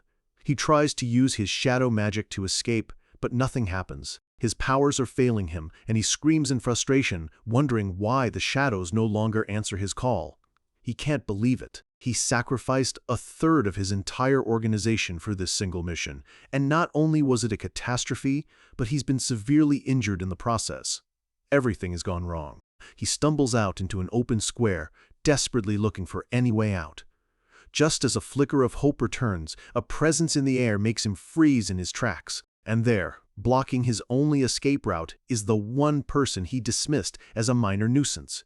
It's Tiny, riding calmly on his spectral partner, Lunar Wolf.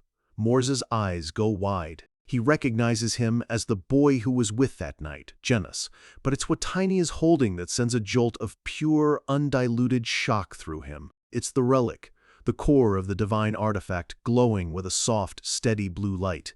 He can't comprehend it, stammering out, How in the world do you have that? This is it, the final showdown, the climax of the entire battle for Karun. Tiny just looks down at him with a cocky, confident grin, not even bothering to give him a straight answer. Instead, he just asks, "Why do you think?" It's a total power move, rubbing Moores's spectacular failure right in his face. That one simple question is enough to shatter Moores's remaining composure. A surge of dark purple energy erupts from his body. He's done running. He screams that he doesn't care how Tiny got the relic because it doesn't matter anymore. All that's left is pure, unbridled rage. The dark energy condenses around his remaining fist, crackling with destructive power. With a furious roar of "Die!", Moores unleashes a massive beam of demonic energy, tearing through the air straight towards Tiny and Lunar Wolf. But Tiny doesn't even flinch. He just grins, ready for the challenge. He looks at his partner. "Let's go, Lunar Wolf." With a determined bark, they charge forward. Lunar Wolf's paws strike the air itself, creating glowing blue platforms as they bound forward at incredible speed, heading directly into the face of the attack. Moores is stunned. He can't believe what he's seeing. This kid isn't dodging or defending. He's charging straight at him. The sheer recklessness of it is completely insane. Tiny braces himself, activating his skills in rapid succession. Iron God's armor, he thinks, focusing his energy. He uses the force of the blast to accelerate, turning the attack against itself. Next, he uses Iron Body, shifting his weight to become lighter just as he jumps, perfectly timing his movements to ride the wave of raw energy. He knows exactly what he needs to do, and he's going to hit him hard. He channels all of his power, becoming a living cannonball aimed right at the source of the blast. Moores grits his teeth in disbelief. This is impossible. It makes no sense. This mere child is literally tearing his way through a beam of pure demonic energy. Moores can only watch in horror as the boy gets closer and closer. "Yes," Tiny yells, a look of fierce determination on his face. He's not just trying to get through the attack, he plans on smashing the warlock's head in on his way out. He's almost through. With a final burst of effort, he screams out his partner's name, "Lunar Wolf!" In perfect sync, Lunar Wolf appears right beneath him, giving him the final push he needs to burst out of the energy blast like a bullet from a gun. Morse's face is a mask of pure shock and terror. He has absolutely no time to react. With a powerful grunt, Tiny swings the heavy base of his weapon like a warhammer, aiming right for Morse's head. The impact sends a shockwave through the air. Morse cries out in agony as he's thrown backwards, tumbling helplessly through the sky. He lands hard, blood trickling from his mouth. He glares up at Tiny, spitting out a curse. The boy is far stronger than he ever could have imagined. Riding Lunar Wolf, Tiny circles back, his eyes narrowed. He can tell that last hit did some serious damage. Morse is definitely weaker now. He gets ready to strike again, shouting, "One more time!" But just as he's about to charge, something makes him pause. A strange, ominous crackling sound fills the air. A massive vortex of dark energy suddenly swirls around Morse. It's an overwhelming, terrifying power that doesn't seem to be his own. Even Morse looks up at it, confused for a moment. Then, a slow, sinister smile spreads across his bloodied face. He holds his hand up to the swirling vortex, drawing its power into himself. This isn't just magic anymore. This is something far more profane. The energy explodes outward, twisting and corrupting the very air around him. The ground trembles under the sheer pressure of this forbidden power. Morse looks at Tiny, his voice dripping with menace. You made me go this far. This is his final, desperate trump card. His eyes glow with a terrifying light as he promises that now there will be no mercy. Tiny watches, and a horrifying realization dawns on him. He can see the faint outlines of souls being absorbed into the vortex. He knows this magic. It's a human sacrifice spell, a forbidden art that devours the souls of the dead. Morse floats in the center of a sphere of pure demonic energy, absorbing the life force of his fallen cultists to fuel one last desperate attack. From Tiny's perspective, the demonic energy is skyrocketing. It's growing at an unbelievable rate, far beyond anything he's ever faced. Morse glares at him, his face twisted into a demonic mask. He calls Tiny an insignificant brat, and gathers all of that stolen soul energy into a single, condensed ball of absolute destruction. With a voice full of hatred, he promises to burn Tiny away in the most painful way imaginable. He's putting everything he has into this one final attack. His body is now just a silhouette inside a raging storm of dark magic. He throws his hand forward, unleashing an enormous wave of pure, concentrated, demonic power. The blast is massive, expanding rapidly to incinerate the entire area. Tiny and Lunar Wolf are right in its path, with nowhere to run. Tiny grits his teeth. He knows a normal barrier would be shattered instantly against an attack this powerful. He has to do something else. He thinks, then, and grips the relic tightly in his hand. There's one last option, one last desperate gambit.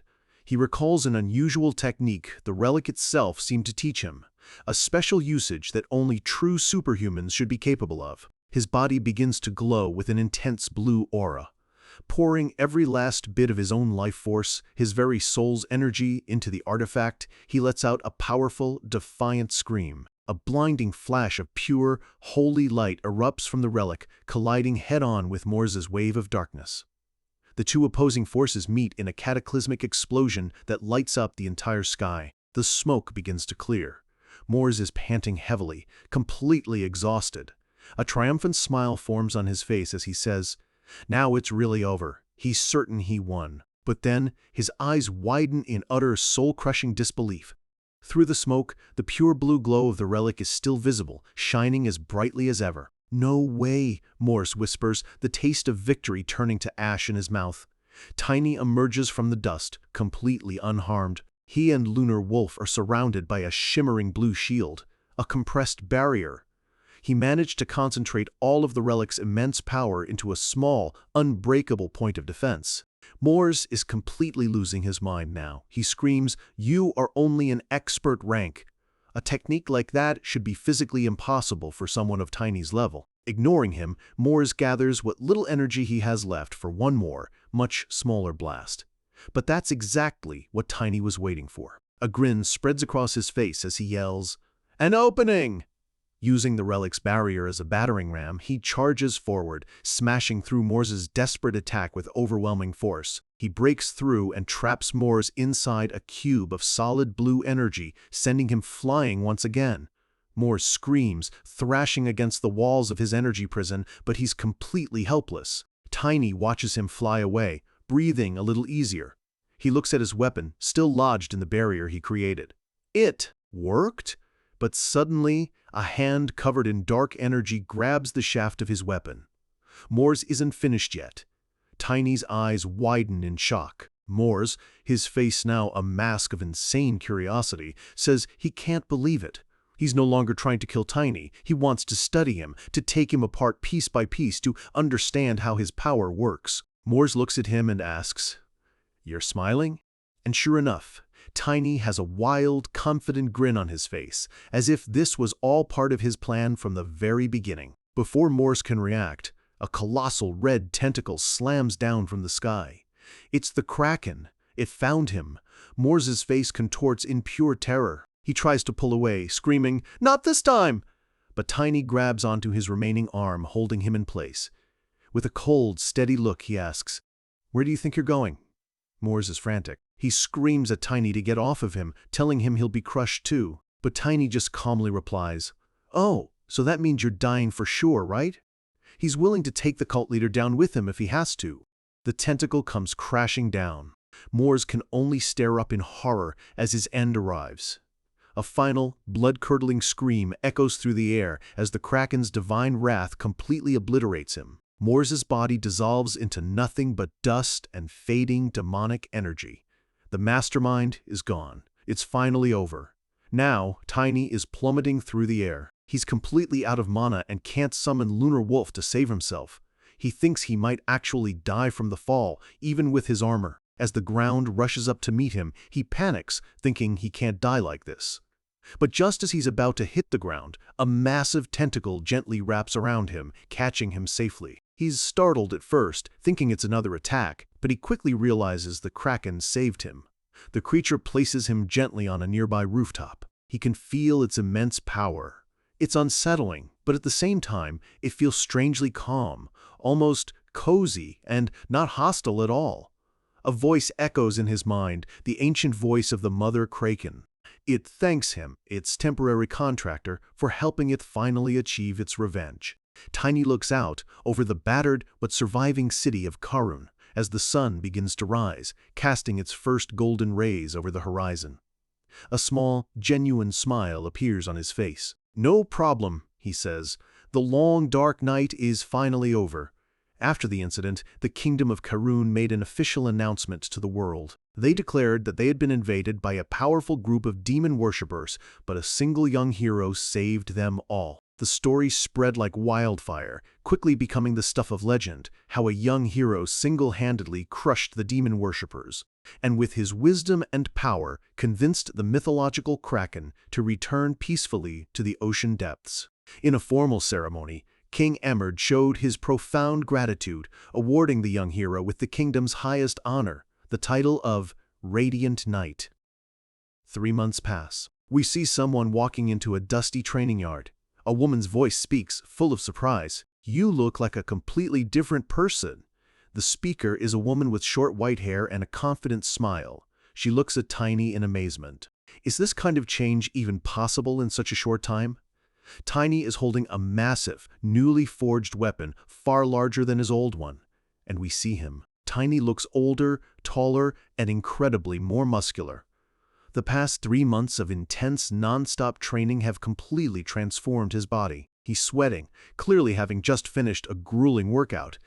The woman addresses him with a new, more respectful title, a sign of his incredible growth and new status, Mr. Tiny. 3 months can change everything. For Tiny, it was the difference between being a boy and becoming a weapon. A woman with short, newly white hair approaches him, her voice filled with disbelief. "I almost don't recognize you anymore." It's Jenna's, the Knight of North Wind, now without her mask. She takes in Tiny's new, muscular frame and the massive weapon in his hand, asking, "Is this kind of transformation even possible in such a short amount of time?" Tiny stands there, breathing heavily from his training. The boy who first arrived in Karun is gone, replaced by a young man who radiates an aura of immense power. Genus addresses him with a newfound respect, calling him Mr. Side, Tiny. She just can't get over it. A side-by-side comparison shows the scrawny kid from 3 months ago next to the powerhouse he is today. The change isn't just growth, it's a complete metamorphosis. Tiny just grins, a spectral blue image of himself appearing behind him. He explains it's the result of a secret technique he's been using, and that for the past 3 months his only focus has been getting stronger. Janice admits it's still surprising. She looks around the empty training ground and notes how quiet it is. Tiny knows why. With a smirk, he tells her it's because the prince's coronation is getting closer. The entire kingdom is busy preparing for the historic event. Janice agrees they should attend. She suggests they take a walk before the ceremony begins, and Tiny nods in agreement. As they walk through the palace grounds, Janice remarks that the place has been completely restored. While she was recovering, the kingdom was healing its scars. The evidence of the demon worshippers' attack is already fading into memory. Tiny changes the subject, his voice laced with concern. He asks Janice if she's really okay to be walking around. He knows the injuries she sustained in their last battle were severe. She recalls the fight, remembering the intense exhaustion that hit her after pushing her mana to its absolute limit, a dangerous condition known as over-rebound. She assures him she's almost completely healed. She even jokes that she wouldn't have been stuck in bed for so long if Sir Liam hadn't used her as a human shield against Morse's attack. Janice then turns the question back on him. "What about you, Mr. Tiny? Are you all right?" Tiny looks a little caught off guard by her genuine concern. She reminds him of what he did, drawing out the immense power of a divine artifact with the body of a mere expert-class warrior, all to fight a seventh circle magician. She's sure that an act like that must have pushed his body far beyond its breaking point. Tiny looks down, considering her words. He slowly opens and closes his hand, admitting that the recovery hasn't been easy. He explains that ever since the fight, he's had this strange feeling, like his will and his body's movements are slightly out of sync. Janice tells him that's a serious after effect and that he should be resting, not training. But Tiny just laughs it off, cheerfully saying he's almost healed. Janice is completely stunned. What? How could he possibly be fine after pushing himself that far past human limits? She insists there must have been more symptoms, and Tiny admits there were. But to be honest, thanks to that immense strain, he gains something incredible in return. A new power awakened within him. A soft blue flame ignites in the palm of his hand. He looks at it with a confident smile and explains, "I learned the power of soul." He tells her how it happened. As his body was desperately trying to heal itself by squeezing out every last drop of mana, he learned to fill the empty space with his own life force, his soul's energy. It was a power he gained completely by accident. He demonstrates a complex pattern of blue energy forming between his hands. He explains that it reacts to mana, but its core principles are completely different. It's a fundamental force, older and rarer than magic. His eyes narrow in concentration, a faint blue glow emanating from them as he taps into this newfound wellspring of power. He says that because this new power replaced his depleted mana and stamina, he was able to minimize the after effects of the battle and recover at an astonishing rate. Janice watches in awe as a ball of pure soul energy floats from his hand. He's doing this without using a single drop of mana. This ability is a game changer. Tiny looks at his hand, a spark of excitement in his eyes. He can do this now. This changes everything for his future plans. He clenches his fist, and the energy erupts in a flash of brilliant light. He grins, still amazed at this new power that he never knew existed in his past life. He thinks back to that final, desperate moment against Morse when he pushed past his own limits. It was a good choice not to give up. This power is a new possibility, a new path to victory against the coming disasters. He wonders if the old legends might actually be real. The legends of the Aura Masters, ancient warriors who could control the very essence of the soul itself. Janice smiles, satisfied with his explanation. Now that she knows he's okay, she gets down to business. "Now, I'd like to hear your decision." Tiny looks confused. She holds out a sealed envelope, telling him it's about their next destination. She explains that her master, Duke Valentia, wishes for them to head to the distant land of Elvenheim immediately. But, she adds, she'd like to visit the imperial capital first to attend a celebration for the Valentia family. She then asks Tiny for his opinion on the matter. Tiny takes the letter, and as he reads it, his expression turns deadly serious.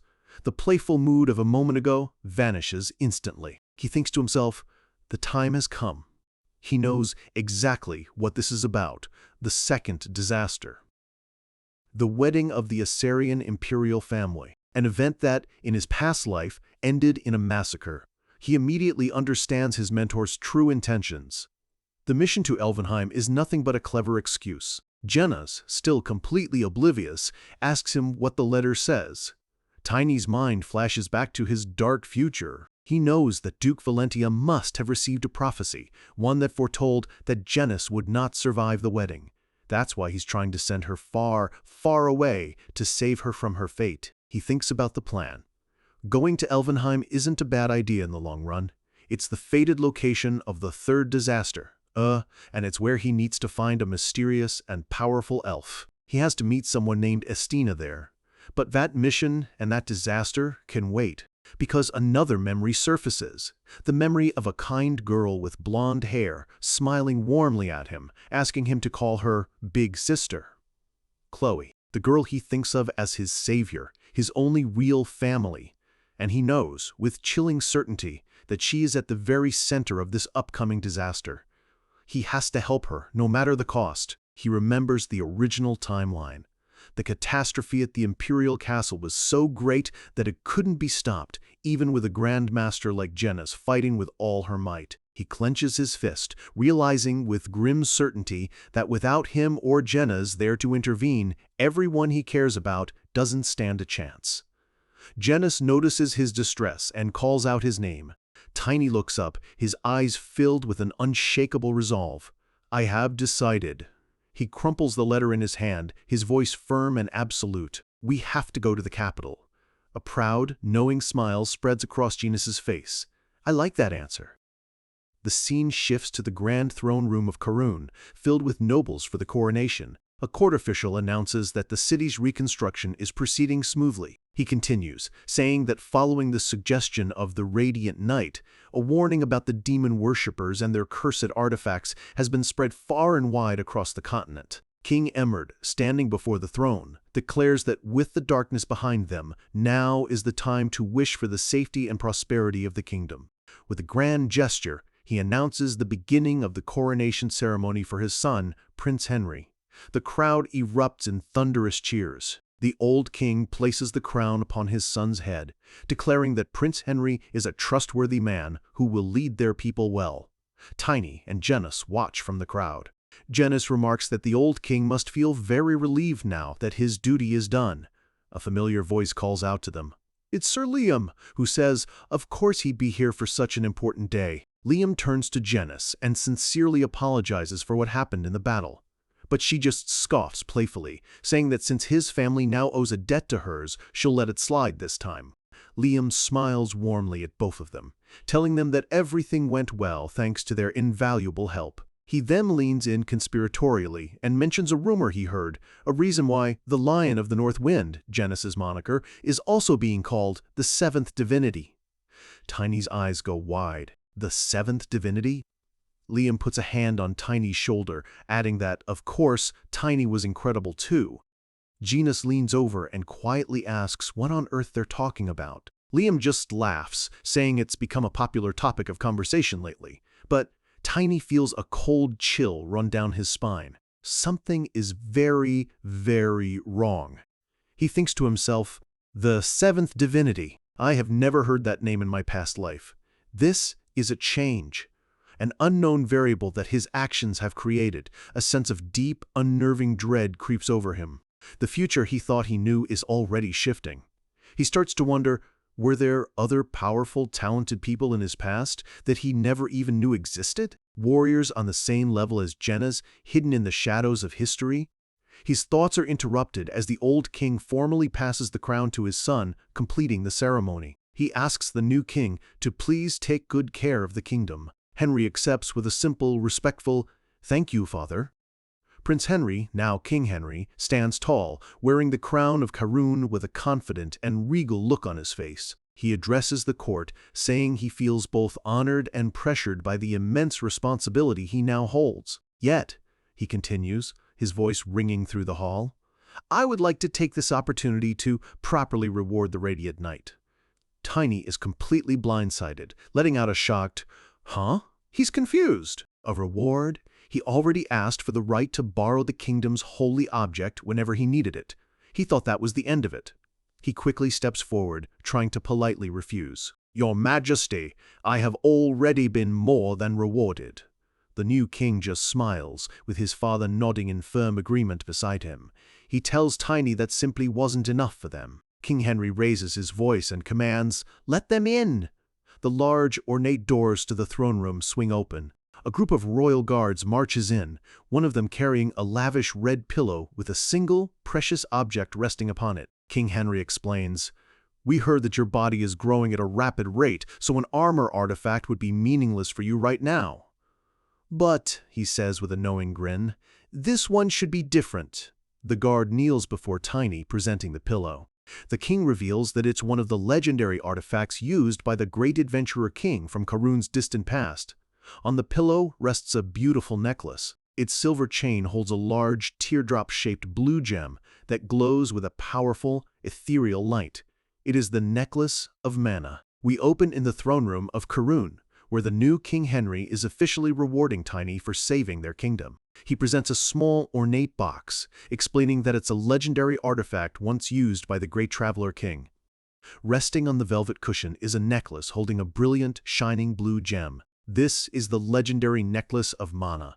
Tiny is stunned into silence. He can barely process what's happening, stammering, "You're giving this to me?" An artifact of this level is a national treasure, practically priceless. The king smiles, admitting he originally wanted to give Tiny one of the transcended armors. Tiny's jaw hits the floor. Transcended armor? That's an entirely different league of power. King Henry lets out a warm laugh, clarifying that those are all designated as national treasures, so his hands are tied. Even the former king, Emerd, chuckles at the grand notion. But don't worry, the king reassures him. This is also a great one. He reveals the necklace is imbued with powerful sixth circle magic, and the gem seems to pulse with energy. Tiny is still reeling. He knew the king was generous, but this is beyond anything he could have imagined. This level of gratitude is a heavy weight, a constant reminder of the expectations placed upon him. His mind races, recalling just what transcended armor is, artifacts infused with seventh circle magic, the kind of power that turns a person into a superhuman force. These are treasures so rare, most grandmasters go their whole lives without ever seeing one. As if that wasn't enough, the former king adds an incredible detail. The necklace's massive mana supply completely restores itself in a single day. Overwhelmed by the gesture, Tiny bows deeply. He tells them it's more than he deserves, but he will accept it with honor. As King Henry fastens the necklace around Tiny's neck, he asks him to think of Karun whenever he looks at it. He places a hand on Tiny's shoulder, his voice filled with genuine warmth. Karun will always remember you and cheer for you. It's more than a reward, it's a promise of an unbreakable alliance. The throne room erupts. The crowd chants his title, their voices united in celebration. Let's go, Radiant Knight! Hooray! The entire kingdom rallies behind their hero, sending him off with their hopes and blessings. Sometime later, Tiny and Genis walk through the bustling port of Karun, now fully restored and teeming with life. Genis, dressed in a simple traveler's cloak, smiles. They are all great people, huh? But she notices Tiny is quiet, lost in thought. He calls out her name, and she turns with a friendly smile, asking what's on his mind. Tiny holds out the necklace of mana. You should hold on to this. Genis is completely taken aback. What? Me? She immediately refuses, waving her hands frantically. It's a royal treasure, far too valuable for her to simply take. Tiny calmly explains his logic. The after effects of his last battle have left his body out of sync with his soul, meaning he can't handle large amounts of mana right now. The necklace would be wasted on him. Genis still looks hesitant, but Tiny's gaze is firm and unwavering. This isn't a suggestion, it's a necessity. For the dangers that lie ahead, he needs his companion to be at her absolute strongest. She sighs, finally understanding. It's not a gift, but a strategic decision. She agrees to hold on to it until he's recovered and thanks him. Tiny lets out a quiet breath of relief. He was half convinced she would refuse out of principle. Internally, he admits he was almost certain she would turn him down. Getting her to accept was the first critical step of his plan. As they walk, Janus remarks that the necklace is surprisingly light. But Tiny's thoughts are anything but. He needs her to be strong, to have every possible advantage. He watches her back, the weight of his deception pressing down on him. After all, he is knowingly leading her to the very place where she is fated to die. They arrive at the coast, looking out at the vast ocean. Janus figures they'll need to charter a boat to cross. But Tiny just grins, a mischievous glint in his eye. Nope, we don't need one. Janus looks at him, utterly confused by his confidence. With a flash of light, he summons Lunar Wolf in his massive spirit form. Patting his partner's side, Tiny says, "Let's save some time and money." And just like that, they're off, with Lunar Wolf sprinting across the water's surface at an impossible speed. Janus is having a terrible time, clinging on for dear life as the wind and sea spray blast her face. Tiny glances back, shouting over the roar of the water, "Are you okay?" Her only reply is a terrified scream. She cries out that she'd rather swim, but Tiny just yells back, "Stop with that nonsense. We are almost there." And then it dawns on him. He completely forgot. This reality-bending sprint is normal for him as Lunar Wolf's master, but for any normal person, it's a nauseating nightmare. Janus looks pale and sick. Panicking slightly, Tiny asks again if she's all right. But it's too late. Janus suddenly lurches forward, unleashing the contents of her stomach into the sea, a spectacular, unfortunate rainbow trailing behind them. Finally, they arrive at a bustling port town, the salty air a welcome relief. The locals just stare as two utterly disheveled figures stumble onto the docks. Someone mutters, "Who are those beggars?" Tiny and Janus collapse onto the wooden planks, looking like they've survived a hurricane. Tiny lies on the ground, the world still spinning around him. "Good grief," Janus, equally wrecked, says she thought she was going to die. She weakly suggests they just rent a horse from here. But her words make Tiny jolt upright. A strange look crosses his face. A slow, dawning horror spreads across his features. He frantically pats down his pockets, a sense of dread growing with every empty pat. Wait a second. He lets out a yell of pure anguish. "It's gone. My wallet's gone." In the chaos of their high-speed, vomit-inducing journey across the sea, all their travel funds had been lost to the waves. Janus drops to her knees, utterly dejected. "It's all my fault. I am so sorry." Tiny looks at her, but instead of despair, a flicker of grim determination sparks in his eyes. He pulls her to her feet, telling her not to worry. "We can always earn more money." Janus looks up, confused. A wicked, confident grin spreads across Tiny's face, a look that speaks of past life experience. "Oh, you don't know?" He gestures toward a shady-looking alley where a group of thugs are shaking down a local citizen. "This city usually has, money bags ready for situations like this." Janus can only stare, completely baffled by his ruthless pragmatism. A loud thwack echoes from the alley, followed by a short, sharp cry of pain. Problem solved. Night falls, and the sound of horse hooves clatters along a dirt path. They approach the walls of a fortified town ahead.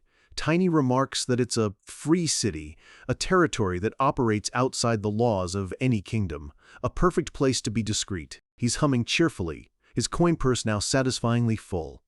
Janus, however, rides in stony silence on her black horse, while Tiny rides atop a now pup-sized Lunar Wolf. She finally breaks the silence, her tone sharp and serious as she calls out his name.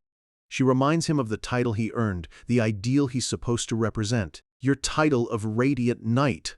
She reaches over, grabbing the front of his cloak, her patience clearly worn thin. "Are you trying to ruin your own reputation?" she demands, her frustration making her horse rear up slightly. She lectures him, saying that a true knight doesn't resort to street brawling and vigilantism. But Tiny just stares ahead, completely unfazed by her scolding. He thinks to himself that Janus is incredibly diligent, a stickler for honor and rules. It's an admirable quality, one that defines her as a great person with a strong moral compass. And she's undeniably talented. He notes that even now, she's riding at a speed 3 times faster than a normal horseman. Her gift is immense. He glances toward the distant imperial capital. He hopes he made the right choice bringing her. He needs her strength, but in doing so, he's placed his honorable, principled friend directly in the path of a political firestorm. Suddenly, Genis is almost thrown from her saddle. Lunar Wolf, back in his massive form, has playfully snatched her horse's reins in his mouth, lifting the entire animal into the air. Perched on Lunar Wolf's back, Tiny just laughs. Genis can only grit her teeth, her anger simmering under the surface. As they continue, Tiny's tone turns serious. He tells her there's something important he needs to ask before they reach the capital. "Do you know anything about the second prince?" Genis considers it for a moment before replying that his reputation is good, and that he's known to be very close with his brother, the crown prince. Tiny is floored. "What? They are close?" This completely contradicts his memories. In his past life, the second prince was the one who orchestrated a bloody coup, a tragedy where both brothers died. The new information sends his mind reeling. What is really going on within the imperial family? For the first time, the past he remembers and the present he's living are starting to diverge. The scene shifts to a lavish room deep within the imperial palace, where a dragon alights on a balcony. Inside, the soft sound of footsteps breaks the silence of a darkened chamber. A woman with elegant gray hair stands over a sleeping boy, the crown prince, gently stroking his hair. She murmurs that he almost woke up. Her touch is gentle, yet her presence feels cold and calculating. "Sleep well," she whispers, placing a faintly glowing blue orb by his bedside. In the shadows behind her, a blonde-haired man watches in silence. The woman turns away from the bed, her expression unreadable in the dim light. Her face finally settles into a look of quiet disappointment. So, the plan didn't work out. It seems a dark conspiracy is already in motion, one that suggests Tiny's knowledge of the future might not be enough to stop what's coming. Inside the imperial palace, the noblewoman from before is reeling from some bad news. We now know her as the second queen, Karsha. "The plan was ruined?" she asks, disbelief coloring her tone. A voice from a glowing crystal ball confirms her fears with a single, cold word. "Yes." The voice continues, explaining that the details are not important. But you don't have to worry about the result. The figure in the crystal is cloaked and masked, their arrogance palpable even through the distorted image. Queen Karsha scoffs, her composure cracking. She's already heard what happened in Karun, a complete and utter failure. Her voice trembles with suppressed fury. She reminds them that this was a plan years in the making, with months of final preparations for the Karun incident alone. "And now," she seethes, her eyes burning, "you come to tell me that it all failed? How much longer am I supposed to trust you scheming liars?" The cloaked figure remains silent, letting her vent. Then, a sinister chuckle echoes from the crystal. "Even if you can't trust us," the voice says smoothly, "I don't think you can simply break our deal now. This isn't a discussion, it's a threat." Karsha is stunned into silence. The figure's face twists into a terrifying grin as he adds that they'd be very disappointed if she tried to back out. An image flashes through her mind, a memory of the dark pact she made. Her own voice echoes, full of venom. "I want to kill all the hateful bloodlines of Aslan." She remembers standing in a room filled with carnage, a crazed look in her eyes. The figure reminds her, "You surely said that." She is trapped, bound by her own ambition and hatred. The cultist leans closer to the crystal, his voice like poison. "Think carefully. Opportunities like this are rare." "So, what will you do?" he asks. With a cry of pure frustration, Karsha slams her fist on the table. She has no choice. She looks at the crystal ball, her voice tight with desperation. "Are you certain we will get the result we want?" The figure gives a sharp, confident grin. "Of course!" Just then, a sleepy voice calls out, "Mother!" Her young son Tanel stirs in her lap. In an instant, she dismisses the crystal ball, and the cold, calculating queen vanishes. With a warm, gentle smile, she greets him. "You are awake, my prince." He sits up and buries his face in her shoulder, seeking comfort. She reminds him that he has a class soon, gently stroking his hair. But the boy doesn't move. He looks up at her, his expression clouded with insecurity. "Mother, can I just not go?" He laments that he's only half royal, lacking the golden eyes of the true imperial bloodline. His sense of inadequacy is a palpable weight. Her hand comes to rest gently on his head, a comforting gesture. "Don't say such sad things," she tells him softly. With a smile that doesn't quite reach her eyes, she says she expects him to keep growing strong, just as he always has. Her words work like a charm. He sits up straight, his spirit instantly renewed. "Yes, mother." He makes a bold, childish promise. "When I grow as big as my brothers, I'll carry you on my back and run around the imperial palace 10 times. Queen Kartia lets out a genuine laugh. "Oh my, so reliable! I believe in you, my prince." But as her son chatters on, her gaze drifts to the dark, silent crystal ball. Her smile fades, replaced by the grim reality of the deal she's trapped in. Meanwhile, in a dark, candlelit chamber, the demon worshippers convene. One of them thinks to himself that the queen finally understands her place. What a foolish woman! Another member defends their failure in Karun, arguing that the outcome was unavoidable, no matter how much they had prepared. The losses were indeed catastrophic. Their first elder, Mors, is gravely injured, and they lost countless followers and resources in the disaster. The cult leader slams his fist on the table in fury, cursing Mors for his monumental failure. One of the members changes the subject, asking about the boy who caused all this chaos. What is he doing now? The report comes back. It seems he was heading to Assyrian, the imperial capital. The news sends a palpable shockwave through the room. One of them whispers, "The very place where the great deed is to happen." Another tries to dismiss it as a coincidence, noting the boy's connection to the powerful Valentia family. But the leader silences them all with a single, sharp command. He gives his orders. They will continue to monitor Tiny, but they are not to engage him. Their sole focus must remain on the great deed, the massive operation they are planning with their high-level informant, an agent codenamed Blue Fox. Elsewhere in the palace, a man concludes his report to a regal young man with neatly styled blonde hair. The young man smiles, a teasing light in his eyes. "So, you came all the way to report this yourself. You're always making your own life harder." His visitor simply replies, "Thank you, Lot." We finally meet him, the second prince, Lot Van Aslan, the very man Tiny remembers as the orchestrator of the second disaster. The first man suggests it's time. Lot started working with the local information network. Lot leans back with a charming, easygoing smile. He admits he used to, but says his brother's straightforward, by-the-book methods don't really suit him. He playfully teases him, saying he's the type to just boss people around and lecture them about the rules. The man, now revealed to be the crown prince, calls him out. "Brother?" Lot just laughs and agrees to stop the teasing. The crown prince, Aslan, then turns serious. He asks about the second queen and Tanel, noting he hasn't heard much about them lately. Lot's playful demeanor vanishes instantly. He informs his brother that their mother, Queen Kartia, has been summoning the night leader to her chambers again. The crown prince's golden eyes narrow with concern.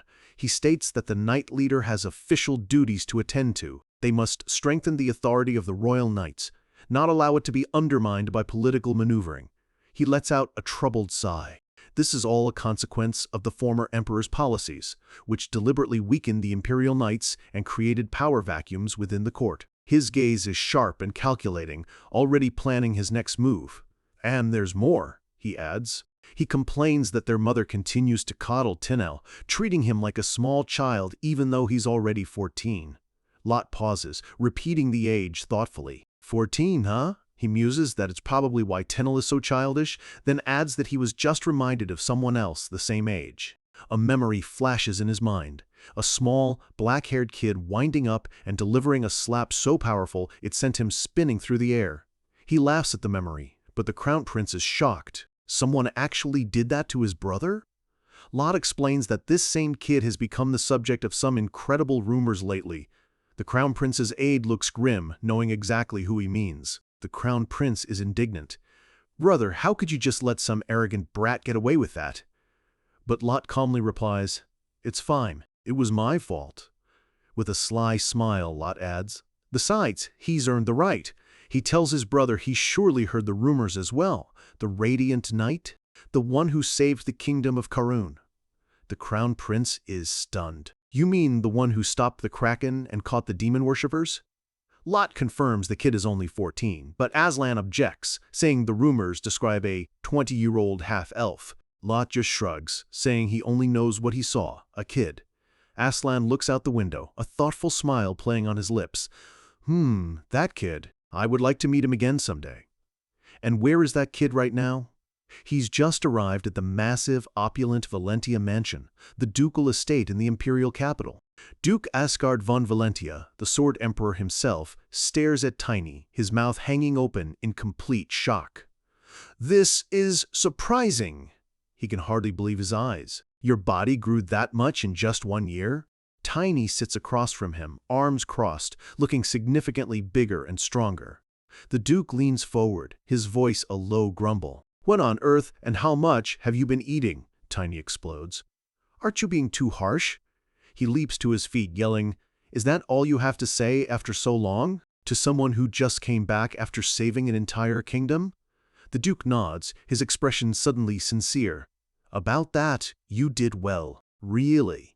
The genuine praise catches Tiny completely off guard. Huh? He thinks to himself, what's gotten into this old man? He quickly shakes it off, trying to get back on track. That's not what's important right now. The Duke agrees, his face becoming deadly serious. The time for pleasantries is over.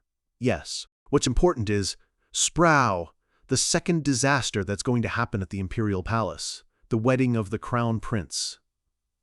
The Duke lays out the grim reality.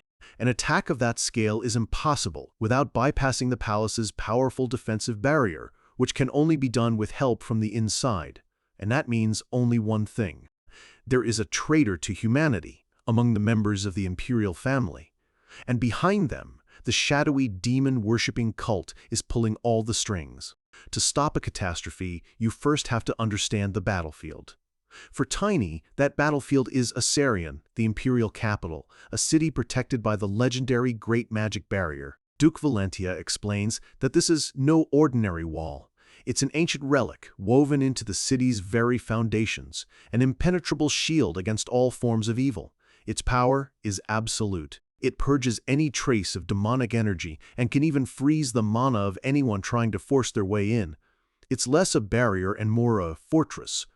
But there's a catch. The only people completely unaffected by its power are the royal family and their most elite knights and mages. They move freely while all others are restricted.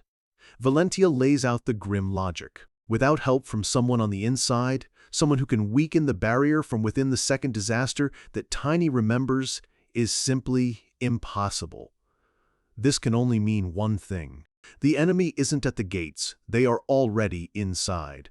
A traitor to humanity is hiding among the highest echelons of the royal family. Sitting across from his mentor, Tiny doesn't even flinch. He already knew this. He calmly tells the Duke that the only person they can truly trust is the Crown Prince, Aslan. The Duke strokes his beard, considering this. He wonders aloud if the royal culprit was perhaps tricked by the demon worshippers, used as an unwitting pawn in their game. Tiny just scoffs at the idea. He fires back that the only person foolish enough to fall for a trick like that is the Duke himself. The insult hangs in the air, and the Duke's head snaps up, stunned. A dark, intimidating aura begins to radiate from Valentia. His voice drops, thick with menace, as he asks if he heard that correctly. Tiny, however, remains completely unfazed by the pressure. He knows exactly which buttons to press. Changing the subject, the Duke brings up the only other superhuman warrior in the region, a man known as the Weapon Master, Grid Van Sheldon. Grid is a legendary figure who made his name during the Great Continental War, a man whose strength is known to all. We see him, a lone warrior crossing a barren battlefield, armed with a sword, shield, spear, and axe, a true master of all weapons. His greatest rival was the Duke, then known as the Sword God. Their clashes were the stuff of legends. Grid fought against the Sword God time and time again. His sheer power was so immense that he alone was able to hold the entire enemy alliance together. Their battles were cataclysmic, a collision of two unstoppable forces that reshaped the very land around them. And even after the war ended, their rivalry never truly settled. For a time, Grid held the upper hand. 3 years ago, he became a true aura user, reaching a level of power few ever attain. The Duke clenches his fist. A bead of sweat runs down Tiny's face. Just 2 years ago, Valencia also broke through, becoming an aura user and finally closing the gap between them. Tiny remembers this perfectly. In his past life, the entire world shook when these two titans finally sparred at their full power.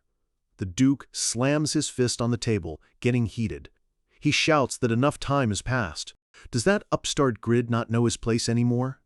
He grips his uniform, his knuckles white as a red aura flares around him, frustrated by their unsettled rivalry. Leaning forward, Tiny interrupts his mentor's rant. He says now is the perfect time to finally see who is stronger. Looking the Duke dead in the eye, he asks, "Why don't you take the challenge?" The Duke is taken aback, about to object. But Tiny cuts him off with a sly grin. He tells him to put a condition on the match, promising it will be useful for their plans. The wheels in Tiny's mind are always turning, using even his master as a piece on the board. 1 week later, a massive coliseum outside the capital is packed to the brim, the air buzzing with excitement. People in the crowd point and whisper, some of them spotting Tiny's distinctive black hair. One person wonders if he's the famous Radiant Knight, but another dismisses it, having heard the hero was much younger. Tiny simply walks past, ignoring their chatter. A man with long, pale hair walking beside Tiny remarks on the huge crowd. Tiny casually replies that a battle between two superhumans was bound to draw attention. But the crowd is still uneasy. Someone points out the strange timing, right before the Crown Prince's wedding. His friend agrees. Why would the Emperor possibly allow such a dangerous sparring match right now? Everyone knows a wound inflicted by aura is notoriously difficult to heal. If one of their top warriors were seriously injured, it would be a huge blow to the Empire's security. Then someone leans in, lowering their voice. Maybe that rumor is real, he whispers that the Emperor himself isn't happy about this marriage. The news shocks Tiny and his companion. They meet up with Duke Valentia, now clad in brilliant golden armor. His subordinate expresses his concern. He asks the Duke why he thinks the Emperor approved this fight. The Duke just tells him not to worry. The Duke's eyes narrow with fierce determination. He reveals that if the Emperor hadn't given permission, he was going to demand it himself. He simply assumes the Emperor has unwavering faith in him. Tiny looks on, a little bewildered by his master's straightforward, almost naive loyalty. Tiny thinks to himself that the Duke's devotion to the Empire is even stronger now than it was in the future. Perhaps it's the passion of his younger years. Suddenly, an announcer's voice booms through the Colosseum. The Crown Prince is here. The entire stadium erupts in cheers as Prince Aslan makes his grand entrance. Aslan walks with a calm smile, and a bystander remarks that this must prove the rumors of a rift between the royal family and Duke Valentia were false. But another man quietly insists that the Emperor has never been fond of the Duke. Tiny overhears this, his gaze locked on the approaching prince. Tiny knows the Crown Prince must be aware of these political undercurrents. He watches him closely. The prince stops before Duke Valentia and bows his head respectfully. Seeing this public display of trust, Tiny feels a wave of relief. A small, confident smile spreads across Tiny's face. He now knows that, at the very least, the Crown Prince is an ally. Prince Aslan greets the Duke warmly, and the Duke bows in return, honored by his presence. Then, the prince's gaze shifts, and a look of pleasant surprise crosses his face. He turns to Tiny, telling him he almost didn't recognize him. He asks if Tiny also came to watch the match. Aslan leans in, a mischievous smile on his face. He says, "Actually, my fiancé would very much like to see your dog." An image of Aslan's future bride happily hugging Lunar Wolf flashes through Tiny's mind, leaving him completely speechless. Tiny knows it's a risk.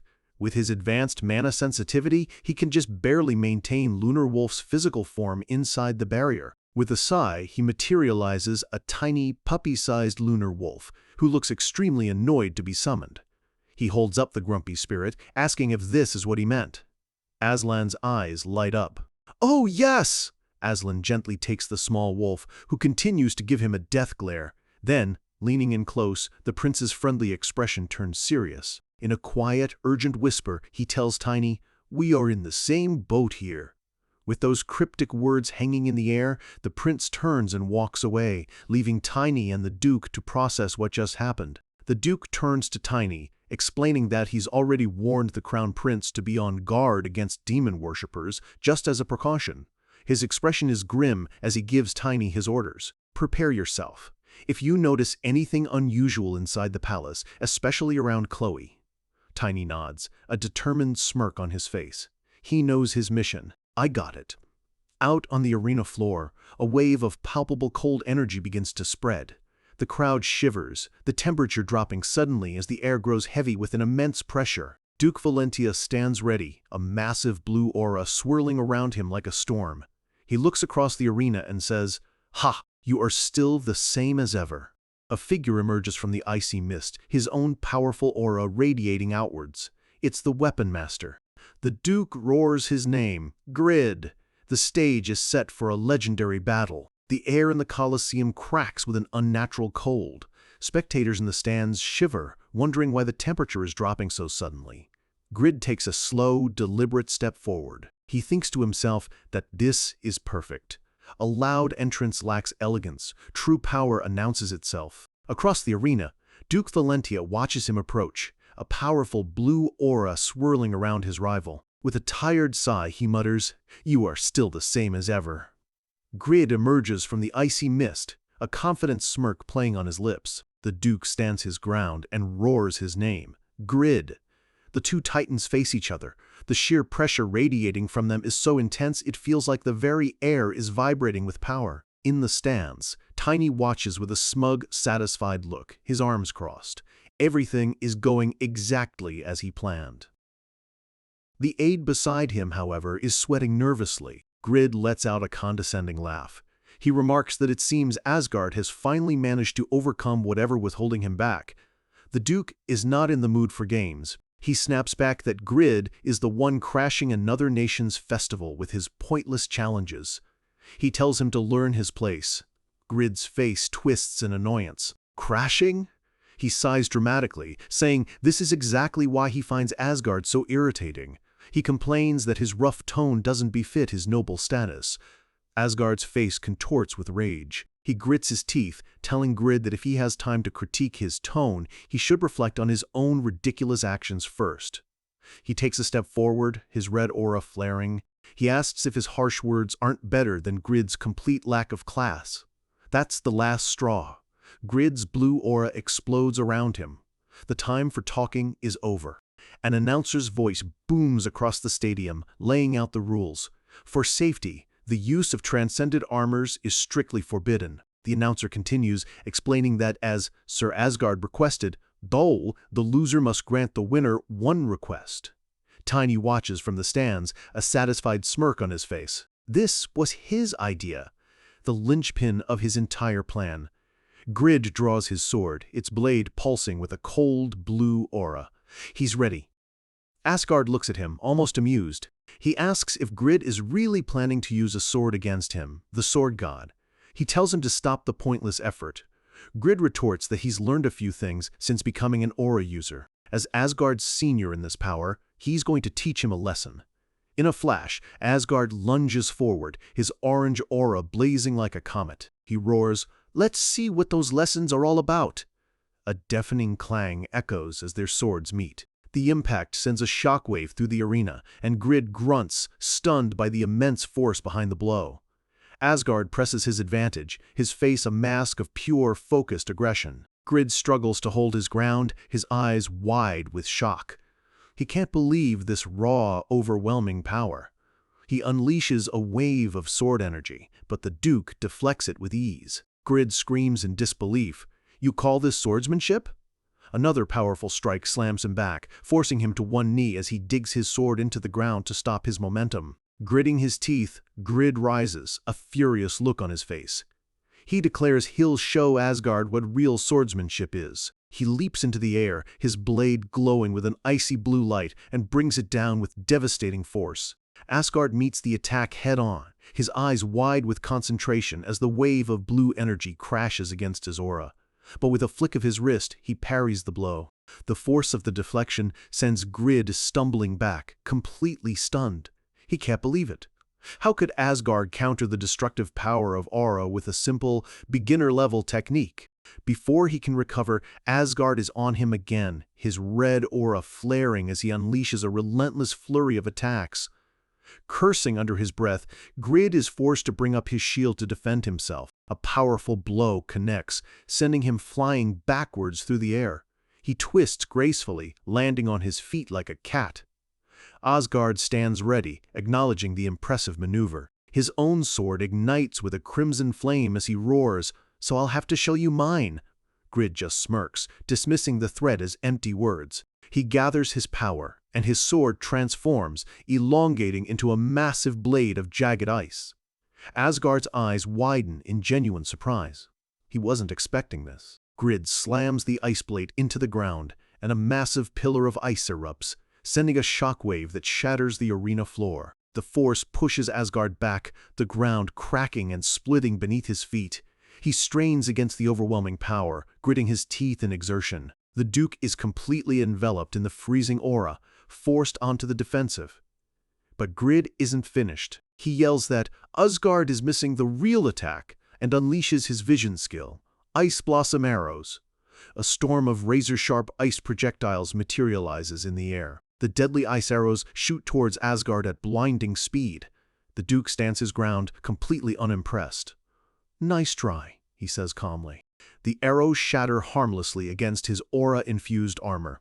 He declares them useless. But then, his eyes widen. He sees it too late. A much larger shard of ice, hidden among the smaller arrows, slams into his side with a sickening crunch. Grid smirks. The arrows were just a distraction. He gloats that Asgard let his guard down. Asgard lets out a sharp breath, the biting cold of the attack visible in the air. He slams his sword into the ground for support just as Grid unleashes a massive counterattack, engulfing the Duke completely.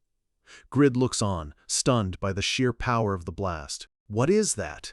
We see Asgard kneeling amidst the rubble, pushed back but still standing. Tiny continues to watch with a calm, almost detached expression, while the aide beside him looks absolutely terrified. The crowd is going insane, their cheers echoing through the Colosseum. They can't believe what they're seeing, complaining that the fighters are moving too fast to follow. Asgard slowly rises to his feet, a furious look on his face. He glares at Grid. "Didn't you say, oh, you were going to teach me a lesson with a sword?" He gestures to the shattered ice on the ground. "Is this what a senior's swordsmanship looks like?" Grid just laughs maniacally. He admits Asgard is right. He can't beat the sword god with just a sword. The Duke's expression darkens. He can't believe Grid is shameless enough to go back on his word after all that boasting. Grid cackles, completely unashamed. "Yes, I am," he roars. "Let's start round 2. Let's fight, until one of us falls." With a savage cry, he launches himself forward, his body crackling with blue energy. He brings down a massive axe, but Asgard blocks it with his sword. The two are locked in a desperate struggle, sparks flying as their weapons grind together. Asgard shoves him back, yelling about all that nonsense Grid was spouting about being noble. He points out that Grid is the one fighting like a wild animal. A terrifying, demonic grin spreads across Grid's face as he's consumed by the thrill of battle. Red and blue auras collide in a spectacular explosion, tearing up the arena floor and sending a massive shockwave pulsing outwards. The crowd recoils in a mixture of awe and terror. The mages maintaining the protective barrier are struggling to contain the energy. They can't believe this is the strength of mere mortals. Locked in a brutal, head-to-head clash, their faces contorted with effort, it's clear to everyone watching. These two truly are superhumans. In the stands, the aide is breathless, remarking on the incredible battle. Tiny, next to him, just smiles calmly. Tiny remarks that he's slowly beginning to understand the properties of Grid's ice element. Then he turns to the aide and asks, "Who do you think will win?" The aide is taken aback. He stammers that, of course, the Duke will win, right? But Tiny's expression turns serious. He looks at the aide and says quietly, "The chances are low." He explains that Grid has been an aura user for longer. That experience gives him a significant advantage in a prolonged fight. We see that experience in action, as Grid dodges an attack and seamlessly transitions his fighting style. His axe transforms into a long spear. He spins the spear, gathering a massive amount of icy blue energy at its tip. He points the spear directly at Asgard, his eyes blazing with killing intent. It's over. Back in the stands, a wide, knowing grin spreads across Tiny's face. He says that a normal swordmaster would lose this fight. Normally, that is. The aide looks at him, confused. Did you say but? Down on the field, Duke Valentia stands firm, his massive sword now glowing with an impossibly dense crimson aura. Because he knows. This time, it's going to be different. The Battle of Titans comes down to this one final desperate move.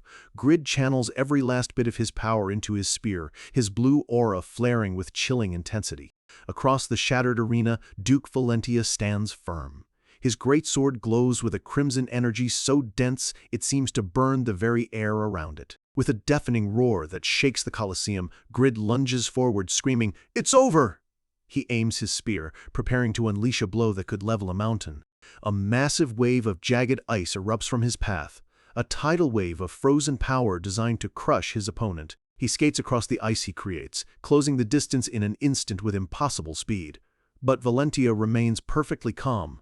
As the ice closes in, he reveals his trump card, a skill no one has ever seen: Power Lockdown.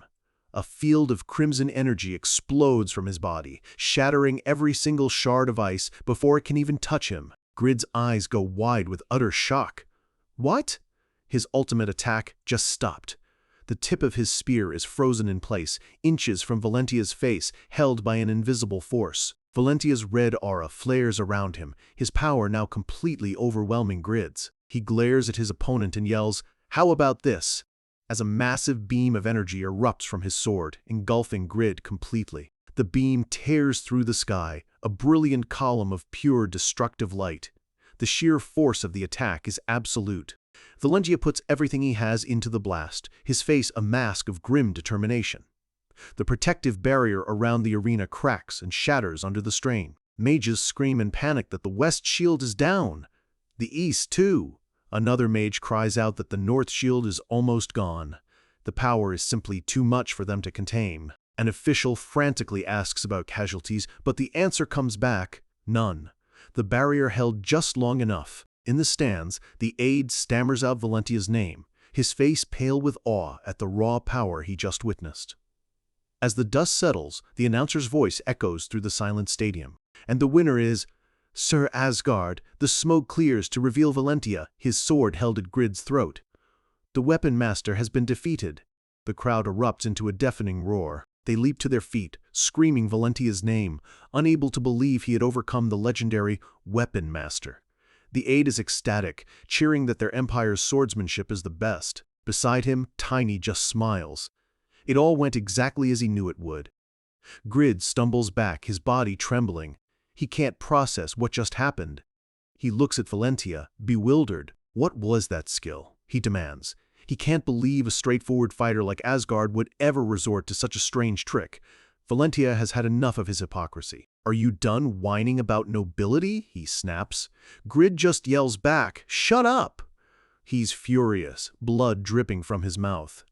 He screams that his attack definitely should have landed, but then something went wrong. He remembers the bizarre sensation of his own power being twisted, turned against him. In that final moment, Valentia's sword wasn't just blocking him, it was actively manipulating the flow of his own aura. He looks up, realizing with terror it wasn't a physical attack he faced, but something far more fundamental. Valentia demonstrates the skill again, not as an attack, but as a show of force. A swirling vortex of red energy surrounds Grid, pulling at his very essence. He clutches his chest in agony. The feeling is indescribable, like the mana inside his body is being tied into knots. He watches, helpless, as Valentia prepares to swing his sword. The blade stops a mere inch from his neck. With a shaky breath, Grid admits, "I would be dead if you hadn't stopped." He demands to know what Valentia did, asking if it was some kind of forbidden magic. Valentia stands tall, his arms crossed. He explains that it was a control force field. He calmly states that it's a skill he's meant to use in the future. He admits it's a trick, just as Grid claimed, but a very effective one. Grid is shaking with rage, utterly humiliated. What on earth are you talking about? Valentia ignores him and addresses the entire stadium. I, Asgard von Valentia, request to proceed as the winner. Grid can only kneel in defeat, cursing his own weakness. He thinks bitterly that he can't even face his family now. This humiliating loss will damage the reputation of his entire nation. Valentia reflects on the fight. He knows he reached the top years before Grid, but he never imagined he would actually lose. Grid knows a promise is a promise. But he gets to his feet and warns Valentia that if his request is too humiliating, he'll fight to the death before he submits. Valentia begins to state his demand. Grid Van Sheldon will, stay in this empire as a guest until the prince's wedding ceremony is over. Grid looks up, completely blindsided. This wasn't the humiliating demand he was bracing for. Valentia roars for all to hear. "This is my request as the winner!" The crowd murmurs, interpreting it as an act of generosity. But Grid is suspicious. He looks at his rival and asks, "What are you planning?" Valentia simply turns his back. "Come find me later if you're curious." He glances over his shoulder. Understood? Grid can only grit his teeth and accept the terms. He's been completely outmaneuvered. News of Valentia's shocking victory spreads through the capital like wildfire. Everyone is talking about it. A sword master stronger than the legendary weapon master? It was unheard of.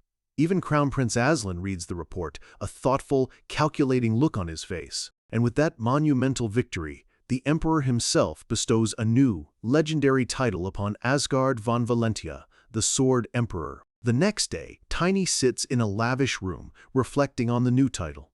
"Sword Emperor," he turns to Valentia. "You ended up with the same title as you did in my past life," he says. "That's strange." Their conversation is interrupted by an aide. "Sir Asgard, Sir Grid is here to see you." As if on cue, Grid walks in, his posture stiff with resentment. He stands with his arms crossed, looking thoroughly annoyed. "I came as you asked." He sits down, his gaze fixed on Valentia. "Why did you want to see me?" Valentia leans forward. "I'll skip the usual pleasantries," Grid scoffs. "Nobles are expected to maintain their integrity, even in private." His eyes shift to Tiny, his voice dripping with disdain. "There's even a commoner here. You should show some class." But it's Tiny who speaks, his voice cold and steady. A person with power must maintain elegance, and must be strict with themselves. He looks Grid dead in the eye. "You said the trauma is what made you develop this habit." Grid freezes, his face contorting in shock and rage. Tiny continues, his voice low and dangerous. "I heard that when you were younger." He stands, a short sword appearing in his hand as he presses it against Grid's throat. "You killed your own cousin because you couldn't control your strength." A monstrous aura of pure terror and rage explodes from Grid. His face becomes a twisted mask of fury as he screams, "Who are you?" Tiny simply replies, "You're the one who told me this." Grid roars that it's impossible, but Valentia cuts him off. "He's telling the truth, Grid." Grid turns to Valentia, completely stunned. Valentia reminds him, "You asked what kind of trick I used yesterday." A dark, unsettling smile spreads across Tiny's face. Valentia gestures towards the boy. "This kid is the one who taught me." A dark, unsettling smile spreads across Tiny's face as he looks at the bewildered Grid. Valentia confirms it again. "This kid is the one who taught me." Grid is completely speechless, his mind reeling. The revelation is so absurd, so impossible, that he can't even begin to process it. He grabs Valentia, his aura flaring wildly with confusion and rage. "What is this all about, Asga?" he yells, using an old, familiar nickname from their youth. Valentia's own aura flares in response, meeting his intensity. He tells Grid that if he can still call him by that name, then he needs to calm down and listen, because there's something he has to know. Grid's chaotic aura slowly dissipates. He floats back down to his seat, still tense, but finally willing to hear them out. He glares at Tiny, his aura still crackling with suspicion.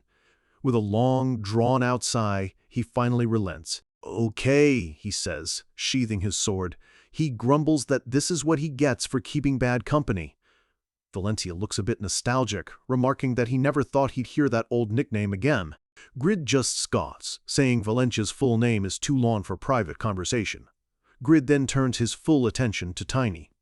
"Hey kid," he says, his tone demanding. "What is it that I need to know?" He clenches his fist, a vein pulsing on his forehead. "If you speak nonsense again," he warns, "I won't let it slide." Tiny just stares back, his expression completely blank, utterly unfazed by the threat from one of the world's strongest men. Grid leans in, his voice a low growl.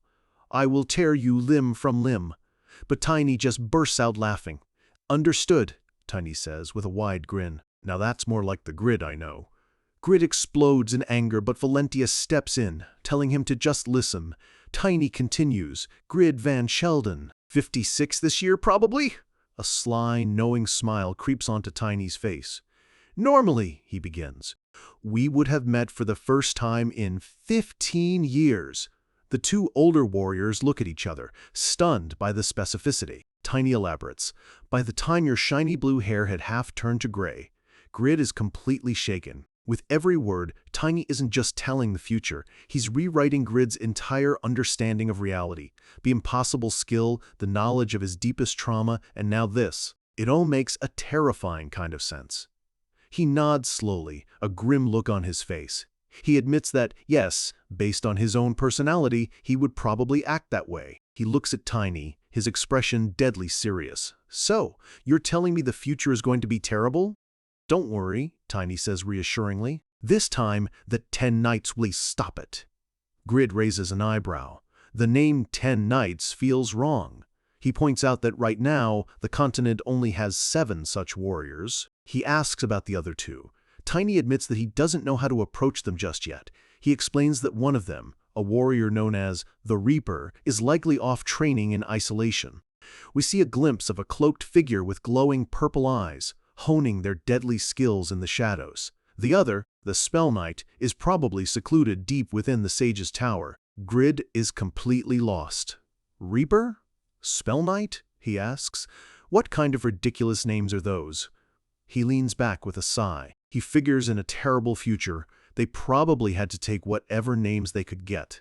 He finally pieces it all together. "You asked me to stay here. Because of the disaster you mentioned?" "Right," Tiny says with a cheerful grin, pointing at Valentia. "And he got that idea from that tiny brain of his." Valentia snaps at him. "Why did you have to say it like that?" Tiny just looks back innocently. "Am I wrong?" Grid changes the subject, his pride still smarting from the duel. "Then what about that skill? What was it?" Tiny grins. "Oh, that?" He begins to explain the impossible technique he taught Valentia, the control force field.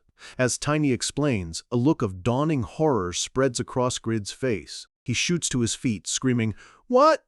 He points a shaking finger at Tiny. "You taught him the skill he used against me from your past life." He grabs Tiny, desperate for the truth. "What about the past life? How did our duel end back then?" Tiny calmly replies, "You two tied." He pauses, then adds a little, "But your swordsmanship is a level above mine." He looks at Grid with a confident smirk. That's how Asgard originally got the title of Sword Emperor. Grid completely loses it. He throws a tantrum, screaming that this is unbelievable and demanding they set a date for a rematch. Tiny grabs him by the cheeks, forcing him to make eye contact. "Calm down and listen to me," he whispers a tempting offer. "I'll teach you your future skills, too. Then you can go against him fairly." Grid freezes, his eyes wide with shock. Tiny rapidly explains the complex techniques to an intently listening Grid, while Valentia watches, impressed. Valentia seems pleased, but then something Tiny said clicks in his mind. "Wait a minute. I had 5 eternal armors? I only have 3 right now." Tiny turns back to Grid, who is still processing everything. "I am certain of this," Tiny says. Grid looks at him, one last thread of suspicion remaining. "Why are you telling us all this?" He points out that, while they may be future allies, right now they are nothing to each other. Tiny could have kept all this power and knowledge for himself. Tiny just scoffs, a bitter, world-weary smile on his face. "What's the point of that? The world could end at any time. A glorious life means nothing to me anymore." Grid looks at the boy, truly seeing the immense weight he carries for the first time. Tiny's gaze is firm and unwavering. "And I know for certain you are a genuine warrior who will keep his promise, even if it costs you your life." Grid is silent, struck by the absolute faith the strange kid has in him. And then, a massive grin breaks across Grid's face, and he lets out a hearty, booming laugh. He looks at Tiny, his suspicion finally replaced by a newfound respect. "I have to trust you," he says. "Okay, I'll do as you say." Valentia steps in, his expression serious. "Just to be clear, this conversation is strictly between the three of us." Grid throws up his hands theatrically. "I'm not that foolish, almighty sword emperor. Of course I know that." Tiny looks at him skeptically. "Are you sure?" he adds. "You and a man named Heinen always cause trouble after saying that in the future." Grid is stunned into silence again. He can't believe the kid even knows about Heinen. Valentia covers his mouth, trying to stifle a laugh. Grid coughs, regaining his composure. "Well, I guess that Heinen person is as energetic as I am." Valentia cuts in, his tone sharp. "If you aren't sure, just keep quiet, Grid. Stop acting so impulsively." Grid snaps back, but quickly relents. "I get it!" And with that, the legendary weapon master takes his leave, walking alone through the palace gardens. From a window above, Tiny and Valentia watch him go. "He left," Tiny says. Valentia agrees that the meeting went well. "Indeed, it did," Valentia says thoughtfully. "To build a bridge between the Alliance and the Empire, we need Grid on our side."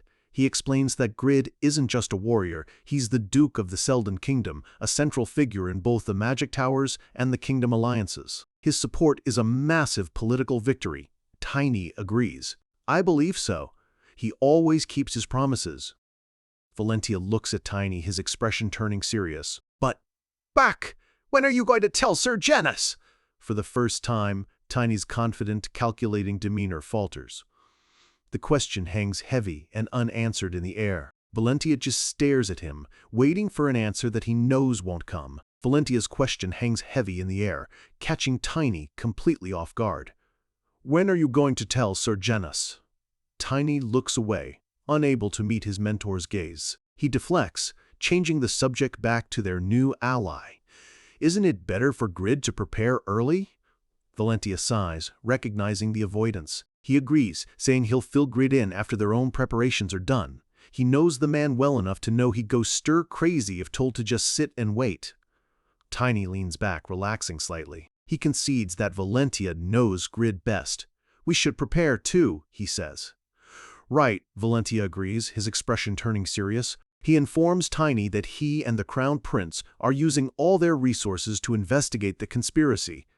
At the mere mention of the prince, a flicker of deep-seated resentment crosses Tiny's face. Valentia notices. "Why? Do you not like him?" Tiny practically spits his response. "The Aslan royals are the fools who sold out their own country." Valentia's face hardens. "Watch your mouth, kid." We see a shot of Prince Aslan diligently working at his desk. Valentia warns Tiny not to underestimate the imperial family's intelligence network. He adds that, for all they know, the prince might already have a clue about the traitors. Valentia leans forward, his voice low. "But I'm more worried about something else. What if this disaster has nothing to do with the demon worshippers?" Tiny looks stunned. Valentia explains that if this is simply a political power struggle within the royal family, his hands are tied. As a duke, he is a servant of the crown and cannot interfere in a war between royals. The implication hangs in the air, and Tiny's eyes widen in horror. "Are you saying we should just stand by and watch while the capital burns?" Valentia shakes his head, calming him down. "It's just a hypothetical." But he admits his doubts are growing. The imperial palace's defenses are nearly perfect, unless the enemy is already inside, protected by their royal blood. Tiny leans back with a sly, knowing grin. "The answer is already right there." He clarifies for a confused Valentia. "You suspect someone in the imperial family, and you know demon worshippers might be involved, right?" A wicked grin spreads across Tiny's face. "And you know I'm not a citizen of this empire, don't you?"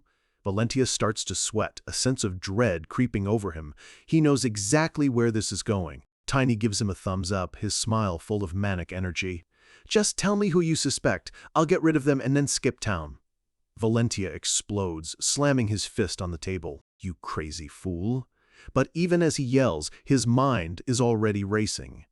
"Jay, just make sure you leave an escape route open for me." He quickly composes himself. "Stop this nonsense." Tiny just smirks, asking why the sudden change of heart. Valentia's expression turns serious and analytical. I've noticed your mana has grown along with your physique. You're almost at the blader stage, aren't you? Tiny confirms he is. Good. A terrifying, excited grin spreads across Valentia's face. In that case, I'll train you myself. A montage of brutal beatings flashes through Tiny's mind. He knows exactly what training with Valentia means. It's pure hell. He looks terrified. Train me yourself? He laughs nervously, waving his hands dismissively. Ha ha ha, there's really no need, but it's too late. Valentia is already on him, a demonic look on his face, roaring, "Why are you running?" Tiny can only scream in terror. 1 month later.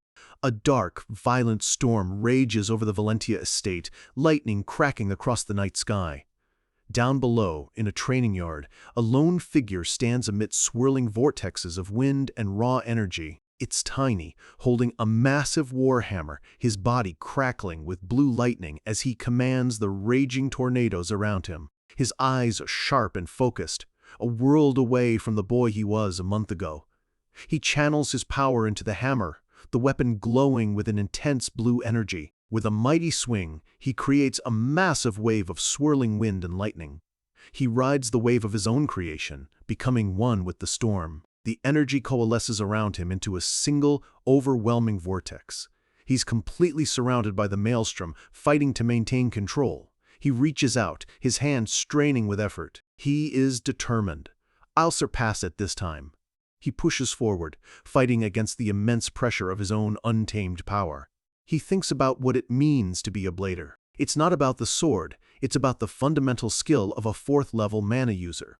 It's the ability to project your mana externally, to create a physical force where your body cannot reach. He focuses, his hand trembling as he tries to grasp that external power. A little, just a little more. The memories of the past month of hell flash through his mind. Endless, brutal beatings from Valentia, who taunted him, asking if he really thought he could fight a royal at this level. Valentia screaming at him, "Are you trying to become a wanted man?" He remembers Valentia marveling at how his mana body seemed to engrave knowledge, while all Tiny could do was scream that he just needed more time. He grits his teeth, pushing through the pain. "This is still better! It's the fastest way to get stronger!" He channels all the pain, all the struggle, and all the hardship he's endured into his outstretched hand. From a balcony, Valentia watches with his aide. He notes that Tiny is on the verge of his breakthrough and tells his aide to prepare something called the Dragon's Eye. The aide is stunned. A blader at his age? The aide thinks that while Tiny's potential is immense, he fears the Sword Emperor might be expecting too much from a mere boy. He walks down a long, dark corridor toward the training grounds. He opens the door, and his eyes go wide with absolute shock. He's blasted back by a massive tornado of pure mana. What is this storm? He sees Tiny at the center of it all and can only stammer his name in disbelief. Tiny's eyes burn with fierce, unwavering determination. He grips his hammer, the metal glowing with a new, brilliant golden energy. He's almost there. There's only one thing left to do. He has to successfully replicate the skill from his past life, a devastating skill that only a true blader can wield. A wave of golden energy explodes from his hammer, colliding with the blue, raging storm. The two forces meet, creating a massive, brilliant sphere of pure, volatile power. Tiny stares into the heart of the explosion, his focus absolute. The golden energy rips through the training grounds, tearing everything apart in its path. We see the aftermath from the aide's perspective, his feet dangling in the air as he's blown back by the powerful shockwave. Tiny's hand grips the hammer, now completely engulfed in golden, crackling flames. This is the Knight of Strength's second signature move, Stormbreaker. The entire training area is reduced to a smoking crater. The aide is just clinging to the doorway for dear life, utterly terrified by the display of power. A triumphant smile spreads across Tiny's face. I did it! He leaps into the air, letting out a wild, victorious laugh. But the exertion immediately catches up to him. He winces, his muscles screaming in protest. He collapses to the ground, panting heavily. He can feel his mana body pushing his physical limits to the breaking point. He struggles to his feet, his body trembling. "I need food," he groans. "I need to eat a lot for a while." From the balcony, Valentia laughs heartily. The aide just stares, speechless. He can't believe it. He achieved the blader stage at such a young age. In a war that only you know is coming, every quiet moment is a chance to get stronger. But even a lone wolf can't hide from everyone. A familiar voice, filled with surprise, cuts through the air. I could not have imagined. Tiny looks up from his training, exhausted but alert. He's completely caught off guard. Sir Genis, what are you doing here? He asks, surprised to see his loyal knight. Genis approaches, her expression calm. She explains that Lord Valentia asked her to check in on him, worried Tiny might push himself past his limits. A bead of sweat rolls down Tiny's face. Of course he knew, he thinks. That old man sees everything. Just then, his stomach lets out an embarrassingly loud growl, a reminder that his newly powered-up body requires a massive amount of fuel. Genis hears it and smirks. I guess it's time for a meal. Tiny admits he's extra hungry, a massive understatement for someone with his metabolism. Genis gives him a rare, playful thumbs up. Let's go grab something together, she offers. I have something to tell you as well. This gets Tiny's attention. Tell me, follow me, she says, turning to leave. I know an amazing restaurant nearby. Tiny quickly grabs his massive gravity mace and follows. A little while later, Tiny runs a hand through his hair, feeling something is off. It's stiff, and a different color. Why did you dye my hair? He asks, looking at his reflection to see a full head of spiky red hair. Genis just smiles, explaining the Lord asked her to. Tiny is shocked. The Sword Emperor did? He can't believe Valentia would order something so random. But Genis clarifies, your mission has been decided. As they walk through the busy streets, she explains the hair dye is to help him blend in. People on the street are already gossiping about the Radiant Knight, the hero of Karun, mentioning his signature black hair. His public profile is already too high for him to move freely. Genis stops and hands him a small nameplate. His new identity will be Torin, a trainee knight of the Valentia house, and her personal servant. Tiny's face drops. He stares at the nameplate in disbelief. A servant? Do we really have to go that far? He complains. Genis just smirks, clearly enjoying his reaction. She adds that the Lord had a special message. If he refuses, tell him I'll have to twist his face. She can't help but laugh, calling it a great sense of humor. Tiny grits his teeth in frustration. He knows Valentia wasn't joking. He meant every single word of that threat. He mutters under his breath, sense of humor, my foot? Genis sighs, her amusement fading. In a quiet, concerned voice, she tells him, Sir Tiny, watch yourself. He immediately catches himself and apologizes, admitting he has a bad temper. But Genis cuts him off. Not that. He looks at her, confused. Genis turns to face him, her expression serious. You have to calm yourself, she says steadily. She explains that to reach the next level of power, his spirit and body need to be in perfect harmony. This, too, was a message from Lord Valentia. Her words hit him like a lightning bolt. Wait, his eyes widen as a memory floods his mind. It's a memory from his past life. A woman with long white hair is yelling at him, Tiny! Did you beat them up again? He's standing over two unconscious men, holding one by the collar. In the memory, he just shrugs. What about it? The woman looks away, deeply disappointed. I know you had your reasons, but I'm just disappointed. With a tired sigh, she says, if you knew how to control your temper, you could be so much stronger. Back in the present, Tiny is lost in thought. He heard those same words in his past life. Genis's advice isn't just a suggestion, it's a fundamental truth about himself. He struggled with across 2 lifetimes. Genis brings him back to reality, noting that the color of his mana must have changed when he reached the blader level. Tiny looks at his hand and quietly confirms it. In his past life, his aura was a dark, purplish color, but now it's a burning red. He wonders why it's different this time. Genis explains Valentia's theory. A person with strong will often manifests mana that reflects the color of their spirit. These are the individuals most likely to become aura users, the most powerful warriors on the continent. She finishes by saying that to maintain that strong will, he needs to control his temper. The words echo in his mind as he stares at his hand, a warm orange glow beginning to emanate from it. Reflects the color of my spirit. A burning question forms in his mind. If his mana reflects his spirit, then what is changed inside of him to alter its color? Suddenly, a crazy idea strikes him. His eyes light up. Right, Lunar Wolf. He remembers that elemental beings are created by spiritual power. If his spirit can affect his mana, maybe he can do something entirely new. He focuses, gathering the glowing mana in his palm, manipulating the energy, making one side lighter, die, and the other heavier. The energy in his hand begins to swirl violently. Genis looks over, confused. Sir Tiny! The mana ball destabilizes, growing brighter and more intense. Tiny's face contorts with effort as Genis senses the sudden alarming surge of power. With a guttural cry, he forces all his will into the energy, compressing it into a miniature sun in his palm. And burst, he yells. He thrusts his hand forward, unleashing the energy not as a wild explosion, but as a controlled, concentrated beam of pure light that shoots into the sky. Genis flinches back, her face a mask of pure shock. What? She can't comprehend what she just saw.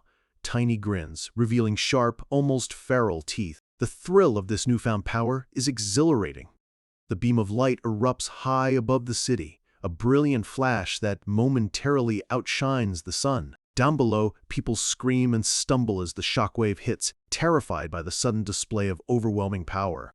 As the light fades, Genis just stares, completely amazed. This isn't just a new attack. It's Tiny, proving he can innovate on the fly, creating something entirely new. Tiny is panting but grinning from ear to ear. Nice. I can use this. Genis grabs his arm, still in disbelief. How did you do that? Tiny, still catching his breath, admits he's not entirely sure yet. Genis is speechless. She lets go, shaking her head with a small laugh. Well, let me know when you figure it out. Tiny scratches the back of his now red hair, looking almost sheepish. Your advice helped a lot, he tells her sincerely. He then asks a more serious question. But, are you sure it's okay to tell me about the vision? He's asking if she's allowed to share secrets exclusive to the Valentia family. Genis just smiles warmly. It's okay. We are family, after all. The word family hangs in the air. For Tiny, who lost everyone, it's a word that carries immense weight. He looks at Janus and the faces of the Valencia family who took him in, and allows himself a small, genuine smile. Unseen by them, people on the street whisper nervously, feeling the dangerous aura still radiating from Tiny. Genis notices the stares. You've attracted some attention, she says quietly, handing him a coin. Be more careful next time. Finally, Genis stops in front of a grand, elegant building. We're here, she announces. The restaurant's emblem has the motto, for the nobles, by the nobles, to the world of aesthetic. This place screams expensive. Genis starts to walk in, but Tiny grabs her shoulder. Wait! She turns, confused. What's wrong? Tiny looks panicked. This place looks too expensive. I eat a lot, he tries to reason. Why don't we just eat at the mansion? But Genis just gives him a deadpan stare. A sly grin spreads across her face. You must know, she says. The captain of the Blue Wing got some cash.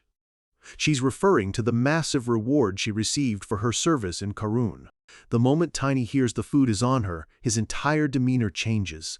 A hungry, predatory grin spreads across his face. Aha!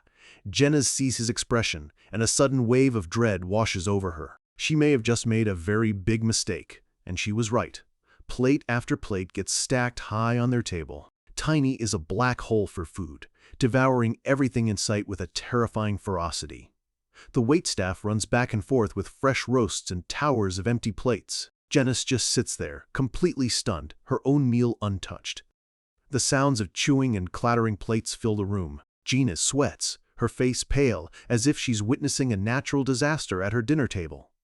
She thinks to herself that she's learned something new today, that a human being can shove this much food inside their stomach. Tiny looks like a chipmunk, his cheeks puffed out. He doesn't slow down, his body craving the energy to fuel his power. And it's working. He can feel his mana increasing with every bite. He thinks about his gravity manipulation. Before, he could only control up to 8 times normal gravity. Now, he feels he could push it to 16. With a confident grin, he thinks that at this rate, no one can stand against him except for superhumans like Valentia and Grid. Janus, looking completely drained, finally asks, Are you full now? Tiny considers it for a moment, then cheerfully replies, I still have space for dessert. The waiter comes with the bill, 150 servings, so that'll be 11 gold, sir. Janus's soul practically leaves her body. With a trembling hand, she pushes her entire money pouch across the table. Take it all. Tiny lets out a massive burp, patting his full stomach. I am full now. Thank you, he says, completely satisfied and oblivious. Janus clutches the bill, exhausted. She mutters a sarcastic, "Are you full with just one plate?" But Tiny just grins back, unbothered.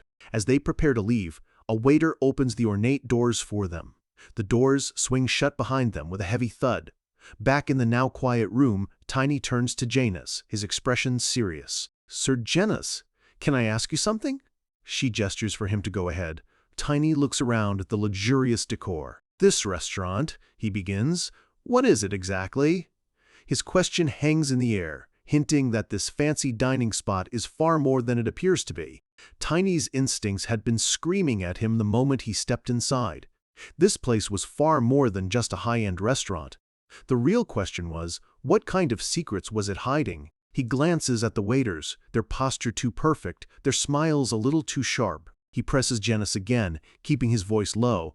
"What is this place, really?" A knowing smile touches Janus's lips as her expression turns serious. It was time to drop the act. With a simple snap of her fingers, a faint shimmer of magic gathers around her hand. In an instant, a wave of pure blue mana silently blankets the room, sealing them within a soundproof barrier. The sheer level of control is breathtaking. This is a display of power far beyond that of an ordinary knight. This quiet demonstration is proof of her status as a Grand Master, the ability to command the very elements with such subtle, effortless precision. Now that they're shielded from any prying ears, Janus finally drops the truth. Sure, the food is good, WR, but that's just a cover. She reveals its true purpose. This restaurant is a front for a branch of a royal intelligence organization, its agents hidden in plain sight. This, she explains, is the main base of operations in the capital for a clandestine group known only as the Dragon's Eye. An intelligence agency? The thought hits Tiny like a physical blow. The royal family's reach was far deeper and more organized than he'd ever imagined, even with his knowledge of the future. This adds a new layer of complexity to his mission. Janus explains that the Dragon's Eye is fiercely loyal to the Crown Prince, having supported him throughout his struggle for the throne. Straightening her collar, she clarifies the strategic importance of this alliance. This is the only organization the Valentia family can actually trust inside the palace. She mentions that Duke Valentia insisted she bring him here, suspecting Tiny was underestimating the royal network. Tiny lets out a short, awkward laugh. The Duke had been right on the money. But, Janus adds, there's another, more critical reason they're here. With the royal wedding just 10 days away, security is airtight. The guest list is exclusive, limited to royals, their knights, and direct family of the great houses. Infiltration seems impossible. The memory of the hall guarded by a legion of knights reinforces the challenge. It's a formidable defense, but every fortress has a crack. And that's where Tiny's new role comes in. His mission, to get inside the wedding by disguising himself as a servant. A light bulb goes off in Tiny's head. It's a simple yet brilliant plan. In a place full of powerful figures, no one ever notices the staff. He starts to wonder why they hadn't thought of it sooner. But Janus cuts him off with a smirk, reminding him never to underestimate the Duke. Valentia has already secured his position under the alias Torin. She then hands him a small, rolled-up parchment. It's a map to an emergency location. Curious, Tiny takes it, asking what it's for. Janus's voice lowers slightly. That map leads to a powerful artifact Valentia has prepared for him. This isn't just a way in, it's a trump card, just in case things go sideways. She gives him a slight smile, referencing his success in Karun and telling him she expects him to handle this artifact with the same care. He scratches his red hair, laughing nervously, not entirely sure he can. But then his hesitation vanishes, replaced by a sharp, determined grin. "Never mind," he says, his confidence flaring. "I can do it. This is a crucial step in his plan, and he won't let fear hold him back. Pleased, Genis tells him to study the map carefully. With their plan set, they stand up to leave. But as they walk toward the exit, a strange sense of unease washes over Tiny. Something feels deeply wrong. The restaurant manager approaches with a polite smile, asking Genis a coded question about whether the menu was helpful. She plays along perfectly, confirming that it was. As the man turns to leave, Tiny freezes. His senses are screaming danger. A faint blue light flares in his eyes as his insight skill activates, piercing through illusions and revealing the truth hidden beneath the surface. He knows that aura. Wait, this is...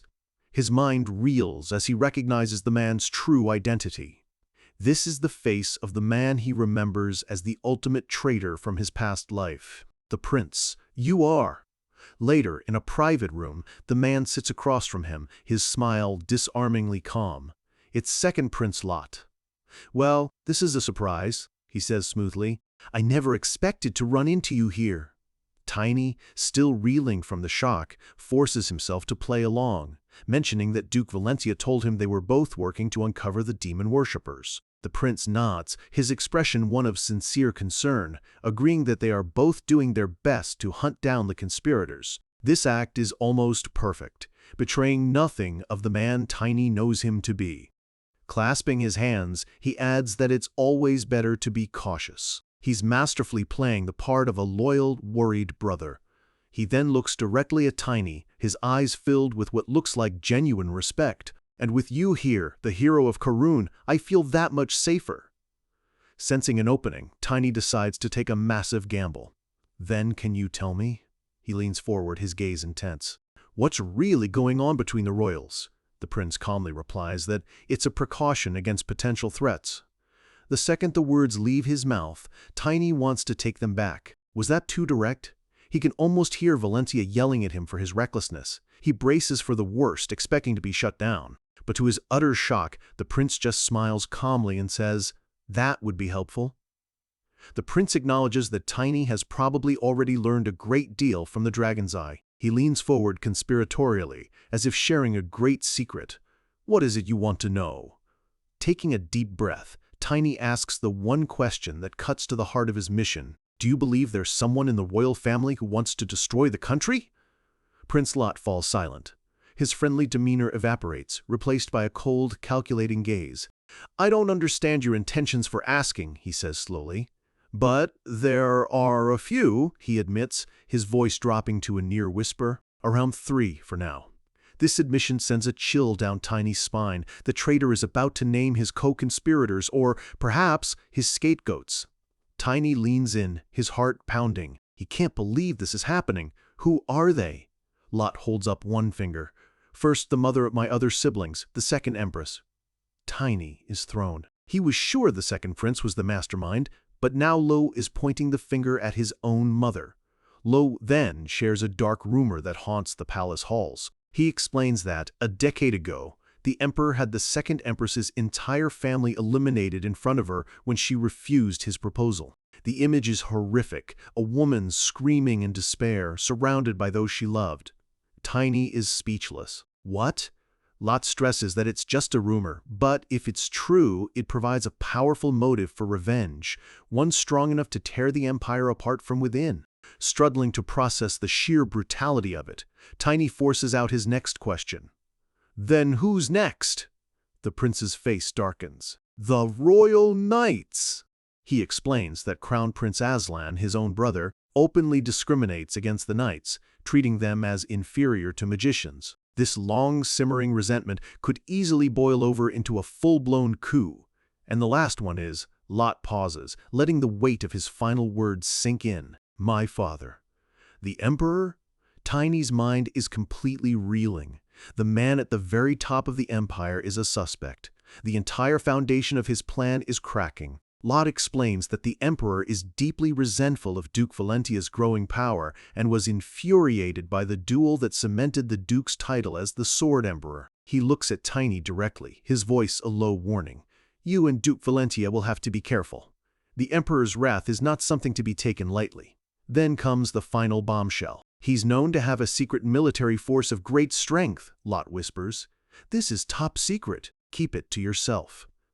Tiny can only sit there in stunned silence, his mind trying to untangle the impossible web of hatred, ambition, and revenge that coils around the royal family. Finding his voice, he thanks the prince for the information. Lot just waves it off with a casual smile. The prince stands, brushing himself off. I should get going now. He mentions a meeting with his father and fiancé before offering Tiny a final, charming smile. I'll see you again, he says, leaving Tiny alone to grapple with the terrifying new reality. Back at the mansion, Tiny relays the entire conversation.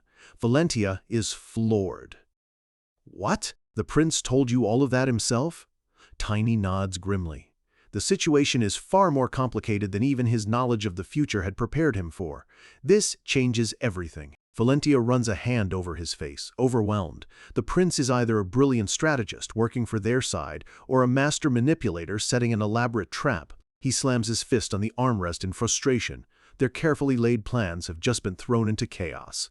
The game has become infinitely more dangerous. But before they can even begin to form a new strategy, a searing pain shoots through Tiny's mind.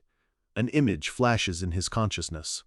Lunar wolf, teeth bared, standing beside a white-haired girl. It's an urgent telepathic message from his spirit partner. Something is terribly wrong, and a girl named Chloe is in danger. The Imperial Palace. For most, it's the shining heart of the empire, a symbol of power and prestige.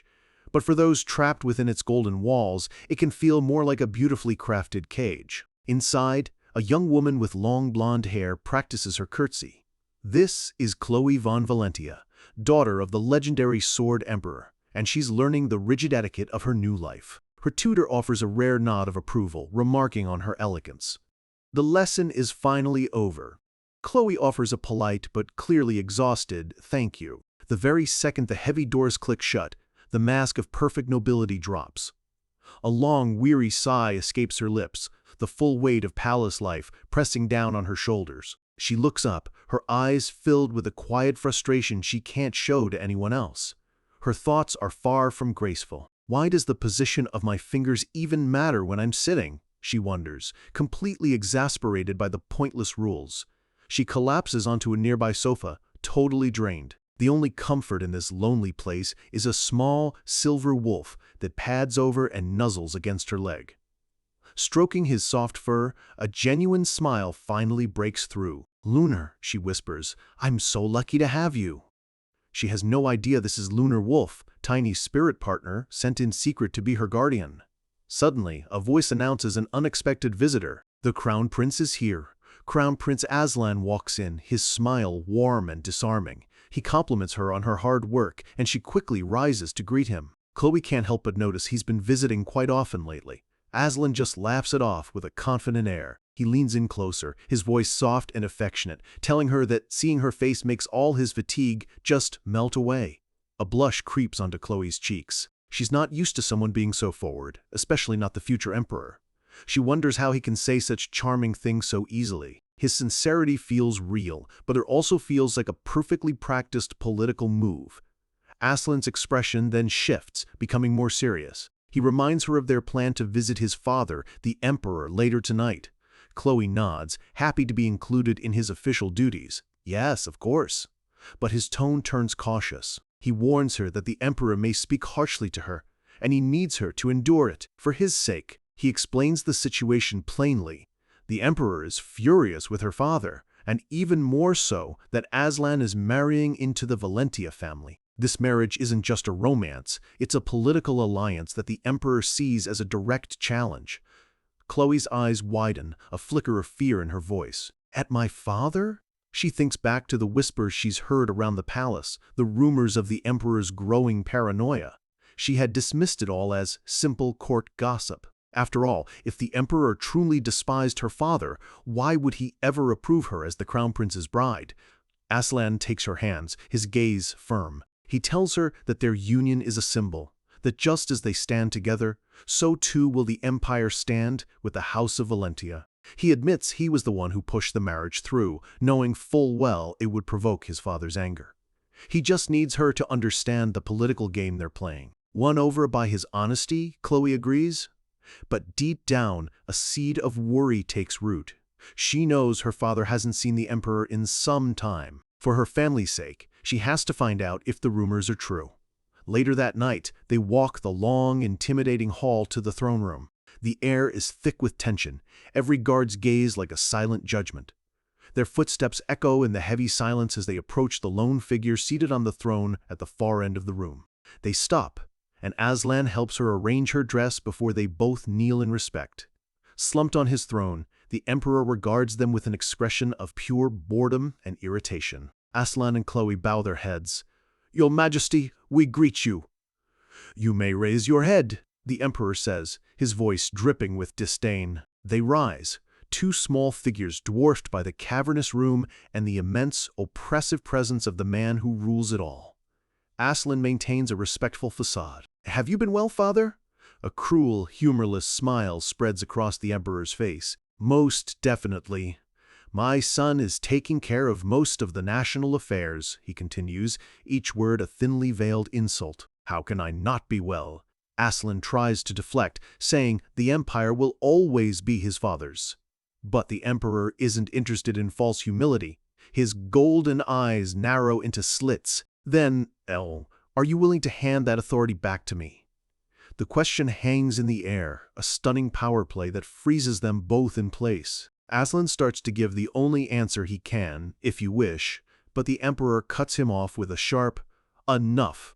He scoffs, dismissing the idea. He knows the nobles would revolt if he tried to reclaim absolute power now. He's cornered, and he resents his son for it. One of the emperor's loyalists mutters about the crown prince pushing his father aside, revealing the deep fractures within the court. Aslan's jaw tightens as he argues that he was simply following imperial law. The emperor leans back, looking down on them with utter contempt. "I wonder," he muses, "how a procedure stands above the emperor himself." His venomous gaze then lands on Chloe. "And the companion you brought along," he sneers, "annoys me even more." He spits her father's title like a curse. Sword Emperor, a daughter of the so-called other emperor of this nation. Aslan panics, desperately trying to smooth things over. "Your Majesty, that's just a title given by commoners," he insists. But before he can continue, Chloe steps forward. Her fear is gone, replaced by a cold resolve. She will not stand by and let her father be insulted. She holds her ground before the most powerful man in the world, her voice clear and strong. "I am the daughter of Asgard von Valentia, and I greet you, Your Majesty." The emperor's eyes flash with a dangerous red light. He repeats Aslan's suggested title, "The Imperial Sword?" His voice dangerously low. Chloe continues, her voice unwavering.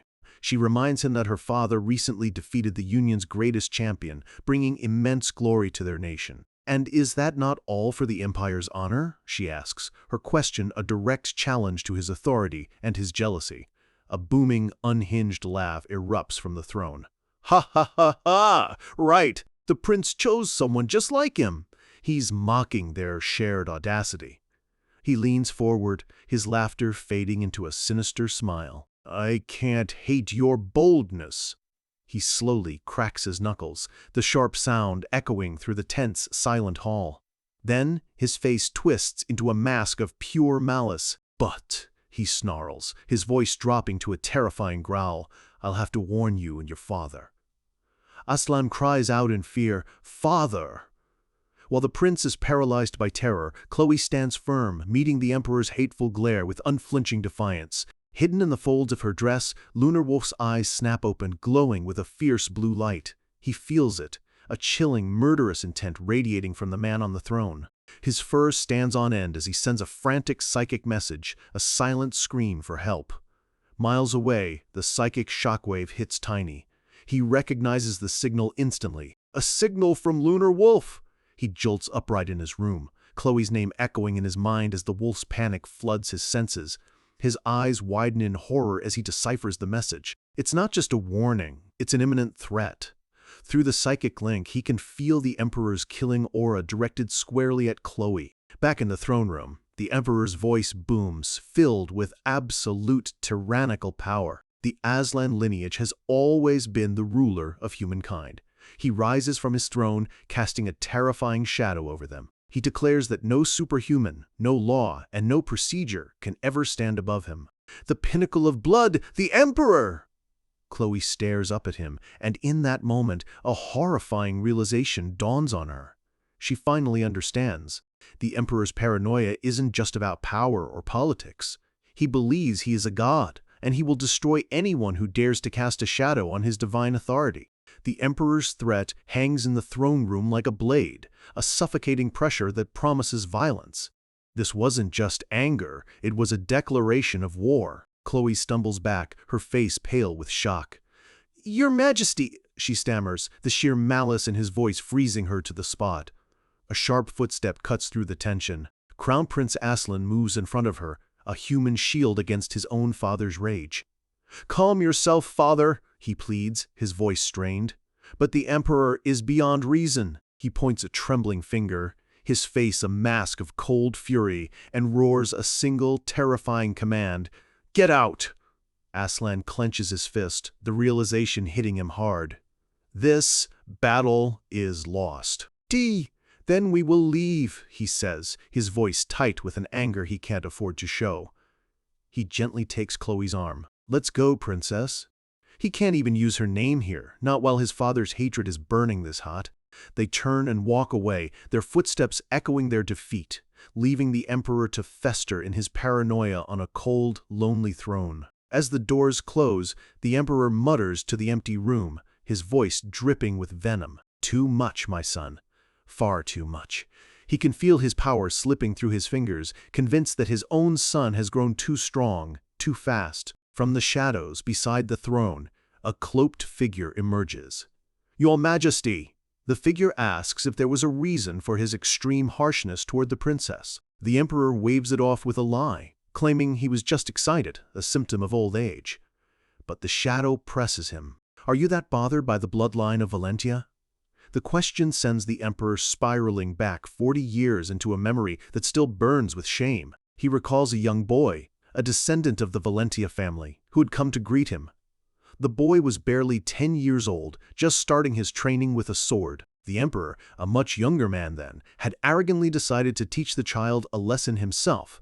But during their spark, the young Emperor's sword was easily knocked aside, and he stumbled, his own weapon clattering uselessly to the floor. He was left kneeling, utterly defeated and humiliated by a child. That child, a young Asgard von Valentia, had rushed to his side, innocently asking if he was all right. The memory is a wound that never healed. It was so embarrassing, the Emperor thinks, the bitterness still fresh after all these years. That was the day he gave up on swordsmanship forever. He told himself that his royal bloodline, the Aslan, were masters of magic, not clumsy swords. A convenient excuse to mask his own failure. But even the talent for magic wasn't granted to me.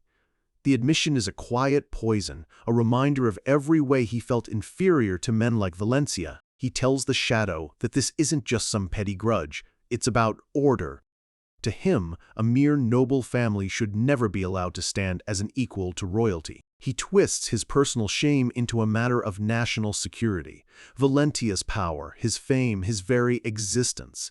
It's a direct threat to the fundamental hierarchy of the empire. He grips the arm of his throne, his knuckles turning white. This is no different from treason.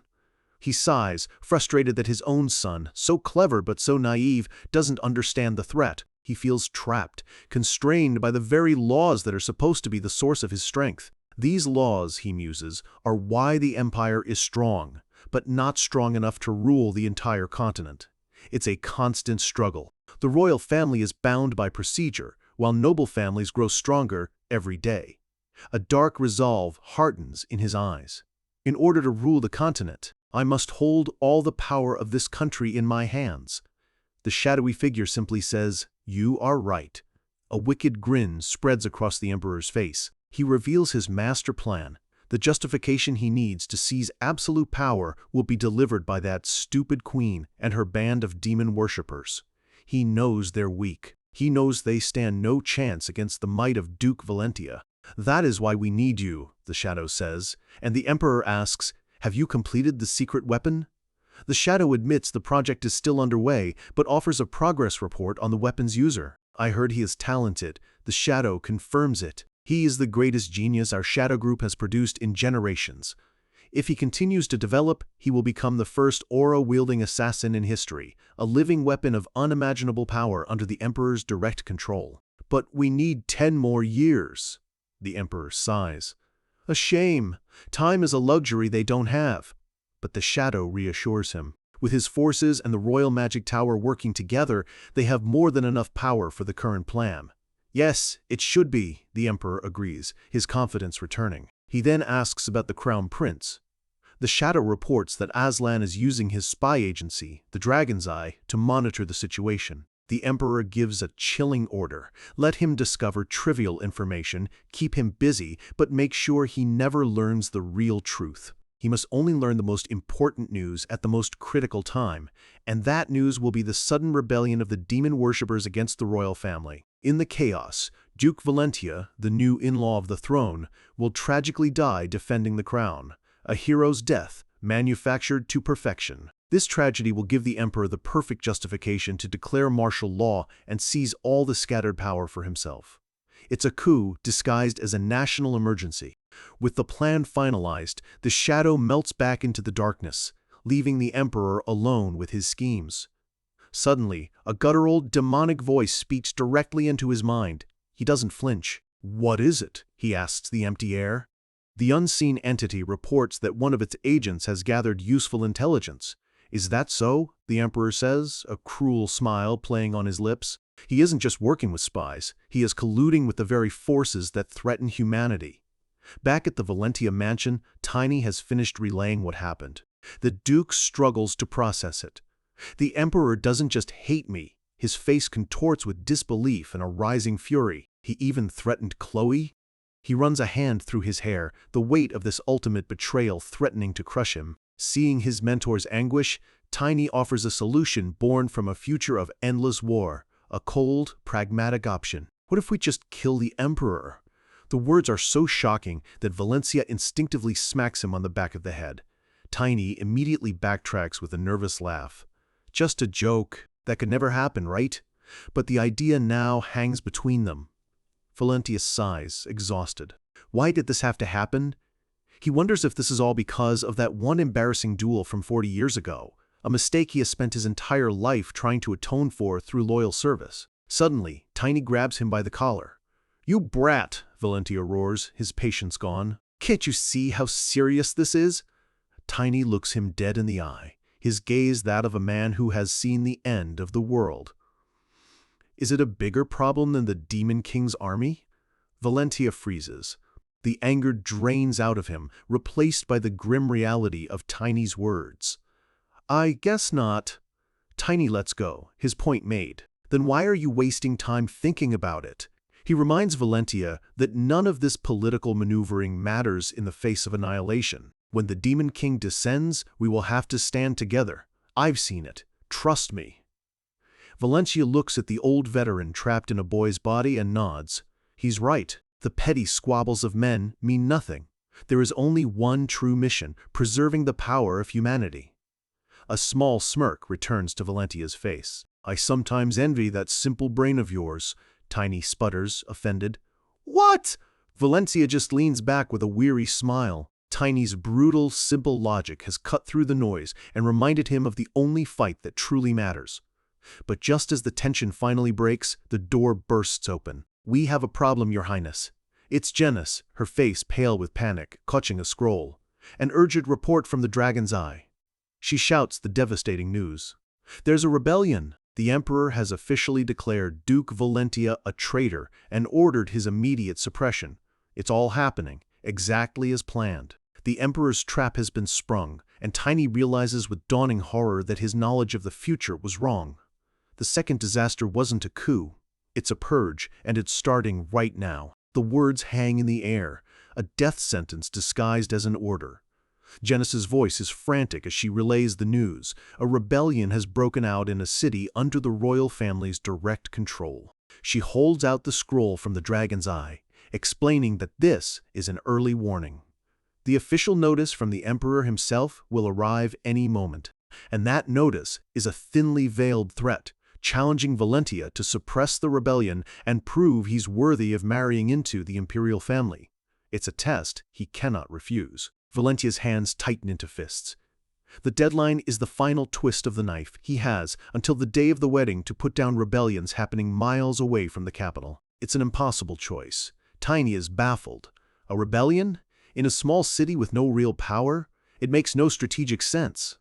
Gina's explains the prevailing theory. Devil worshippers are behind it. Valentia shakes his head in frustration. This is absurd, especially at a time like this. But for Tiny, the pieces are already clicking into place. He voices his conclusion aloud. This isn't a real rebellion, it's a diversion. They're trying to split the Empire's military forces. He looks at Valentia, his eyes grim. This is a sign. They're going to attack during the wedding. Janus is confused. What do you mean? We can't jump to that conclusion.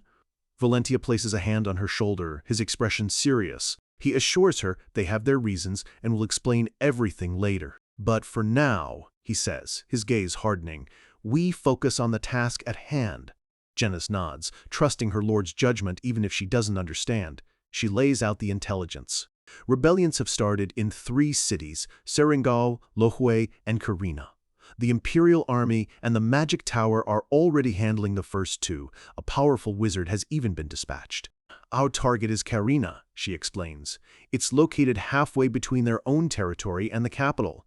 But Valentia knows it's not that simple. To crush a rebellion before the wedding, they can't just send regular soldiers. We'll have to send our elite knights. Janus can only agree, and therein lies the trap. All of their top knights are currently in the Imperial Palace. If they leave now, they'll miss the wedding, leaving Valentia and the capital vulnerable. Valentia sees the Emperor's scheme with perfect clarity. Even now, he thinks, his voice laced with bitterness, he's trying to drain my strength, to weaken my house. He turns away, his frustration boiling over. Maybe it's better to burn it all down. Janus is horrified. My lord, what are you saying? Tiny steps in, diffusing the situation. He reminds Valentia that for Chloe's sake, and for their family's honor, they can't afford to be reckless. Valentia crosses his arms, the weight of his duty settling back onto his shoulders. Tiny's right. Canceling the wedding now would be playing right into the Emperor's hands, giving him the perfect excuse to shame the Valentia name. Suddenly, a confident grin spreads across Tiny's face. This can be solved in a week, he points a thumb at himself. If I go alone. Valentia and Janus are stunned. What? You're planning to ride that wolf spirit all the way there? Valentia asks, his voice a mix of shock and concern. Tiny lays out his high-risk, high-reward plan. 3 days to get there on Lunar Wolf, 1 day to crush the rebellion, and 3 days back. It's possible, he says with unwavering confidence.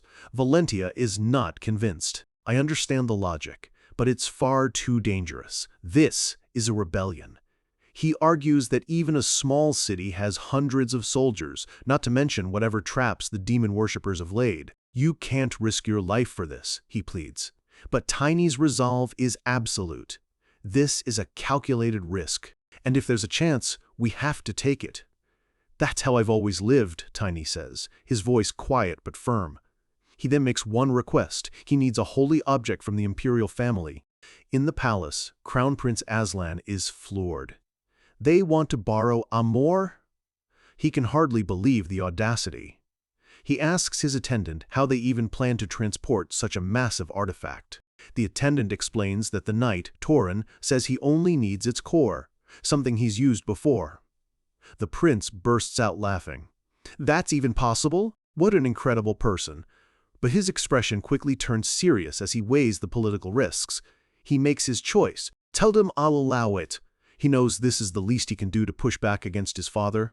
It still bothers me that I couldn't stop him, he thinks, a shadow of guilt crossing his face. He's choosing a side. Meanwhile, the Emperor is informed of the development. A holy object disappeared? His spy reports that the Crown Prince was involved and had vanished right after Valentia's knight, Torin, visited the palace. The Emperor dismisses it, believing the artifact is nothing more than a useless symbol. But his demonic advisor knows better. It explains that if the knight takes the holy object to Karina, its purifying light will incinerate the demon worshippers. And worse, the people who were brainwashed by black magic will instantly awaken. The The rebellion will be over before it even begins. Without Valentia losing a single man? The Emperor asks, his eyes wide with fury. The answer is a simple, infuriating yes. He slams his fist on the arm of his throne. I don't like this, he growls. He gives one final chilling order. Don't let him come back alive. The shadow bows. Yes, Your Majesty. To handle this properly, the shadow adds, we will send the secret weapon we have been cultivating. Deep in a forest, a harmless-looking deer suddenly glows with a sinister blue light. In a flash of energy, it transforms, revealing a hooded assassin who declares that killing one mere knight will be simple. Miles away, Tiny races through that same forest, a red cloak billowing behind him as he rides on Lunar Wolf's back. From a treetop, the blue-hooded assassin watches them pass, noting the wolf's incredible speed. The assassin tries to give chase but quickly realizes, he's too fast. I can't catch up. They decide to set an ambush instead, knowing Tiny will have to return the same way. Ignoring the threat they don't yet know exists, Tiny and Lunar Wolf soar through the air, leaping across canyons to cut down on travel time. They land hard, kicking up dust, but never once breaking their stride. The mission is all that matters. I'm starving, Tiny mutters, his young body screaming for fuel. He's eaten almost nothing for 3 days straight, but there's no time to stop. His stomach growls in protest. Lunar Wolf glances back, a cartoonish image of a cooked meal popping into his head. Even the spirit is running on empty. As they ride, Tiny pushes his senses, trying to feel the characteristics of a fourth-stage elementalist. But Lunar Wolf just offers a simple woof. Tiny reflects on his own power. His soul has the experience of a superhuman, but his body is still that of a teenager. He can't rely on raw strength alone. But there's a key difference this time around. In this life, he has a true connection with the spirit, allowing him to grow as an elementalist in ways he never could before. He knows that the stronger the soul, the easier it is to master aura. The next stage may be out of reach for now, but he's confident he'll get there. He makes a mental note to seek advice from his old elven friend Estina when he gets the chance. Suddenly, Lunar Wolf's claws dig into the earth, skidding to a halt. They've arrived. The city of Karina lies just ahead. Tiny breathes a sigh of relief, which is quickly replaced by a grin of fierce determination. All right, let's get this done and head back. In front of the city's inner palace, a large, unnervingly quiet crowd has gathered. Watching from the shadows, Tiny's suspicion is confirmed. I was right. His eyes narrow, scanning the mob. I was absolutely right. He sees it now. A single figure stands among them, radiating a dark aura. The man is chanting, his eyes glowing with black magic, controlling the entire crowd like puppets. His theory was correct. This isn't a rebellion, it's a one-man siege. He stands among his followers, a man who has just betrayed his city, trying to convince himself more than anyone. I'm not wrong. His thoughts spiral back through years of humiliation, recalling how his family served the lords of Karina for generations, swallowing their pride and bowing their heads. He remembers the degradation, the moments he was treated like a toy by the powerful. All that simmering anger, waiting for a chance to finally boil over. And now, it has. He justifies the murder he just committed, telling himself the landlord deserved to die. A smooth, cold voice from behind him agrees. Of course, you were right. The man, Jiran, turns. A figure in a dark hood places a hand on his shoulder, his face hidden in shadow, calmly telling him to settle down. A wicked smile plays on the hooded man's lips. Now, you are the landlord, he says. The words both a congratulations and a warning. You have to prepare for what's coming. Jiran's face falls. He knows who he's talking about, the knight with the holy object. The hooded man confirms his fears, revealing the knight left the capital 4 days ago. The man's smile widens into a cruel grin. He tells Jiran the knight will arrive in just a few days and, with a chilling finality, wishes him luck before turning to leave.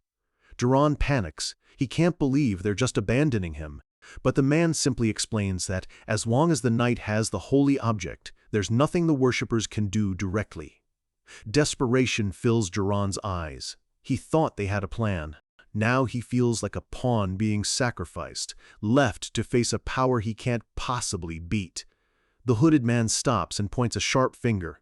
He tells Jiran to take control. As the new landlord, he has to lead the soldiers and activate their trap. Jiran runs a hand through his hair, the crushing weight of his new reality settling in. He has no other choice. With a sigh of resignation, he agrees. Okay. The hooded man gives him one last, chilling look. Then, good luck for the new world. Moments later, Jiran stands before his soldiers, forcing a determined expression as he mumbles the same empty words to himself. Back inside, the hooded man briefs his fellow cultists. One asks about the now-dead landlord. The leader explains that Jiran is just a puppet, a distraction. They'll use the chaos to gather intel on how the knight is even carrying the holy object. But just as they finalize their plan, a series of deafening booms rocks the entire building. The cultist's arrogance shatters in an instant. What is that? He's here? Already? One of them stares out the window, his mouth hanging open in terror as the sounds of destruction grow louder and closer. Crashing through the city square at impossible speed is Tiny, riding atop the giant lunar wolf. A wild, determined grin is plastered on his face as a soldier screams, "It's that knight! Stop him!" The lead cultist's eyes widen in horror. They were expecting him in days, not minutes. He screams at his followers that it's too late to run. They have to spring the trap now. "Are you faster than that spirit?" the leader yells, his voice cracking with desperation. They can't outrun Lunar Wolf. Their only chance is to fight. The cultists scramble into position, their faces etched with pure terror as they gather in the center of the square. High above them, Tiny's grin is almost demonic. "Yes, yes! Gather around!" he shouts. "Perfect for one big shot." He raises the holy artifact, Amor, into the air. A brilliant divine light erupts from it, bathing the entire square in a blinding blue glow, aimed directly at the huddle of black robes. The wave of holy energy slams into them. One of the cultists is thrown back, letting out a choked cry as the power hits him. The pure energy is like acid to their demonic power, tearing through their defenses and dissolving their bodies into black mist. A surviving cultist grits his teeth in disbelief, sweating at the sheer, overwhelming force. He realizes this must be the power of the holy object. "Activate the trap!" he screams to his comrades. "Before it's too late!" The lead cultist roars, "For the new world!" as his body erupts in a storm of purple demonic energy. He begins a dark chant, but Tiny is already moving. "I won't let you!" Tiny leans forward, his own weapon now glowing with a fiery aura. With a ferocious snarl, he yells, "Try and endure this too, you piece of trash." He swings his weapon with incredible force, unleashing a blazing arc of fire. The attack cuts through the air, a whirlwind of golden flames aimed directly at the cultist's dark ritual. The fiery slash collides with the purple magic, completely overpowering it in a blinding flash of light. The cultist lets out a final, agonizing scream as the flames consume him. The attack detonates, creating a massive explosion that rips through the city square. Tiny and Lunar Wolf land gracefully on the scorched earth, the flames raging behind them. He looks back at the blast, a little surprised. It didn't feel like his attack was what actually killed the cultist. Surveying the crater, he realizes what happened. The cultist used a clone sacrifice, a high-cost spell to escape death at the last second. Tiny stands in the ruins, thinking. Normally, they wouldn't waste such a powerful spell. The holy object must have weakened them far more than he expected. Suddenly, his eyes widen. He senses it. A massive buildup of energy all around him. He looks up to see he's floating, trapped in the center of a huge array of glowing red spheres, pulsating with dark magic. In a hidden location, a cultist explains their trap to his comrades, a magic more destructive than any artifact. His face contorts with manic glee as he shouts that once the spheres glow, they will all explode.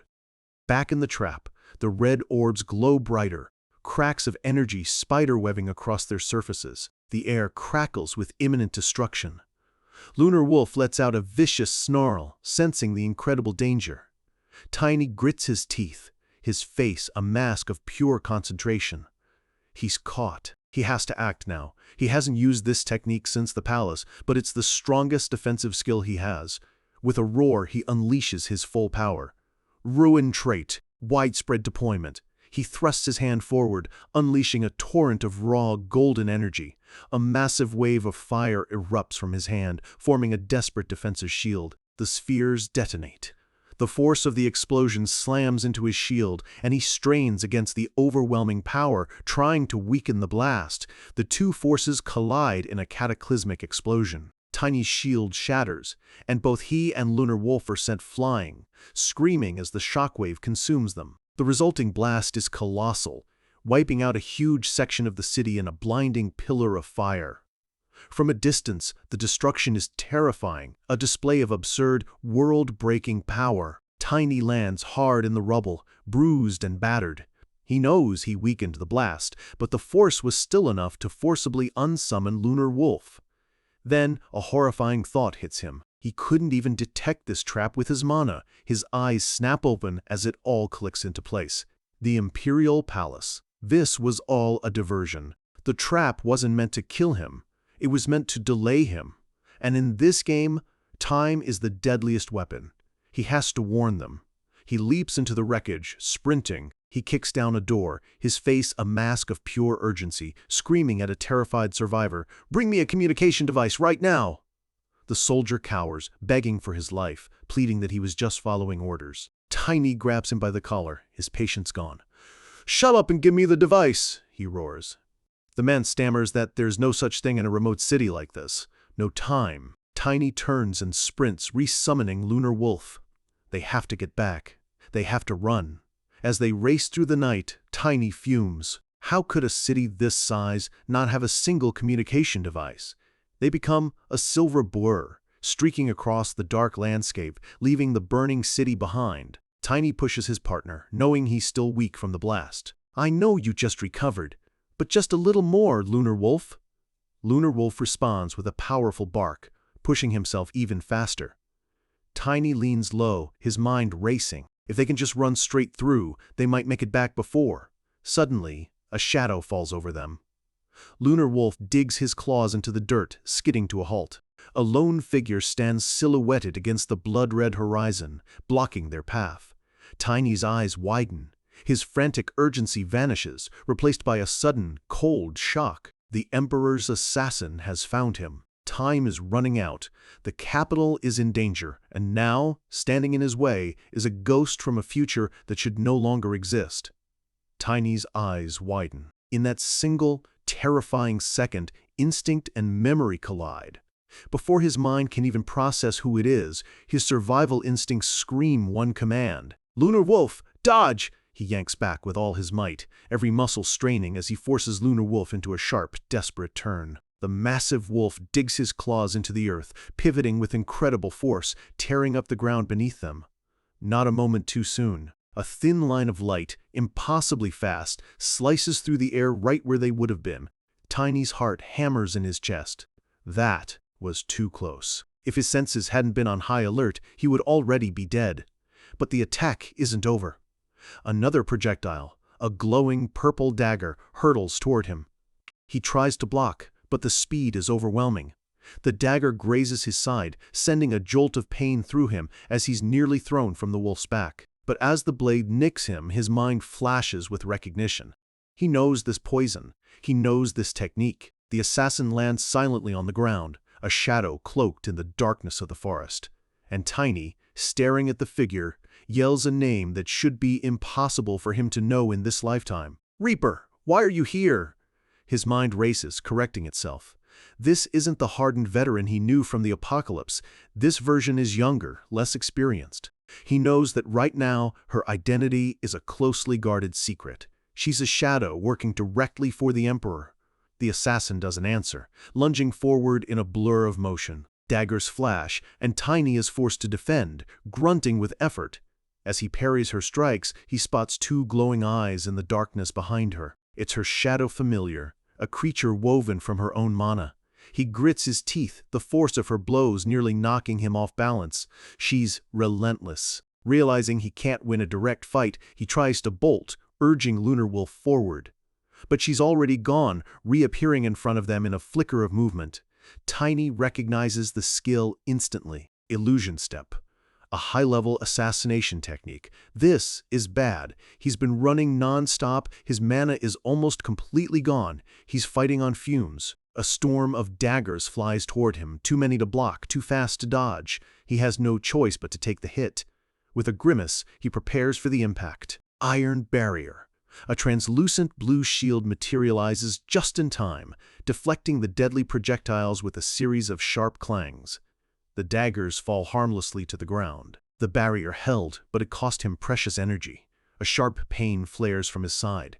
He can already feel the shadow poison coursing through his veins, his body struggling to keep up. He pants, trying to stay upright. He can't die here.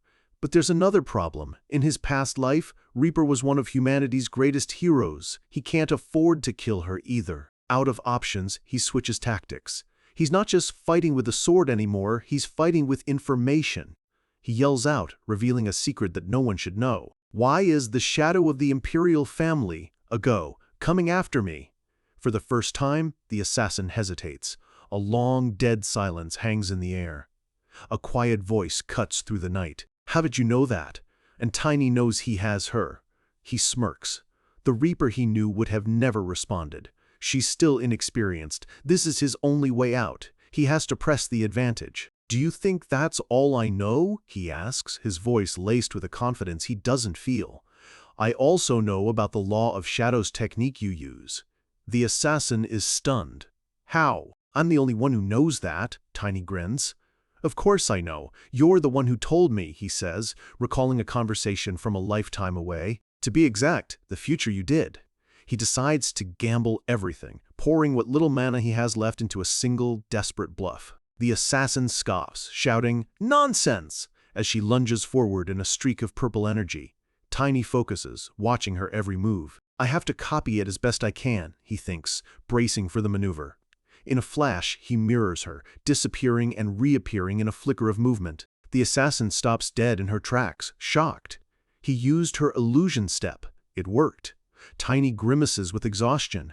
He doesn't have the mana to do that again, but the bluff was a success. The assassin is completely thrown.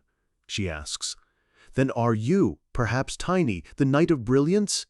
Tiny Morse, he corrects her, and her reaction is strange. She seems genuinely surprised by the name. She looks at him with wide eyes, whispering that she thought the rumors were fake. Are you truly a descendant of that family? Tiny crosses his arms, putting on a confident front. Yes, I am. The assassin slowly lands on the ground, still processing. She pulls down her mask, revealing the face of a young woman with short blue hair. Her expression is one of shock. I didn't know there were any descendants of the Morse family other than me. Tiny is floored. What? His mind reels. Luna, Reaper, is a Morse? She never mentioned that in his past life. They're related? She continues, explaining that for years she thought she was the only one left. She tells him the Emperor promised to return their ancestral lands if she served him as an assassin. She looks at Tiny, her hands clasped together. Everything she does is for their family, and because of that, she says, she can't kill another family member. But then she asks a sharp question. But how did you know I worked for the imperial family? Tiny freezes. He realizes that while she may not be a great talker, she definitely isn't stupid. He scrambles for an answer, running a hand through his hair in fake frustration. He blurts out the most logical lie he can think of. Only the imperial family and the Valencia family knew his route. So if an assassin came for him, it had to be the Emperor's doing. She looks at him, her eyes wide with understanding. Ah, understood! Tiny lets out a silent sigh of relief. The lie worked. He presses on. So why did the Emperor order my assassination? She explains she was only following orders and doesn't know the reason. Tiny clenches his fist. This confirms everything. The pieces fall into place. The reason is obvious, he thinks. His real target has always been Valentia, not me. He thinks about the demon worshippers, the civil unrest, the empire tearing itself apart for power, and he's supposed to protect this kind of corrupt system? His resolve hardens. I should get back, he says, turning to leave. He looks back at her. What about you, Noonim? What will you do? Her eyes widen. Noonim? He calls her Noonim, a respectful term for an older sister, and it catches her completely off guard. She points at herself, flustered. Me? Noonim? Tiny just shrugs awkwardly. I'm 14. You look older than that. Her expression softens. Family, my brother. In a sudden burst of emotion, she throws her arms around him in a tight hug. She holds him close, a peaceful look on her face as she whispers, I have a family. I'm not alone anymore. Meanwhile, Tiny is screaming internally. He feels a crushing wave of guilt over the lies he just told. He promises himself he'll apologize someday. She pulls back and asks about his mission. It's okay, he reassures her. I can handle it. He looks away, the guilt gnawing at him. He feels terrible in more ways than one. Elsewhere, the cultists are regrouping. The leader slams his hand on the table. A subordinate reports that the Morse boy survived the bombs. Another adds that he's on his way back to the capital and will arrive in 3 days. One of them worries he'll warn everyone about their bomb plot, but the leader dismisses it. Who would believe him? The others agree. It was hard for even them to believe until they saw it for themselves. They conclude that this Morse boy is just too unpredictable to ignore. The leader grins, a sinister look in his eyes. We will rush our plan. The others protest, worried it will disrupt their preparations. He cuts them off. When else would the entire imperial family gather in one place? He's referring, of course, to the royal wedding. But then he says a single word that chills the room. No. He steeples his fingers, his expression turning dark. A wicked, all-knowing grin spreads across his face as he reveals the final piece of his terrifying plan. The imperial family doesn't only gather during the wedding. Deep in the shadows of the capital, the cult leader reveals his new plan. The wedding is no longer the target. The day before, during the etiquette rehearsal, all the royals, except the emperor himself, will be gathered in one place. Cloaked in darkness, the cultists listen as their leader declares that this is the moment they will strike. One of them asks the obvious question, what about the emperor? A wicked grin spreads across the leader's face. He tells them to leave the emperor to their inside agent, the Blue Fox. In a lavish room elsewhere, an elderly woman with an eye patch sips her tea. This is the second queen. The plan changed again, she sighs. She looks at her husband, the leader of the royal knightage. She asks why the sudden change, voicing her doubts about their new collaborators. He places a reassuring hand on hers. An earlier attack actually works in their favor, with the cultists planning to handle that nuisance of an emperor. This is good news. The queen looks up at a portrait of the emperor, her expression filled with contempt. Him? A nuisance? Her husband agrees. The emperor only sits on the throne because he was the eldest son, not because of any real merit. He leans in close, assuring his wife that the leader of the entire royal knightage has no reason to fear a man like that. He clarifies that the emperor himself isn't the problem. The real threat is the powerful wizard loyal to him. The legendary Wizard of Blue Blood. The queen adds that they shouldn't forget about the royal family's secret assassins. Her husband scoffs, dismissing it. Isn't that just a rumor? His words strike a nerve. The queen's eyes fly open, filled with a raw, visceral terror. She slams her hands on the table, her voice shaking with rage. No, it's not, she screams. Those monsters ruined my family. The memory floods back, as painful as the day it happened. She saw it with her own eyes, her parents, her siblings, all of them cut down by the emperor's shadows. She grabs him, her face contorted with grief and fury. She tells him that he, of all people, knows why she's willing to risk everything for this. His confidence vanishes, replaced by a somber understanding. He grips her chair, his voice low. I know. He kneels before her, taking her hand. The next few days will decide their fate. If they succeed, their child will be the next emperor. But the queen's gaze is deadly serious. She reminds him of the cost of failure, the end of everything. He kisses her hand and replies with grim certainty, "Woo, of course." Meanwhile, the emperor sits alone, a cup of wine in his hand. He's just received a report. They changed their plan? An attendant hidden in the shadows confirms it. The second queen has altered the entry date for a magical barrier stone in the inner palace. The meaning is clear. They're making their move the day before the wedding. The emperor muses to himself. The rehearsal day. The last time the entire royal family will be gathered in one place. He takes a slow, thoughtful sip of wine. The attendant warns him that since he won't be at the rehearsal, they might try to ambush him in his chambers. However, they haven't been able to learn the details of the attack. The Emperor dismisses the concern with a wave of his hand. It doesn't matter. He scoffs at the idea that demon-worshipping trash could ever pose a real threat. The real problem is Asgard, he says, swirling his wine. He knows those cultists stand no chance against the Sword Emperor. He looks at his attendant, his golden eyes sharp. Can you take care of this? The attendant hesitates, but the Emperor cuts him off. He has other plans.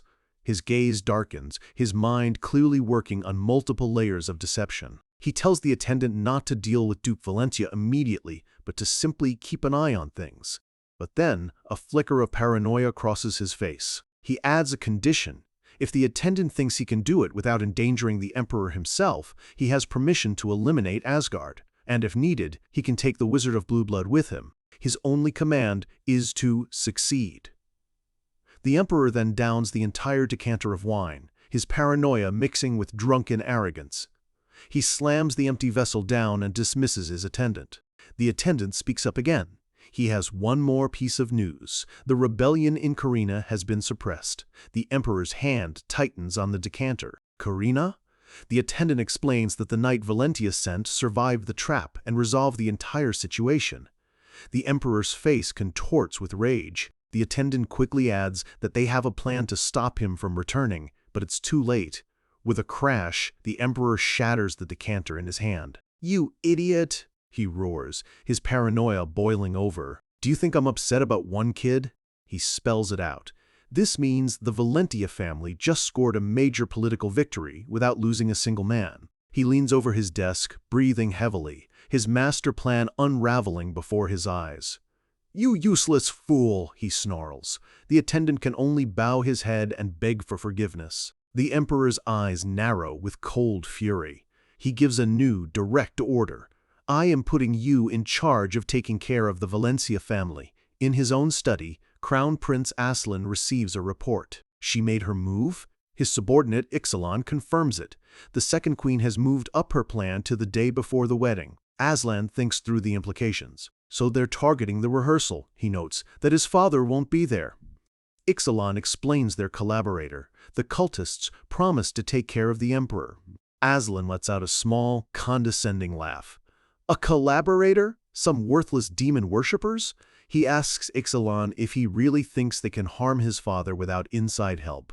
As long as the Wizard of Blue Blood is by the Emperor's side, a direct attack is almost impossible.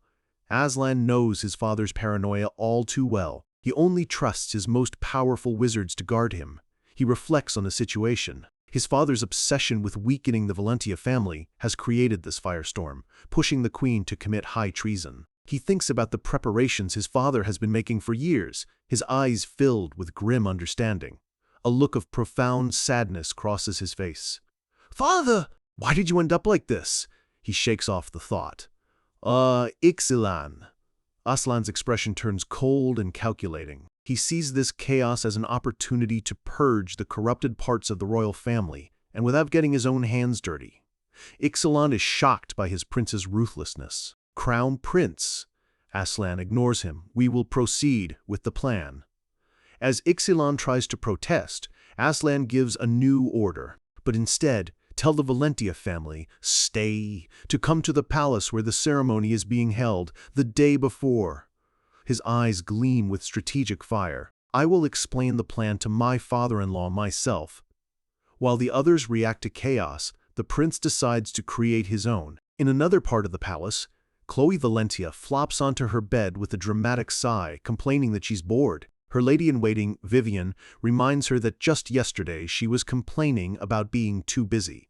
Chloe just whines for Lunarwolf to come back. Vivian smiles warmly, remarking how strange it is to see the girl she still thinks of as a child about to be married. Chloe suddenly sits up, a mischievous glint in her eye, and tells Vivian she should confess her feelings for Gina's before she gets any older.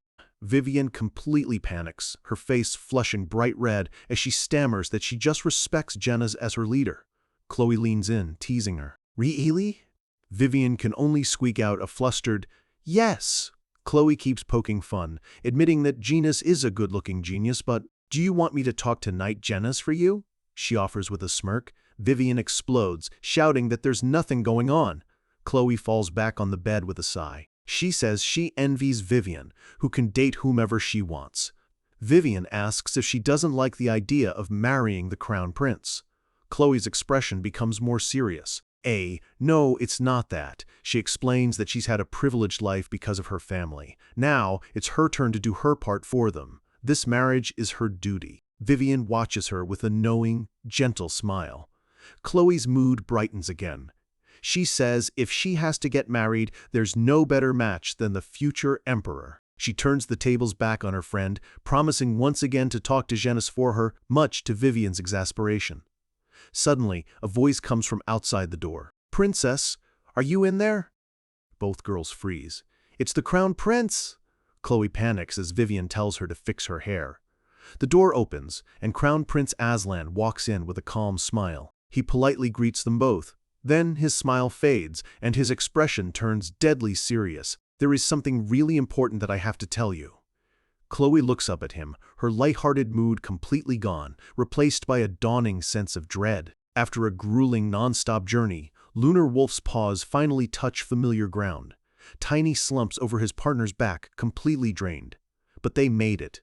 "Finally, we're here!" He pulls himself up, his mind already on the next task. "First, report to the old man, then eat." But as he starts to walk, two familiar figures rush towards him, calling his name. It's Grid's twin sons. They explain that their father sent them with an urgent message. The news makes Tiny's blood run cold. The date has been changed. He is to head to the wedding ceremony grounds immediately. The disaster is already in motion. At the opulent Crane Palace, a bell rings out, its clear tone echoing through the grand hall. An announcer declares that the rehearsal for the crown prince's wedding is about to begin, asking the assembled nobles for their quiet cooperation. The rehearsal is meant to ensure a flawless ceremony. But in the shadows, another, far deadlier event is being prepared. The leader of the royal knightage, Gruel, receives his final instructions from a cloaked cultist. "When the plan begins, inject your mana and throw this." The figure reveals a small, dark orb pulsing with malevolent energy. Once activated, it will summon the destroyer, all on its own. Gruel asks how he'll know when to act. "Will there be a signal?" The cultist places the cold, unnerving orb in his hand. The voice is chillingly vague. "You don't need to know how. You'll find out soon enough." Gruel's face tightens with frustration. "When the heck is soon?" he thinks, annoyed by the cultist's cryptic games. His gaze drifts over to Duke Valentia. The Duke is being too quiet, too cautious. It's unsettling. Gruel wonders if he already knows something. The uncertainty is gnawing at him. He decides he has to get Valentia out of the hall before the plan starts. He calls over one of his trusted knights, Estrowell. He leans in and whispers his concerns. Duke Valentia is acting suspicious, and Gruel is convinced he knows what's coming. His jaw clenches. The time to act is now. Across the hall, Duke Valentia watches them, his own senses on high alert. They're planning something. He watches the two men whispering, his eyes narrowed. What are they trying to do? He extends his senses, searching for any trace of demonic energy, but finds nothing. The air is clean. Too clean. He follows the Crown Prince's request and keeps a close watch on the royal family. He glances at Crown Prince Aslan, who gives him a subtle, almost imperceptible nod. The prince's calm smile doesn't fool him for a second. The wheels are already turning. In a private room just moments before, Aslan had laid it all out. There was going to be a coup. Valentia was stunned. During the rehearsal? Yes, Aslan confirmed. The second queen and the knightage leader had joined forces with demon worshippers to overthrow the throne. Valentia immediately suggested postponing, but Aslan refused. He argued that this was their only chance to catch all the conspirators at once.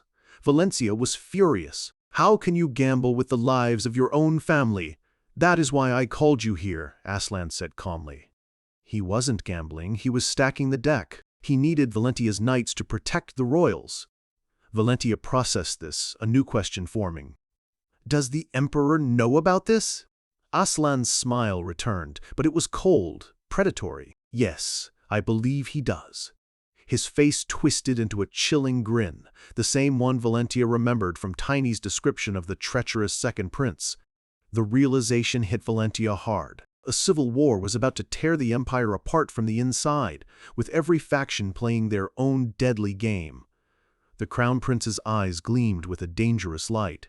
The true plot was far more complex than he could have ever imagined. Back in the present, Valencia is lost in thought. A coup with just the royal knights? It seems impossible. Even with the cultists' help, the palace's magical barrier should be impenetrable. They must have found another way in. He shakes his head. He tells himself not to worry. He has his future son-in-law, a powerful, if terrifying, ally on his side. Just then, a hand touches his arm. It's the second prince, Lot. Brother. The youngest prince, Tanel, peeks out from behind him, asking Aslan if he's excited to get married. Aslan looks at the boy with a strange mix of pity and coldness. Tanel, the innocent. He knows that after today, the child will resent him for what he's about to do. He forces a warm smile and ruffles his little brother's hair, telling him not to worry. But Tanel isn't convinced. But you don't look happy. The boy's innocent face breaks into a wide smile. Well, if you say so. Congratulations on your wedding, brother. For a moment, Aslan's smile is genuine. He knows he won't get another chance to say this. Thank you, Tanel. The moment is shattered by Duke Valentia's booming voice. Why are you two here? Valentia is yelling at Grid's twin sons. I told you not to come. One of the twins holds up his hands, revealing a tiny, glowing lunar wolf pup. Lunar wolf? Tiny has arrived? Valentia asks. The twin explains that Tiny himself couldn't enter, so he's on standby with the other Valentia knights. And just outside, Tiny sits meditating, conserving what little energy he has left for the battle to come. The pup suddenly leaps from the boy's hands and latches onto the Duke's arm. As the pup bites down, Valentia feels a jolt. He realizes instantly what this is. The pup is a vessel, a living communication device. He's found the enemy's method. So, that was their plan, he mutters, finally understanding the enemy's true weapon. He looks over at the Crown Prince, his expression hardening. Your Highness. Just as he's about to speak, Estroel, the knight from before, approaches. Duke Valentia, there is something I must tell you. The knight explains they've received intelligence that troublemakers might try to disrupt the rehearsal. Valentia plays along. Oh?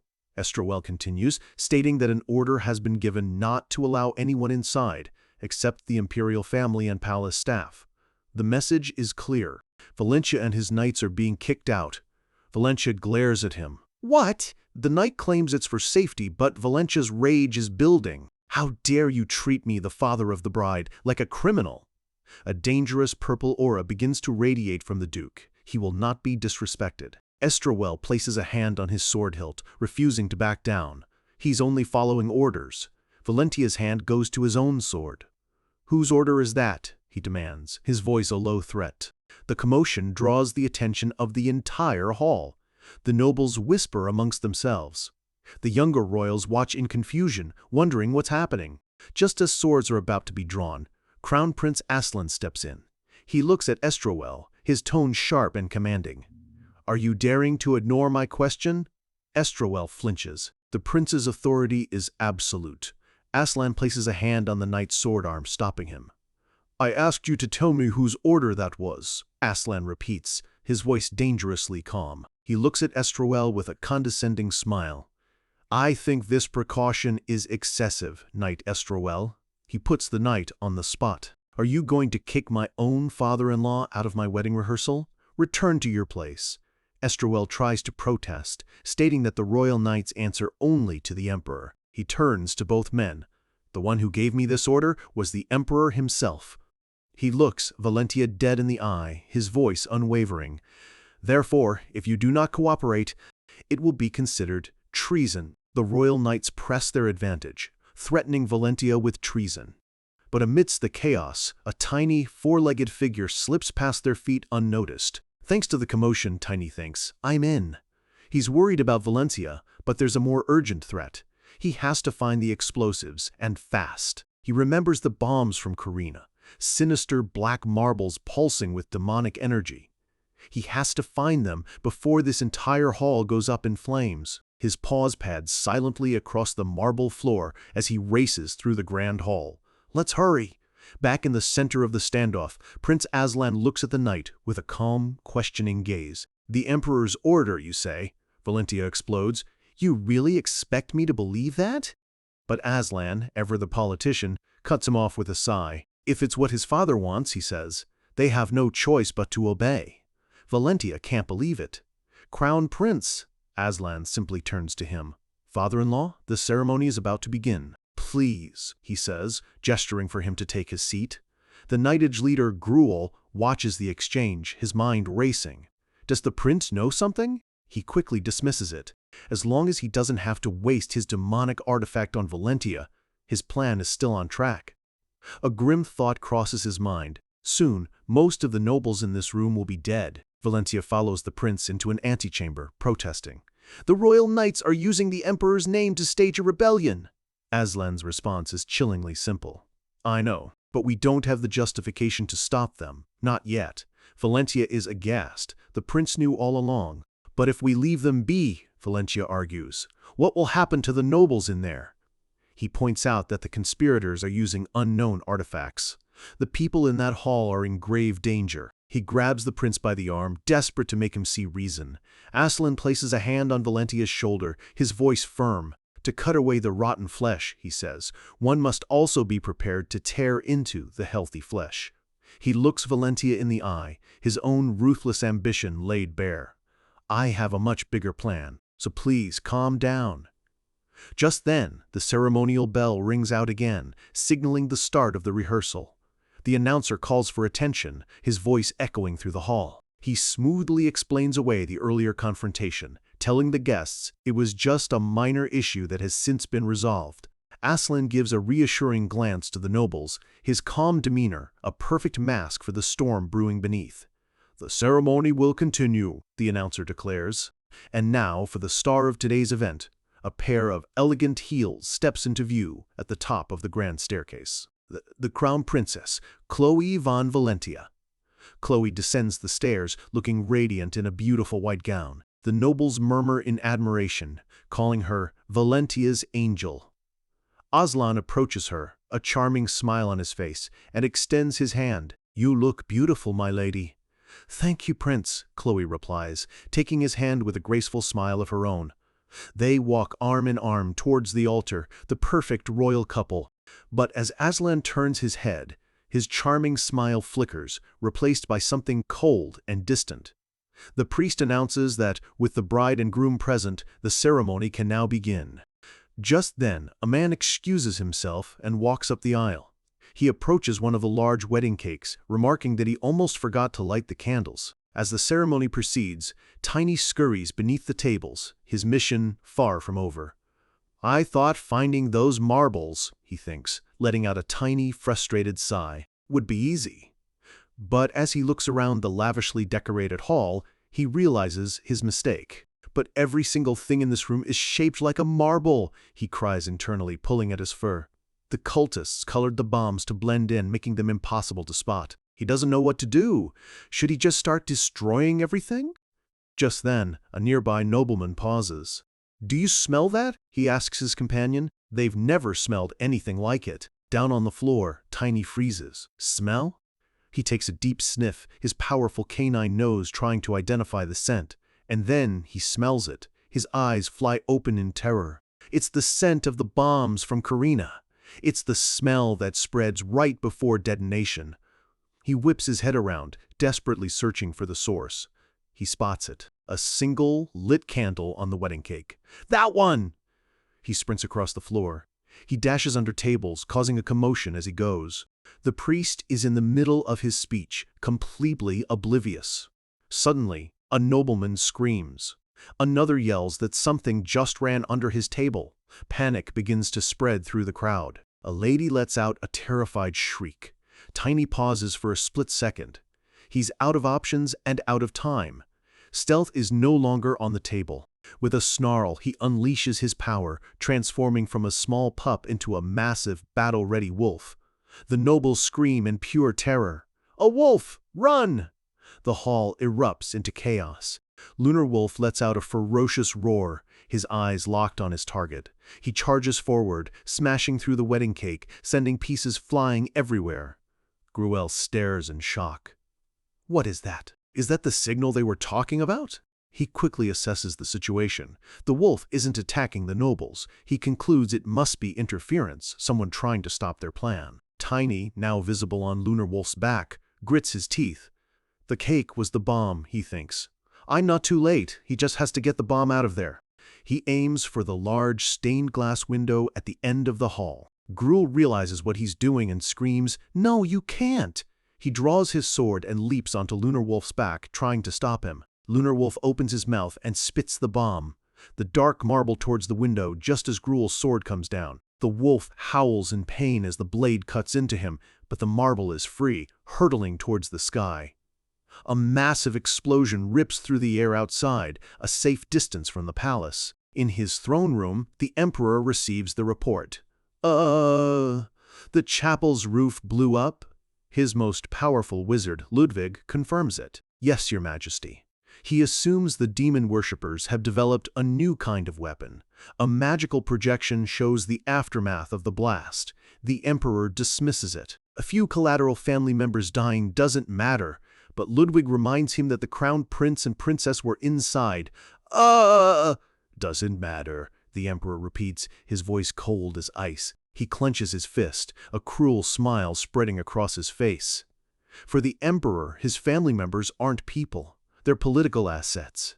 Their deaths are just another tool to be used. His eyes gleam with madness. After I regain my authority, I will conquer this entire continent, he roars. The death of his own son will be the justification he needs to start a war. Ludwig bows his head. Truly distinguished judgment. But as he looks up, his expression is unreadable. His loyalty perhaps not as simple as it seems. Your Majesty. The royal wedding rehearsal was meant to unite a kingdom, but instead, it has become a battlefield. With a face twisted by years of resentment, Knightage leader Gruel roars the command that will ignite a civil war, ordering his men to kill every last member of the royal family. In an instant, the grand hall erupts into chaos. Assassins clad in black emerge from the shadows, their blades flashing. A royal guard, caught completely by surprise, has no time to defend himself before a cold blade meets his throat, marking the bloody start of the coup. Gruel surveys the carnage he's unleashed with a look of grim satisfaction. The earlier explosion wasn't the main attack, it was his signal. He's been waiting for this moment, and this is his one and only chance for revenge. 3 spheres of raw magic crackle in his hand, humming with destructive power. This is the culmination of years of careful planning, and with a cold resolve, he prepares to personally join the slaughter. Amidst the screams, Crown Prince Aslan desperately scans the panicked crowd. His voice cuts through the mayhem as he shouts for his fiancée, Princess Chloe, his usual calm composure replaced by frantic worry. All around him, the Empire's elite are cut down. Nobles who were celebrating moments ago now lie bleeding on the floor, their pleas for mercy ignored by the relentless assassins. The assassins move with brutal efficiency, sealing off every exit. They methodically corner the terrified nobles, transforming the opulent hall into a sealed tomb where no one is meant to escape. Sweat beads on Aslan's brow. He knew his grand scheme was risky, that there would be casualties. But seeing this level of bloodshed firsthand, it's far more than even he had calculated. This shows that even a master manipulator can be shocked by the reality of his own plans. The words of his mentor echo in his mind. To save the Empire, you must be willing to cut away not just the rot, but some of the healthy flesh along with it. A necessary, brutal sacrifice. But theory is one thing, and reality is another. Watching his people die fills him with a surge of frustration. The cold logic of his plan is colliding with the hot, visceral horror of the moment. His mind flashes back to a clandestine meeting with his most trusted man, Ixalan. Aslan's expression was ice cold as he laid out the final, treacherous phase of his plan. He informed Ixalan that demon worshippers were planning to assassinate the emperor the next day. This wasn't a threat to be stopped. It was the perfect opportunity to remove his paranoid father from power. Leaving nothing to chance, Aslan gave one final chilling order. If the demon worshippers failed to kill the emperor, Ixalan was to finish the job himself. This single command reveals the true depth of his ruthless ambition. Snapping back to the present, a jolt of adrenaline courses through him. The chaos is overwhelming, but it's a chaos he helped create. He was nearly killed before his ambition could even be realized. As an assassin lunges toward another noble, shouting for him to die, Aslan spots an opportunity. Rage contorts his features. He's not just some helpless prince to be slaughtered. He is the architect of this new era, and he refuses to die in the opening act. He curses them under his breath. In a swift, decisive motion, he kicks the assassin's leg, breaking the man's stance and sending him stumbling. Aslan rips the sword from the off-balance assassin's hand and brings it down with vicious force, silencing the threat. He's proving that he is far more than just a political player. He's a survivor. Blood splatters across his face, but his eyes remain sharp and focused. The initial shock is gone, replaced by the cold determination of a man fighting for his future. He glances at the fallen bodies. His priority is Princess Chloe, but first, he must master his own emotions. Panic is a luxury he can't afford right now. He reminds himself of the larger game. He needs Chloe, and more importantly, he needs her powerful father, Duke Valentia. To secure their alliance and his throne, he has to survive this day. But just as he collects himself, a sinister energy floods the air. A shadowy figure with glowing red claws lunges from the darkness. Monstrous creatures with sharp horns and burning red eyes begin to materialize from thin air. The demon worshippers have made their move. The coup has just escalated into a demonic invasion. Aslan's eyes widen in genuine shock. This was never part of his plan. He had prepared for assassins and a political coup, but not for demons being summoned into the heart of the capital. The dark energy swirls and solidifies as more demons claw their way into the physical world, their very presence twisting the atmosphere into something foul and suffocating. Outside, the weapon master, Grid, falls to one knee, clutching his head. He was caught in the initial explosion, and its after-effects are far more potent than he realized. Nearby, Duke Valentia, the legendary Sword Emperor, roars in fury. He now understands he was intentionally lured outside. He orders Grid to get inside and protect Chloe, but Grid realizes something crucial. Even the powerful Duke didn't know the full extent of the plot. Grid struggles to his feet, a piece of rubble clattering from his shoulder as he pushes himself up. He stumbles forward, his body feeling heavy and disconnected, his movements sluggish. Clutching his chest, he feels a strange numbness spreading. The explosion wasn't just a bomb, it was a magic-suppressing weapon designed to weaken anyone caught in its blast, a perfect tool to neutralize powerful knights like him. He pulls out a small blue artifact from Tiny. It helps, but his power is still severely restricted. Just then, a familiar voice calls his name. It's Genis, the Knight of North Wind, arriving with backup. One of Genis's knights quickly hands Grid his weapon, telling him there's no time to waste. Genis is already on the move, urging them to follow her to the prince. The mission is clear: secure the royal family and get the princess out of the kill zone. Back inside, the scene is grim. A knight screams as he faces down a towering demon, while Princess Chloe watches in horror. But she isn't just a bystander. She watches as one of the nobles fights desperately against a demon, but he's clearly outmatched by its raw, monstrous strength. The demon easily overpowers the man, its glowing red claws poised to tear him to shreds. In that moment, Chloe closes her eyes and prays. A brilliant, golden aura of holy power erupts from her body, a beacon of light in the encroaching darkness. With a powerful cry, she unleashes a wave of divine energy. Her halberd glows with celestial light as she smashes it directly into the demon, a testament to the hidden strength she possesses. The demon is blasted backward, consumed by the holy light. Princess Chloe is not a damsel in distress. She is a warrior of the goddess, and she will fight for her people. She gives the knight she just saved a small, reassuring smile, catching her breath for a moment. But the respite is short-lived. Another knight, a woman with pink hair, screams a warning, her finger pointing toward the ceiling. Chloe and the knight look up, their faces immediately filling with a fresh wave of terror. A winged demon dives from above, its red eyes locked on the princess. Her brief moment of victory is about to be violently cut short. Suddenly, a flash of blue energy intercepts the attack. Genas, wrapped in a crackling aura of wind, appears out of nowhere, her sword clashing against the demon's claws in a shower of sparks. Her blade holds firm, stopping the demon's descent just inches from the princess. The demon's weapon clatters uselessly to the floor. Genis lands protectively between the demon and Chloe. Without looking back, she tells the princess to find safety and leave the fighting to her. She grits her teeth in frustration. Her senses are dulled by the mana restriction. She was aiming for the demon's neck, but her attack went wide. Her eyes scan the hall, now swarming with demons. She knows she can't fight them all, not in her current weakened state. She makes a choice. She can't win, but she can buy time. Gathering what power she has left, her body glows with a fierce, determined blue light. The demon lets out a piercing shriek and lunges again, its claws aimed straight for her heart. But Genis is speed incarnate.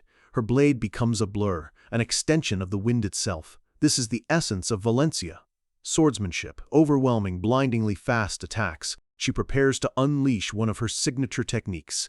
With a sharp cry, she executes a flurry of slashes so fast they seem to tear the very air apart, landing dozens of cuts in a single instant. She channels all of her remaining energy into one final, desperate move. She unleashes the Song of Crazy Wind, a massive, swirling vortex of razor-sharp wind that erupts from her position, shredding everything in its path. Aslan and Chloe shield themselves from the blast, staring in awe at the sheer destructive power of the Knight of North Wind. A demon caught in the maelstrom lets out a final, agonizing screech as it's torn apart by the gale. Its massive body is ripped to pieces, completely unable to withstand the relentless, storm-like assault.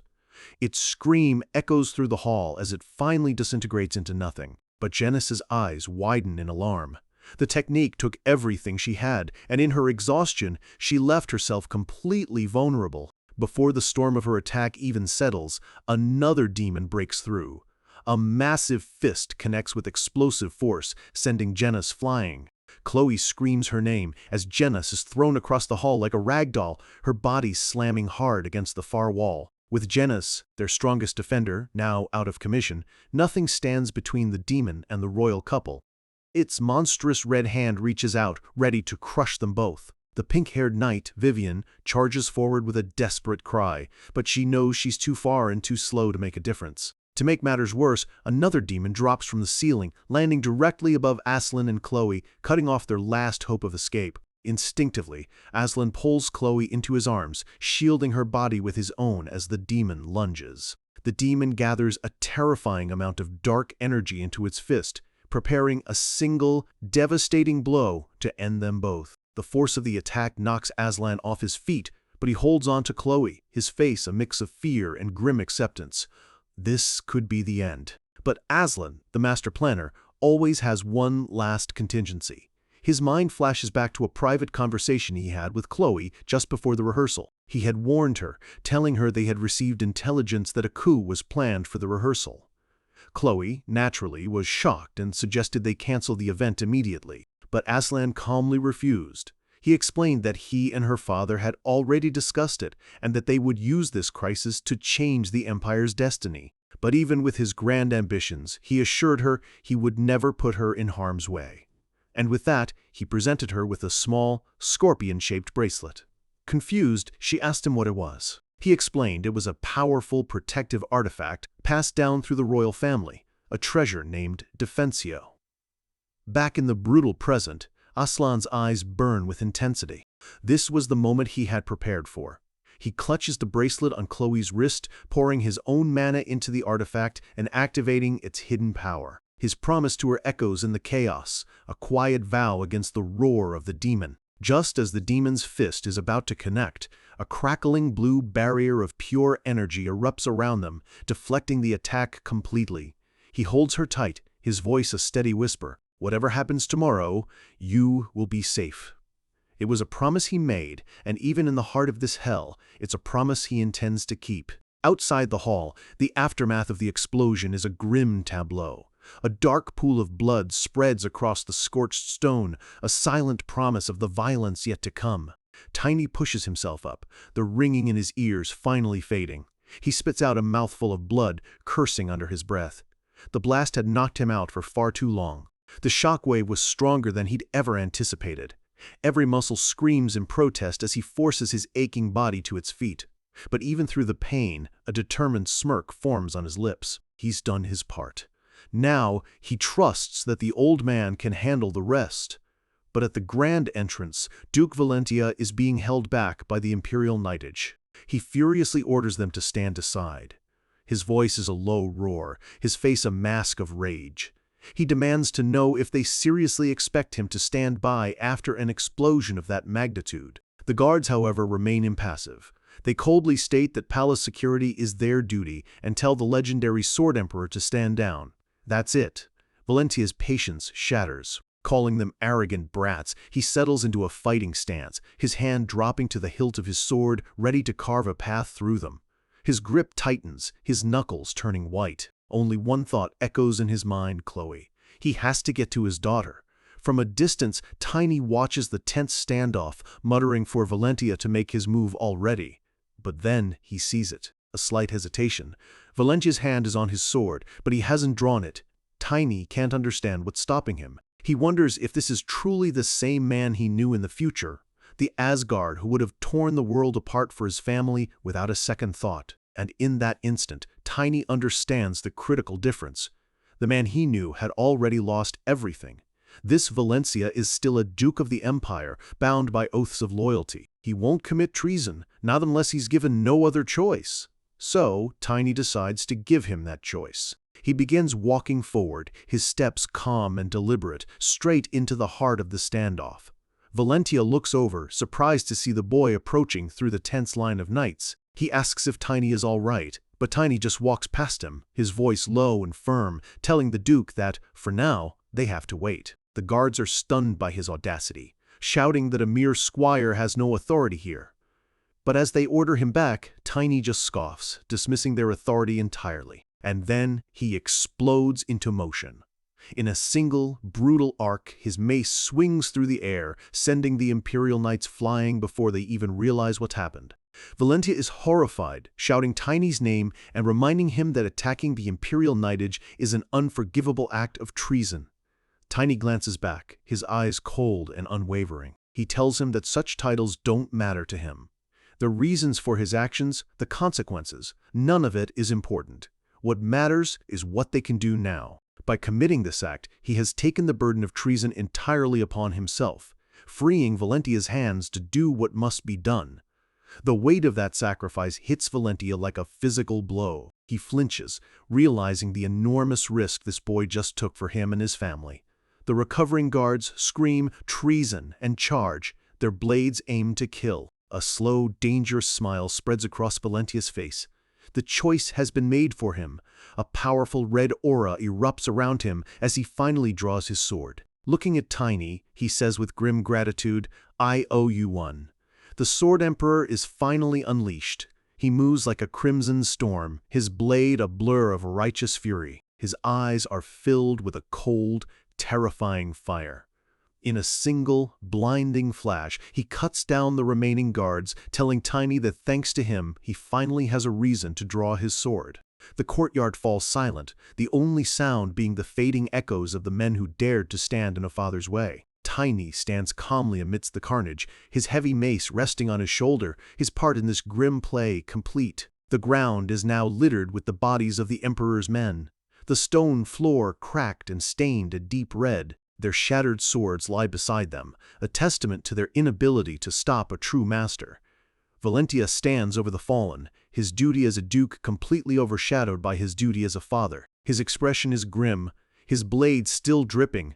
He roars for the Knights of Valentia to assemble. His voice booms across the courtyard with one singular command: to save the Crown Prince and Princess. With a thunderous battle cry, his knights charge forward, ready to follow their lord into hell itself. But Tiny stops Valentia, telling him they can't waste time. They have to get inside that hall right now. Suddenly, a massive vortex of blue wind energy erupts from behind the sealed doors.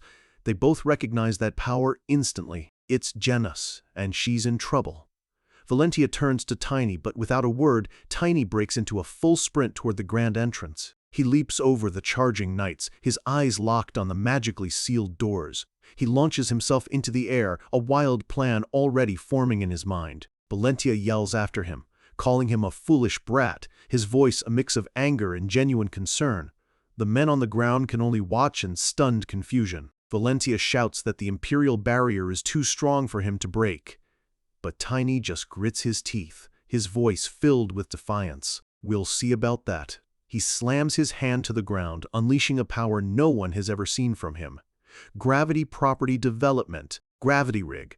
A crushing force presses down on him, compressing his energy like a spring, before he reverses it, launching himself into the air like a cannonball. He uses the impossible momentum to flip, his eyes blazing with concentration as he prepares his attack. He shouts, "Once more!" reversing the gravity again at the perfect moment. He twists in midair, channeling all of that physics-defying force directly into his mace. With a final roar, he puts every ounce of his being into one decisive blow. Tiny style. First battle style. Lightning wallop. His mace, glowing with golden energy, smashes into the barrier. The impact creates a massive, blinding explosion of force, shattering the powerful Imperial magic into a million pieces. As the smoke clears, Aslan and Chloe are revealed, huddled behind the ruined doorway just as their own protective shield shatters. Tiny lands with a heavy thud, a triumphant, almost manic laugh escaping him. He looks back at Valentia with a cocky grin, but the Duke's eyes are wide with horror, seeing what lies beyond him. "Chloe!" he screams. A primal roar rips from Valentia's throat. His body ignites with a fierce red aura as he bellows, "I am here!" He blurs past Tiny, a crimson streak of pure fatherly rage, his sword already swinging. His blade flashes, intercepting the demons just as they lunge for his daughter and the prince. This is the true, untamed power of the Sword Emperor. In the blink of an eye, the remaining demons are cut down, their bodies collapsing as Valentia's knights flood the hall behind him. Valentia moves through the chaos, his focus absolute. He lands directly in a demon's path, his back to Chloe as she screams for him to dodge. But he doesn't need to. He's already moving. He unleashes his family's secret swordsmanship, a single, perfect slash that cleaves the monster in two. His face is a mask of cold, controlled fury. This is what happens when you threaten his daughter. He stands protectively before the royal couple, amidst the bodies of the slain. Chloe can only whisper, "Dad?" Valencia turns to the Crown Prince, his voice dangerously low.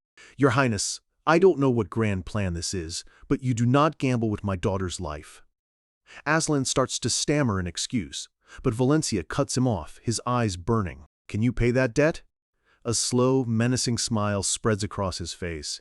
By taking responsibility for her future, it is both a question and a deadly promise." Chloe yells at her dad, flustered, while Aslan sweats, completely outmaneuvered by his future father-in-law. Valencia looks at the last of the fallen demons, assuming the fight is finally over. But Tiny knows better. He shouts a desperate warning from across the hall. "Old man, behind you!"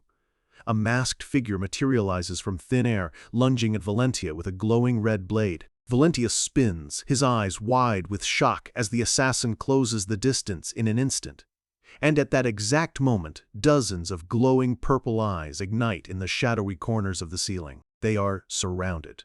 A new, far more lethal enemy has arrived. Aslan's composure finally breaks. He urges Valentia to fall back, his voice laced with panic. Valentia recognizes the assassins from hushed whispers and dark rumors.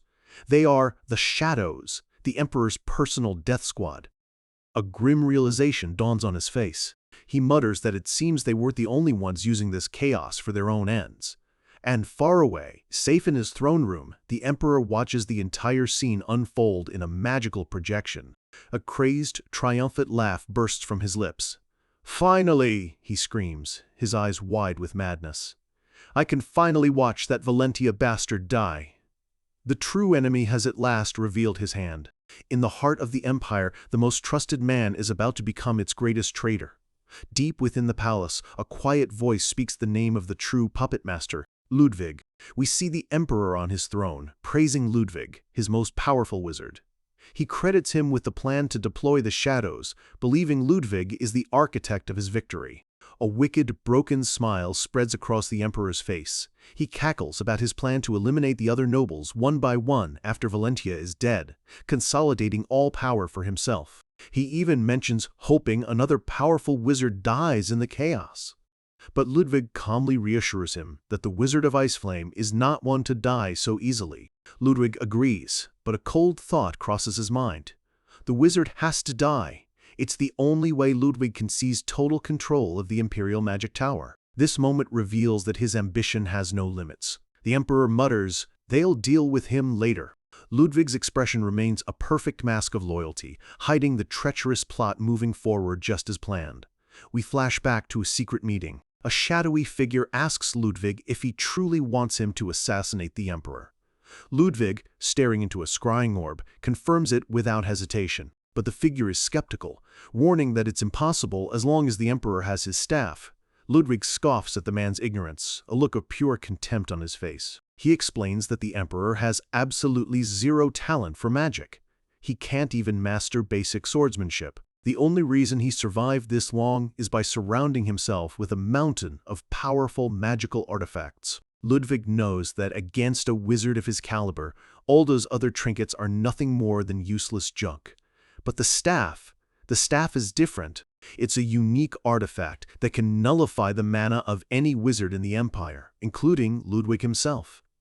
It's the Emperor's one true defense. The figure asks how they could possibly get past it. A sinister grin spreads across Ludwig's face as he replies, "There is a way."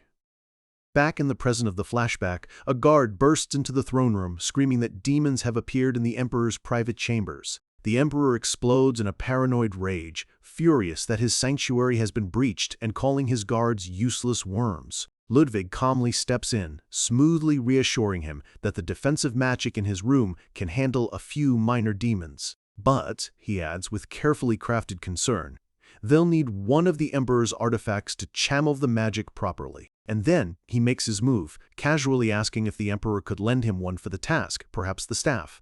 The paranoid Emperor immediately hesitates, clutching the staff like a lifeline. He refuses to part with his ultimate protection. Instead, in a moment of utter foolishness, he shoves the staff into the hands of a nearby guard, screaming at him to go take care of the demons. As the guard scrambles out of the room with the staff, Ludwig watches him go. A look of cold realization dawns on his face. The Emperor is even more of an idiot than he had ever imagined. With the anti-magic staff now gone, Ludwig's one obstacle has been removed. A dark, malevolent energy gathers in his hand. The trap has been sprung. Meanwhile, back in the wrecked hall, Valentia stands ready, surrounded by the Emperor's shadows as he shields Chloe and Aslan. The assassins move like ghosts, their bodies dissolving into swirling purple-black smoke. Valentia focuses, his eyes tracking their unnatural movements, anticipating an attack from any and every direction. He unleashes a flurry of powerful slashes, his red aura cutting through the air, but his blades pass right through their shadowy forms without resistance. An assassin he just struck simply dissolves into a cloud of black particles, its body seemingly immune to physical damage. The particles swirl on the ground and begin to coalesce, the assassin literally pulling itself back together from nothing.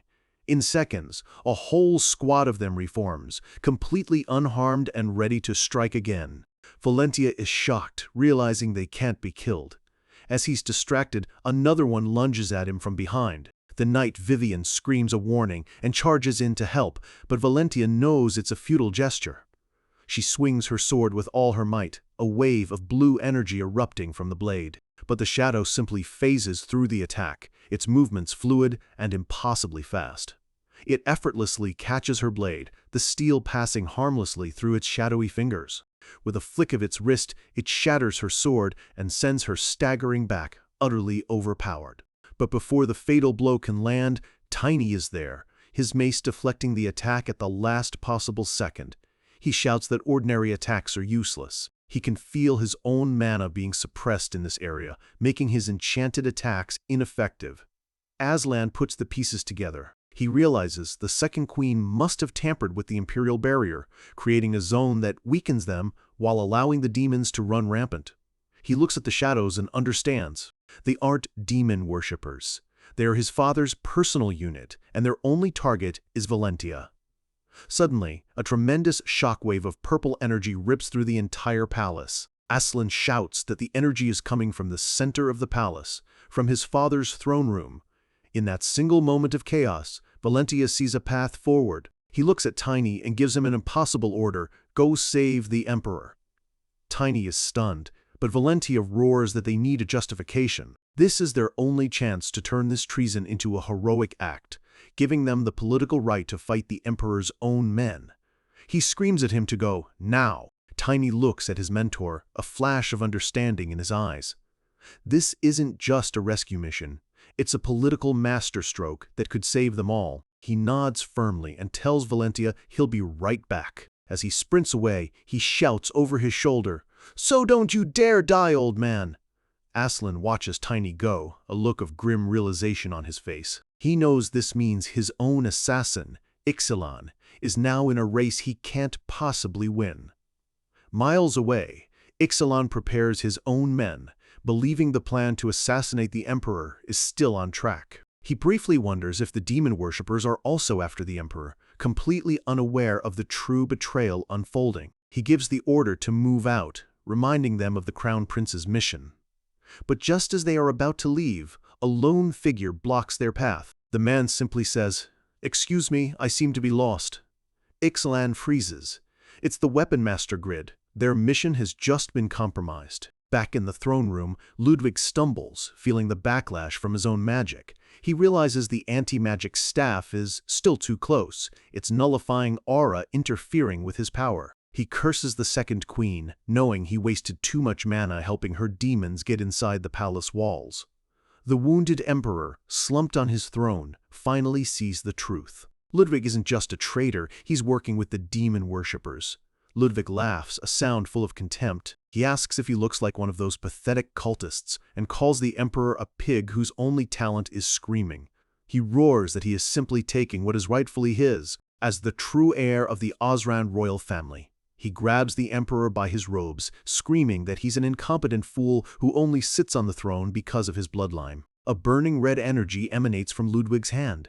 He tells the Emperor that since he relied so heavily on artifacts to survive, he will now die a slow, painful death without them. He lays out his twisted victory. The Emperor will die in a staged demon worshipper attack, and he, Ludwig, will rise from the ashes to become the next Emperor. But just as he savors his triumph, a massive explosion rips through the throne room, knocking him off his feet. Through the smoke and rubble, a figure emerges. It's Tiny, his mace resting on his shoulder, his eyes burning with cold fury. He grits his teeth, the full weight of the truth hitting him as he glares at the traitor. The real disaster that happened here tonight was you.